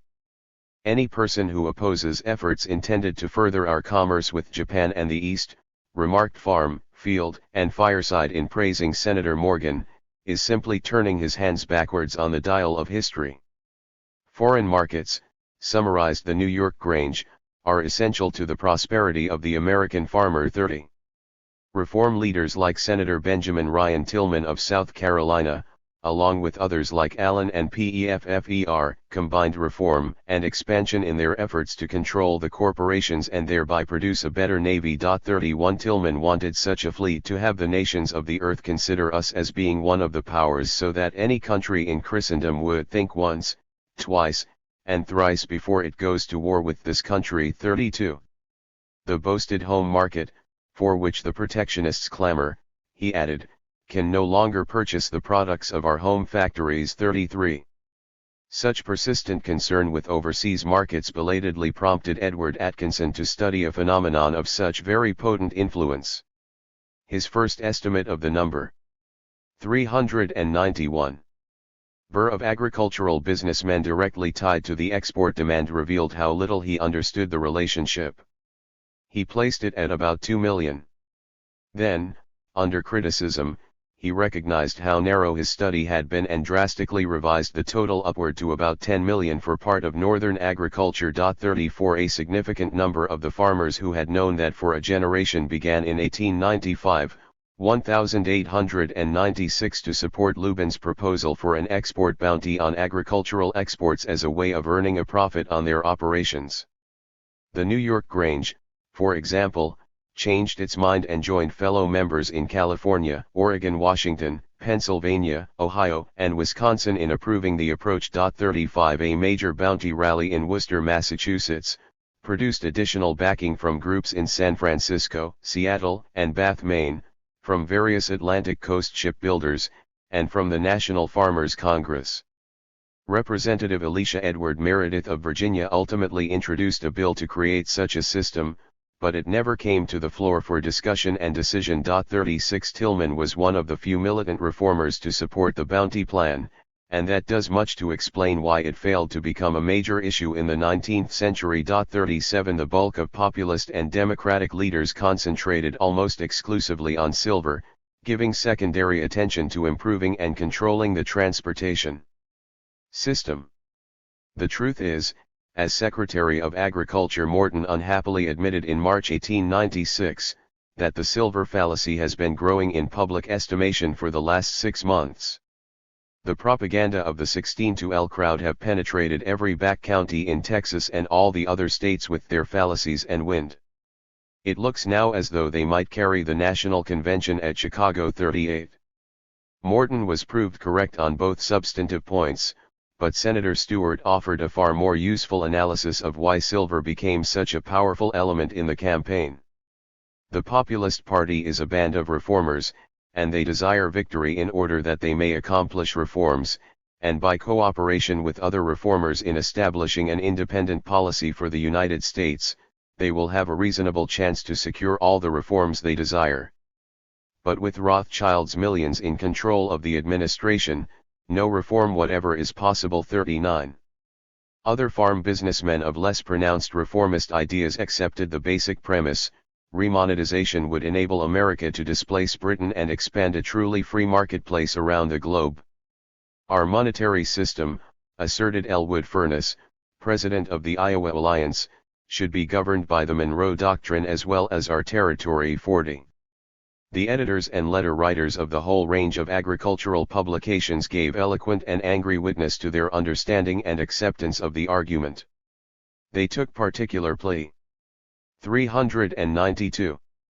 Sure from Lord Balfour's candid opinion that unilateral remonetization would force bimetallism on the world whether England likes it or not. 41. Some Southern textile men joined the movement hoping that free silver would expand their exports to Latin America and Asia. 42 Senator Marion Butler of North Carolina, a leading populist, spoke for agriculturalists of the region in calling the silver issue by all odds the most momentous to our future liberty and prosperity. The reformers, he declared, were patriots ready to fight to the bitter death the infamous British gold conspiracy. 43. Butler may have been influenced by Brooks Adams, for he shared his concern about the decay of civilization. And, like Adams, Butler wanted silver to expand the American marketplace and to rid this country of foreign debt and foreign dictation. 44. By the spring of 1896 such agriculturalists had reached the point of committing themselves to the silver analysis and program. The process through which that had occurred was surely understandable, and the analysis itself could be defended with considerable force as a marketplace approach to a marketplace problem. They might very well have won the election, moreover, if they had supplemented silver with other expansionist proposals to attract the farm businessmen who were not wholly persuaded by the silver argument. That, rather than any other weakness, was the primary failing of the silver movement. For the conservative metropolitans who were so deeply frightened and antagonized by silver would not have voted for Bryan in any event, and the chance for agricultural businessmen to attract a solid labor vote was minimal at best. Silver had become so central, so wholly the cause and the answer, however, that it blinded Bryan to the full meaning of what was happening in the Western Republican parties. And Bryan was the key figure, for he had been aiming for the Democratic nomination since 1894, and the more militant reformers had no choice but to accept him once he fulfilled that ambition. The indicator that Bryan and populist leaders missed became apparent during the Republican State Convention in Idaho, though it had appeared as early as 1894 in other states. First, the delegates condemned Cleveland as vehemently as any Democrat. Second, they heaped high praise on Senator Fred Thomas Dubois for his fearless position taken in behalf of the free coinage of silver, protection to American industry and reciprocity, one and inseparable 45. The second resolution was crucial, for it revealed the possibility of developing a package approach that could counter the appeal of free silver among Western farmers. Seeing only the big silver sky, the Democrats and populists missed that small cloud far down on the horizon. But it was not a cloud to William McKinley, who had been work 393. ing just as hard as Bryan for a presidential nomination. It was instead almost precisely the package of protection, reciprocity, and some kind of commitment to silver that he and other astute Republican leaders were preparing to offer the workers and capitalists in the cities and the farm businessmen in the crucial states of the upper Midwest. One sign of that evolution came in a letter of November 9, 1894, from William J. Fowler of the American Cultivator to Senator Cushman Kellogg Davis of Minnesota. Fowler viewed the resurgence of Republican power in the elections of 1894 as offering the party a second chance to embrace the Harrison-Blaine reciprocity strategy, add a strong stand for bimetallism, and capitalize on the opportunity to rule the country during the next quarter of a century. 46.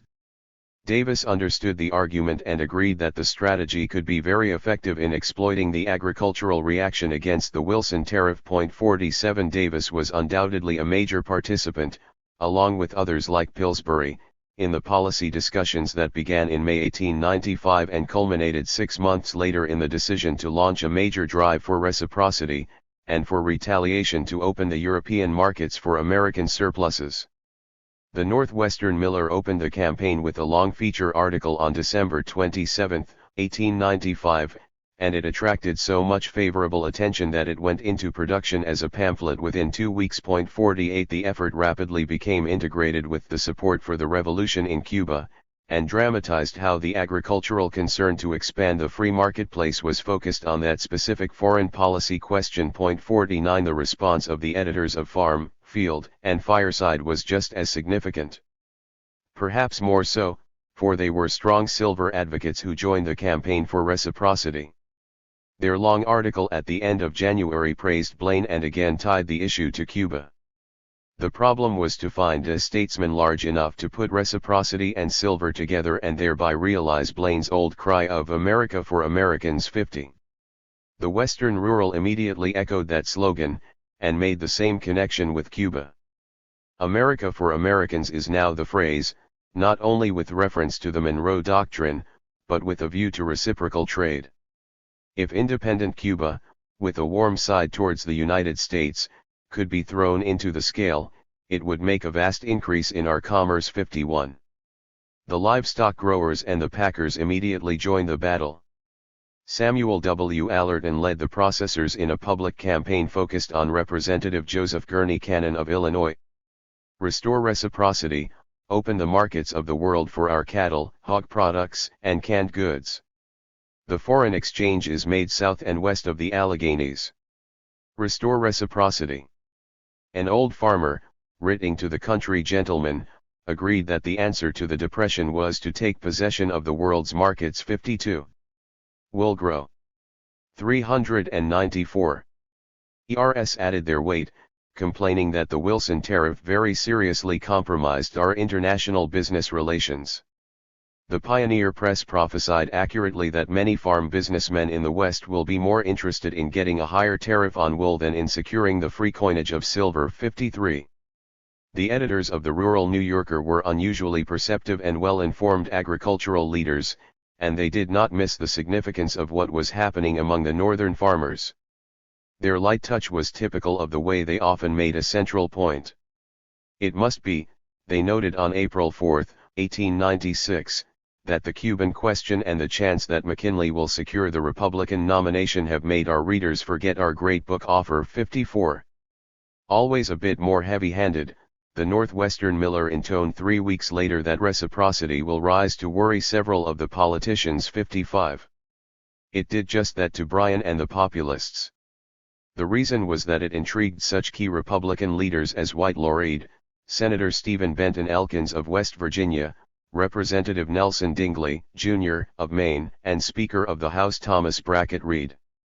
Flower King Pillsbury returned from his conversations with Reed greatly encouraged, while Elkins and Reed concluded that the reaction to the Wilson bill was one of the basic explanations for McKinley's strength.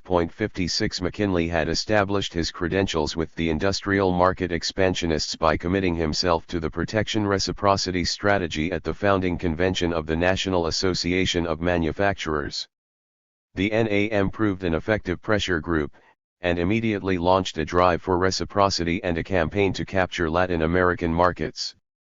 The National Board of Trade shortly added its strong endorsement of reciprocity, and Bradstreet's reported as early as January 18, 1896, that such pressure was being felt by many members of the House. 57 The intensity of the Democratic and populist commitment to silver is perhaps best revealed by the way it blinded them to what was happening in the South and in the House of Representatives. McKinley's strategy for winning the Republican nomination relied heavily at the outset on obtaining the endorsement of Southern state conventions, and he campaigned vigorously for those delegates. And his combination of protection and reciprocity evoked a positive response from the Southern mill owners who were increasingly interested in those policies. Even those who remained Democrats made it clear that they agreed with David A. Tompkins that reciprocity treaties were essential in expanding their exports. The Southern Textile Manufacturers Association, organized in May 1896, not only stressed reciprocity in its Declaration of Principles, but voted to cooperate. 395. With the NAM and the New England Cotton Manufacturers Association in a joint effort to enact that policy. 58 Southern leaders like Senator Morgan responded by supporting the Old Blaine strategy. But not Bryan. He also missed or discounted the testimony before the House Ways and Means Committee during the winter and spring. Those hearings were explicitly focused on reciprocity and commercial treaties and undoubtedly grew out of the Republican concern to exploit the agricultural reaction against the Wilson tariff. 59 Our millers attended in force, constantly pressing in with their demands for foreign markets to avert ruin. They provided a classic example of what the committee described as private enterprise searching for new markets. But meat packers, provision handlers, and livestock raisers added their voices for reciprocity in general and with Cuba in particular. Industrialists and other metropolitan businessmen appeared to support the same policy. The National Board of Trade was followed by the Cleveland Chamber of Commerce and a strong presentation from the Assembly of the State of New York. The latter posited the inevitable destiny of the United States, and continued with a list of urgent demands that included the acquisition of Cuba by the United States, preferably by purchase. Then, after the farmers' headquarters in Clarinda, Iowa, interposed its resolution declaring most emphatically for reciprocity, the Pittsburgh Chamber of Commerce added its judgment that new markets were an imperative necessity. The Philadelphia Board of Trade and the Boston Chamber of Commerce then prepared the way for John W. Gates, president of the huge Illinois Steel Corporation. "We got into Brazil in good shape," he reported, and then stepped aside while his top manager stressed the importance of the Cuban market. Like Carnegie, they were willing to sell surplus at a loss in order to keep the works running, but they preferred to operate at a profit with the aid of reciprocity treaties. They were supported by a report from the NAM that emphasized the lessons of Brazil and asked with particular emphasis that they be applied to Cuba. McKinley unquestionably digested that vital document, though he probably missed a similar study undertaken by the Wisconsin State Bureau of Labor. 60. It polled a sample of farmers by questionnaire and supplemented that information through informal interviews to discover how the agricultural businessmen of the state explained their depressed condition. Admitting they sometimes followed old ruts, the farmers accepted their share of the blame. But they also attacked the Wilson tariff as very injurious. Their positive proposals mentioned silver and transportation, but concentrated on two other policies: protection on such items as wool, and reciprocity treaties. All 396.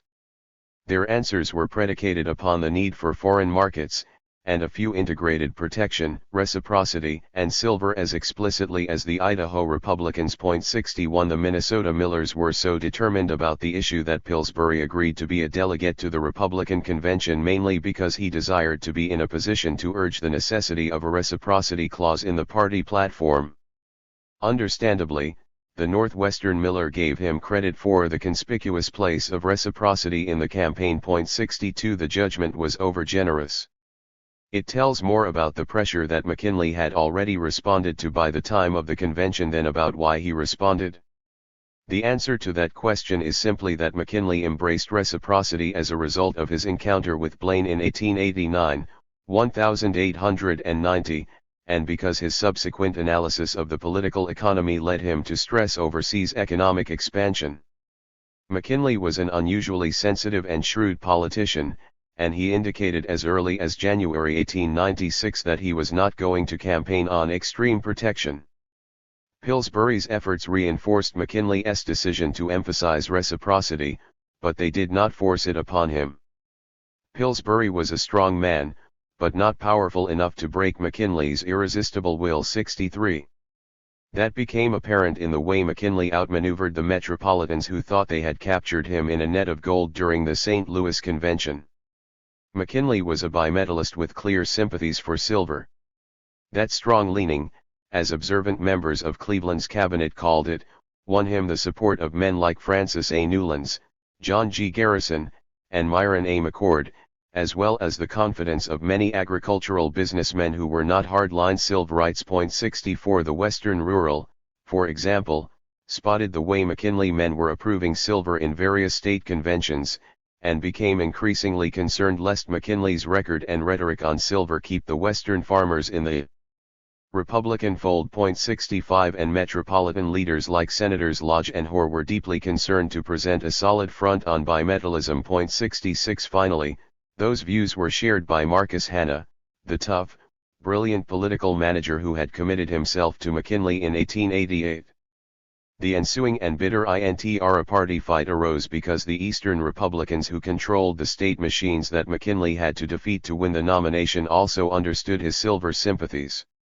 An official of the National Union Bank laid it on the line in mid-May, less than a month before the convention. There is a very ugly, hostile feeling growing up here among financial and businessmen against McKinley because of his silence on money subjects. The leading foreign banking houses give out that the large gold exports are occasioned 397 by distrust of their correspondents abroad as to his soundness. Urge him to make a plain statement against free silver. 67. The convention fight forced McKinley to give ground.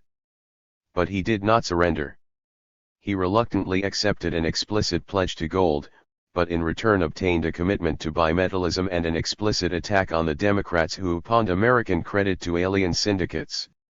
68. That was not enough for the hardline Silverites led by Senator Teller, and they stalked out of the convention in a display of righteous nationalistic expansionism. The United States, they declared, cannot much longer exist free and independent unless it employs silver to enlarge agricultural exports. 69. Stripped of everything else, as Teller later explained, The simple question is, are we in favor of having a system of our own? Crying yes. And adding that it is cowardly to say that we must ask the permission of Great Britain, Teller missed McKinley's fundamental agreement on the primary issue of having a system of our own. 70. The Republican platform left no doubts, made no equivocations, on that issue. The Democratic repeal of reciprocity was termed a national calamity, and the policy would be restored to secure enlarged markets for the products of our farms, forests, and factories. Reciprocity builds up foreign trade and finds an outlet for our surplus. Foreign policy should be at all times firm, vigorous, and dignified.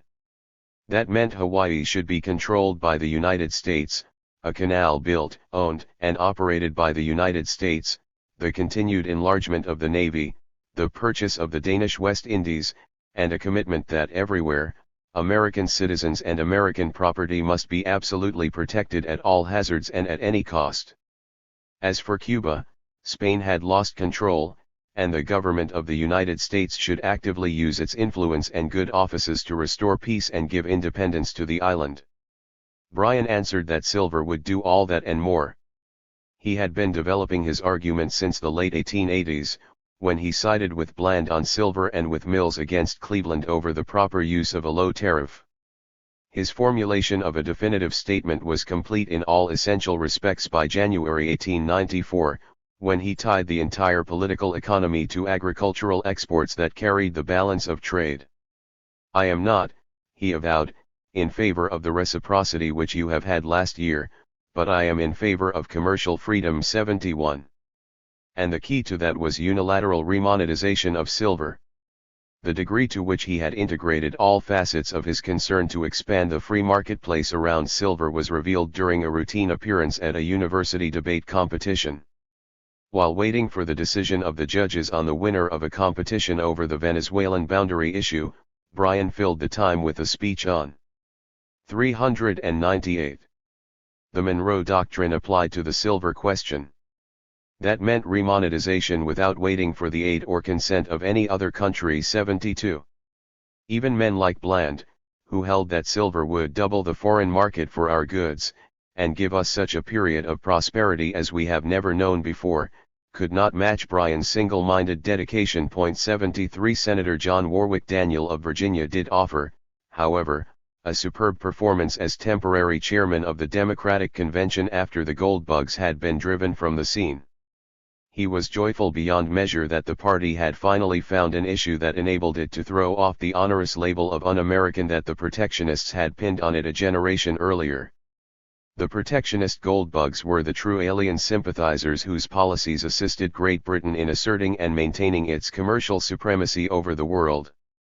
The United States, he continued, possessed a natural base of fixed empire, and the time was long since past to declare the financial independence of the United States.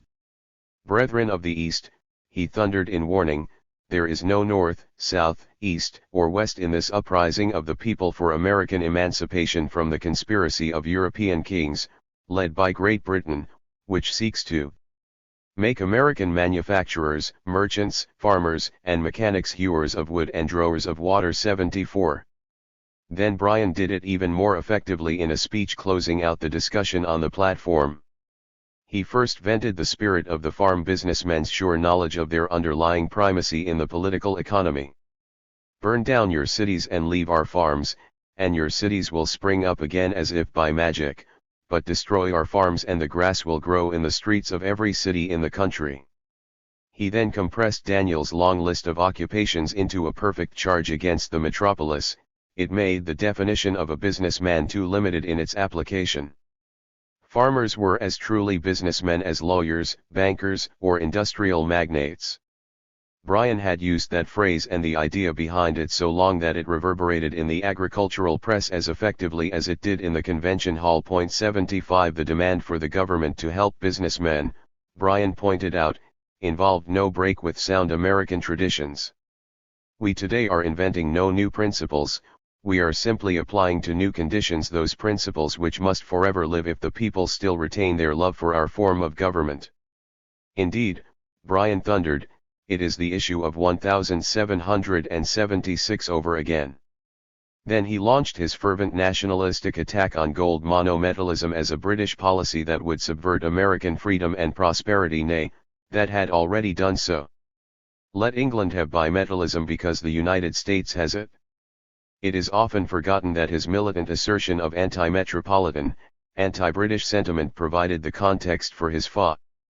399. Mao's conclusion. We will answer their demand for a gold standard by saying to them, you shall not press down upon the brow of labor this crown of thorns. You shall not crucify mankind upon a cross of gold. Bryan settled the platform debate and the nomination fight with one speech. The money question is paramount to all others. Gold monometallism is a British policy, and its adoption had brought other nations into financial servitude to London. It is not only un-American but anti-American. That bold attack dominated the platform. Trafficking with banking syndicates was condemned, and Blaine's reciprocity strategy was blamed for the loss by farm businessmen of access to their national markets. While implicitly recognizing the weaknesses of the Wilson tariff, the question of revision was left moot. And nothing more than sympathy was offered to the Cubans. But Bryan and silver were enough for Teller and other displaced Republicans and Independents. They met in St. Louis on July 22 as the National Silver Party. First, they reviewed all the arguments that the agricultural businessmen and others had developed for silver. Second, they promised that remonetization would expand the marketplace and restore prosperity. Finally, they agreed to support Bryan. A vote for Bryan, cried Teller, is a vote for industrial and financial independence of the American people from foreign domination and control. 76. Most populists undoubtedly agreed with that proposition. But a significant number thought other measures were also needed for full liberation, and more than a few even had doubts as to whether silver was the most promising of several instruments for producing domestic equity and international market supremacy. The dissatisfaction of those reformers was increased by their reluctance to accept the consequences of their own strategic mistake in scheduling their convention after the Democrats had acted. Going with Bryan meant going behind Bryan. But they enjoyed very little freedom of action because they had not created the kind of broad support, or effective state organizations, that provided the strength to survive certain defeat if they nominated a third ticket. The choice was between a coalition with the Democrats that offered some immediate influence and a gallant gesture of determined and militant reformism. The majority of the delegates clearly favored the first alternative, and the angry rhetoric of the minority has to be discounted as an indicator of its actual strength. For even those who advocated more extensive changes operated within the political economy of the capitalistic marketplace. That had been apparent between 1887 and 1896, and it was again demonstrated after the election. Senator Allen's keynote address stressed that very point, and he 400. Argued that silver offered the best way to preserve and improve the marketplace system. The defeat of the British would leave the American metropolis weakened and isolated and open the way for reform.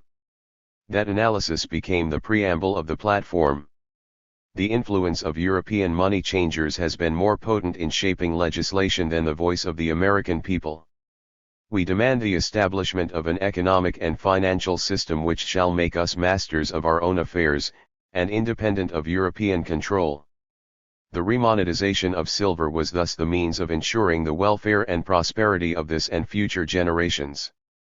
The populists went on to reassert the importance of better and more equitable transportation as a part of the structure of the marketplace. In good Smithian fashion, they called for government ownership to the end that all may be accorded the same treatment. They likewise reiterated the argument for some form of a sub-treasury system that would likewise help farm businessmen attain marketplace supremacy. And, in a forecast of later pressure, they demanded the government should recognize that Cuba is, and of right ought to be, a free and independent state. 77. The nomination of Tom Watson as the candidate for vice president was a revealing assertion of party identity, for he had pushed market expansion throughout his career. Neither the populists nor Bryan ever paused to consider the possibility that they could lose decisive votes from their own power base. The contest upon which the common people of this country have entered, Bryan promptly announced, involves not national union but popular liberty and the maintenance of the rights of the people as against their taskmasters of the East 78. That was perfectly true at one very important level of analysis, and wholly accurate as an estimate of the neocolonial resentment and determination to gain more equity in the management and the rewards of the political economy. Indeed, those aspects of the developing social consciousness of the farm businessmen had created a vigorous movement of assertive, nationalistic expansionism. And, in that fundamental sense, Bryan's emphasis on freedom was a wholly consistent corollary of his stress on silver. Yet it nevertheless blinded him to the pragmatic political effectiveness of Blaine's sophisticated appeal to the neocolonial agriculturalists. A program that delivered farm businessmen a greater share of the marketplace, and flattered them without hypocrisy in the process, filed the cutting edge of colonial antagonism into the kind of rounded, softened resentment that was an accepted part of marketplace competition. Blaine's strategy for holding farm businessmen in a coalition with metropolitan businessmen spoke to a kind of shrewd realism about freedom that protected the agriculturalists against confusing rhetoric with reality. 401. Instead of concentrating first on rallying his hardcore supporters, Bryan opened his campaign on August 12 in Madison Square Garden.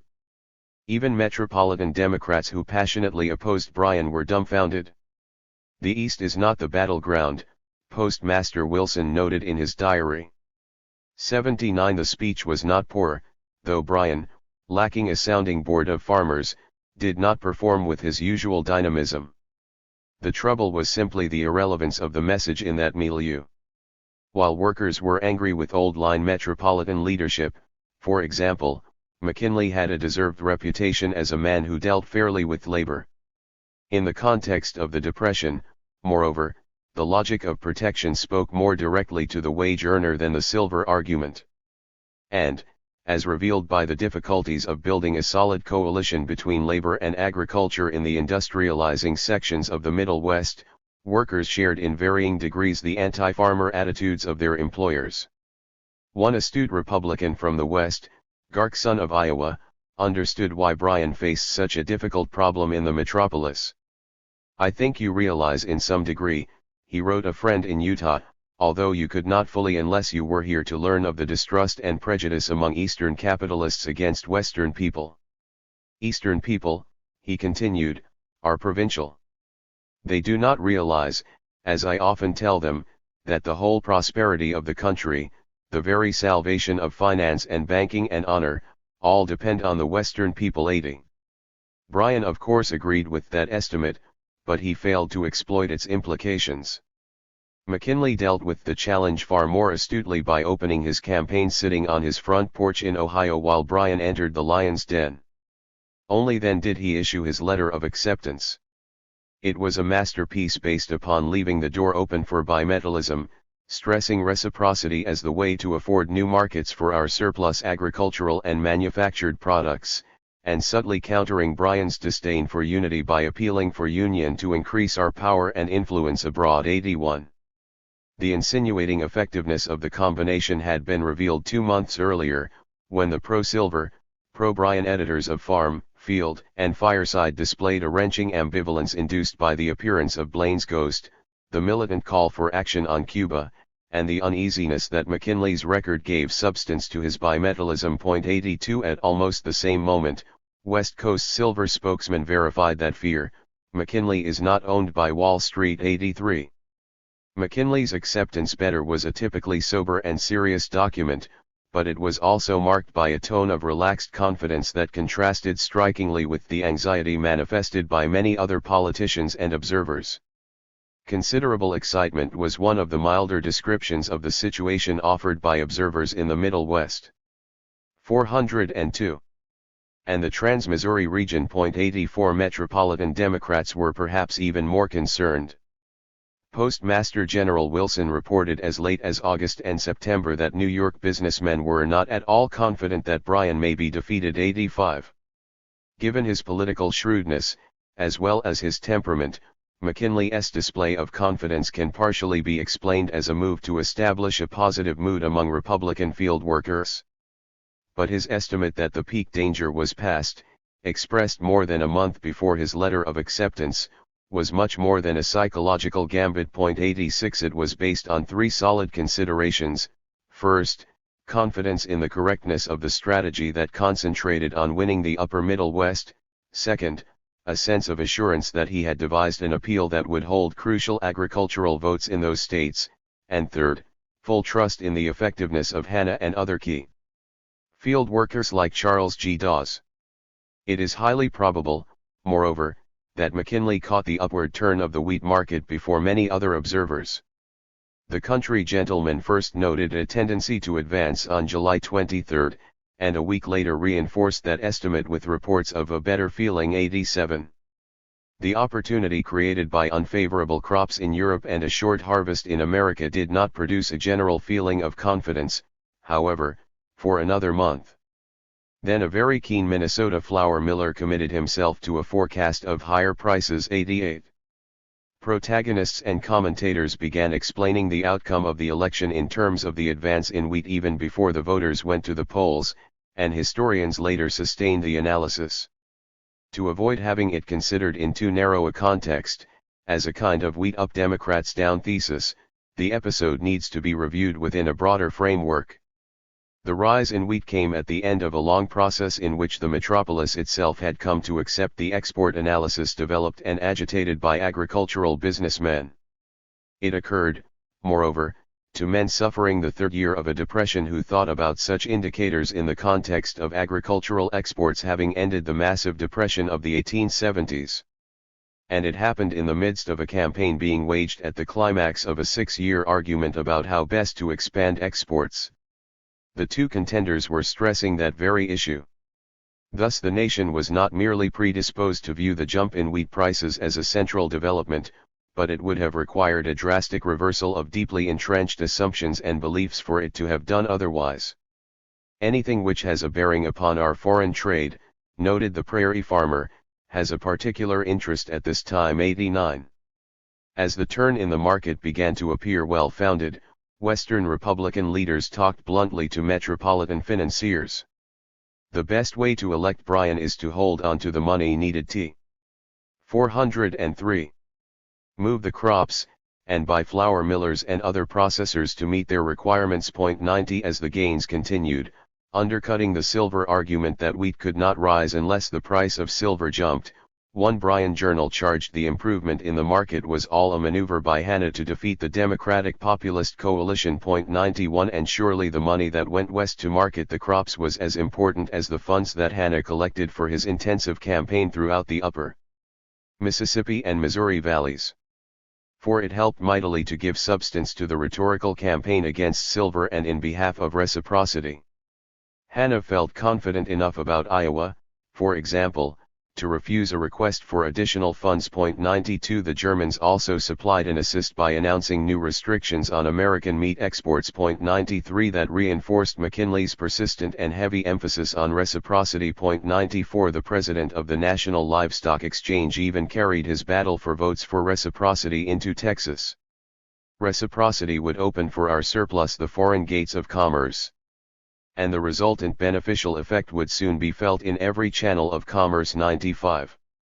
Through all such developments, Hanna's dedicated labor, he is working incessantly and vigorously, delivered the message to marginal and undecided voters. 96 The growing impact of the export boomlet manifested itself in economic analyses, letters to the editor, editorial judgments, and political reports from the battleground. It certainly helped many farmers, ran a typical comment from the West in a long symposium in the rural New Yorker. 97 The Pacific Rural Press judged it the most remarkable short-run expansion in the history of California wheat business. 98 And the editors of Manufacturer's Record compared it favorably and hopefully with the boom at the end of the 1870s. This enormous increase in foreign exports completely changed all business conditions, and might well mark the beginning of a general revival. 99. A member of a survey crew working in Illinois, asking everybody about politics, reported as early as September 24 that he had been unable to find a single Bryan man among the farmers. They all say the Democratic farmers will vote for McKinley 100. Minnesota observers felt confident a month later. The exports won McKinley votes by upsetting the theory that Bryan and his followers have been advancing, and by putting the farmer in better humor 101. Bryan clearly felt the same way, for he belatedly rushed to Minnesota in a last effort to win the vital Middle West. Leaning very heavily on the importance of agricultural exports, he tried too late to persuade the farm businessmen that silver would make America the mistress of the world's commerce 102. He failed there as elsewhere in the region. He ran third in Minnesota. 404. Behind a silver Republican candidate for governor far in the rear of McKinley. Perhaps the most perceptive summary of McKinley's success among farm businessmen came in a terse comment from the editors of the Iowa State Register, "It is a businessman's state 103. Bryan had not matched his insight into the truth that the agriculturalists were as truly businessmen as their metropolitan counterparts with a program that convinced them he would improve business. McKinley not only succeeded in that struggle, but he promptly called the Congress into special session to implement his strategy of market expansion for all businessmen. 15. Now don't you fellows fool yourselves by thinking that we will be able to give McKinley instructions. Marcus Hanna, 1896. Have a concern with which is by no means of a wholly sentimental or philanthropic character. Beside this large pecuniary interest, it cannot be reasonably assumed that the hitherto expectant attitude of the United States will be indefinitely maintained. President Grover Cleveland, December 1896. United States battleships should be sent without delay to Cuban waters. Populist Senator Allen, February 1897. A special attention should be given to the reenactment and extension of the reciprocity principle, new and advantageous markets for our surplus agricultural and manufactured products. President William McKinley, March 1897. Why should we not act? There is no nation upon the face of the earth with which we have such immediate, such direct, such important commercial and other relations. Why should we not act? We have lost the advantages of the Cuban market. Senator R. John Thurston of Nebraska, May 1897. Cuba would be worth more to our commerce than Alaska. Farm, Field, and Fireside, June 1897. New markets. The paramount need of the agricultural interests at this time. Japan and China offer the most tempting fields for the increase of our wheat exportation. Prairie Farmer, July 1897.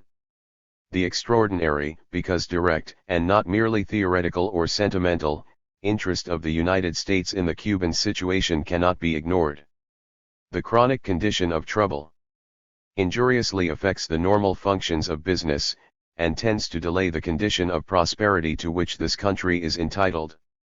Secretary of State John Sherman to Spain, July 1897. Am not lying awake at night over the condition of Cuba. I am more concerned about the condition and prosperity of our own people. Populist Jerry Simpson, January 1898. What we all want is Chinese trade. Commodore George Dewey, January 1898. Respectfully and earnestly urge the prompt and energetic defense of existing treaty rights of our citizens in China, and the preservation and protection of their important commercial interest in that Empire. New York State Chamber of Commerce to President McKinley, February 1898. War is not only coming. The insidious first entrance upon war has already been made. Representative James R. Mann of Illinois, March 8, 1898. The Boston men said for business one shock and then an end was better than a succession of spasms. Senator Lodge to President McKinley, March 21, 1898. We as populists ought to be candid. Since 1896 all the leading populists in national, state, and county conventions have declared in some way favorable towards freeing Cuba. All this talk about imperialism is but the old howl of the Federalists when they arrayed themselves against Mr. Jefferson for securing to this nation the Louisiana Purchase. Stand firm, for which will put us in touch with 500 millions of Asiatic consumers.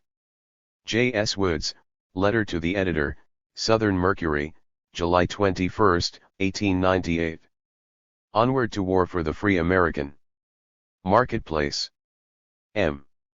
C. Kinley moved to honor his commitments to reciprocity and bimetallism as soon as he won the election. The decision to intervene in Cuba, with force if necessary, was made less than a year after his inauguration as president. The strategy adopted, should force be used, called for a two-front war to seize and hold an American base in the Philippines. The acceptance of war as an instrument of policy involved a process similar to the dynamics of a man starting down a sand dune to the sea. Once the objective is defined, and the movement started, the steps become longer and longer and the speed increases. There is a crucial instant when the mass of the man becomes great enough to compact the sand, and on the next step it suddenly exerts a force of its own. The man either stops in a jarring halt or becomes almost airborne. Historians cannot film the process of going to war as a physicist can record the flight of a man down a sand dune. Hence they cannot perfectly isolate the pivotal instant. But they can with confidence say that the decision occurred within a certain period. And with the McKinley administration that moment came long before the president wrote his special war message of April 1898 to the Congress. The primary force producing the war against Spain was the marketplace expansionist outlook generated by the agricultural majority of the country during the generation after the firing on Fort Sumter. That social consciousness involved an image of the world as a free capitalist marketplace in which personal and social freedoms were causally INTE 408. 409. Graded with economic liberty and welfare, in which ideas and experience were merged as beliefs, and which promised ideal results from necessary actions. The agricultural businessmen played a smaller, but by no means insignificant, part in the crucial definition of the war as an instrument of American expansion in Asia. But it was the metropolitans, rather than the agriculturalists, who explicitly formulated the war against Spain over Cuba as a war for the free marketplace in the Far East. The acceptance of that conception marked the shift in policy-making initiative away from the farm businessmen to metropolitan leaders. It was a decision of principle implemented with plans to fight a two-front war, and to hold some portion of Spain's Pacific Empire as a springboard to the Asian marketplace. The integration of Cuba and China was the product of 5 developments. The traditional interest in the China market was heightened by the rising exports of the late 1880s and 1890s, the Hawaiian coup and the agitation over annexation, and the Sino-Japanese War. Next came the climax of the Silver Movement, which had always pointed to China as one of the markets to be won by remonetization. Then the outbreak of the Cuban Revolution provided a major focus for agricultural agitation to save and enlarge that market, and to force the metropolis to act more vigorously and more generally to enlarge the free marketplace. That pressure steadily pushed the government to demand more of Spain, and into its own discussions of forceful intervention. Those talks led to contingency planning by the Navy. The first actionable result was a June 1, 1896, report by Lieutenant William Wirt Kimball, War with Spain, 1896, General Considerations of the War, the results desired, and the consequent kind of operations to be undertaken. 1. The strategic importance of Manila defined that Pacific port as part of a war over Cuba. The connection became determinative by the end of October 1896, when the administration committed itself to preparing a full war plan by January 1, 1897. 2. Private and official concern with the Asian market was an integral part of that conception of a war with Spain. Hill of the Great Northern was beginning to ship southern cotton, as well as flour, to the Far East, and his operations were paralleled by various other entrepreneurs headed by the American China Development Company, John J. McCook of the law firm of Alexander and Green, and James H. Wilson. 3. The latter two, aided by such members of the Cleveland administration as Secretary of War Daniel S. Lamont, transformed the visit of the High Chinese official Li Hongqiang into a state occasion, and succeeded in having Secretary of State Olney instruct the American minister to China to use his personal and official influence to obtain contracts for American firms. The editors of the Rural New. 410. Yorker added that Li's visit should be exploited to expand agricultural exports. 4 The farm businessmen were more influential in connection with Cuba. 5 Their agitation and demands forced Cleveland to increase his pressure on Spain, and provoked him to serious thought about setting a deadline for obtaining satisfaction from Madrid. In a draft version of his annual message of December 1896, for example, Cleveland warned the Spanish that American patience had its necessary limitations. The United States would sooner rather than later be compelled to protect its own interests and those of its citizens, which are coincident with those of humanity and civilization. He indicated that a grace period of a month would be granted, after which the consequences would be almost inevitable. 6. Delivered as written, those words would have produced war in January 1897, the date toward which the Navy had pointed in making its plans. But they were not spoken. The armed forces were not ready, and Cleveland, whatever his own fears and preferences, was not a man to leave a war on the doorstep for an incoming administration. In the message that he did deliver, however, the president warned that America's patience would not be indefinitely maintained. The demand for satisfaction rested on a concern by no means of a wholly sentimental or philanthropic character. The large pecuniary stake of the United States played an important part in the rising clamor for action. Spain would have to pacify the island quickly or face the prospect of more forceful intervention. 7 Agreed, cried the chorus of militant agriculturalists, demanding that something should be done. Led by Senators Allen and Morgan, the expansionists greeted McKinley with a call for sending battleships to Cuban waters without delay.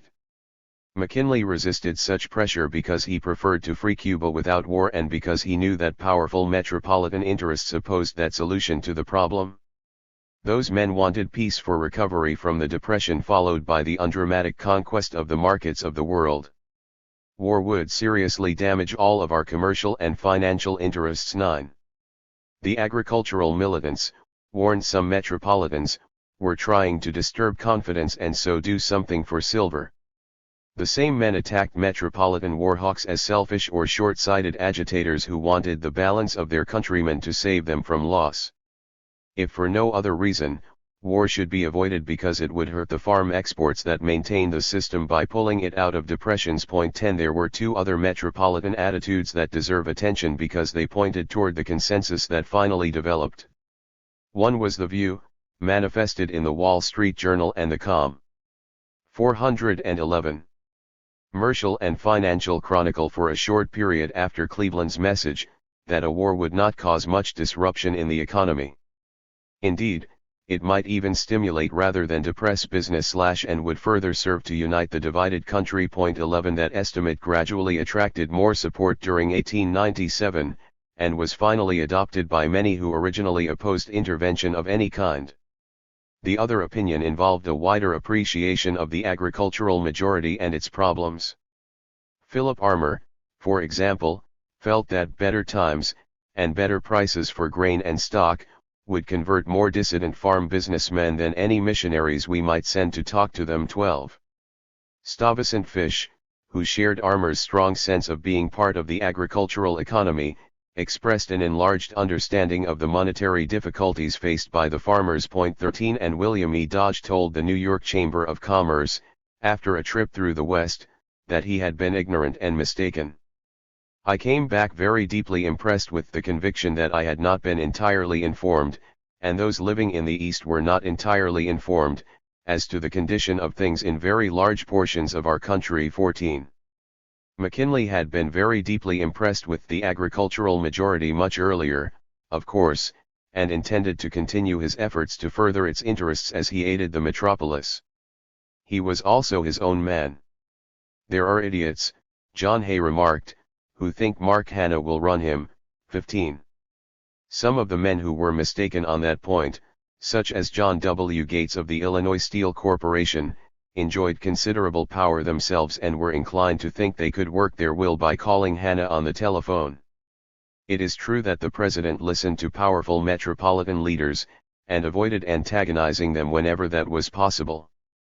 But he also displayed great skill in maneuvering them into positions where they had little choice but to do what he had decided to do, and he possessed a will that no metropolitan giant could break. Gates learned that lesson sooner than many. He was trying to secure a high appointment for a close friend who had opposed McKinley's nomination, and in the discussion with Hannah mentioned the large ore purchases of his firm.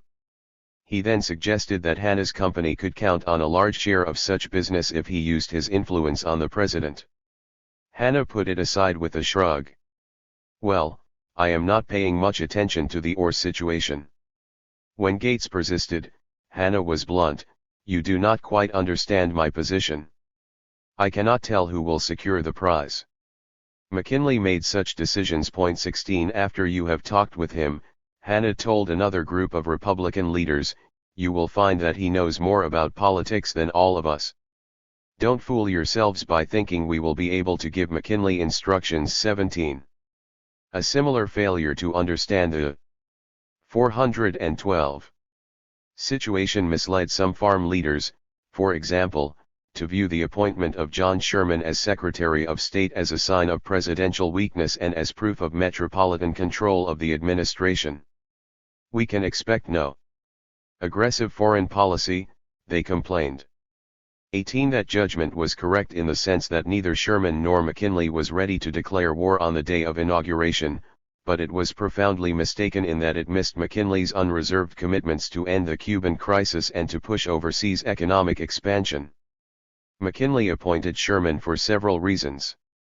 It was of course a shrewd political maneuver, not least because it was a gesture of respect and honor to an aging major leader of the party with strong ties to the metropolis. It was also a way to remove Sherman from the scene of the action in the Senate while replacing him with Hannah, who promised to provide excellent intelligence, liaison, and organization. But McKinley also knew that Sherman shared the view that foreign policy explicitly in connection with Cuba, as well as generally, must be controlled by commercial interest. 19. Finally, the president was aware that Sherman's weakened condition would make it easier to control foreign policy from the White House. The president revealed his concern with market expansion in making other appointments. Frank A. Vanderlip, Assistant Secretary of the Treasury, for example, was an avid metropolitan expansionist. Cornelius N. Bliss, who became Secretary of the Interior, was a senior partner in Bliss, Fabian and Company, one of the leading exporters of cotton to China. And James Wilson of Iowa, the new Secretary of Agriculture, was another Rusk, one of many indicators of how much McKinley had learned from Harrison and Blaine. Wilson was a farm businessman who moved into politics during the first great campaign to improve and regulate the railroads after the Civil War, became known as a Granger congressman during the 1870s and 1880s, and then served as a professor and director of the Agricultural Experiment Station at Iowa State College. Tamajim was a militant, indefatigable market expansionist who accepted the overproduction analysis of the capitalist marketplace. "We first produced wheat in abundance, and sent it abroad. Then came pork, and now we have beef, and next it will be butter." 20. He favored an Isthmian canal, steamship and naval building programs, agricultural attachés for all embassies and legations, the annexation of Hawaii, and viewed China as a major market for all American surpluses. McKinley responded quickly and positively to Wilson, and the Secretary of Agriculture soon became one of the president's close personal friends and important policy advisors. He was a powerful influence for a vigorous expansionist policy. McKinley's strategy was predicated upon fostering an accelerated 413 ing the recovery of the economy and then sustaining it through bimetallism, reciprocity, and an enlarged merchant marine. Bimetallism will have early and earnest attention. A special attention should be given to the reenactment and extension of the reciprocity principle of the law of 1890. The end in view ought always to be the opening up of new markets for the products of our country. Let us move out to new fields steadily and increase the sale for our products in foreign markets. It should be our settled purpose to open trade wherever we can. 21. Those repeated references to overseas market expansion in McKinley's inaugural address documented the triumph of the agricultural majority in the long battle to determine the substance and tone of American foreign policy. Thereafter, as had been increasingly the case since the 1880s, the differences involved the techniques of expansion and the degree of emphasis on intervention to expand freedom as well as markets. Those disagreements were often heated, and sometimes raised important issues. But no significant effort was made to reopen the question of whether or not the nation should predicate its welfare on the inherent necessity of market expansion, or to re-examine the question of whether or not reforming others in the image of America's conception of freedom was logically and morally a necessary part of reform at home. McKinley hoped that recovery from the Depression would moderate if not forestall bitter debate over the tactical questions. He agreed with agricultural and metropolitan spokesmen who stressed the role of farm exports in achieving that immediate economic objective. 22 And he received reassuring reports from the railroads verifying that analysis. Frank Thompson of the Pennsylvania system wrote him directly of the 10% increase that led him to expect decided improvement. And Fish of the Illinois Central was full of confidence that the excellent crops would, as usual, produce business for the mills, for the railroads, and for every line of trade. 23. Against that background, the President acted quickly to secure an agreement on bimetallism. I am exceedingly anxious that we should carry out the pledge of our platform to promote international bimetallism, and everything I can do in that direction will be done. The congressional maneuvers were completed even before McKinley was inaugurated, and his appointees, a bipartisan group composed of Senator Edward Oliver Wolcott of Colorado, Democrat Adlai E. Stevenson of Illinois, and Charles J. Payne, sailed for France on May 8 to open negotiations for a conference with all European powers. 24 Reciprocity was dealt with even more energetically. The President called the new Congress into special session and the Senate began work on the day of the inaugural. As had been the case with Harrison, Blaine, and Rusk, the campaign for reciprocity was paralleled by an effort. 414. To lower or remove barriers against American meat exports. Wilson told Sherman to press it vigorously until American exporters receive just and fair treatment. The Secretary of State acted immediately. Both efforts won support from agricultural businessmen and their spokesmen. 25 Typifying the consensus on market expansion, the congressional debate was not so much about reciprocity as it was a discussion of the problem within the framework of reciprocity. There was broad agreement, for example, that America was wholly committed to what Senator Nelson Wilmarth Aldrich of Rhode Island called the bitter contest which is going on among the leading nations of the world for industrial supremacy. Individuals and groups that had formerly been opposed or indifferent to reciprocity, such as Democratic Senators Morgan of Alabama and George Gray of Delaware, and the McCormick Company, now supported the strategy. 26 A small populist contingent belatedly followed the lead of Tillman and joined the Grange and other groups in backing the Lubin export bounty plan. Their participation created an eddy of debate that briefly attracted some attention, largely because Senators Frank Green Cannon of Utah and Butler of North Carolina tried to prove that the expansionism of the agricultural businessmen was better than that of metropolitan entrepreneurs because it did not lead to colonialism.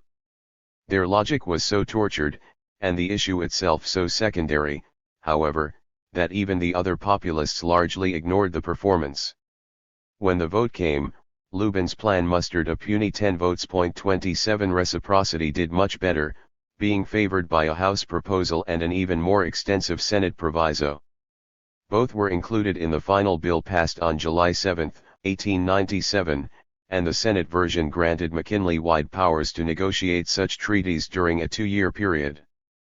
The House, however, insisted on the right to review all agreements before they went into operation.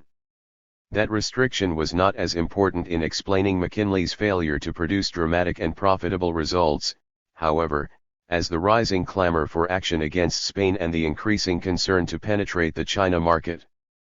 McKinley moved slowly and carefully, very deliberately, as Senator Lodge noted on Cuba during the first 2 months after he took office. 28 His typical very close to the button vest approach misled many people, including Lodge and other metropolitan expansionists, as well as the agriculturalists.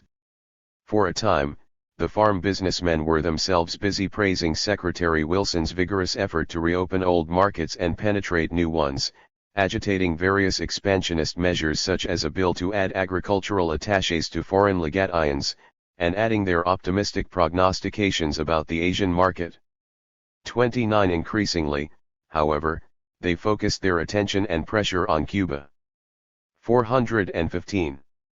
Senator Allen pushed his campaign to recognize the rebels so heatedly that the Washington Post warned that a spark might drop in at any time and precipitate action. 30. There were 2 sparks. One was Senator Morgan, who took over the battle with his resolution of April 1 to recognize a condition of public war in Cuba and extend all the rights of belligerents to the revolutionaries. The other was the increased ferocity and destructiveness of the rebels and the Spanish. That created intense emotion about the mistreatment of Americans and a heightened concern over the destruction of American economic interests. 31 Morgan argued powerfully that the only way to reverse the sharp and severe drop in exports to Cuba was to create an independent Cuba tied to the United States.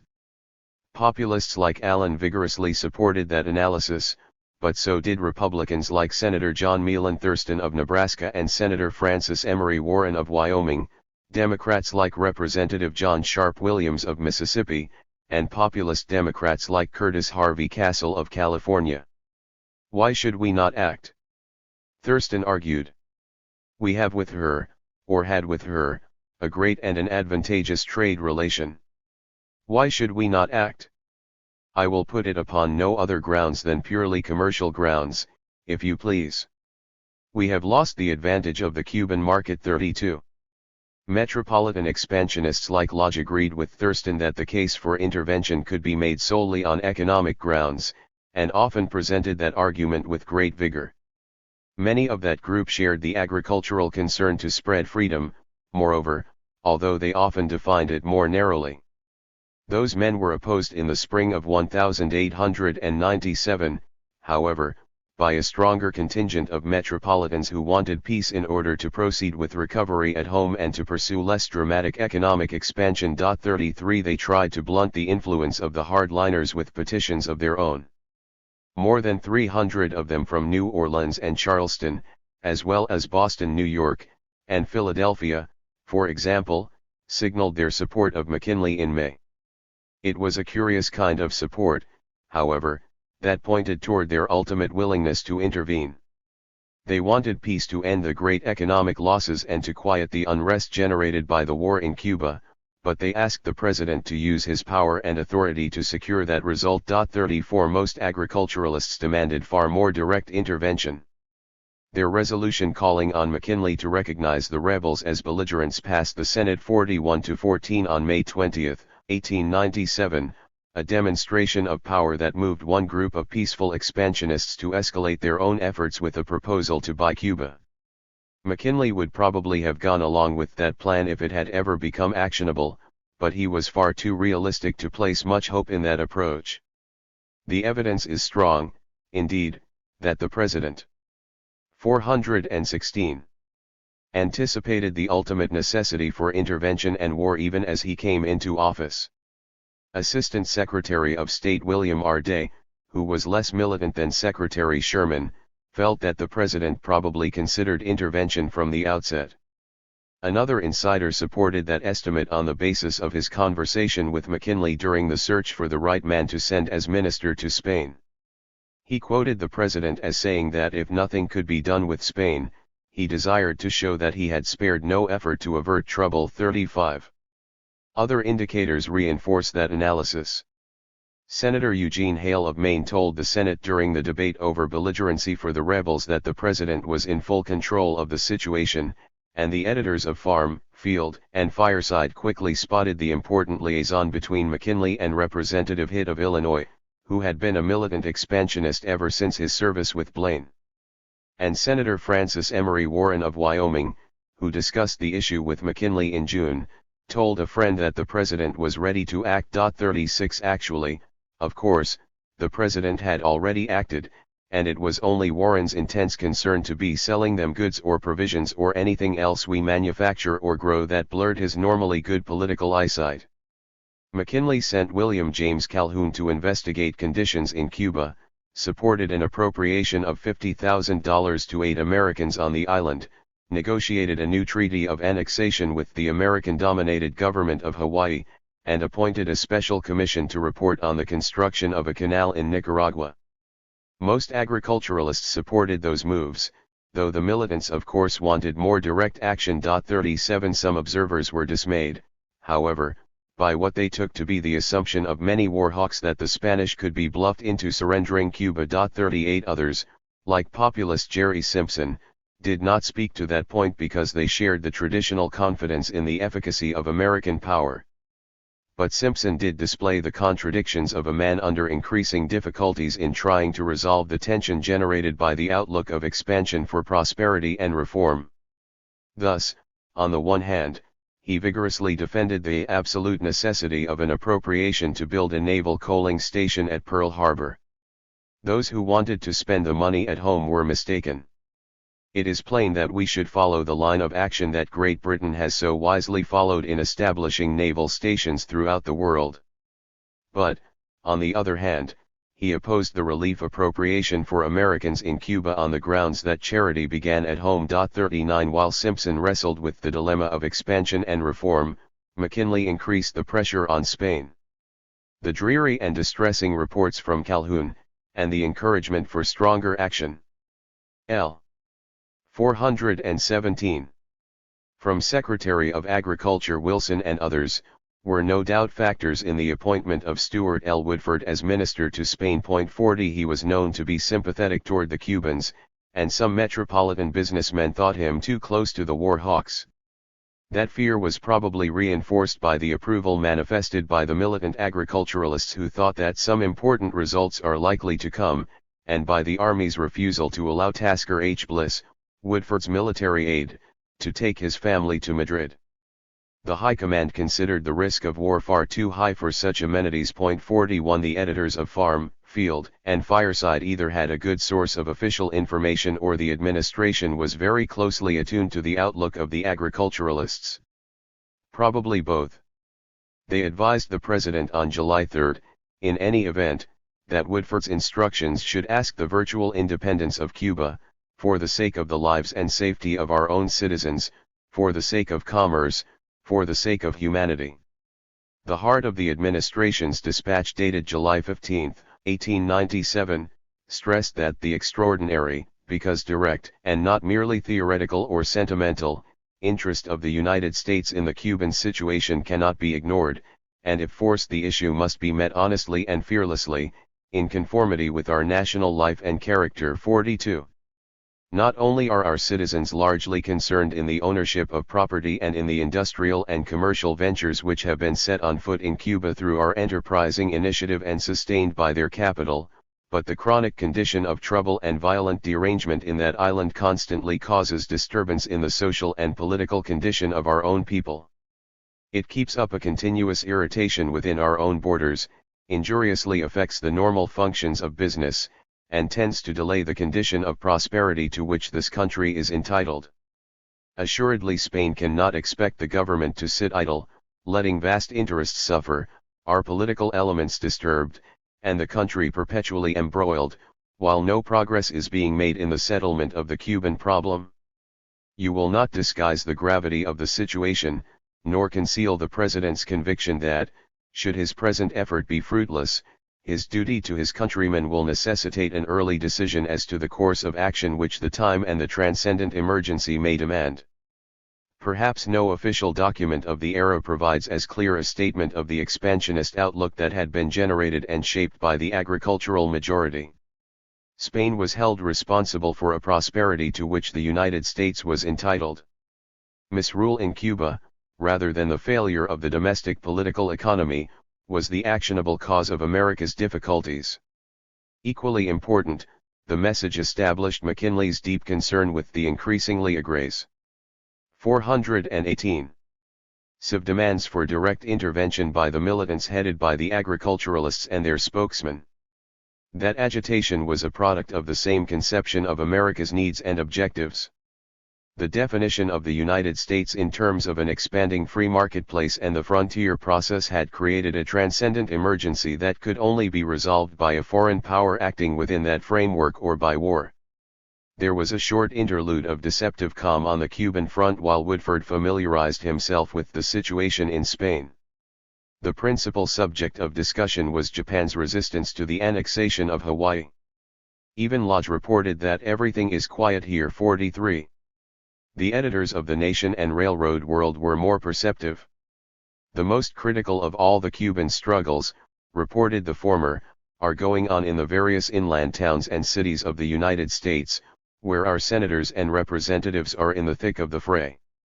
A bellicose speech by Senator Cushman Davis in St. Louis was typical of the action by such militants that McKinley has most to dread. They will force his hand infallibly. Such men, agreed the railroad spokesman, have transformed the Cuban issue into a standing menace. 44. In at least one respect, The Nation was wholly correct. The agricultural militants did force McKinley's hand insofar as the timing of his ultimate military intervention. And, in doing that, they closed the door on the last chance to free Cuba without war. The farm businessmen were also the leaders that generated the outlook and the attitude and the trade that made Cuba so much more central in American thinking during the mid-1890s than it had been during the previous years. In those fundamental respects, therefore, the agricultural majority could not evade a major share of the responsibility for the war against Spain. But the farmers were not primarily responsible for the administration's decision to fight the war, if it proved necessary, with a two-front global strategy. Nor did they make the decision to intervene.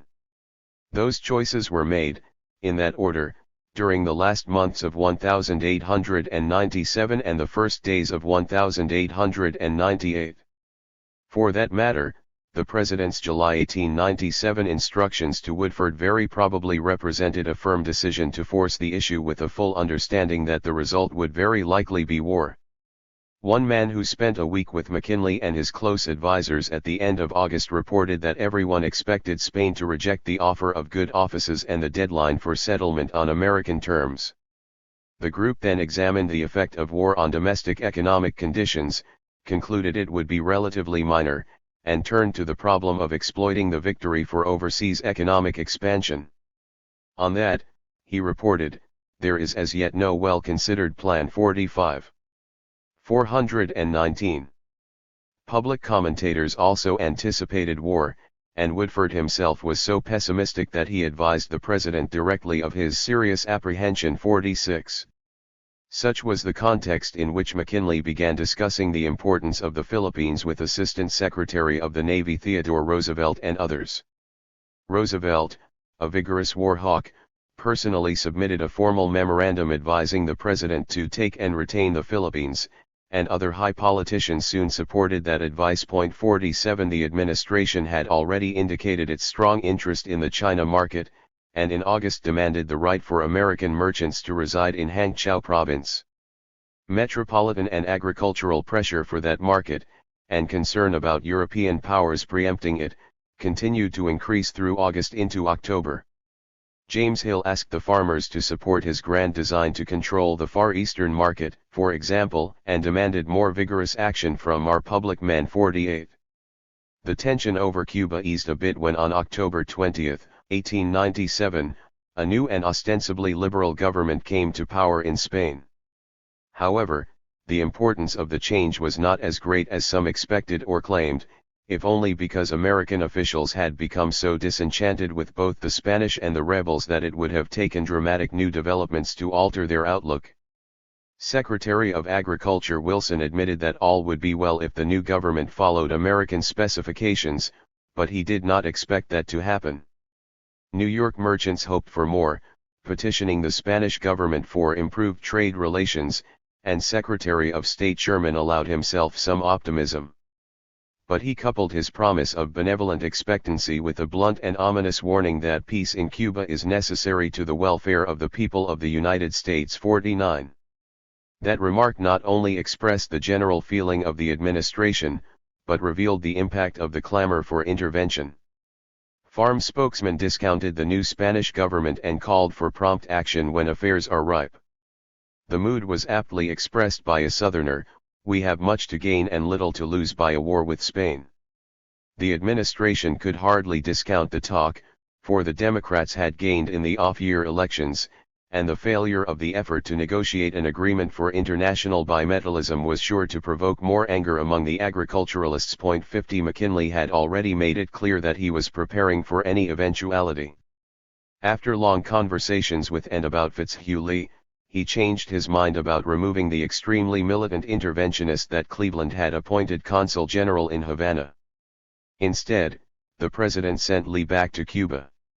Next he instructed Woodford to preserve full freedom of action. 51. And then he detached the battleship Maine from the North Atlantic Squadron, and allowed the remainder of that unit to proceed with its scheduled war maneuvers. 420.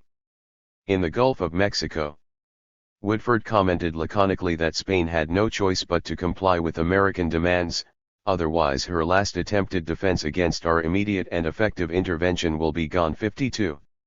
Then the Germans, already under fire from Secretary Wilson and other farm businessmen for their markedly unfriendly harassment of American meat exports, seized the port of Kyoko in China's Shantung province on November 18, 1897, and raised the specter of a wholesale assault to partition that divided and enfeebled nation. 53 American leaders were seriously disturbed, but, partially because of the time factor, partially because there was no immediate counter-maneuver the administration could undertake, and partially because action in Asia hinged on intervention in Cuba, President McKinley stressed Cuba rather than the Far East in his annual message of December 6, 1897.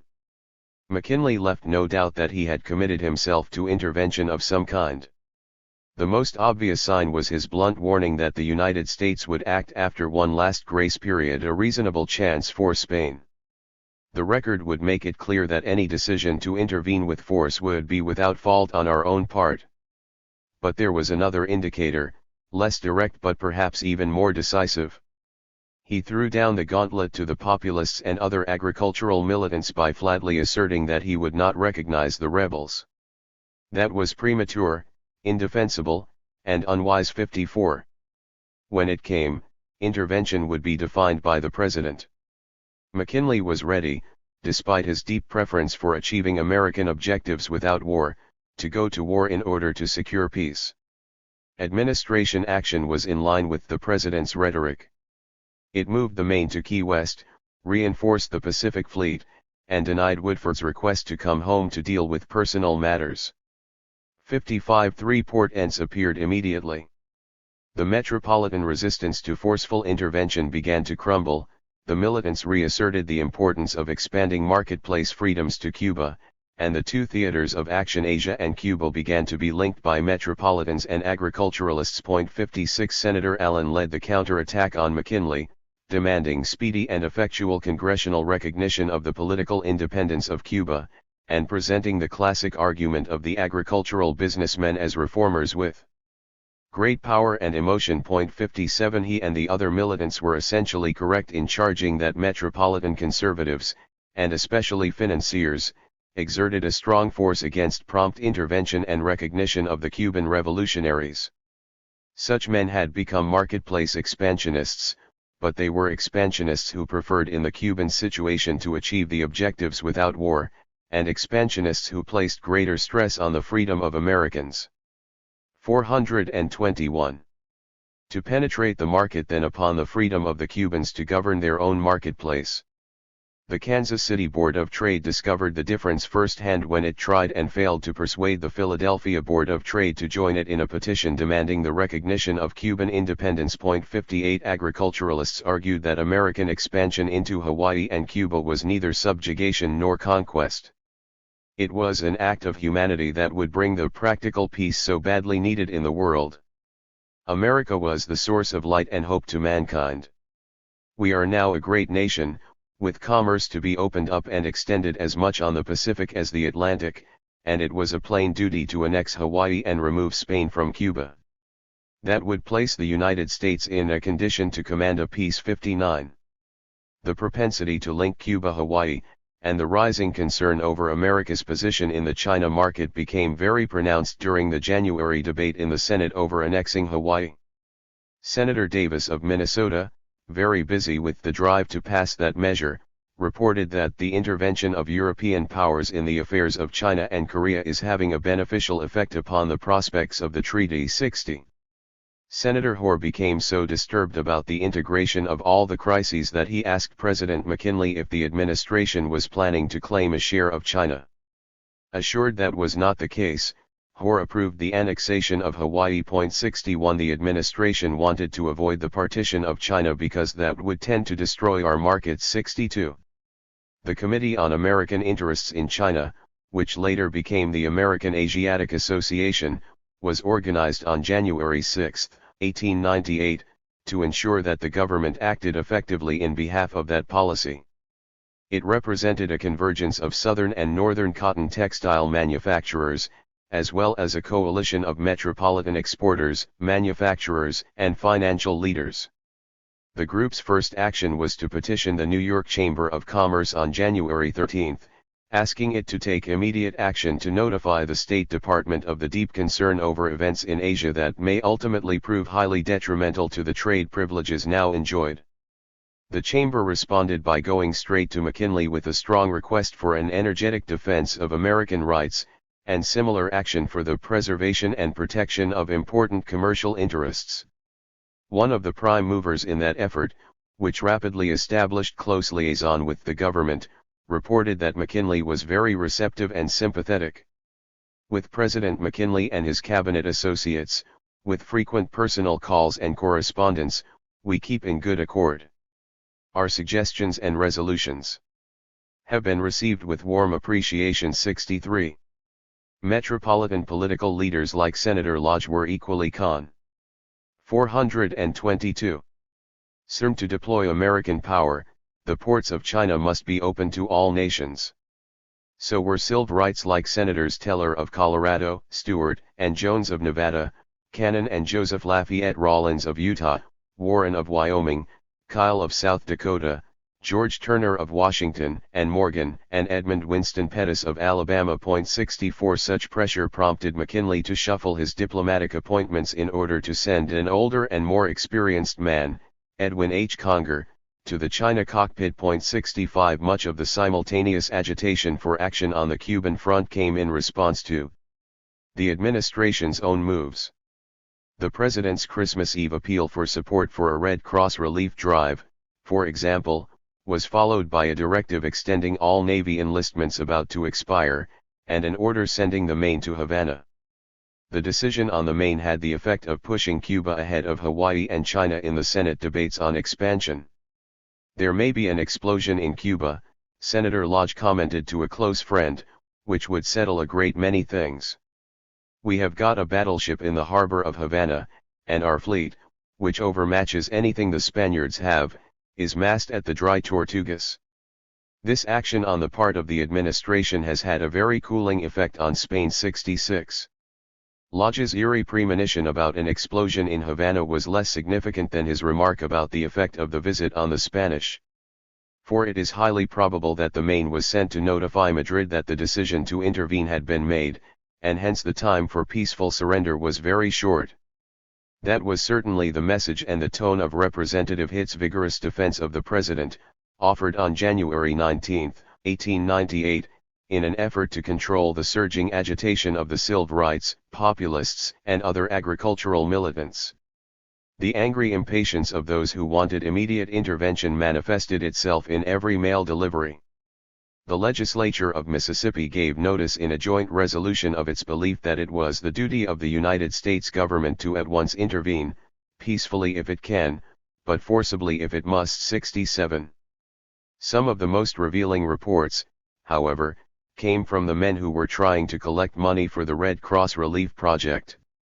Governor Holcomb of Nebraska assured the national director that he would heartily cooperate, but then warned him not to expect a large remittance. I feel That I represent the unanimous sentiment of Nebraska people in expressing the opinion that would our national government extend to the struggling Cuban patriots the recognition to which they are entitled and which humanity demands, these contributions for the starving would be unnecessary. The governor of Washington reported the same attitude throughout his state. Governor Andrew E. Lee of South Dakota was blunt to the point of disrespect. To my mind it is little less than criminal. 423.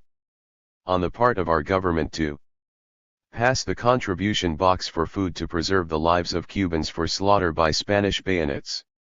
The efforts of Cuban relief should be to softening the hearts of Spanish bondholders who are dictating the policy of the McKinley administration. The governor of Illinois, John R. Tanner, was less brusque, but his message was the same: such measures were only palliative. He told the people of the state that the proper course was to use all the influence and power of the government to put an end to the civil war in Cuba. Insisting that the freedom and independence of the Cuban people shall be respected. 68. The Red Cross was a quasi-governmental operation, and the administration quickly learned of those sentiments. 69. McKinley also knew that agricultural exporters wanted prompt and efficient measures to halt the great and increasing loss of trade with Cuba, and, significantly, that the demand of the Wilcox Lard and Refining Company was now supported by bankers and manufacturers. 70. That was particularly important information because the situation in Cuba was deteriorating very rapidly. Consul General Lee, for example, was alerted to maintain frequent communications with the United States Squadron in Key West. 71. And Representative Hidd held repeated consultations with McKinley just before he defended the president on the floor of the Congress. Advising the critics to give closer attention to McKinley's annual message of December 1897, Hidd flatly asserted that the president was pushing vigorously to drive Spain out of Cuba, and clearly implied that force would be used if it proved necessary. 72. The Western rural joined the nation, Washington newspapers, and attentive congressmen in taking the speech as a clear sign that intervention was only a matter of time. 73. Spanish leaders did not need to read the Hidd speech. Woodford made it clear in his mid-January talks that the president was ready to act.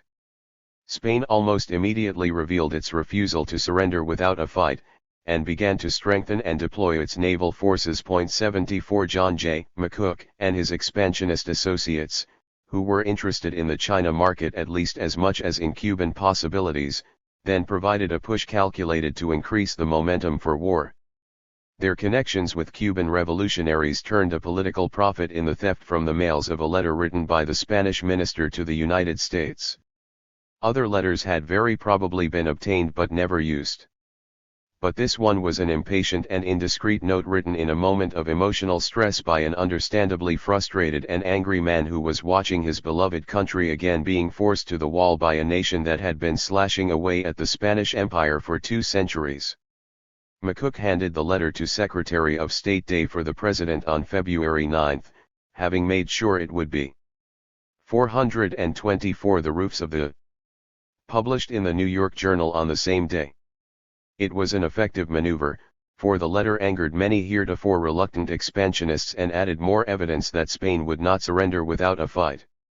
Less than a week later, Senator Lodge's foreboding about an explosion in Havana proved tragically correct. The Maine erupted in fire and death 20 minutes after taps on February 15, shook with secondary blasts, and settled to the bottom. No one has ever provided a wholly convincing explanation of whether the cause was faulty design, carelessness by an officer or an enlisted man, or external malice and skill, and, if the latter, whether it was Spanish war hawks, Revolutionary war hawks, or conservative Spanish-Cuban annexationists. There is no question, however, that 266 men lost their lives, or that, on balance, the act moved Spain closer to ultimate defeat. The sinking did give McKinley a bit of added leverage in his effort to free Cuba from Spanish rule without armed intervention.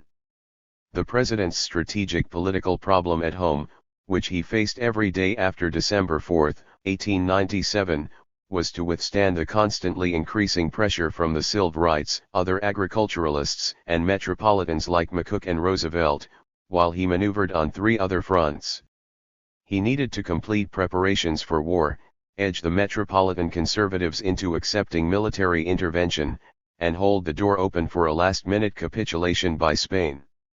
Given that situation, the end of the Maine helped him by shocking the Spanish and the metropolitan conservatives, and by dramatizing the cost of war and thereby inducing some second thoughts among some of the militants. The president needed any help he could find, for the pressure for war was approaching the point of congressional revolt. Civil rights and other expansionists roared for intervention as the beginning of a sound business policy that would demonstrate America's settled determination to be supreme in the affairs of our half of the world. The markets might be obtained through the operation of natural laws, but that kind of progress is slow and America could not afford to wait in China or any other region of the world. Even the populist Southern Mercury supported the expansion of Asian markets for Southern textile mills. 75 The Maine tragedy did prompt some spokesmen to caution against war.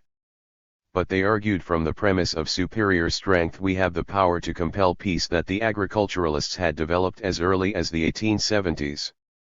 The editors of the Western Rural and Carl Schurz agreed that Spain would surrender if America remained patient. And the editors of Farm, Stock, and Home, arguing simply that Spain is weak, concluded that the whole business has been badly managed. 70. A more accurate judgment would have been that McKinley's need to prepare for war began to subvert his efforts to gain more time. 425. That happened sooner, in all probability, than he originally anticipated. Representative George Brinton McClelland, reading McKinley's annual message of December 1897 and other events as sure indicators that war was coming, warned early in January that the Army was absolutely unprepared for war. The common assumption that American power was invulnerable was unfortunately mistaken. 77 The Navy, of course, presented far less of a problem. But Assistant Secretary Roosevelt was worried, despite his 1,897 discussions with McKinley, that all preparations had not been made to move into Asia when the war began. Hence on February 25 he seized what was left of the day after Secretary John D. Long went home slightly indisposed and used it to send all kinds of orders, including one to Commodore George Dewey to start offensive operations in Philippine Islands as soon as hostilities erupted. Roosevelt's fears were groundless. McKinley had discussed that strategy with others, including Senator Orville Hitchcock Pyatt, and had quietly settled on just that course. Thus, while his superiors substituted better orders for many of Roosevelt's efforts, they did not bother to revise the two-front war directive to Dewey. 78 The Army was another matter, and McKinley shared McClelland's view that it was far from ready. An appropriation for additional firepower was discussed and passed in February, and National Guard units reported receiving their quota assignments at the same time. 79 But those measures were insufficient, and his knowledge of such weakness pushed McKinley into an extremely difficult dilemma. He had to be ready to go to war in April because of the demands and limits of the climate in Cuba, yet if he asked Congress for the necessary funds he would undercut his own attempt to gain time against the war hawks. 80 As usual, McKinley maneuvered very adroitly. He first warned Spain, on March 1 and 3, that the top of the hourglass was almost empty. Then, on March 7, he called key representatives and senators into urgent conference at the White House. That was the day after Germany took a 99-year leasehold on the vital section of the Shantung province, an action everyone knew would prompt a Russian countermove. The president told the congressman that war was inevitable and asked for money. 81 The Congress met the request for $50 million, as the president knew it would, by a vote of 311-0 on March 8, the day the Russians occupied Port Arthur and Talienwan in Manchuria. McKinley then used the congressional uproar for immediate action to swing the last reluctant metropolitans into line for war. He of course hoped the Spanish would capitulate, but he knew there was no turning back or any other direction if they did not surrender. McKinley was unquestionably prepared to go to war, and to fight the war with a two-front strategy, whenever he judged the agricultural militants on the verge of splitting and taking control of the Republican Party, and thereby displacing the metropolis as 426. The dominant force in the political economy. 82 He was not, therefore, running an elaborate bluff, and most certainly not scrambling desperately to maintain his control. It was one of the most striking displays of presidential nerve and finesse in the nation's history. The president counted on the agricultural war hawks, led by the populists and the Silverites, to push the die-hard metropolitan conservatives over the line. That would save him, whatever the Spanish did, from having to split the head of the party to avoid severing the head from the body. The militants wasted no time in performing as anticipated. "I am the Jingo of Jingos," cried Senator Allen joyfully, as he saw the long campaign approaching victory. With the help of Southern allies like Senators Butler, Call, and Morgan, the United States was going to meet its responsibilities as Cuba's elder brother and displace Great Britain as the monarch of the marketplace. 83 Allen's claim to a place in the vanguard of the agricultural spokesman who forced the issues cannot be denied, but he had much assistance. Even Simpson, who avowed a primary concern for the condition of American society, bowed to the emergency and voted for 3 new battleships. And the editors of populist and silver papers constantly agitated the issues, arguing that war would extend freedom and exports, and concluding that, if it brought the remonetization of silver, it would not be an unmitigated evil. 84. But the populists were in truth but the whitecaps on the ground swells of agricultural expansionism. The more conservative farm businessmen had been agitating overseas markets for more than a generation before the populists appeared. Indeed, the vast majority of populists were erstwhile Democrats and Republicans who had been part of that expansionist movement. Editor E. S. Jones of the Prairie Farmer candidly acknowledged the economic stake involved in the crisis. Stripped of all questions of sentimentalism, the issue was trade. Trade of especial importance to farmers of this country. With normal conditions prevailing, Cuba has been a large consumer of our agricultural products, and should be a much larger consumer of them than heretofore, with the establishment of peace and sound government. Those conditions would create a large and permanent demand. 85. The political spokesmen of the moderate and even conservative agricultural businessmen argue just as powerfully for intervention. Such a combination of fury and reason enlisted in behalf of freedom and trade had the expected effect on the metropolis. The head of a leading stock exchange house was reported on March 9 as concerned lest the internal dissension over Cuba delay and weaken the extension of commerce with the rest of the world. Stuyvesant Fish of the Illinois Central verified the same shift of opinion. And on March 15 Cleveland Dodge told Secretary of War Russell A. Alger that the businessmen were deeply concerned about the continuing discord. They 427 are willing to go to any extreme to avoid it. Alger's reply provided a good insight into administration thinking on the issue. He emphasized the economic disruption, and made it clear that he was ready to meet this question and settle it forever now. 86. Such evidence makes it clear that the financial and industrial laggards were moving toward war before Senator Redfield Proctor delivered his famous speech of March 17, which has so often been credited with turning the tide in the metropolis. 87 Just as Proctor had been an expansionist toward Cuba for many years, so metropolitan attitudes had never been wholly pacific. The legislature of the state of New York, for example, appealed to McKinley on January 31 to secure peace by whatever means necessity may require. 88. A large delegation of New Yorkers then discussed the problem with the president early in February, stressing the need to settle the issue before May or June in order to plant and harvest the sugar crop. The continuing uncertainty, steadily increased and made more threatening by the agricultural campaign for war with silver, would have completed the metropolitan conversion to war even if Senator Proctor had never spoken. The president's messages to the metropolis were far more important than Proctor's words. Personal emissaries, associates acting as campaigners, and political appointees serving as errand boys usually accomplish more than speeches in such circumstances. McKinley used all those approaches after the White House Conference on Appropriations and had no doubt done so before. 89 Once the metropolitan tide began to flood, moreover, it crashed upon the White House with almost as much force as the agricultural surf.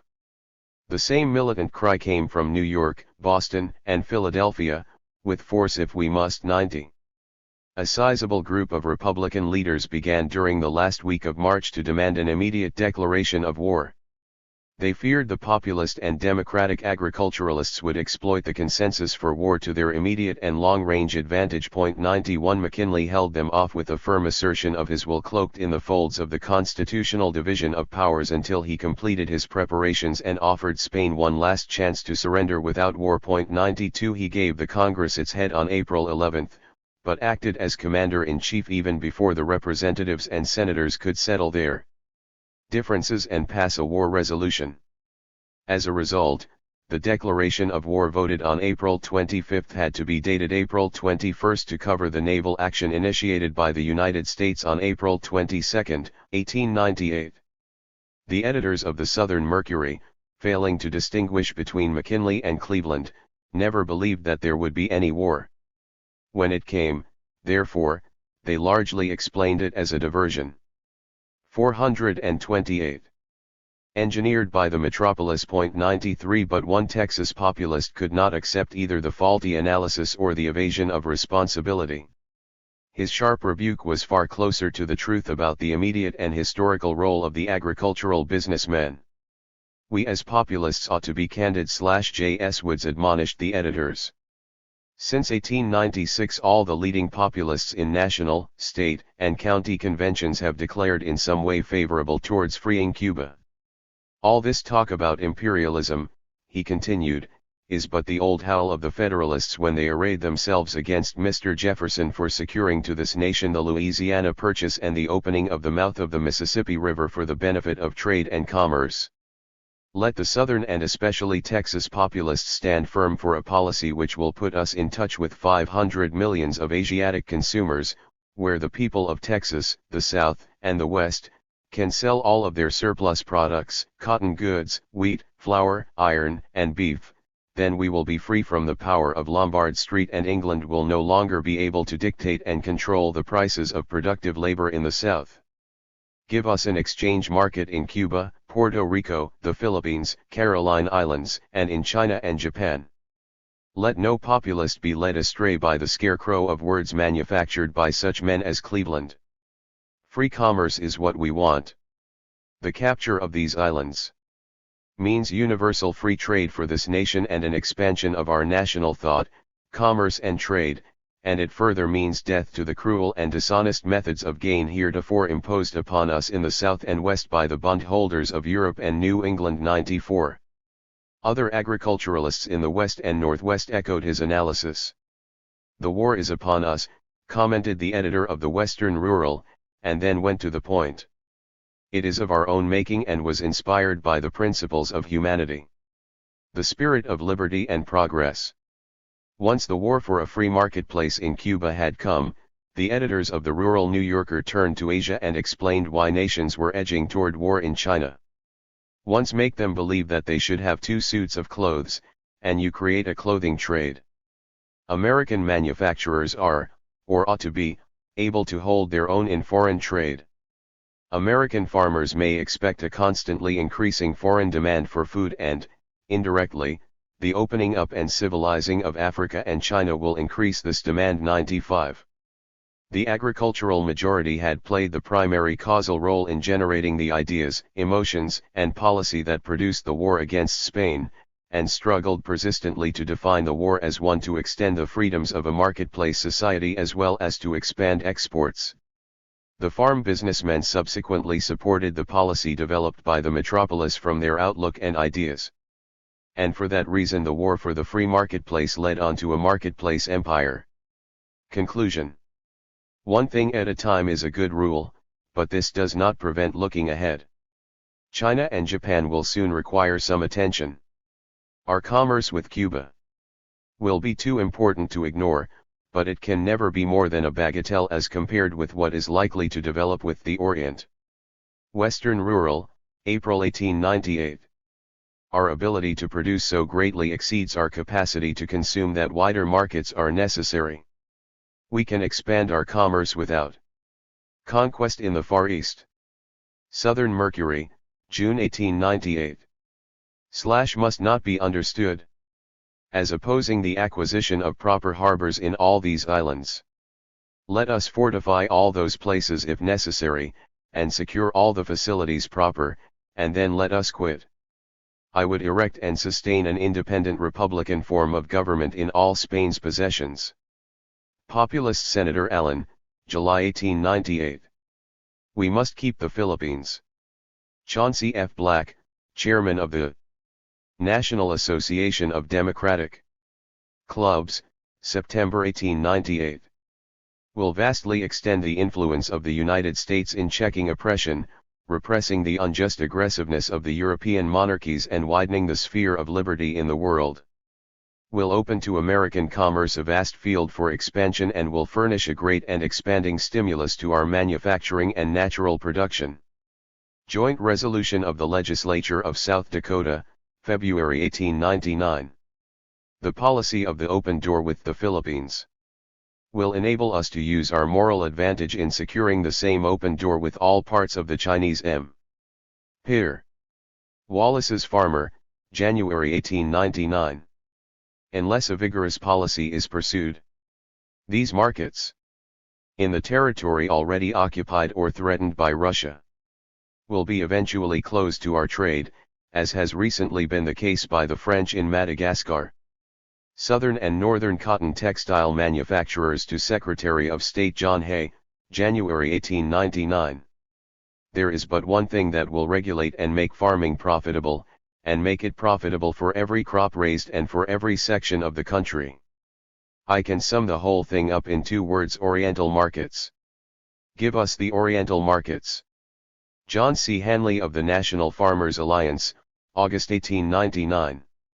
We feel that the great power of this government and very large sums of money have been expended to widen the market for our manufacturing industries. We believe there should be no discrimination and that the same energies and efforts ought to be put forward by the government for advancing the markets of agriculture in all foreign countries. Aaron Jones, Worthy Master of the National Grange, March 1899. The permanency of the present prosperity, therefore, lies very largely in our ability to continue this condition of things and become not merely a bread and meat exporting nation, but an exporter of manufactured products as well. Wallace's Farmer, May 1900. Through the open door to empire. T. J. L. High he wore to drive Spain from Cuba opened the door for the establishment of an American marketplace throughout the world. However, they differed over the means among themselves, and with their metropolitan counterparts the farm businessmen had never been thinking simply or only about Cuba. Cuba was but the temporary focus and symbol of their general, inclusive drive for overseas economic expansion. The decision for war raised 3 primary questions. The first concerned how much of what kind of freedom was to be carried through the door thus opened to empire. That issue continued to be debated well into the 20th century, but the discussion never transcended the marketplace outlook of the agricultural majority. The second question involved the extent of the empire, and it produced practically no serious disagreement. For, almost from the outset, the farm businessmen had defined the American marketplace as a global marketplace, and the metropolis accepted that conception. The third issue concerned the problem of structuring and exploiting the global marketplace empire while honoring the broad commitment to a free marketplace. By definition, as well as pragmatically, that was the most difficult problem confronted by all American leaders. They devised a broad strategic answer predicated on holding the Philippines as a base for deploying the power of the United States to establish and uphold the classic marketplace principle of a fair field with no favor and open door for all entrepreneurs. Though that strategy was formulated as a policy by the metropolitan minority that 432, 433 had reasserted and consolidated its control of the political economy, it was a manifestation of the outlook developed and shaped by the agricultural majority. Not surprisingly, the farm businessmen agreed in principle and in practice, insisting only that the Filipinos be educated and trained to full membership as free members of the marketplace system. That caveat was accepted by metropolitan leaders because it was an agricultural version of the position they had taken during the dispute over recognizing the Cuban revolutionaries. That earlier confrontation came to a climax after President McKinley made it clear in his annual message of December 1897 that he opposed such action. He bluntly asserted that the rebels had failed to create a functioning, responsible government, and candidly insisted that American interests and objectives required the creation of a certain kind of government in Cuba. The president reiterated those arguments in his war message of April 11, 1898, clarifying his reasoning in the process.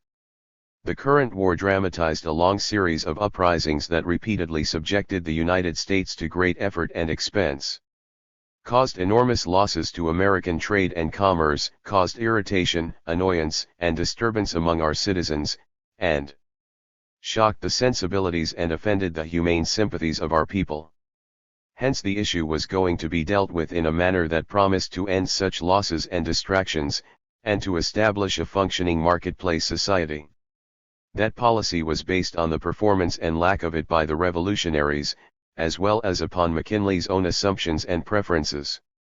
One of those was undoubtedly the sense of Anglo-Saxon superiority manifested by most Americans. At that time the attitude as manifested toward Cubans was not racism. The essence of racism is a belief in the inherent and permanent inferiority of another ethnically defined group of people.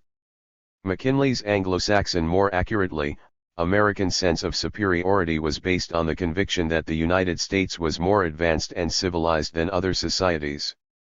He did not say, nor did most other Americans say, that the Cubans and the Filipinos were inherently and permanently inferior. The President and the majority of Americans said only that those peoples were not yet able to sustain their development toward civilization without further education and guidance. They did not foreclose the possibility of continued progress. Such an attitude of superiority is of course a manifestation of the worst kind of arrogant, self-centered superciliousness.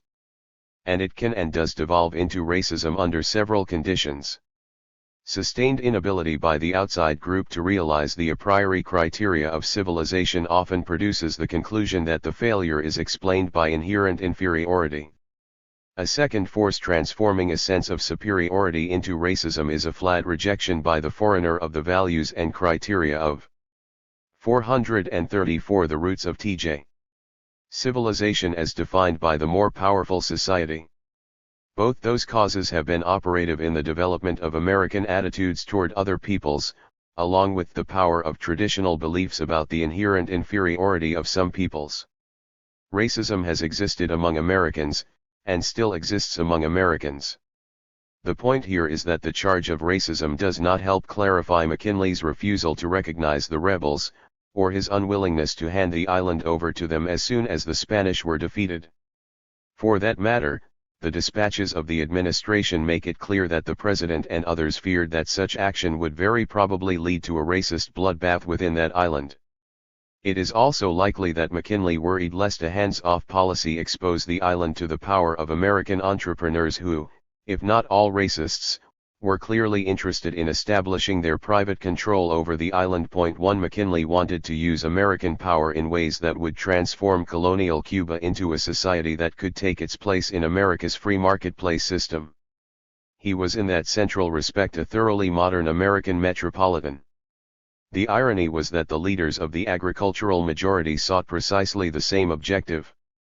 They accepted, even anticipated the need for extensive American investment and other forms of assistance and leadership in reaching that goal. Their intense opposition to McKinley was based on three other considerations. One was the depth of their commitment to the principle of the free political side of the marketplace outlook, and the related emotion that had been generated during the long battle to force the metropolis to accept their outlook and meet their needs.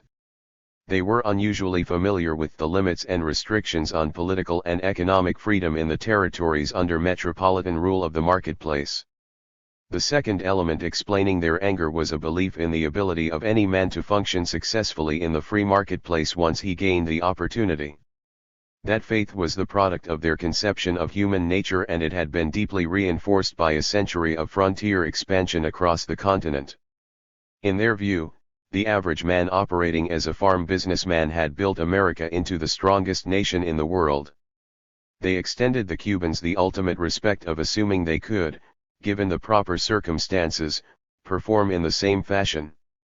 The third factor, which supplied the spark to ignite their supercombustible combination of idealism and rational calculation, was a mistaken judgment of McKinley.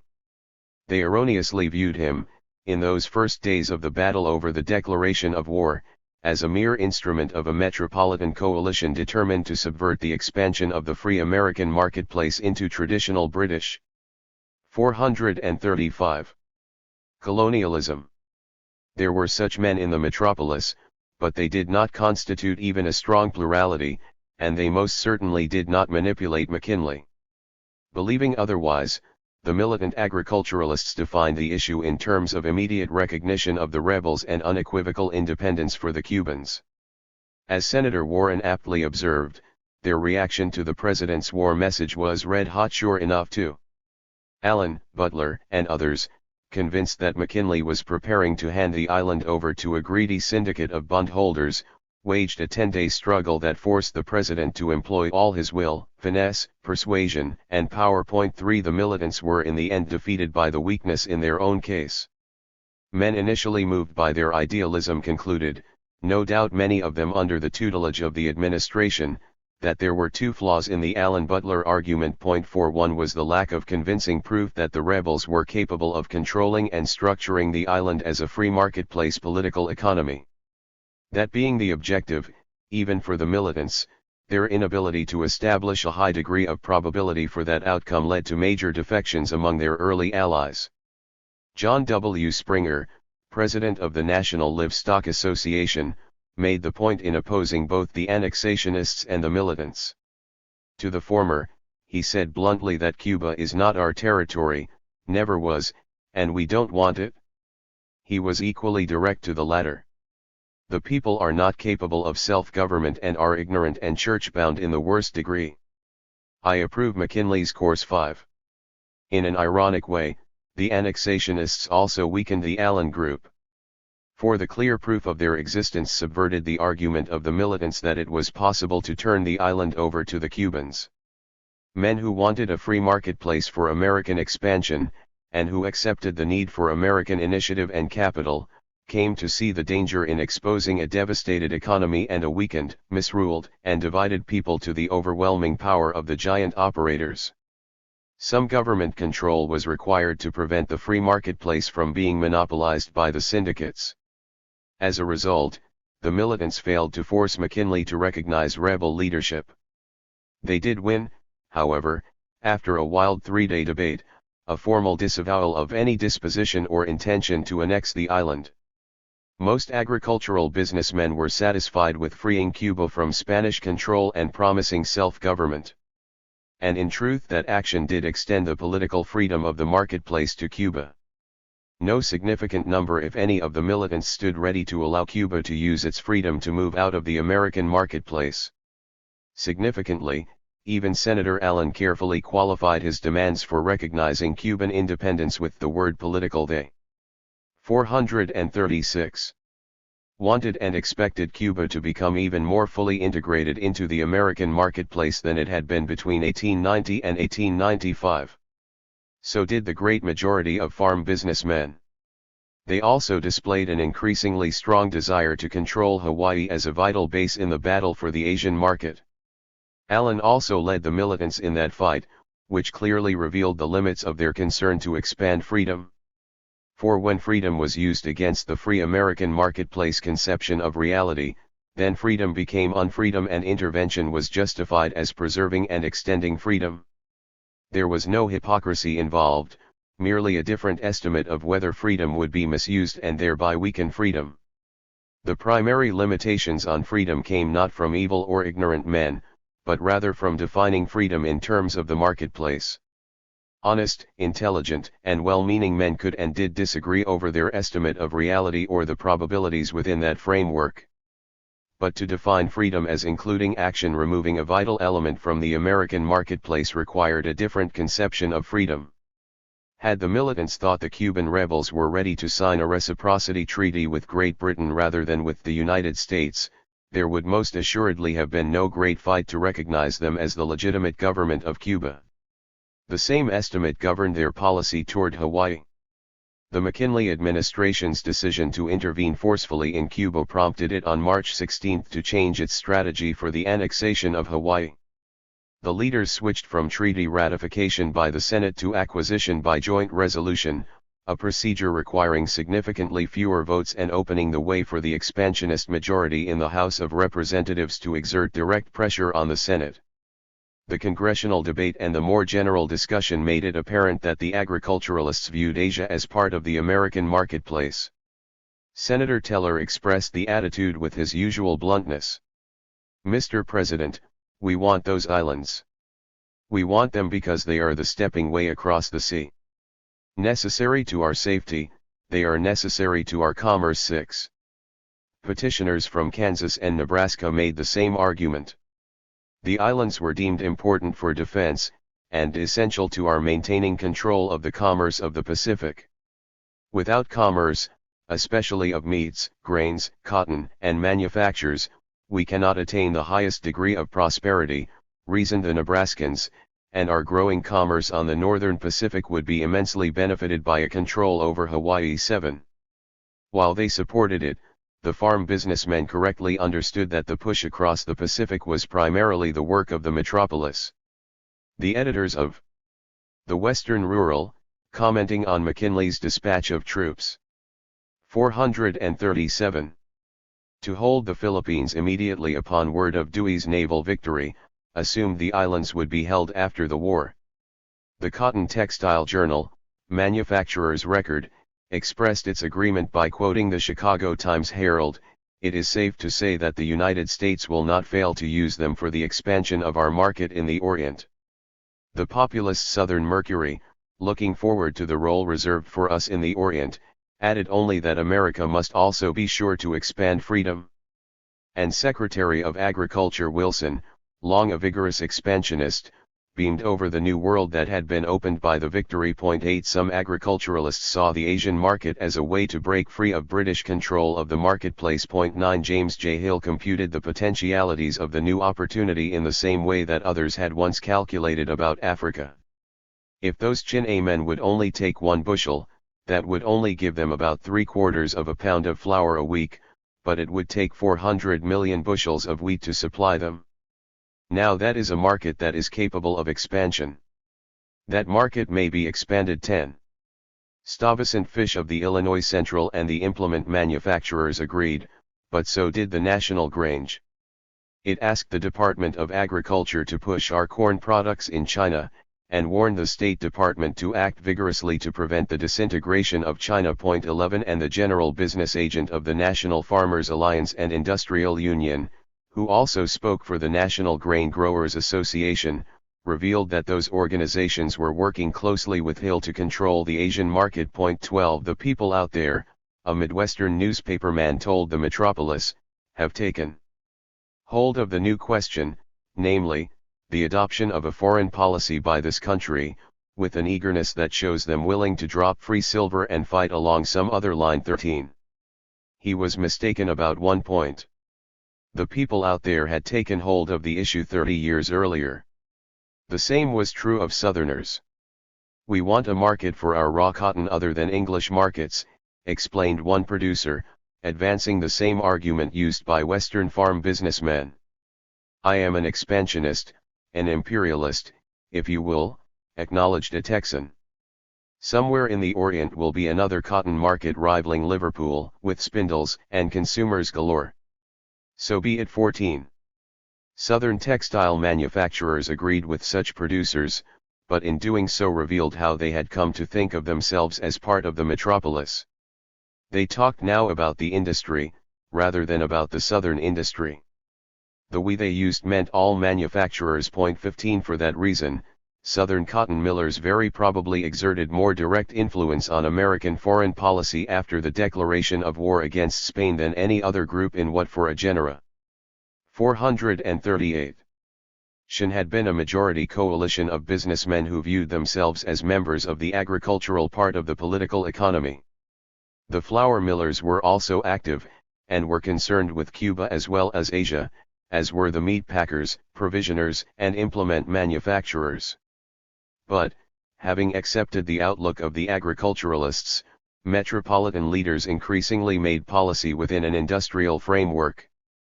McKinley and other administration spokesmen dealt with the crucial China problem within that context. They were far more concerned with clocks, kerosene, and steel than with corn, lard, or salted beef. McKinley addressed the National Association of Manufacturers, not the National Grange. He used force in China for more markets for iron rails and locomotives, not against Germany for pork. And most certainly not against Great Britain to reopen the market for live cattle, for London had become an ally in the fight for an open marketplace in Asia. Secretary of Agriculture Wilson acknowledged the shift in an interview with the editors of Wallace's Farmer, one of the most influential of the new agricultural papers. The question of expansion, new and larger markets, he told them, is a profitable subject. But the profits would increasingly come from the home market created by export orders for the metropolis. 16 Wilson had sensed the shift as early as May 5, 1898, when he discussed the reasons for his militant expansionism in a typically candid letter to Frank McCoy. He was delighted with Dewey's victory at Manila. The wonderful enlargement of American influence meant that in the future we shall control the Pacific Ocean. Then he defined the nature of the conquest. We manufacture faster than customers at home can consume, and we need an outlet for American enterprise. 17. Wilson was also one of the first to understand the interlocking nature of the difficulties involved in structuring the Asian marketplace to ensure American supremacy, and that perception undoubtedly strengthened his established influence with the president. The problem was to consolidate American power in Asia, use it to create an open marketplace while at the same time honoring the commitment to a free marketplace, and accomplish both objectives without constant war. Wilson pinpointed the essential factors involved in a workable solution long before the Spanish sued for peace. We shall have to take the Pacific Islands, he first noted, not only Hawaii and the Philippines, but the Caroline or the Ladrone Islands. That could only be done, of course, within the framework of an obligation to teach these poor people to govern themselves. But, given that power base, the United States could then insist upon the principles of an open marketplace. We are not omnipotent, and can't thrash. I. 439. All Europe at once, but these countries really needed something to bring them to a realizing sense that they are not omnipotent either. 18. McKinley did not make a firm decision on the Philippines until the end of the summer, and the public debate continued for still another 6 months. One of the men who had worked with Rusk in the campaign to expand corn exports to Europe provided one of the best commentaries on that irresolution and heated argument among expansionists. There has been more or less confusion in the public mind regarding what the policy of expansion involves, explained Francis B. Thurber, president of the United States Export Association. He then proceeded to illustrate that confusion even as he described it. The policy of expansion has been mixed up with the idea of imperialism, whatever that may mean, but, as I interpret it, imperialism means absorbing vast foreign territories into our union with all the rights of citizenship to their populations. Thurber did not consider that either required or desirable, but the expansion of our markets was absolutely necessary in view of our increasing productive capacity. We must have a place to dump our surplus, which otherwise will constantly depress prices and compel the shutting down of our mills, and changing our profits into losses. I do not believe in imperialism. But I do believe in a policy of expansion which will give us the control of some markets, which will be a stepping stone to others in a wider zone of influence which such control would enable us to exercise. 19. The policy Thurber defined as imperialism was of course a version of colonialism in which citizens of the colony became limited citizens of the metropolis. Americans understandably thought within that framework for 2 reasons. First, it was their understanding of the British imperial system. They disliked it for that reason. Second, it was the process Americans had evolved and institutionalized at a very early date for handling their continental expansion under the plan of territorial government. The resistance to using it in overseas market expansion can be comprehended more fully in the context of the long battle by American agriculturalists against such limited citizenship, as well as in the light of their concern to avoid another racial problem when such territories were admitted to statehood, the fear of economic competition from such new possessions, and the realization that the Pacific Islands were minor markets. Some Western farm businessmen, such as the editors of the Western Rural, initially viewed those islands as meaningful outlets for surpluses. So did some Southern cotton growers and textile men. 20 But that analysis was never accepted by the majority, and the issue was quickly defined in terms of the relevance of the islands to the China market. The editors of the Western Rural made the shift with 440 in 2 weeks. We need these points of departure in every ocean and as outposts for the protection of our commerce. The commerce of America must be extended. It has but just begun with China and the Orient. 21. The central issue soon became one of deciding how much to take, and how to structure American control. The editors of the Southern Mercury spoke for a tiny group that argued there was no need to take anything. The China market was necessary because our ability to produce so greatly exceeds our capacity to consume. But we can expand our commerce without conquest in the Far East. We may gain our share of the world's trade without annexing an acre of land overseas. The very great majority of agricultural businessmen accepted the necessity, however, of taking some portion of the Philippines. Many hoped at the outset to limit the size of the acquisition, but acquiesced with varying degrees of enthusiasm in McKinley's decision that it was impolitic and impractical to attempt such a piecemeal approach. 22 The willingness to compromise on acquiring one major colony grew out of the recognition that market expansion in Asia required a secure base of operations, and the argument that the action could be redeemed by training the Filipinos for self-government and independence. Our duty, concluded the Western Rural, requires us to stand for liberty everywhere. If any of our citizens or our trade and commerce even are to be injured by an unjust, cruel, and despotic rule, we will take a hand in the correction of the evil. It is national altruism. It is better than the Monroe Doctrine and is adapted to the 20th century. The Monroe Doctrine and the clam-like policy were our swaddling clothes. Henceforth it should be our mission to help extend Anglo-Saxon liberty, education, and commerce, and open the way for Christianity to every part of the globe. 23. Other agricultural spokesmen echoed that recommendation. Massachusetts Grange leaders accepted it, as did the editors of other farm publications. The Philippines were necessary to ensure the extension of the American marketplace, and that was necessary not only for American welfare, but because such expansion would extend freedom throughout the world. The proposition would be proved by discharging the duty to fit them for the highest degree of liberty and self-government. 24. The farm businessmen reached that position, moreover, at least as soon as their metropolitan counterparts.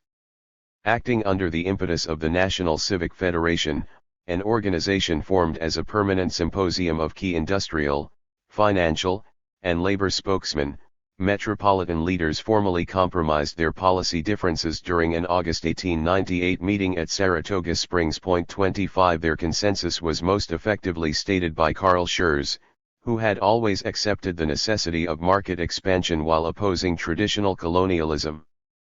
Exports, he had long argued, will save 441 us from the suffocation so much dreaded. I fully agree, he reiterated at Saratoga, we cannot have too many. But the United States could obtain the required bases and ports without burdening itself with any political responsibilities in the regions concerned. Hence the proper policy was to occupy the outposts until they are thoroughly pacified, and then, having obtained the required economic and military footholds, withdraw. That would extend freedom by exerting civilizing influences upon the population of the conquered territories, and gain commercial opportunities of so great a value that they will more than compensate for the cost of the war.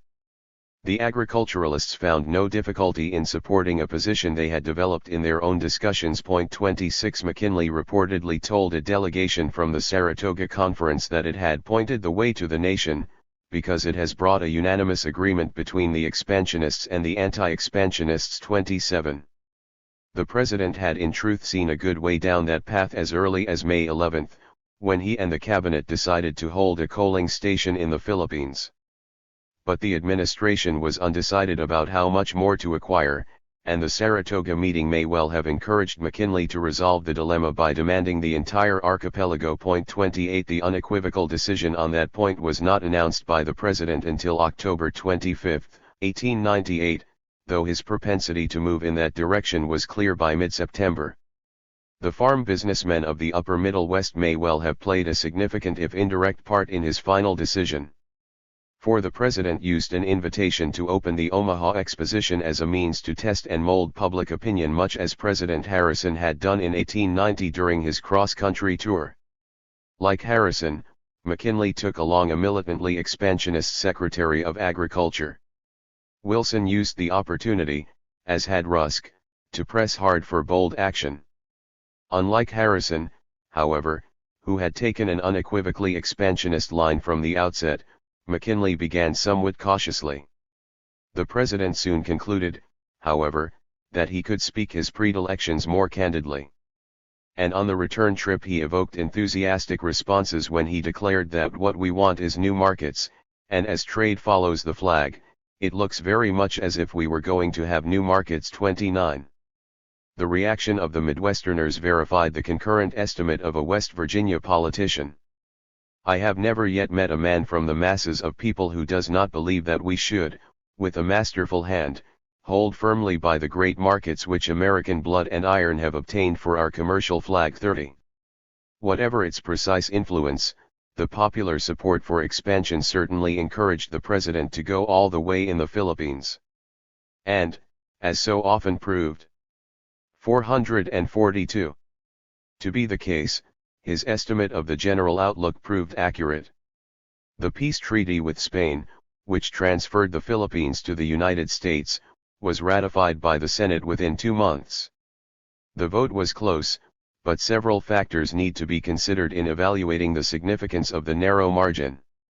Most obviously, the 2/3 rule in the Senate always means that even the smallest possible victory represents a 2-to-1 majority.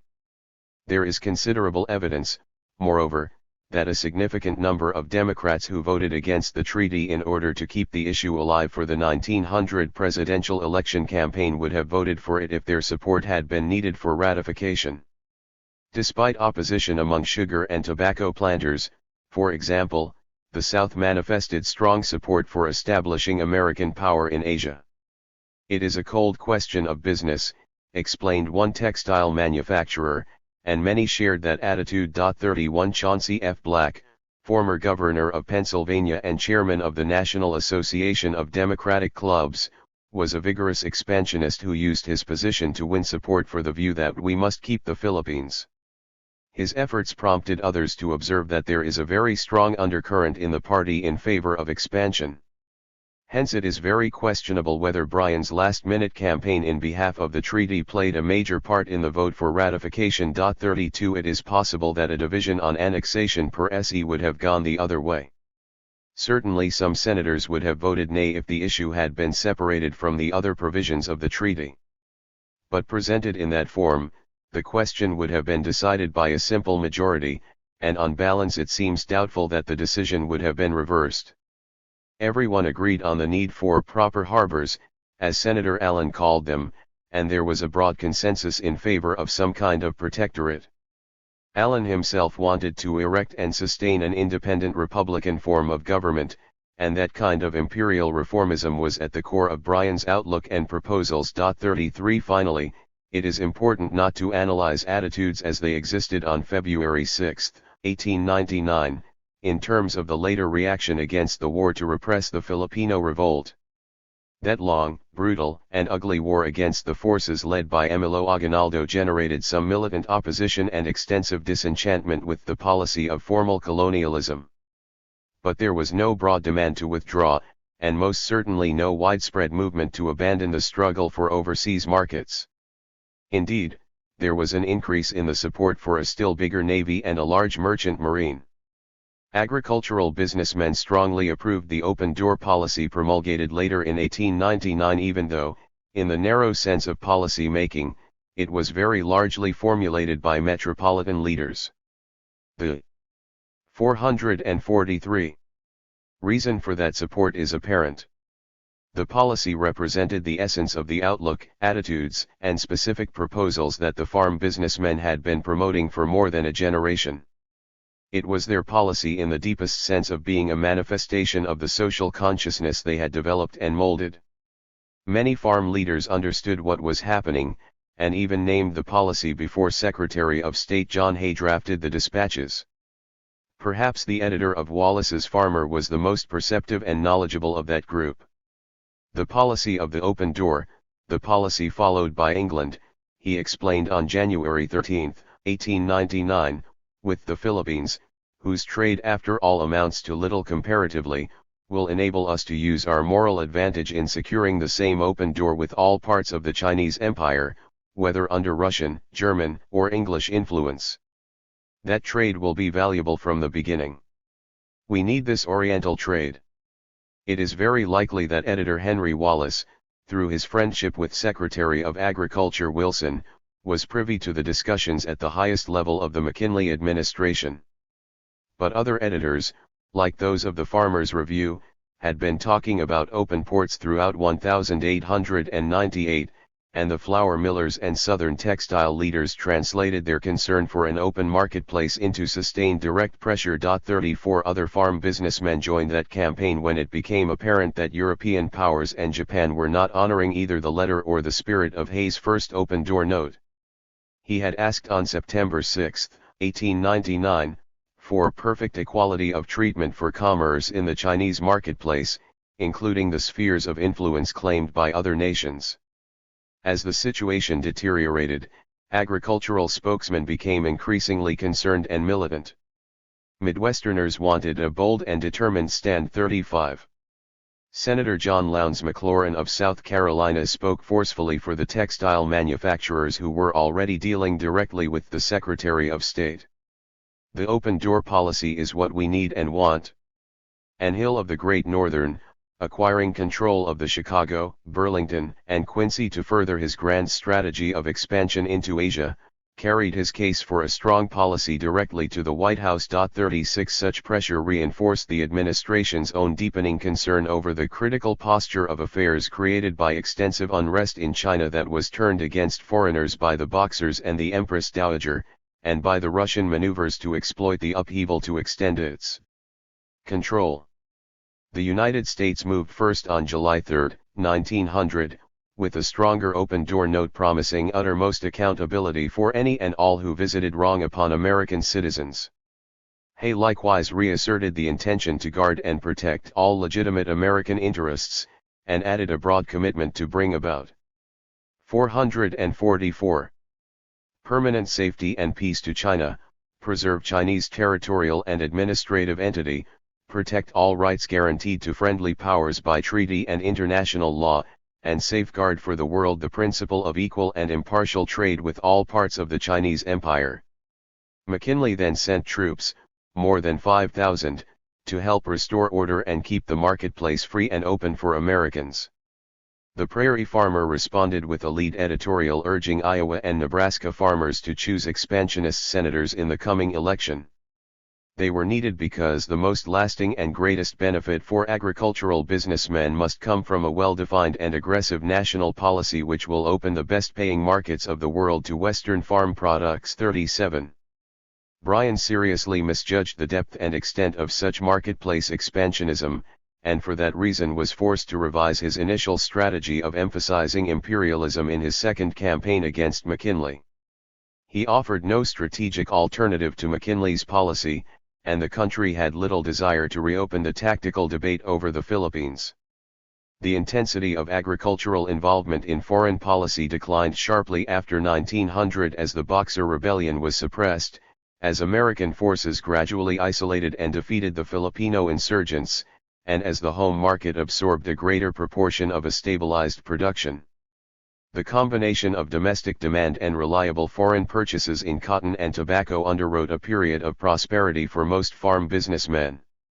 The farmers turned back to the foreign market, however, as World War I orders first eased a serious domestic recession and then created a wild export boom. The agricultural businessmen never again looked inward to the extent that they did between 1900 and 1914, for a second era of technological improvements and methodological advances created new surpluses that the domestic market could not absorb at high prices.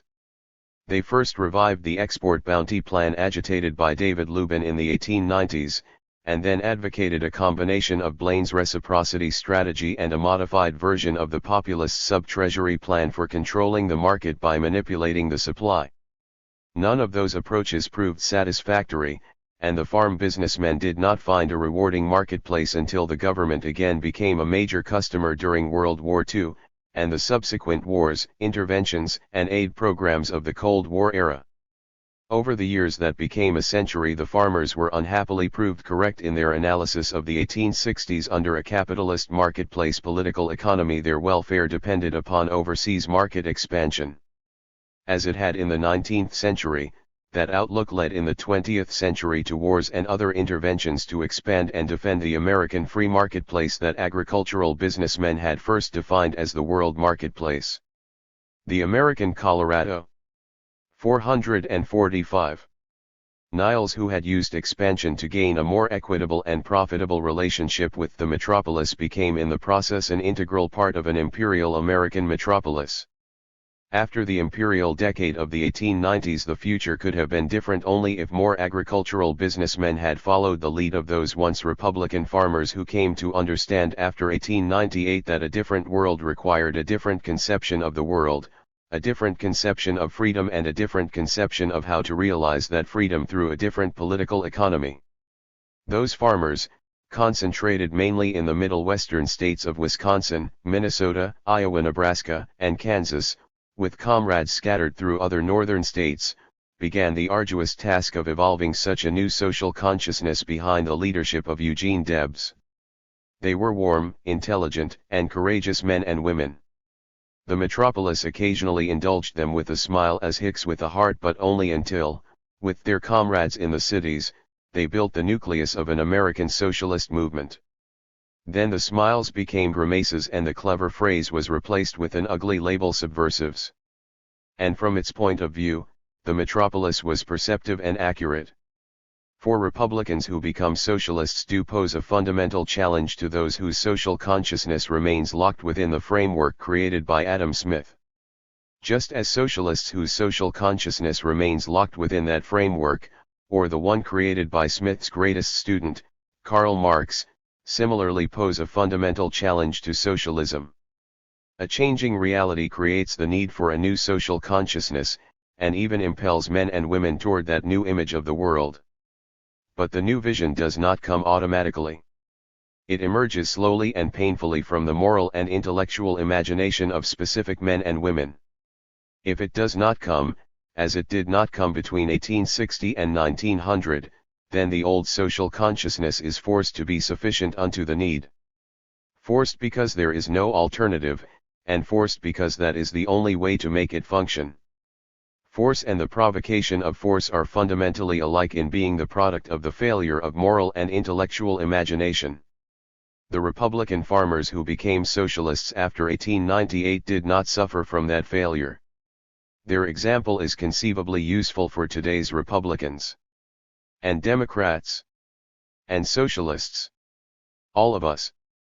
Postlude. Again and again in history, ideas have cast off their swaddling clothes and struck out against the social systems that bore them. Max Horkheimer, 1946. From Empire to Community. H. Historians are often asked for the meaning of their reconstruction and analysis of the past. More often than not, the questioner inserts such adjectives as real or deeper before the word meaning. They are usually next asked what to do about the meaning. That is often the question that was intended in the first place. But it is not a question that the historian qua historian can answer. The citizen as historian has one primary responsibility, to do his best to reconstruct what happened and to explain how and why it occurred. To do that well, one must first imagine, and then cultivate, a conscious, controlled, and creative schizophrenia. That wrenching discipline can be made easier, or in practice evaded entirely, through two devices. One can turn the truism that all things are relative into an excuse for indulging every man's propensity to be an advocate of his own truth, and his desire to perform that service in an accomplished and influential manner. One can also distort the truism that we can get closer to the truth than our own opinions into a justification for cosmic indifference. The schizophrenic discipline of the historian is a harrowing way to stay sane. And of course very few men or women manage to master it. Certainly not I. But the effort must be made if the citizen as historian is to offer anything of value as a historian to himself, to other historians, or to other citizens. To the extent that my discipline schizophrenia has been creative, my study of the past offers three primary meanings. 449. 450. First, the agricultural majority of the country developed, through the interaction of existing ideas and continuing experience, a marketplace image or conception of the world and how it worked and of how it could be manipulated to attain their objectives. That marketplace outlook defined primary values, such as freedom and equal opportunity, as being necessary and worthy per se, and as being necessary to the proper functioning of the marketplace. The integration of the concern with freedom and the concern with economic profit and welfare led to a central conviction that it was necessary to expand the marketplace, and to expand it as a free marketplace, if freedom, profit, and welfare were to be realized. That proposition, transformed from an analysis into a belief through the processes of internalization and reinforcement, provided the dynamic causal force for a steady movement by the majority toward an imperial foreign policy. Second, the metropolitan minority of the nation gradually accepted the expansionist aspects of the agricultural conception of the world. Its members did so because they were themselves businessmen who shared the fundamental premises of that outlook, because the farm majority was a vigorous and persistent tutor, and because their experience verified and reinforced the lesson they were being taught. They adopted the imperial outlook during the same years that they consolidated their control still as a minority of the political economy. The result of those interacting processes was a war against Spain and the formulation of a grand strategy for such imperial expansion of the free American marketplace.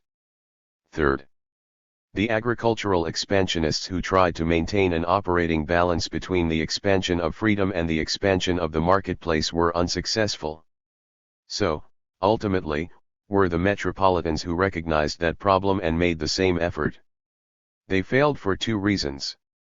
The metropolitan leadership that consolidated its control of the system entertained a narrower conception of freedom than the one held by the reformers on the farm or in the city, and it also offered a different analysis of how the freedom of the free marketplace developed and matured. That was the secondary cause of the failure. The primary cause was simply that the overwhelming majority of farm businessmen shared the more conservative views of the dominant metropolitans. Indeed, they had generated and shaped that outlook. And, for that matter, many of the reformers soon acquiesced or assented. The result was an overpowering imperial consensus that defined freedom in terms of what existed in America, or, in its most liberal form, in terms of what Americans sought for themselves. Those meanings that I offer as a historian do not, however, tell me what to do as a citizen. Nor can they tell any other citizen what to do as a citizen. He can, of course, if he so chooses, undertake the tortured. 451. Schizophrenia of the citizen as historian, conduct his own study and evaluation of the materials I have used, and then engage me in dialogue as a historian about the validity and nuances of our historical investigations. But the meanings of my history do raise questions for me as a citizen, and for other citizens as citizens. Like every other citizen, I must deal with those questions as a thinking and feeling man. I do not have to be a historian to confront those issues. Neither does any other citizen. It will help all of us to read other historians along with philosophers, political theorists, economists, and others, but we do so to become citizens who think more incisively about the questions. The first question is whether or not the inherent character of the marketplace conception of reality sets limits on the nature of freedom. My answer to that question is yes. Freedom as the liberty to compete in the marketplace to truck, barter, and exchange, as Adam Smith called it, is a limited and limiting conception of freedom. The second question is whether or not the operation of the marketplace system limits the realization of freedom even within the limits established by its conception of freedom. My answer to that question is yes. Action on the belief in the marketplace outlook generates the kind of domestic and international imperialism so perceptively foreseen and candidly discussed by Adam Smith himself. We can as citizens deal with the question of what to do, therefore, only after we cope with the issues raised by the meaning of the history. The problem of what to do, furthermore, is defined by one's conclusions about those issues. Thus a citizen answering no, or partially, to the questions just posed faces a problem that is different than my problem. If he answers no, he can proceed with his business as usual. If he answers partially, then he must undertake an analysis that leads to policy and action calculated to modify the mistakes and make it possible for him to answer no at some future date. Depending upon the degree of his partially, his reforms will be minor or major. In either case, it is possible that the agricultural majority of the 19th century offers him some warnings and some insights. Anyone like myself who answers yes to those questions faces a severe and demanding task. As populist Jones of Texas said to his colleagues in 1898, "Let us radicals in the 1960s be candid. To begin with, it is wise to recognize that we may not be able to provide wholly satisfactory resolutions of all the problems that explode out of that yes answer. A measure of humility and self-skepticism is as essential to radicals as to any others. Probably more so. We do not have all the answers now, and it is profoundly unradical to assume that we will devise them in our own time. Radicals confront many extremely difficult questions. The central 452. One concerns a different conception of freedom. It is very easy, in dealing with that problem, to change the language of the marketplace conception of freedom yet retain most of its limiting substance. Doing one's own thing, after all, is not so very different from doing what Adam Smith advised. Stopping there might produce a more relaxed marketplace society, but in essentials it would remain a marketplace society. Doing our own thing exposes one to similar dangers unless R is defined very carefully, and unless our decisions about the things are made and acted upon through very carefully defined processes. The definition must be inclusive, for otherwise we posit ourselves as an elite dispensing our brand of freedom to the rest of society in some kind of an enforced mass feeding. Yet it must not be inclusive in a literal, operational sense. No meaningful conception of freedom can survive in a mass democracy, for we have learned the painful way that mass democracy becomes very little democracy. Hence it is essential for radicals to devise workable plans and procedures for decentralization that will enable all of us to realize a richer and more creative conception of freedom. We need models of autonomous yet interacting regional political economies that will function as communities. And we need political movements to create the support required to put those plans into operation. If we do not meet those requirements, then there will very probably be corporate cells controlled by a board of directors. And the odds are high that such a system could and would be made to work. A second important problem concerns the same issue that plagued the 19th century agricultural majority.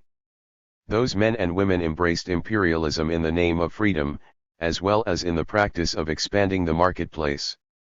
Heresy though it may be, it seems very likely that radicals must accept the truth that there is a broad area in which every people is an island unto themselves.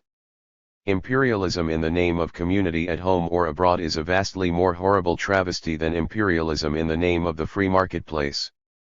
The constant battle to distinguish between fraternal assistance and aid insisted upon in order to produce the same kind of community as ours is a struggle that radicals have lost about as often as liberals or conservatives.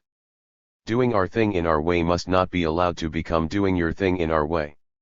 To confront that issue is to confront the question of whether or not there is a time to accept short-run defeat rather than to win a minor battle by becoming more like the enemy. I think there are such times. I do not think they come often. But I do think they come most often. 453. In the beginning and at the end of a social movement, when the sense of urgency is most intense. And because just now we are just beginning, I suggest that we be very careful about winning when it requires us to become more like what we find so unacceptable. For those kinds of victories can very easily change us into small businessmen promoting a marginal product. Bibliography and notes. This study is based on a wide range of sources that provided the most direct and extended access to the experience, thought, and action of the agricultural majority of the country, and to the interaction concerning foreign affairs between that majority and the leadership of the metropolitan minority. Some of the materials are well known to scholars. Many other items are not generally known or used. A full listing of the materials that I consulted would require excessive space, if only because many of the items proved of marginal value in connection with this subject. Hence this bibliography is sharply restricted to the primary materials that offered the most continuing assistance. Some manuscript sources and newspapers are not listed despite the citations to them in the footnotes because I used them only in dealing with specific events. In a few of those cases, the first suggestion came from a friend or an interested colleague, and I limited my exploration of those collections to developing the lead. Most of the isolated references to newspapers not listed below refer to clippings contained in archival or manuscript collections, or to items mentioned by the correspondents. Research in primary materials for a study of this kind could in theory be continued until one had read everything. I stopped after 6 years when the investigation of new materials began to produce redundancies on all central points and themes. I am of course indebted to other scholars in several fields. Save for a few exceptions, however, such as Paul Wallace Gates and Fred Albert Shannon, I turned to their work only after I had gone extensively into the primary sources. I have indicated in the footnotes where I found their contributions directly relevant and helpful. I have followed the same practice in dealing with the vast number of published primary sources, particularly government documents, that I consulted. Record groups of the National Archives of the United States. 16 Department of Agriculture. 17 Bureau of Animal Industry, 38 Office of the Chief of Naval Operations, 40 Department of Commerce, 43 Records of United States participation in international conferences, commissions, and expositions, 455. 456. 46 Records of the Senate, 56 Department of the Treasury, 59 Department of State, 80 General Records of the Department of the Navy, 104 Bureau of the Mint, 128 Records of the Joint Committees of the Congress, 166 Office of Foreign Agricultural Relations, 233 Records of the House of Representatives.